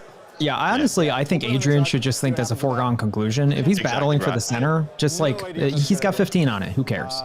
Unless you're a freaking savant level mastermind, if you pick one secondary of your opponents and try and deny that. Don't try and deny. Just worry about stopping 2 or 3. Yeah, he's already doing such work. Yeah, he's already doing such an amazing job stopping banners and likely also stopping Stranglehold. Just ignore Code of Combat. Exactly. If he plays to stop banners, he's almost by default hurting his Stranglehold opportunities. But the reflex action is he's giving away Code of Combats, but that's fine. Stop neutering one, hampering another in order to give him a one good one. That's a win in every way. Oh, I love this. He's bringing up one, so he's gonna, he just moved his truck out of the way. Instead, what he's gonna do is he's gonna bring his battle wagon up here and then charge them into the flayed ones, and not only body block with the battle wagon, but probably kill most of the flayed ones and stop that objective from having a banner. That is really awesome. That is 100% a great play. Oh shoot, these are Meganovs. So that kind of answers my question here. Boys will get out 8, and they will toss in advance. So these are beast snaggers. Now, we'll CP that.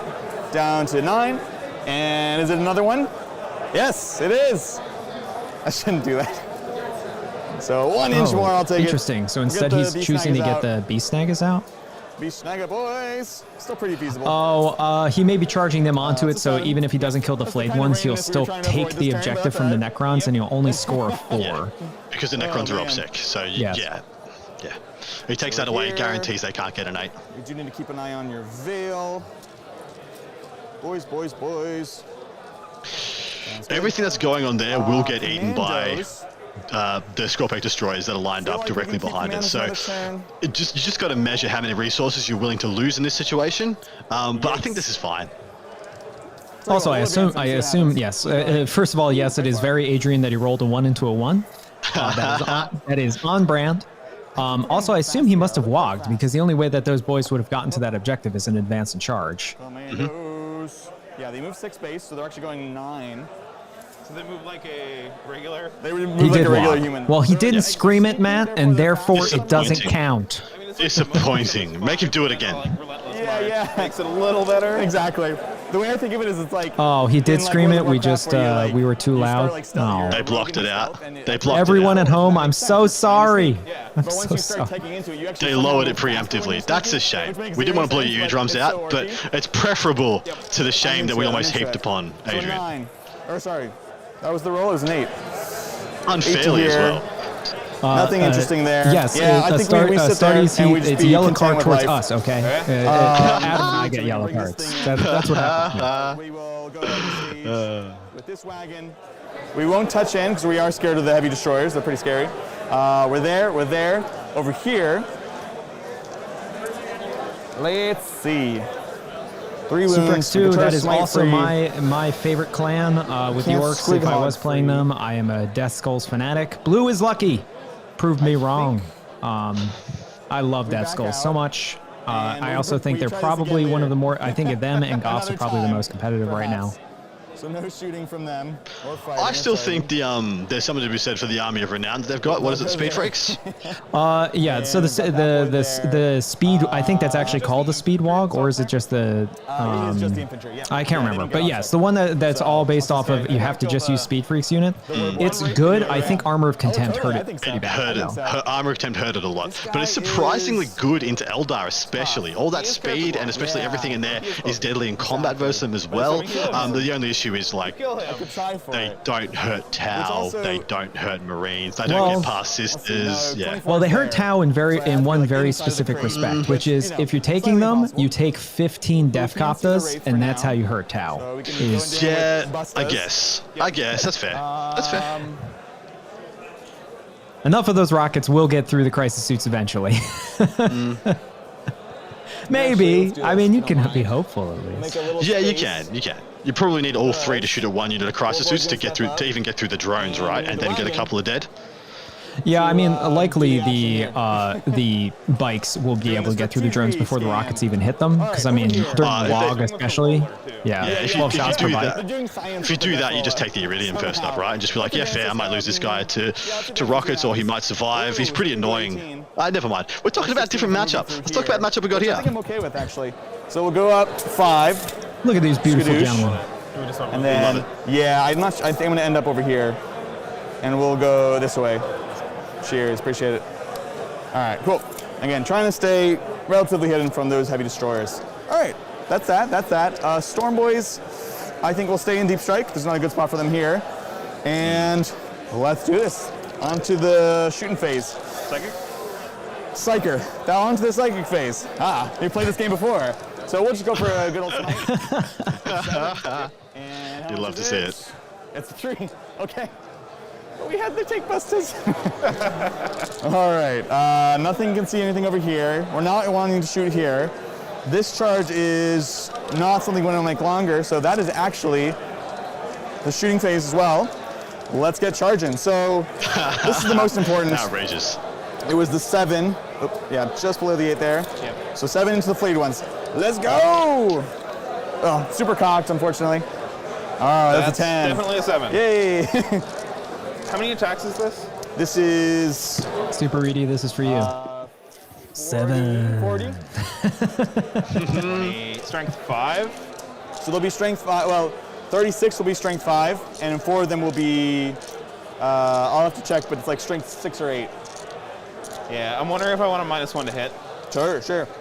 They or if they're just dead. Are in 3s, right? They're just dead. I'm going to say right now, they're just dead. Oh, from 10 of those boys? Oh yeah, they're gone. Yeah. Absolutely wrecked. There's no way. I mean, the knob's going to take 3 of these. AP1? Yeah. And they're innately AP1. Exactly right. They're innately AP1. If they weren't, I mean, maybe 4 attacks each, strength 5. Yeah, they're all like dead. right on the nose still. So if you want a chance to spike, that could be interesting, right? Yeah. I think that's what it comes down to. These guys, looks like a 4, so just get close to the wall. Oh yeah, a 7. Should have piled them in. 7. So you couldn't have. There you go. 7. Right, that's true. Just like I should have kept this guy tagged, so I could pile on another guy. Yeah.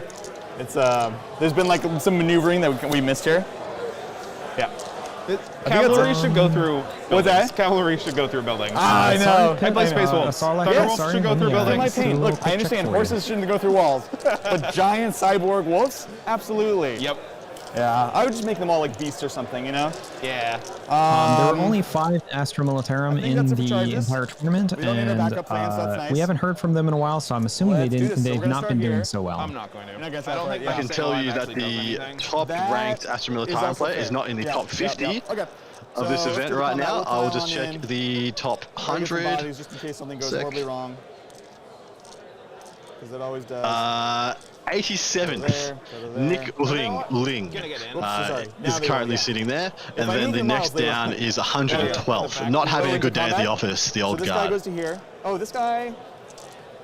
If it's a ½ inch of this guy. Yeah, I think you can. There we go. Let's kosher. Yep. Go. All right, let's see. We'll start with the big Krumpa. So here we go. He's 4 attacks because of Wah on 3s.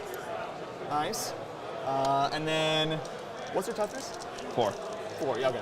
I realized that was all the math was, but I wasn't sure if they were immortals for a second. So this is definitely 2s or 3s. Thank God I didn't roll any. But we will Death Skulls, and now we don't have to check it. So these are AP 3. So they're just dead, or 3 are just dead. Sounds good. And then here's all the itty bitty chops. So Flgn still have only a 4+ save base. Do they not? Correct.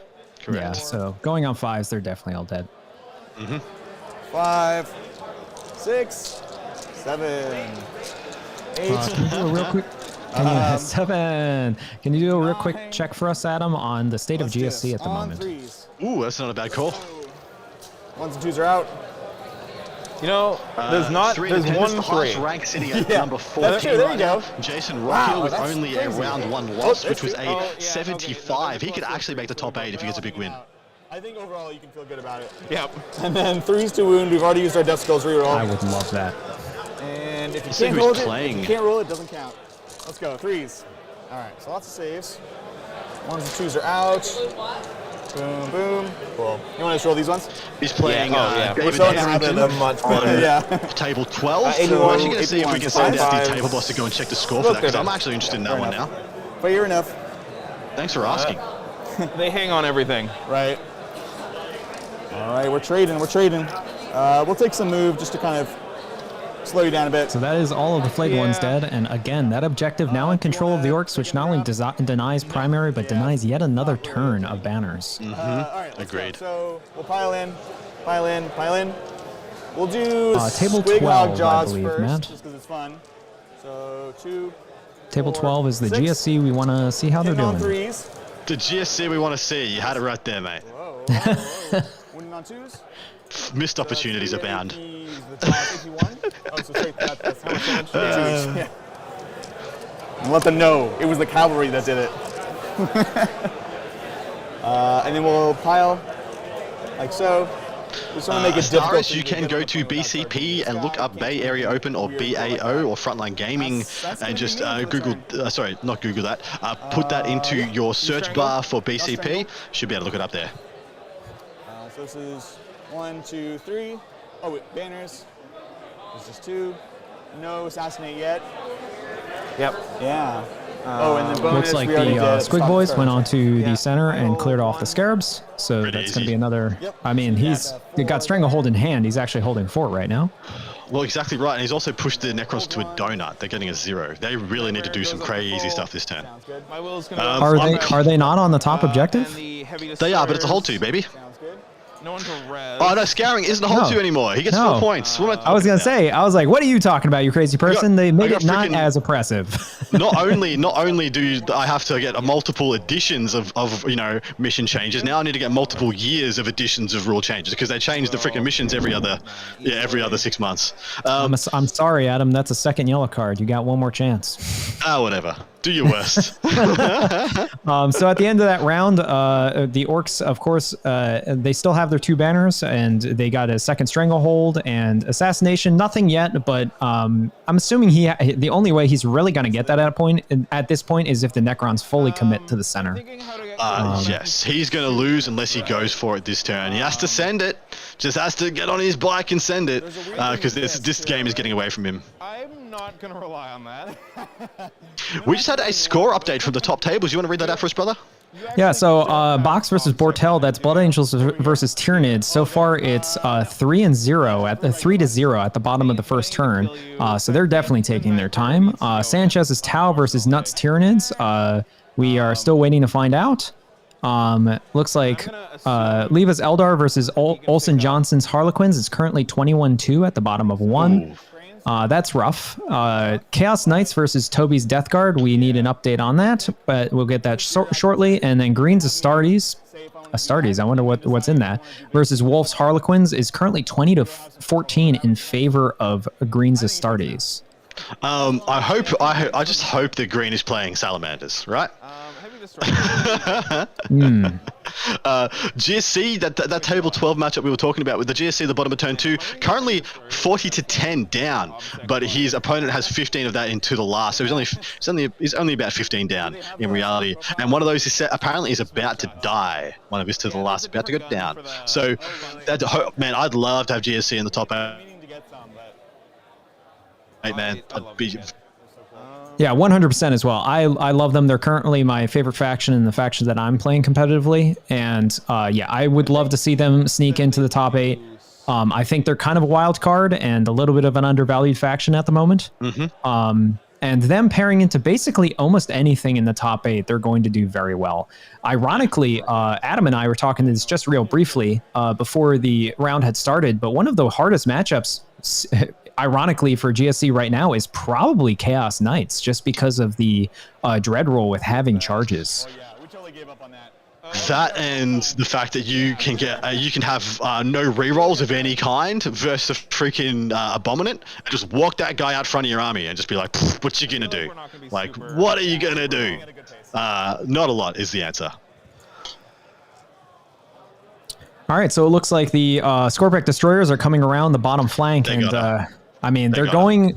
All of those boys are dead for sure. They're not surviving 6 Scorpec destroyers. So the Silent King, I believe, can get a bit cavalier now. Now they've seen a bit more of the commitment. If the Silent King moves out, picks up the Beast Hog, but the Squig Hog boys in the middle, and then kills the truck with the men he is, he essentially in combat, what's going to happen? Well, he's going to charge the Megadobs into him in Feist Blast. He's going to kill him. So at this point, the Silent King has got to go. He's got to go in. Yeah, I mean, I think Hammer and Anvil was actually mostly bad for Adrian, only because the range of most of his mortal wounds is either combat or 12 inches, which means he's going a long ways, and unless he's really staging all of those infantry out and potentially vulnerable, I don't know how he's going to be able to bring them to bear against the Silent King. So the Silent King can just play in his half and be maxing out the Code of Combat and then staying relatively safe. And he's got enough different types of combat and shooting that he can kill any target that Adrian sends out there. Correct. Looks like he measured out his movement and realized he couldn't actually jump over the building. So he's going to have to stage up his turn for another turn of firepower, and then hopefully he goes to full send next. But he needs to start committing to some big plays with that unit. In addition, he didn't even last turn. He didn't even roll his Catan powers for his Nightbringer. Cannot afford to do that again. And you want the 2 actions here. Banners and strategic. Yes, thank you for reminding me. Oh, no worries. So the returning the favor. Technomancer is going to do the strategic. Lovely sportsmanship. Immortals are going to do banners. That sounds great. Yet another reason why we put these 2 gentlemen on stream, because we knew they'd be a good time for everybody. They can't charge through the wall, can they? Nah, because they're cavalry. So I can...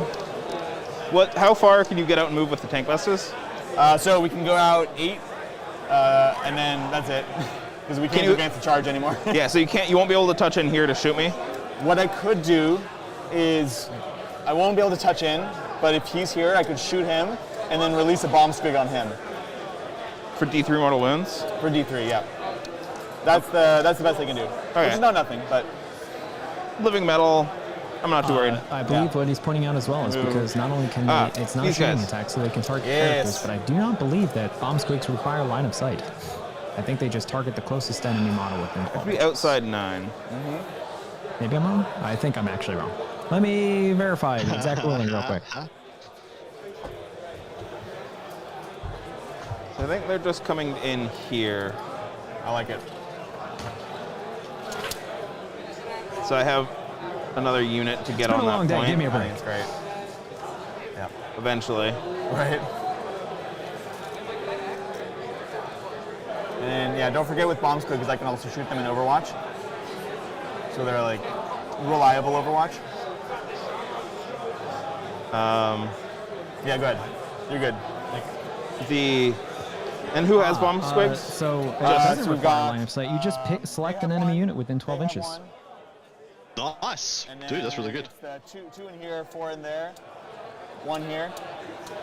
Yeah.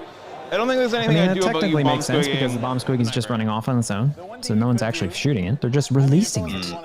They just and it just does what it does. I have to decide if I want to wait. Yeah, that is a good point. Because You could try to bait it out. point in. Yeah, they're not thank you, doing Topher. anything, I was verifying for myself because even though I play orcs, sometimes you forget. The problem is. So you got to assume that the Silent King picks up the truck, right? And then maybe do you just try and shoot some bits and pieces into the boys, and then maybe. Well, you shoot a bits and pieces into the boys first, and then see if the Silent King and the Voltaic staff can pick up the rest, because it's so much more valuable to you to pick up that unit with one of the nobles than it is to charge into Scorpex. Yeah, I mean, I'm assuming he wants to get at least 6 points from Code of Combat this turn. The Silent King does have a pretty good chance of just cleaning all of those boys up with shooting. I'm not sure what exactly the Catacomb Command Barge can actually engage, because he's standing behind that ruin, so I think he's just staging him. You'd have to be touching the ruin, right? Yeah, which I don't think, I mean, it doesn't matter for bomb squigs, but it does matter for rocket launchers, which I'm sure he doesn't want to get shot by a billion rocket launchers. He is a vehicle as well. Tank buses would love it. Yep. I'm gonna times arrow one. Yep. There are 3 wounds. They are 3 wounds. So it's 3 up. That's not a 3. Nightbringer power. Every 4 up is D3 Immortals. Sounds good. Oh my gosh. I'm gonna roll. Yeah. 2? Okay. Yep. 5 up for death skulls. Okay, takes just 1. Okay, so, so you're good. I didn't make my charge short. Yeah. So that's one way to do it. That's funny. Shooting. Yep. Oh, I did. Okay, good. I kept myself an 18. Yeah. You are good. I'm gonna shoot the barge into them. It sounds great. 2s. No, I think his back is actually sticking out just enough that he can target his boys. Yep. 6, so 3s. 3 AP 2. Nice. Yeah, sorry. 6 up invulns. Let's go. Okay, so 2 damage. We'll go here and here. And then the underslung. Yes. Oh, hit. So I like what he's doing now. He's pulling away strength from 6, the so, Scorpex. yeah. So if the I gotta get better about that. 2 more. Silent King doesn't kill all of those boys, then the Scorpex essentially have to charge and come out into the open, which makes them tank buster bait. I feel like he'd be very happy to not have to charge the Scorpex, though. Like, honestly, all these boys died. The Scorpex are in a good spot to just sit there. And with WAR gone, his chances of being charged by the Meganobs has diminished a little bit. Yep. 2s and 2s. Yep. Solid. I do think he made a mistake with that. I think he should have actually waited a turn for CP. WAR. Me too. Because I think with the battle wagon, he could have still gotten all of the flayed ones, because he could have done ramming speed and got some mortal wounds in and then fought. Fortress. Oh, got it. Okay. Sounds good. He re-rolled the 5-up fail. He actually passed the freaking truck. Chronomancer is going to shoot. How many does it have left? 4 left. Chronomancer is going to shoot it. 3. You got it. And 8, so 3? Yep, you got it. Oh, I need to do his. Oh, yeah, no worries. Yeah, you're good. So the rest of the guns. But the Chronomancer failed. Yeah, of course he did, right? Yes. He hit, though. He hit, and it's normally the hit that's the problem. I'm proud of him. So the little 1 damage shots first. In here. That's. And 6, so 3s? You got it. Oh, solid. 6 up invulns. Let's go, Beast Naga boys. No, so 5 more. 2, 4, 5. So just the knob. So 2 wins left. The 2 damage ones? Yep. The pain. Nice. All 3. And 8, so 2. Yep. And need dub 6. No problem. No. Where's my FLGs? That's another code. The Chronomancer failed. Should have been another 6 points there, but I mean, he big brain re-rolled the 5-up invuln for the fortress and saved the truck. That truck is just refusing to die. That truck is going to be the hero of the game. I'm calling it right now. Already is. Already is. So they hardwire for destruction.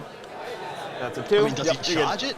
Because right 10, now, so all three. Adrian is just like leaving it there to just deny another turn of Go banners ahead. and just 5. like, yeah, cool, I don't need to commit there anymore. My job's This done. is at least 4. Well, if he does charge it's it, then min he's 3. guaranteeing that the Each. Scorpex are all dead. I like it. Exactly I right. don't suppose I it's wouldn't less than charge it, to be strength 8, honest. does it Like, explode? I think it's a lose-lose situation, and having to use the Scorpex is better than I will him place having the truck. Now this will be see, very embarrassing if the everything Nightbringer doesn't actually kill all the Try Squid Hog the- boys, because he does have the capability to make them let's see. transhuman, which I think he's killed the truck. Cocked. Come Maybe on. it was the heavy destroyers. He's good. He's good for now. All right. There's the truck. okay. But he didn't kill. The important thing is he did So not I kill him with the noble, which am means going no to 3 charge points. the flayed ones first. Sounds good. I'll take the chance that you make it. Or that Yeah. you fail, I guess. 9. Oh, that's good. That's good. Okay. That's flat enough. They are in. Flayed ones arriving The from flayed reserve and ones then made arrive. the charge. Yeah. It's important because that is a source I like of it, I like it. OBSEC going onto the central objective. More important than that, they're going to bubble wrap the Nightbringer, because the Nightbringer is going to go hopefully kill all 3 And then the they're gonna Nightbringer. wrap him up. Absolutely. Nightbringer. Makes it. Sounds great. Yeah, so not only Oh, will I'm he ordering dice. take the central objective, which I will have, like, also get him, 30 back We here. have a stranglehold, fleet. but then So- he'll also have added protection on the Nightbringer in the center. Yep, he'll have to kill 3 flayed ones before he Can I gets to start with shoot the any Nightbringer? rockets into the Nightbringer. But he can still bomb squig him. Absolutely Because can. reasons. Yeah, absolutely can. Is the bomb squig an attack? In what phase does the bomb squig go off? It goes off in the shooting phase, so you can't shoot him and bomb squig him. It's shooting or Overwatch, I believe, but it does have the ability to target him. Fair enough. And there they go. They're D6 damage. Oh, okay, so there's a chance. So I've got a guy on 2. Yep. And So anything but, that'll do it. Guy on 3. Oh, we got 2 more though. Yeah. So that kills him. And he's dead. There it is. I guess You never know. should have rolled the last 2 one at a time. He did a thing. We've all There been was there. much rejoicing. So these guys get to. He's not going to pile in at all. Yeah, that makes sense. Oh yeah, that's great. 4 are going to be. Architects don't get looked at, sir. It's So more, you get it's 3 more, and sorry. then 3. I outthought myself. He's trying to They- body block yes. away from charges. He's just trying They to put don't something in get- between yes. him and getting charged. Yes, 100%. Because They got at the offset. very Don't least, mind, it's I also would go protecting, 3. Yeah, protecting totally. him from tank hammers, which is Just definitely the make it so you easiest way have to to go deal into with him in him if you combat. want to go into them. Right, right. And yet he didn't do either of those things. Try and get as many on. That looks great. And Never that's great, mind I mean, us. terrifying. Just pretty faces. That you can't Oh, he even didn't. make. me. He didn't take Stranglehold as well. Okay, Does so he let's not see. have enough This models one's there? dead. Robson? Yep. So we've Surely he got does. your 3 for code of combat. Oh, because does you he killed not actually have anything what on the was it? middle? On The the bo- left? These guys boys. with him. Can we get the, You can we got get the top 3 10 for a there. sec? So you're up to 6 on that. Yep, I I strangle. thought the Scorpex Nah, was there. he's definitely, yeah, he definitely has stranglehold. You hold 8. You get 2 more banners. No assassinate yet. The heavy weapons on the Scorpex. I know the small ones aren't strength 8. Are the big This is my swings double strength turn 8? protocol. Oh, okay. Yeah. I I believe think so. I mean, the threshers, the two-handers. I'm Yeah. going to do reroll. I'll tell you in a moment, man. Yeah. I think that sounds like a plan. Going second, sometimes you do want the plus They 1 are living strength metal. plus If 2. like someone goes into So the strength Silent King, 7. goes up. Oh, okay. So that's By 2. unfortunate. That Yeah. means Next that they will bracket, get yeah. ramshackled. If I had So done if one that more, battle then it wagon could've does been go into them, it's very efficient. Inefficient, I mean.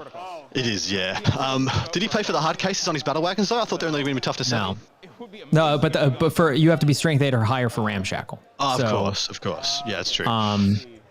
So that'll at the be end of this damage turn, You go. yeah. So for the end of this turn, Necrons have 3 on Stranglehold, 6 for Code of Conduct, and 0 for banners currently, which is unfortunate. Yeah, they still have 0 because they only planted this turn in the top one. And then only 4 for the primary, and then Orcs going into turn 2 or turn 3. Sorry, they got another 3 for the bonus, and they held 1 and held 2, so that's another 11 versus maybe another 4. Well, Adrian gives him another 4 on primary and denies his banners again, and then just run away, and you're probably going to win the game. Yeah, I mean, he'll probably have a 7, I'm guessing, because he will probably the Necrons will probably 7. be able to scan. Yeah, 7. He'll probably be able to scan on where the Catacomb command barge is. But yeah, Orcs or Adrian's definitely placed very well. Him going first, I think, was a big deal because he could do that play he did turn 1. Well, just don't take banners, boys. He should have taken. It's working out for Adrian. Well, exactly. It's never going to work out for both players. Like, you know, one of us is going to be right, one of us is going to be wrong. If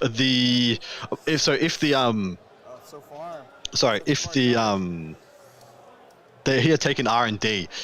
Because you can take R&D instead of banners, right? Nothing else he has conflicts with that. No, I don't believe it does.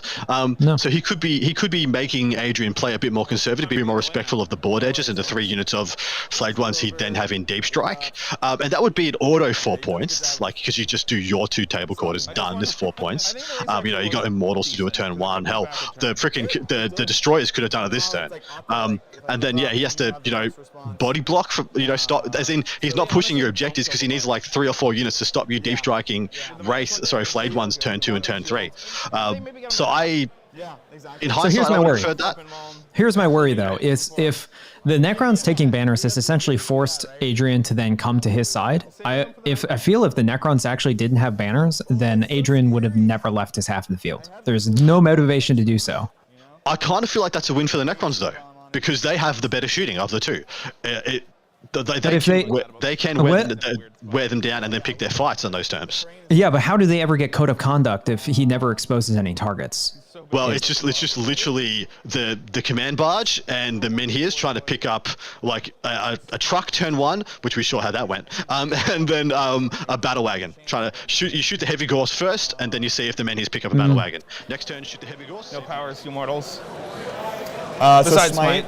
The other one is roll a dice for each guy in the unit. On a 4+ take a mortal wound. So, I mean, I'll take it.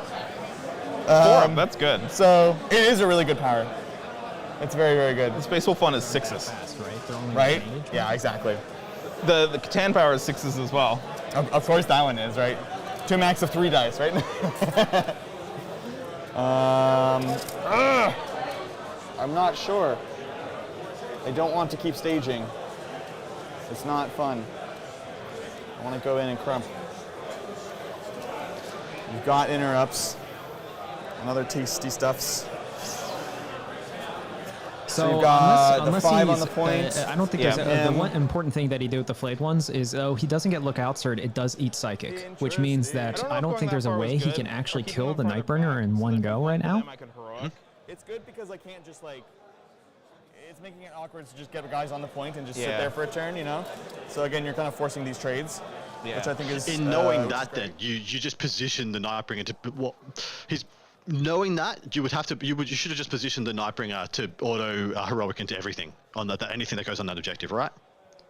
Yeah, I would. I mean, I would assume so. As soon as he was able to get the movement to then block psychic, which is the only way he could have died, then he should be in a position where he can essentially get to any unit on that objective. I don't know if there might be a place within the building though that he could put 1 piece of infantry and that's true. Can attack through the wall. So that's true. Yeah, that is a very good call. We'll advance the war boy. Nice. So we want to make sure we get somewhere we can see him. We go this corner here. Yeah. We'll put up top for them.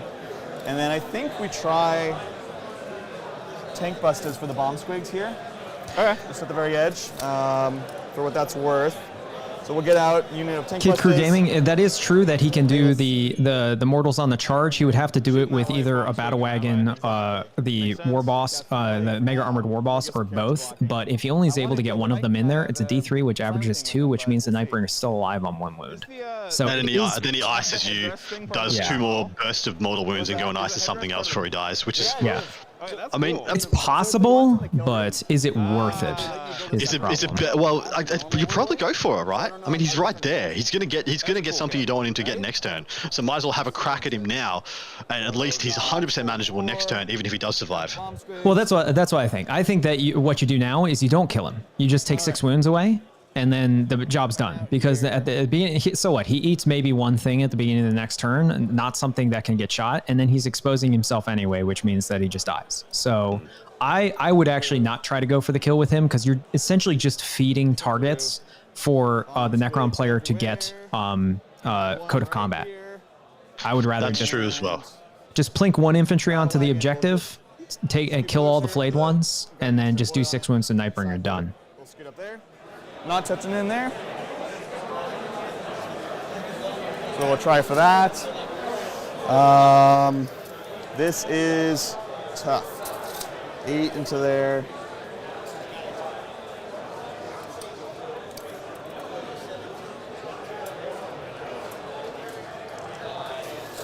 We'll get the boy in here, as he does. It's not a truck, so he can't get out after it moves. He only knows the ways of the truck, not the wagon. Which are vastly different, I imagine. Yeah, exactly. It's a very different philosophy. Let's make sure he's turned. As in all orc engineering, everything is designed completely differently? Yeah, exactly. No two skills are the same? Exactly. Actually, this is much more feasible. We'll just go straight line. No need to muck about. Commandos need to go into something scary.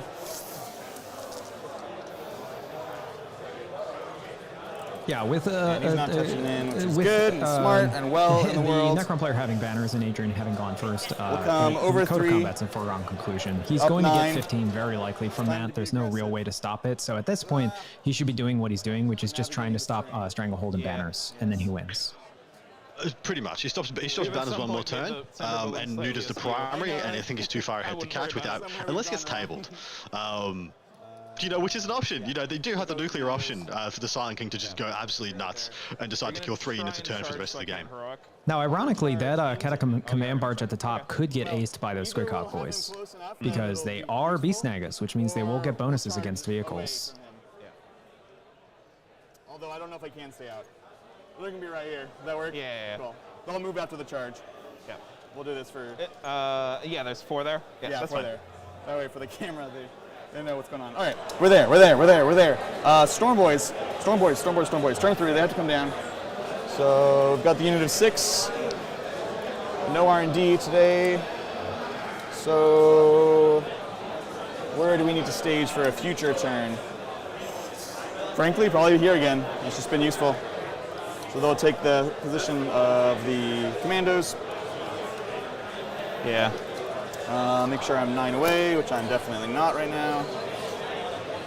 I thought about bringing my second unit of flayed ones in last turn too, just so I could stage that 1 turn sooner. Exactly. Because I'm way slower than you. It's hard to know. Yeah. So you get to plan another head. Yeah, I need to do it a turn ahead, whereas you can come in and then move. Exactly. I can't complain about flayed ones being slow though. They're such a great unit. They seem amazing. I like it. I love it. There's 60 points. So that's crazy. That's craziness. All right, so we're off to Psychic. Let's see what we can do. We've got a smite into the Nightbringer. Yep, and I am nowhere near denying. Yes. In fact, you know what I need to do? I need to, let's see, this is 4 guys. This is 14, 15. The movement, we need to go this way. Okay. Otherwise, I don't get the second cast. I have to have 20 guys, models within 12. So, there we go, that and the 10 there, and then the 5 or 6 there. Do you know what we need? And the truck counts? And the truck counts. Cool. So here we go. Smite into Nightbringer. Let's go. Oops, if I'd killed one of them. I know, right? That's pretty cocked. I'll reroll it. 7, either way. So 7. 7. Do you want to try to deny? I don't know if I'm nowhere near. Okay, yeah. D3 Mortals. Let's go. Oh, it's the 3. That's what we're looking for. Okay. So no point risking the perils. Right, I know. Now, that's it, we're done. Yep. That's it. We could do the Mortal Wound spell here, which is interesting. Tabletop Titans should make an offshoot show where they only play Nurgle armies, and so they can say 7 constantly. 7. Awesome. Cool. Now, shooting. Let's see what we can do. Where do? So, first unit of Tank Bustas. Rockets into him, and Squig into him. Okay. So we'll start here first. So it's 4d3. So 2, 3, 4, 5, 6, 7, 8. I moved, so we're hitting on 6s. Let's go! Oh, got 2. I will not use my reroll yet. Strength 8, so 3s. 7. Yep. 3s. And we'll Death Skulls the 2. Reroll. Nope. So just 1 on your Dermis. Oh, yeah. That's on. So yeah, 4 up in Mons. Mr. Mans. Nope. And what other shooting is in? I could do another unit of them. And another unit of them. I think I do want you to have to. Hey, there you are. I'm down to 5. Nicely done. And the bomb so too. here He's a Yep. vehicle, so that does Force him to put both units into it. Okay. Yep. And then D3. Big 3. Does it do anything fancy on a 6? No, I wish. So he's down on 6. I mostly just roll 1s with them. Yeah. Yeah, the bomb squigs, unfortunately, it would ace the command barge really easily because it's a vehicle, so it's on a 2 that it does D3 mortal wounds. So 4, 5, 6, 7. 7. Okay. 4, 5, 6, 7. 7. Let's go. And we're getting into Okay, it. 2 again. I'll keep Super it. Ready is like And 3s to wound. crying right now, probably. All right, both. 4 ups. 4 ups. Nope. Oh, freeze. We got that 3 there. We're working our way through. We'll do their bomb squig into here as well. Yeah. On a 2. Whoa. D3. 2 more.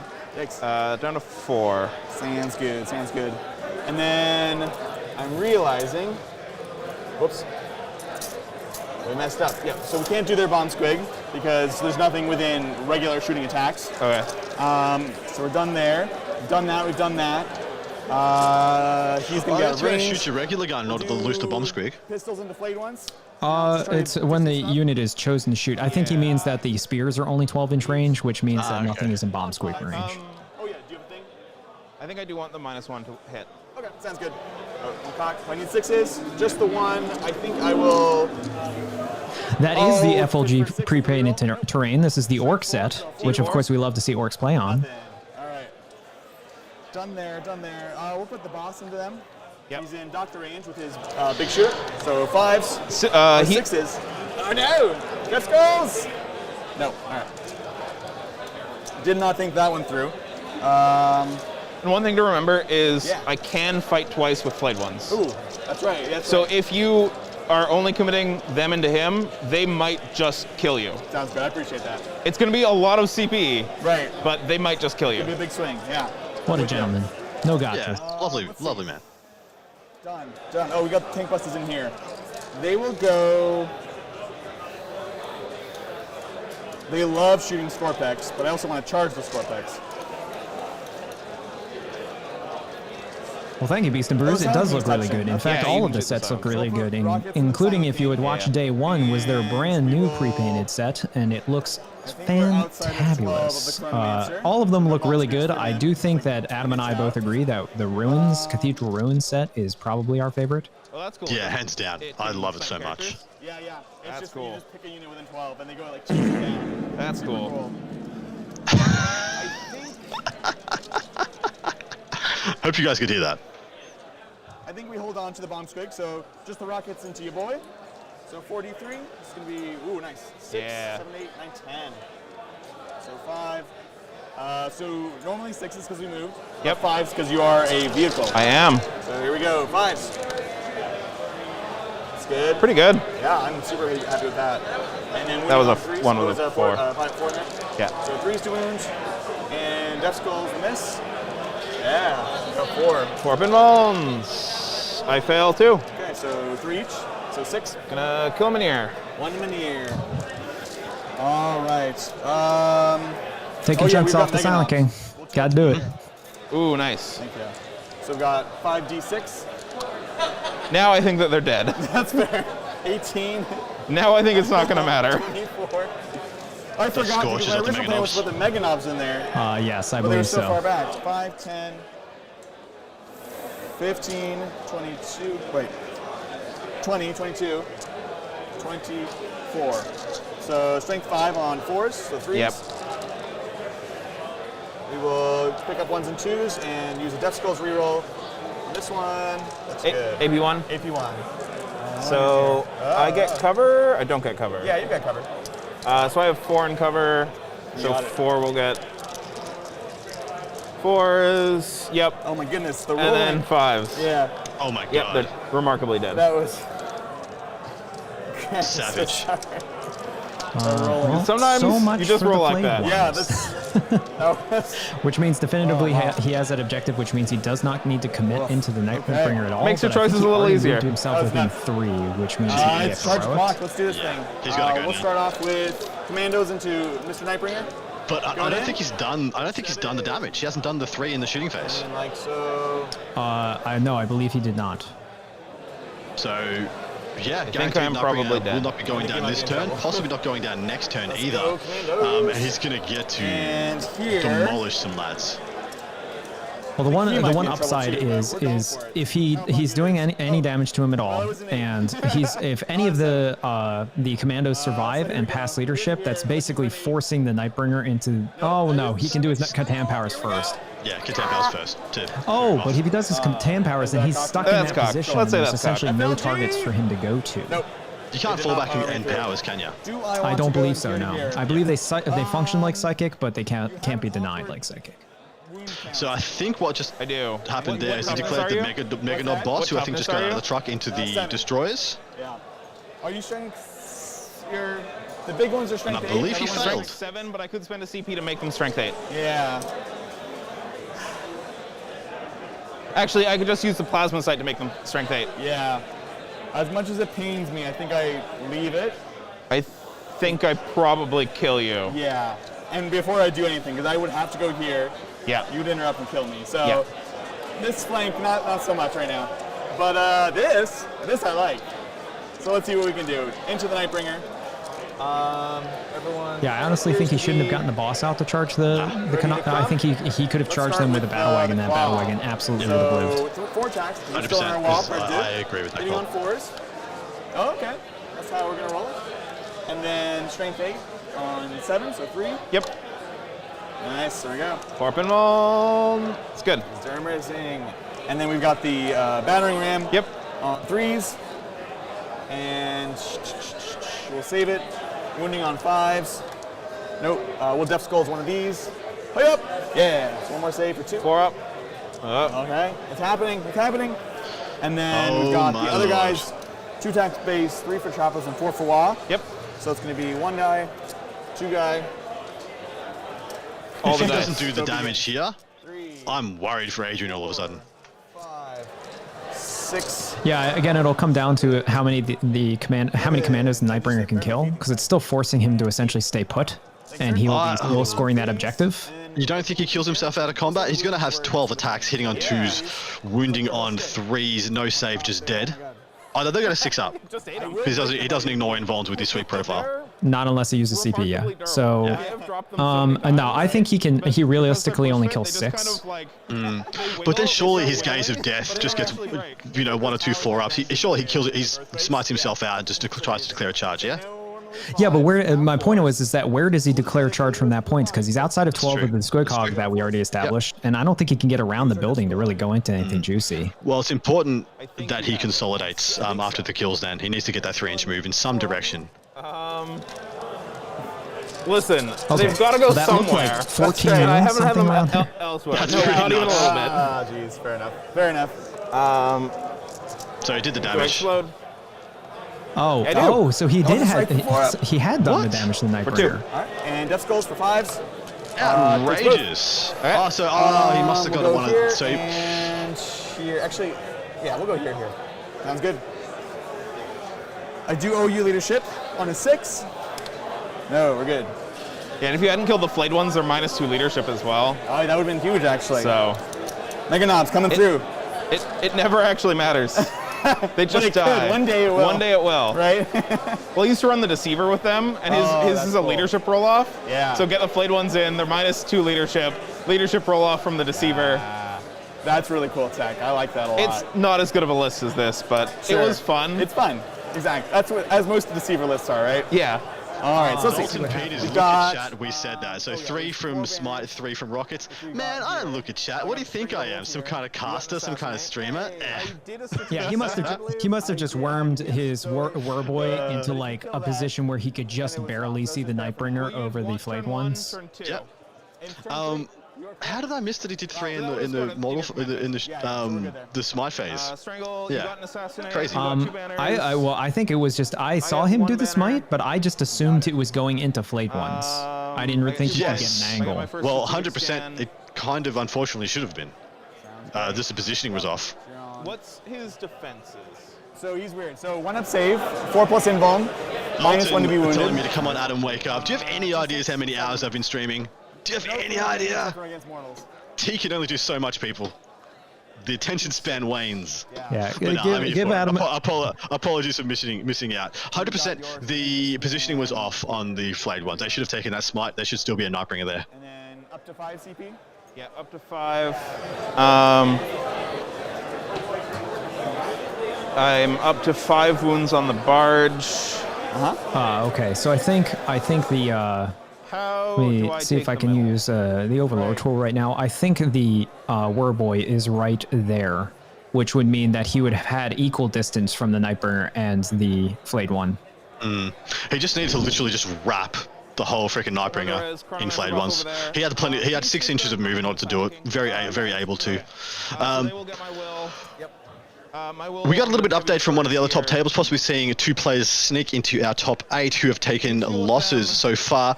We have Dustin Lane playing Tau Empire, having just got a 93-point win, and then also Jesse Sell, who we saw go down to the Tyranids last game, got a 97-point win. So both of them very capable to make our top 8, and in all likelihood do. What are you seeing for the scorecard? Yeah, so at the end of Orc's turn 3, obviously he's gotten his other 2 banners. He should have Stranglehold this turn, so maybe that hasn't been scored yet. He should have gotten 3 turns of Stranglehold, so that should be a 9. And then going into Necron's turn 3, he's still holding 2, and he got the mission objective last turn, so he gets that 11 for the turn. We're gonna have to see him do something crazy here. I'm assuming the boss probably dies to the Silent King. And then where did the Scorpec destroyers go though? Because it's just 2 battle wagons there, and if he kills 1 battle wagon, then he gets charged by Mega Knobs. If he charges the battle wagons at all, he's not killing either of them. So I'm not exactly sure what the Scorpec destroyers are going to do this turn. And unfortunately, because of the bomb squigs, the Catacomb Command Barge only has, well, now 4 2-5 wounds because it heals back automatically, but it's only got 5 wounds remaining, which means it's like a pretty easy pickup for anything in the army. Yeah, I'm curious to see what he does with that unit. It's pretty pivotal to get some mileage out of it, knowing likely they're going to cop Mega Knobs next turn. So he is healing the Catacomb Command Barge for D3, I'm assuming. So. Also, you'll get a living metal heal as well. Look, he could half kill so Silent King jumps the ruin, half kills a battle wagon with the shooting from the Silent King, and then charges in and finishes off with the destroyers. Then the Silent King charges and kills the boss. I think that's possibly the best outcome on that flank. Yeah, if the boss was run how I normally run him with the Super Cyborg instead of the Crushing Armor, I would say that the Silent King doesn't actually have a great chance of killing him, because I mean a 4+ invul, 2+ save with half damage and toughness 6 is really hard to chew through. But a combo of maybe the shooting plus the charge would get rid of him. But I think that was kind of a misplay by Adrian. That's kind of like a free point for Code of Combat. Yeah, for Code of Combat. But the upside to it is he's essentially putting the Silent King in range of everything that's in the center, which I think Adrian actually kind of wants. Yeah, I agree. Heavy destroyers need to half kill one of these battle wagons as well. If the heavy destroyers half kill one, then that means the Silent King can shoot and kill it, finish it off, which is another 3 on Code of Combat. If he decides to sequence that way, and then you have the destroyers to pick up the slack if you miss on one of these plans. Strategic scan is better. Right. Strategic, you can keep him alive, which feels mostly fine. I can snipe with squigs. He's not. What's the chance of? Yeah, just this one basically. If they're tagged or if they're dead. I'm hoping that they are dead. Then yeah, good. And it's 2 squigs, 1 squig? It's I can only do 1 per phase. Okay. So I can pop 1 basically. And what's the chance on a non-monster? 3. A 3 up. D3. So you can't kill him. He's 4 wounds. No. I think that he is going to strategic. Yeah, I like it. And they are going to raise a banner, but I might charge to cancel That's fair. Yeah. Keep the option. Because I think the heavy destroyers are going to go in here, and if they just kill it, then I think I don't charge. No need. Yeah. Which actually they're going to. I think that's a great plan. Hang back a little bit. Totally. I like how they're talking it out and making sure they don't gotcha each other, getting full capability. I also like this plan. It's a good plan. Okay. Yeah, I think it would be a mistake to charge because then he's putting his heavy destroyers in an even more disadvantageous position. No matter what I do. But how far I think do they whatever move? happens here, the 10. Mega Knobs are probably going into the 10. Silent King. I'm gonna get crumping. Well, that's another thing I thought there. of. Is there any way to get the destroyers in the way minus of on the my Silent King? moves, But so there I isn't move if he's going to put up a 3. banner. He doesn't want to have to charge. He wants the banner. But then, like, the knobs are obsec, aren't they? They are. So They he are just needs offset. he needs to get more Scorpec units on the objective. Otherwise, the Mega Knobs just come over at the end of the movement phase, pull down the banner. Actually, yeah. So actually, I take putting up is pointless. I actually take it back. I think what's going to happen here is the Mega Knobs instead are going to bypass the Silent King entirely unless he's in the way, and just go straight for the Scorpex because they. Mega Knobs. Yeah, sorry, you go. Continue, mate. I was going to say with hit them harder, getting damage 3, they will go straight through the Scorpex pretty easily, and that's just OBSEC on the point that immediately takes it away, gets rid of the banner. Puts him at another 4 points maybe for primary on his next turn. So, and I'm going to tell you right now, 5 commandos does not hurt the Silent King that much because they have to fight last. Like 5 Mega Knobs. 5 Mega Knobs, yeah. He kills 2 or 3 before they fight, and they don't do squat, so they have to go for the Scorpex. One more flight one. You probably will have some shots at them if you want them, but I'm too slow to not. Yeah, I don't have much shooting. They could go there. Pretty safe. Actually, yeah, I mean his best option if they get into range is if he can just throw tank bustas at the non-moving tank bustas at the Silent King, because they'll take a healthy chunk out of him. But then I don't think that you kill both them and the Immortals. Yeah, that's a lot. And this prevents you from hopefully getting into the Technomancer. Exactly. So interestingly the boys are Cav, right? They have some shooting. They are Cav, so they can't fight through walls. They have to go around. So he could just wall off. Could you draw a line for me? Just wall off straight down towards the right-hand board edge from that L in the Orc deployment zone. Nope, I am far too close. Right underneath his nice shaggy head. Yeah, so you're saying they could essentially put a wall here. And Other one. Wall here, you mean? Yes. Or even more laterally to that, towards the right-hand side. Just put a wall there, and the Beast Hogs can't get around there. They don't have the movement to go around the other side. And then that objective is 100% safe. Yeah, now I don't think there's any way that the Catacomb Command Barge survives beyond this turn, to be honest. He gets tank busted into oblivion. Yeah, I think the Squig Hog boys could kill him, the Tank Buster boys could kill him. Even honestly, the Battle Wagon could kill him with a ramming speed and then combat. So I think he dies regardless. Yep. Anyway, it's a shooting phase. Let's have a listen. So 7. 7. All right. And then that was 2 of them. Oh my God. And another 7. Oof! Brutal. So 14 down to just 2. 7. That's amazing. I love that. Silent King's gonna shoot. Yep. The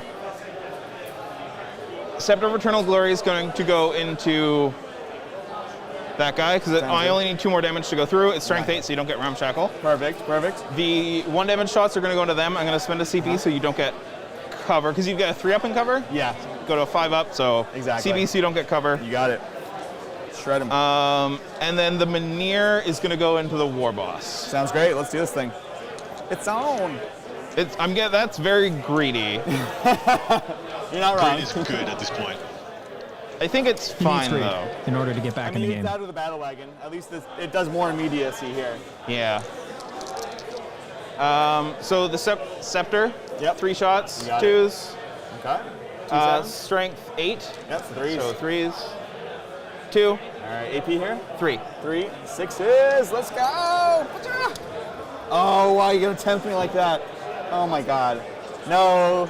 I'll let it go. I could also probably shoot the barge. Right. And I know you're gonna get through. I'm gonna need it here. So does it blow? Oh, yep. Nope. The guy gets out again. Let's see. He just keeps getting in vehicles, and then they keep. I think it's bad luck. Honestly, on a 1, don't do this. Oh no! So I get code from that? That's a good question. Gets out from the vehicle. It depends how it's written, I guess. He does not if it's get from an code from attack from him? Not dying from the vehicle. I believe it counts from when he explodes as well. When he explodes. Right, because that's wounds that he dealt. This one is him, he just dies. So it depends if he has to... I think we'll look it up. We'll look it up in your. I'll look it up in your turn. So I'll only mark the one now. Sounds good. I think I'm not too unlikely to max it. Yeah. So I don't think it's gonna matter. Are required to wear masks for the event. That's why they have masks on. Twos. You got it. There's all my ones. It is the venue itself, not the event coordinators. Fair enough. 5. Threes. 3. Cool. Straight through. So we'll go 1, 2, 3. Oh, that's 4. That is Got 4. excited. Start pulling models. And then the Minier. Bring it on. Twos. Into this boy. What's your toughness? 6, -1 to wound. I'm gonna spend a CP to auto wound. You got it. 4 plus invuln. Let's go.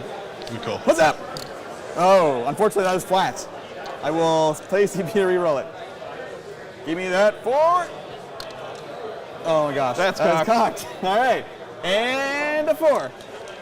That's also cocked. Oh my gosh. I can't do this. Jesus. Nice Adrian, and get it gentle. together, man. Yay. There we go. Okay. Thanks for living, people. So you survived the Minier. I told you I'd fail. You did. Yep. There's 5 of them left. Seth, I am Andrew Dickinger joining Adam Camilleri. I am a native of California. Is going to shoot everything into them. The Teslas. You got it. Eventually, I'd like to roll a 6. Right? Oh my goodness. 6, so 3s. Yep. Very nice. No cover. Yeah. So straight through, like so. I get to 6 Underslung? Oh, no, it doesn't get 6 up in. Got it. And 6, so 3s. Oof, double 1s. Okay. Amazing. Well, Amazing. that is a thing that happened. Right? Wild.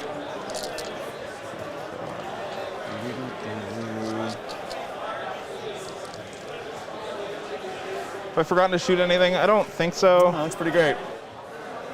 It's a good shot. That's a beautiful Could you Silent King. measure the Silent King And the to... one standing there in defiance of the majesty. He's like, I don't care that you hover. I could hover too if I just believed hard enough. I'm going to do that one first. Okay. Nailed it, nailed it. Yes. Oh, if you don't mind, I want to Overwatch here. Oh, yeah, With sure. my bomb squig. Yep. On a 3, 2, because your vehicle. 4, yep. And then D3, let's go. 2. I'll a take 4. what I can get. Cool. You do have the CP to interrupt. Yeah, exactly. And then just a 5 here. 5. I'm going to CP that. Jeez. Trying real hard. Oh my gosh. Playing that one close. Playing it close. You can't interrupt there because I have a fight last. You got it. So I'm going to start with the barge. 4 attacks. Sounds good. That's 3. Hits on 2s. Yes. Yeah, that's good. Okay. Yep. And then 6, so 3s. Yeah. Oh, That one yeah, we'll call cocked. All right. 2, do they have anything in melee? No. Is this multi-damage? AP 2 damage. Cool. Yeah, that'll do Okay. it. I want to know if I want to CP one of them. Right, exactly. They're gone. Over here, into big boy. Order of this likely doesn't matter. So I'm going to do the 3 damage ones. 2s. Nice, nice. And then T6, -1 to wound. So 4s, strength 8. Oof. I will take that. Yeah. Jeez. Did he fail with all of them? It looks like he failed with all of them, yeah. I mean, then that guy is not dying, and don't bother. If you didn't get 2 or 3, the guy's not dying anyway, so don't bother with the CP. this is why I said if he had a Super Cyborg instead with Art as Nails, I mean, -1 to wound with half damage, like he'd have no chance. I do hit on 2s. And this is 9. Okay. So also 4s. Right. 3. 3. This tanky boy, AP? 3, 2 damage. 3, 2 damage. So 4 ups either way. Let's go. Any other attacks? 3 attacks at damage 1. So this would be 4 damage. We'd be down to 3. Yeah, I'll spend it. So rerolling 1 on a 4. Oh, jeez. So it takes 4 damage. Yep. Down to 3. So the 3 little attacks. Yep. If this would have changed anything, the other attacks are strength 5, so I'd only be wounding on 5s. No worries, I appreciate it. Yeah, on 6s actually. Yes, 6s. You're right. Oh, the previous wounds? No, the ones that are doing right now will be on 6s. I appreciate that. Which? Oh, baller. AP2. AP2. So 3 ups now. We're good. Okay. Hilarious. Do you want to tag into him? Yeah, I do. Prevent that piling. Yep. Just push there. Cool. Here, I'll just. There you Oh, go. I technically got a headbutt from the Minear. Who's up? Nope. Fair It's enough. on a 6. I like it. All right, we'll go him into you. 6 attacks. I don't know if they can see this easier, but it's easier to roll. Hitting on 2s. We'll use Death Skulls here. Nice. T7. 7. Strength 8, so on 3s. Oh, 3 AP3. 4 up and 1. Oh. Got it. Yep. Oh. Oh, okay, my 2 damage each? Yep. Kills the Minear. We got the Minear. Okay, we're working our way through. That is that. Let's see. Adrian No got leadership. off easy with that. That's Me too. Me too. kind of where he wants to be. Honestly, now that I've seen the Silent King in action, I think he can throw the Mega Knobs into it. Like, why not? What, he can? He can. Like, I don't think he can do enough damage. Oh, yeah, over here. So now 12. Yeah, I mean, I agree. Now that the boss is still alive, him having divide attack, if it was just 5 Megadobs, he would kill, legitimately, he would kill 3 before they swung, because their fights lasted, and then 2 Megadobs to start threatening him. But the Mega Boss as well, with him having to divvy up attacks, is going to be an issue. Actually, one thing that's bad, though, is that the Mega Knob is in combat with him, which means that he can't do any of his shooting at him. Let's save this.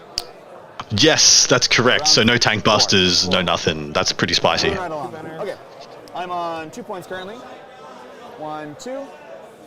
We've got 2 banners. Yep. 6 there. And you did not strategically scan anything? I did not. We have assassination for just 1. Yep. AKA 3. Okay, let's do this thing. So no more WAD, no more extra attacks or charges or shenanigans. Interesting things are afoot. The fight last is scary. So Necrons at the end of their turn, it was their turn 3, I believe, sitting on 4 for turn 2 and 11 for turn 3 on their primary. Stranglehold sitting at a 6, Code of Combat at a juicy 12. It's probably impossible to hold him off the 15 unless both the Voltic Staff, CCB, and the Silent King go down, but it's only 1 on banners. Adrian pulling ahead is 11 points up. What's the breakdown? Yeah, so he's got he scored another 8 turns at the beginning of turn 3. Now he can scan on the central objective, which will give him another 3 points from primary. He's got 6 banners. I don't think there's anything at this point that he can stop the Necrons player unless he's like, no, it's turn 4. There's no real way for him to get the 2 banners away from Adrian, so he's probably going to score a solid 10 on banners. Stranglehold, he can pretty easily get this turn. There's only the CCB on the central objective. And then Assassinate, I mean, at this time, go for CCB, go for the 1 character that's on the bottom right objective. Maybe kill the Silent King. A lot of that'll have to do with positioning. But even if he halves the Silent King, that's still a big deal. 100%. Kill the CCB this turn with the tank busters. Put just anything on the middle to take that objective back. Get your strangle. Now the only big deal is, yeah, exactly where he can miss the Mega Knobs. If he can miss the Mega Knobs, to my mind, they should still go for the Scorpex. But then, you know, the Silent King fights first and he will kill the Mega Knobs. So he will kill the Mega Armor boss most likely, and then go into the Knobs next turn.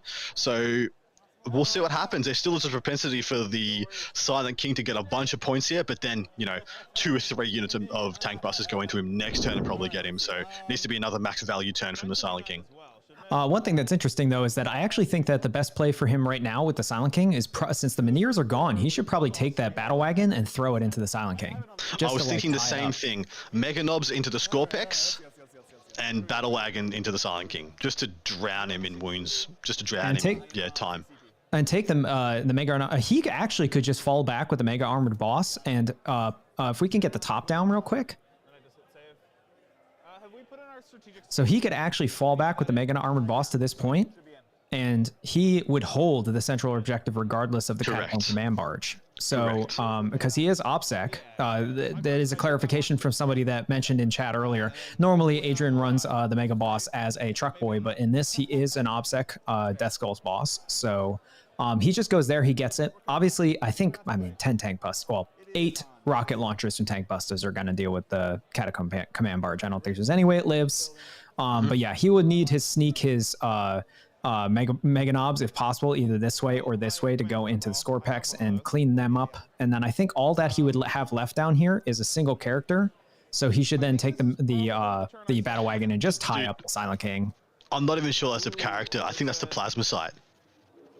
Oh, I thought he did the mission down there with a character.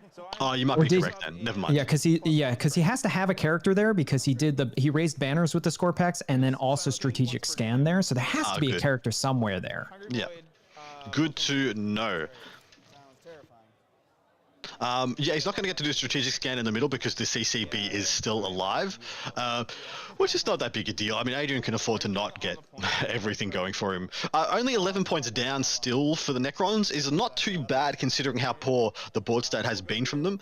It's literally just Code of Combat keeping him afloat. Now, granted, do we think that the Silent King without the Minears, even in combat, will be able to kill a full health battle wagon at 16 wounds? Probably not, right? No. I mean, sorry, I'll just give you the breakdown right now. Scott, I think it's 4 or 5 attacks that are going to be strength 9, -3 or -4, 3 damage. I'll tell it to you perfectly in 1 second. Yeah, so... where's the 3 damage attacks? Yeah, Scythe of Dust is going to get 4 attacks at strength 8 -4, 3 damage. And then he's going to get... strength 8 -4, 3 damage. And then he's going to get another 3 attacks. So 6 attacks at strength plus... So that's the strength 9. Strength 9 -3, 2 damage. So he can technically... Will he? Probably not. How does the degrade affect him? Does it reduce the amount of attacks that he gets?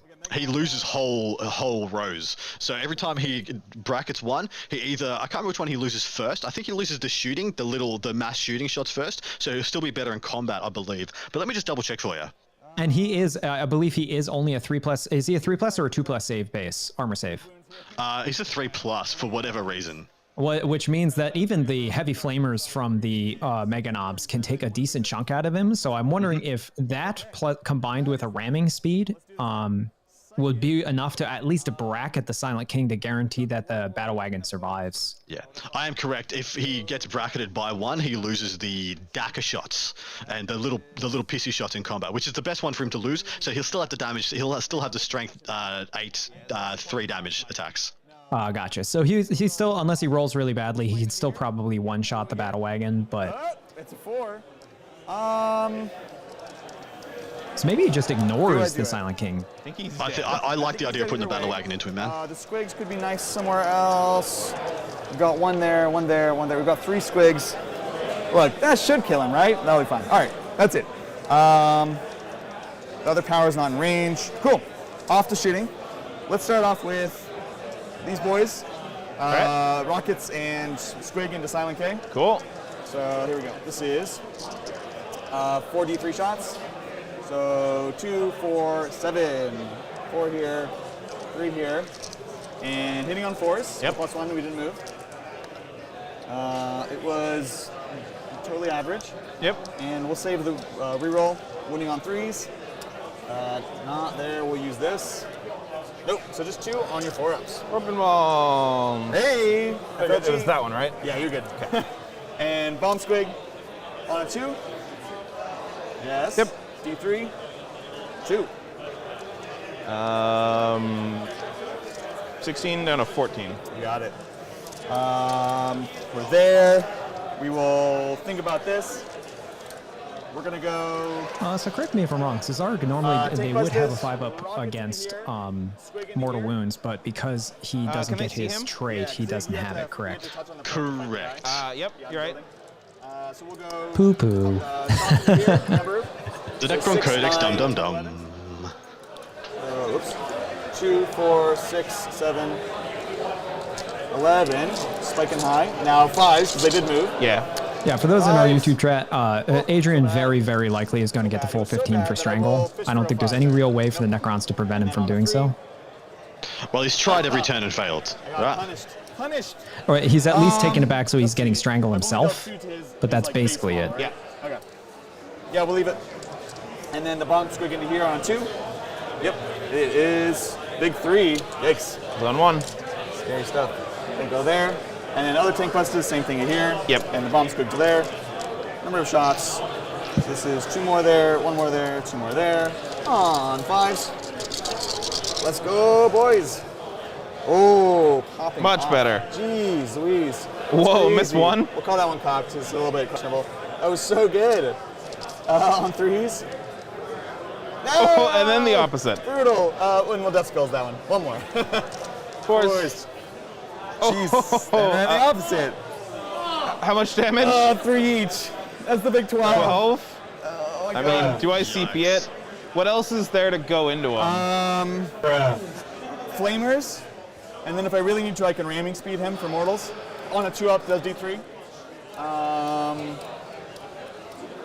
I think I have assuming to. He's taking Yeah, I more think damage. it's He's big. only 16 wounds, right? So he's Oh my at goodness. maximum 4 wounds. Hey, there we go. So 9. Yeah. So he's on 5. He's On freaking 5. dead, man. So he re-rolled one. He re-rolled one, so he only took 9. Doesn't matter. That's wow. He's just into just yikes. The flamers should finish him off. Five Yes, they heavy should. flamers should finish him off. 5d6 heavy flamers, and then if you want, he's going to be. If he's a bottom bracket, maybe you don't charge the Scorpex, and you're like, well, now I can kill this guy. We're charging him instead. And of course, the Catacomb Command Barge has died. Flamers into here. So 5d6 shots. So it's 8, 10, 15. So we got 5. Someone just pointed out in a 1,296 chance 15 to get 4 on ones. 5s. Oh, on there. On 5s. Was good. And 1 Death Skulls for there. Nope. So we got that many. A -1. 4 up in bombs. Oh my goodness. Does he explode? That's crazy. Silent King is dead. I'm not going to auto-explode. Right. I do explode normally, though. Oh, he's a 4-up? Yes. Oh my God. It's also 1 CP to auto-explode. Oh my God. Oh, you couldn't make this up. Really? 2d6 for d6. What? So range? He's going to kill his own character. 4. Is it anyone? It is. Oh. It is the battle Is that his wagon. enough for only his Probably own the guys, but not the Scorpex. Meganops? Yeah, just. Correct. It's these This two. could not be And more of this a guy is troll, good. self-troll. And he's good. Okay. Thank God, right? Wow. Where do you want to start? Thank you. Sure. D6. D6. 5. We got some Feel the Pains here on 5s. These are mortals. Take 4 of them. So he's down to 12. And the Scorpex. Take 4. 4. Okay. I'm gonna pull. Don't pull from the bottom. Pull from the top. The little choppy guy closest to you. This one here? Yeah. Yep. You got it. And then one of them, it was 4, so one of them will be on 2. It Yeah. will be that guy guy. at this point? Yes. Yeah. The reason Jordan I say Chain, that so. is because depending on the charge range of the Meganobs, he may not have been able to reanimate get more from than a couple explosion. guys into combat. That's right. But now, if he even gets a reasonable charge, he will have the whole unit fighting. Over here, spears. Unbelievable. He didn't just touch like in with that, so casually it's gotta be- Was there any point the to not Silent touch King him? like that. Well, he did an awesome stealth pick that I didn't realize, which is, or stealth pick, stealth move that I didn't realize, which is he got the tank busters just out enough at the top that they could shoot down on him. Yeah, yeah. I saw him doing that. Absolutely crazy. And yeah, just enough shots. Just slap him dead. Why he doesn't have a 2-up is, yeah, it bothers me a lot. One thing to keep in mind, everybody, just as an update for the event, Ashton Frizzle with Renegade Knights, also with 1 loss, but finished the event, or finished day 2 very strong. So he's another contender for the top 8 going into day 3. Oh yeah, yeah, absolutely, man. Do we have did we have any scores to read out? And the bomb screen on a 3. Tyler, is that Tyler Bortel? Was stated to have not scored any primary points going into his turn 4. So that is donuts for turn 2 and turn 3. That's almost a nail in the coffin. Unless he's close to tabling Steven, he could be going down. Very likely to be going down. That's right. That's very true, actually. It is charge clock. Let's do this. We're going to put Meganobs into them boys here. Let's go. Need a long charge. 6 is acceptable.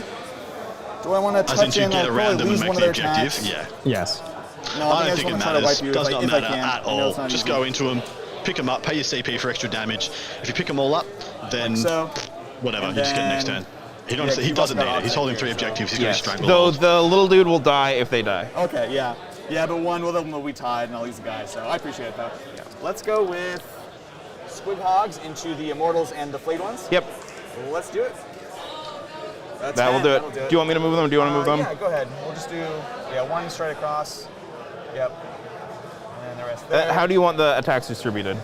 I guess let's do this. Let's give ourselves some options. So he'll go like that. Actually, they can all attack off of him. Right. So if he's going into both, I don't know. That's true. That's true. Yeah, I just have these guys coming in too. Oh, yeah. Like something like that. Let me know if you want to change. You had lots of movement. I appreciate it. Let's go tank Bustas into just the flayed ones. Yep. There was not the Good Herald, there was not a Space Force lift in the top 8 as of yet, but we did have one on stream yesterday. Who was the gentleman? Forrest? I believe it was Forrest, yes. He was doing exceptionally well with a very aggressive Space Force list. You should probably look it up. It is where I think you should start with building a Space Force list for the current meta. Ultra aggressive and packing melter shots for days. Yeah, basically every Wolfguard unit has a combi melta, and there are 5 Wolfguard units, so you're talking 25 meltas just from them. Yeah, we'll try for the 7 into him. So it'll be him and the flayed ones? Yeah. 7. 6. That is not a 7. Here we go! Hiya! No! That is also not a 7. Beast Boys will go into just the flayed ones. That'll be shorter. What that one is. I think that's... oh, this guy's closer. I think... So his name is Forest Phantom super with close. 2 I think R's it's a 7, but I'd in like the you to forest. Just to... Well, how about this? Let's see if it matters. What a lad. What a name. Sure.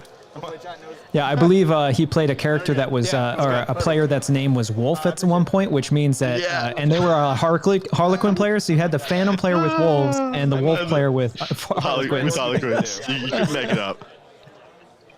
We're going in for the stuffs. Okay. That is that. We will start with...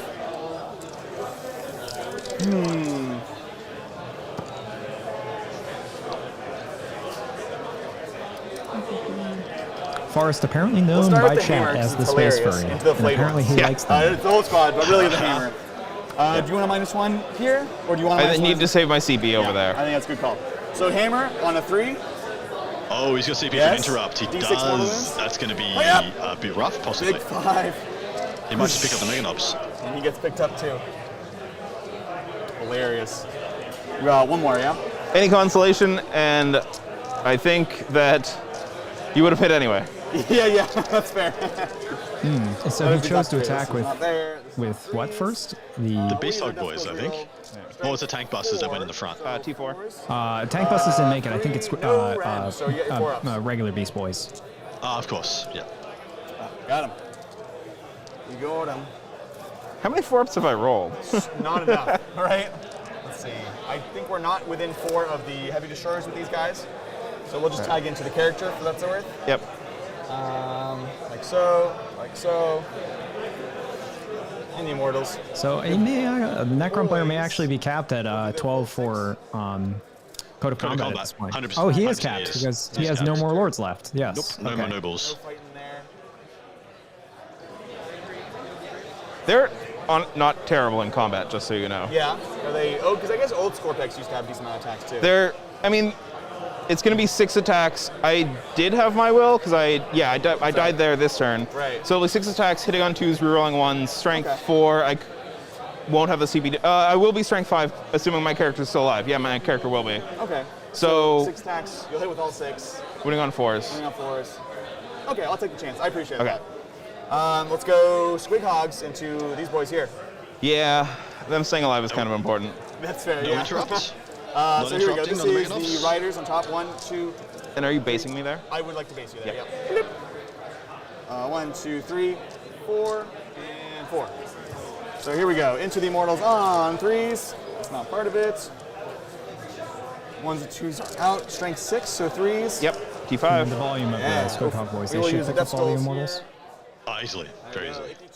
5-ups. Not bad. Only 3. Okay. So we need 2 more. This is the Hogs. 1, 2, 3, 4. Did you get the power off on them?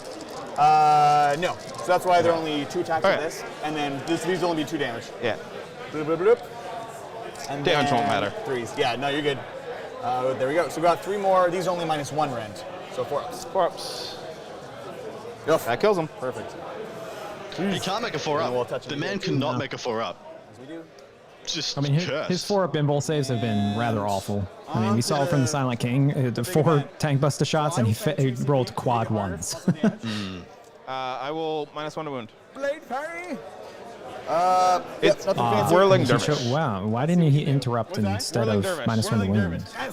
Yeah, I'd have no idea. Each 1, 2, Maybe he only has 1 left, and we're incorrect. 5, and the knob. Whirling onslaught. Right. Hitting on 4. Is -1 to wound only 1 CP? Let's go one way or another. Yes. Oh, then he did only have 1 left. That is classic Mega Knobs. the way I need it to go. Right? Oh my god, the more you look, the worse it 4s gets. by 4s, he could definitely have dudes left. What are they going to wound I on? really hope he hit him harder. I believe it's 10, but 10. I believe they're strength 10, so it'd be 2s going to 3s. Yeah. But before I decide where my reroll goes, Yeah, it's let's good to confirm know. that. What is There's the math? 10. He's correct, that's strength 10. Mega Yeah, knobs. knobs are Yeah, strength base toughness 5, 5. so it would be 10, so 2s to 3s. I will spend a reroll here. So The Death Skulls or a CP? Death Skulls. Definitely Death Skulls. Yes. Yeah, no point. No problem. And 3s. Come on. Okay. 5, and I kind of need to throttle through this, so I'll spend a CP here. Down to 3 to re-roll this on a 3. Yes. So, these are AP So it looks like 3s. I think he did they have do the 5-up him involves and harder. the Chronomancer. Oh, shoot. Ow! It doesn't matter. I still my fail. God. I don't have CP. He failed. That's crazy. 5 out of 6. Sometimes you don't make inbounds. Yeah, exactly. If he That's very had, true. if he had 1 more left, chances are to come back. Oh my god. 3, Yeah, and then he could pick him up in return, especially if he saves because he would either bring back or save the damage 3 dude, who has a good amount of attacks. And he has 2 damage 3 dudes, right? Because that's a full 6 man. He does. Yeah, he could have had 2 dudes with like 4 attacks each, hit on 3s, winding on 3s, AP 4, rerolling 1s. Like he really could have smashed him back pretty hard. Heavy destroyers are going to go into. You've based me, I assume, both places, so I don't really. I mean, I can go slightly this way. No, I can't because you're closer. Oh, I see. Yeah. 2s, rerolling 1s. Yep. 4 base, but I am Hungry Void and character. I like it. So 4s. 4s. 3. Okay. No AP. 6 ups. Let's go, boys. Takes 3. 1 damage each. We'll just do 100%. Kid Crew has stated out if Silent King didn't explode and kill one of the destroyers, he would have had 1 left from that exchange, and then you would have rolled 15 dice, and then you likely got the 1 or 2 back, and then 3 destroyers probably pick up 5 Mega Knobs, especially if 2 of them are the is it the Thresher? Actually, wait, there may be 2. The There may Thresher. be It is the damage Thresher. 3s. Yeah, I did forget that they had taken 4 mortal wounds from the Silent King explosion. Yeah, dude, just like calamity upon calamity. We'll pull this guy. Realistically, for those watching from an odds perspective, the Silent King should not have died to that shooting. He would have been very low, but likely he would have had between 2 and 4 wounds left. So likely out of danger even from a ramming speed battle wagon. But we know where your protocol is now. Dice said no. Are they top or you top? You're top. I'm top. So we know what your protocol is this turn. Yes, but next turn you don't know. Right. So that was the one that got replaced. Yeah. Okay, I'll just roll the morale on these guys. It's a 5 to a 9, so we do fail. Okay. We'll pull this guy, and then we've got 1, 2, 3, 4, 5. 5 left. On just 1s. 1 more. Okay. Not too bad. And now we'll get to small coherency, so we'll pull this guy, so we're all good. Yeah. That is. Fall back and shoot was my other sub in. Oh no! So. Just confirming, Mr. Green is playing Salamanders. Boom, couldn't be more perfect. Running through his list, it seems pretty standard all-comers Marine, so he's doing extremely well to be winning with it. Have killed. You got 7 on assassinate that turn. Right. That turns a total of 10. Yes. Sounds good. We've done banners already. Strategic is done. You will now finish your strategic. Yep. I get 1 banner. Yep.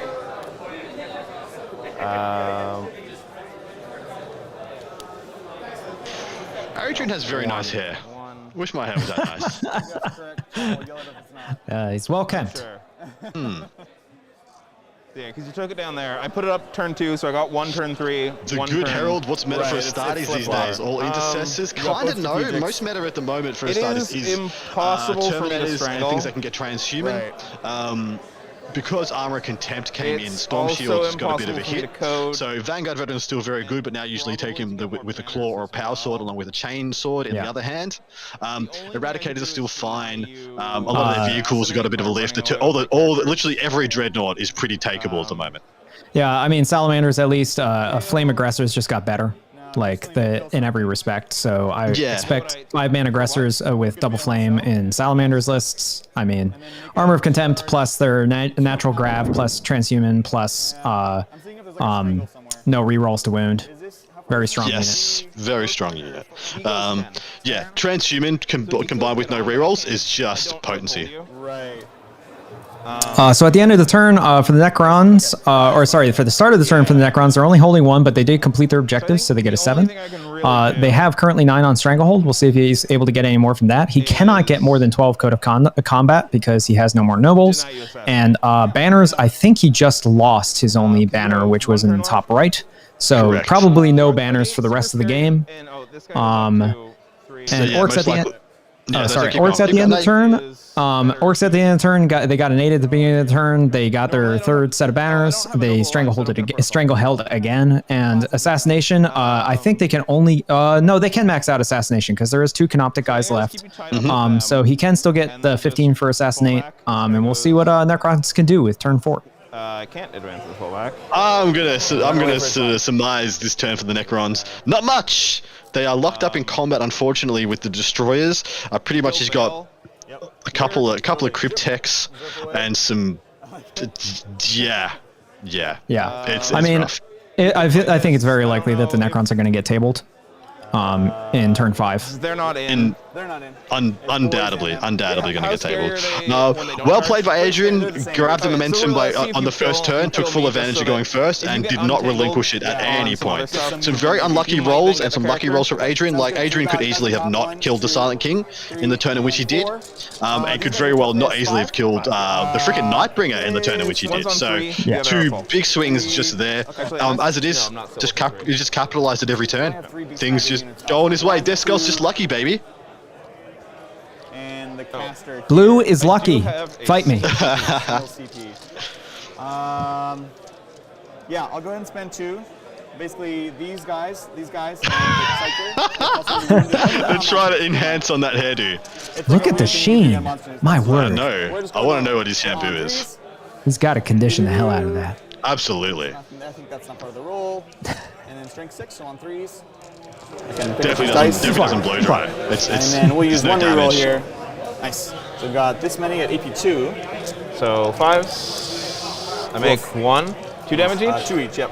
So kills 1, kills another. 1 is on 2. Okay. Sounds good. And then we've got He stayed in combat. Big He's jaws. So like a man or machine. 8. I like that. I respect it. Machine person thing. Yeah. And 3s. So you got 2 more at -1. 4s. Oof, another 2 there. Yeah, very nice. That's all the destroyers gone. So all that's left, I believe, is the Canoptic guy and the whatever the Cryptek is in the bottom that did the action. So it's a Chronomancer and Start your turn, you hold more. Yep, you got that. Megan Hobbs obviously looking at the Chronomancer like, Tasty. We'll get that. 2 banners. Yeah, Gamma. Okay, so I think what we do is we go here. Some people we raise the banner. Don't.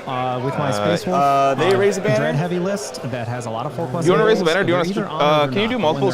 They are the most obnoxious thing your opponent ever has to deal with. I mean, 4+s can sometimes be on. In my last game against Deathwing Terminators, he had 4+ saves. I think I wounded him 9 times with damage 3 cutters, and he made 8 of 9 saves. So, I mean, sometimes it just happens. What can GSC do against such reckless hate? Kill more? I was quoting Lord of the Rings, you savage. I know. I chose to undercut you because, you know, Because you my got job. cutters. You got heavy rock cutters. I undermine you. I am GSC. That's what I do. Yep. We'll move these guys Love your up work. here. I just hit refresh on the stand. He says that's it right now. Ashton Fizzell is in number 1 playing Knight Renegades right now, but he has taken a loss, but his loss was a 70-point loss. In all likelihood, he's making our top 8. I'm just going to do the top 4 because I know there's a couple of games that almost definitely, sorry, there's 2 tables with undefeated players on it, and there's 1 table with someone who's undefeated with a draw. And so at least 3 of these will be jumping in, possibly 4 of them. So I'm only going to do the top 4 here. Like I said, Ashton Fizzell with Renegade Knights, Dustin Lane playing Tau, Jesse Sell, who we had on the game previously against the Tyranids with the Sisters, and Michael Costello with the Hive Fleet Hydra has possibly made it. I would love to have Hive Fleet Hydra on. If Costello makes it into the top 8, I want him on for game 1. I want him game 1 tomorrow. That's it. Yep.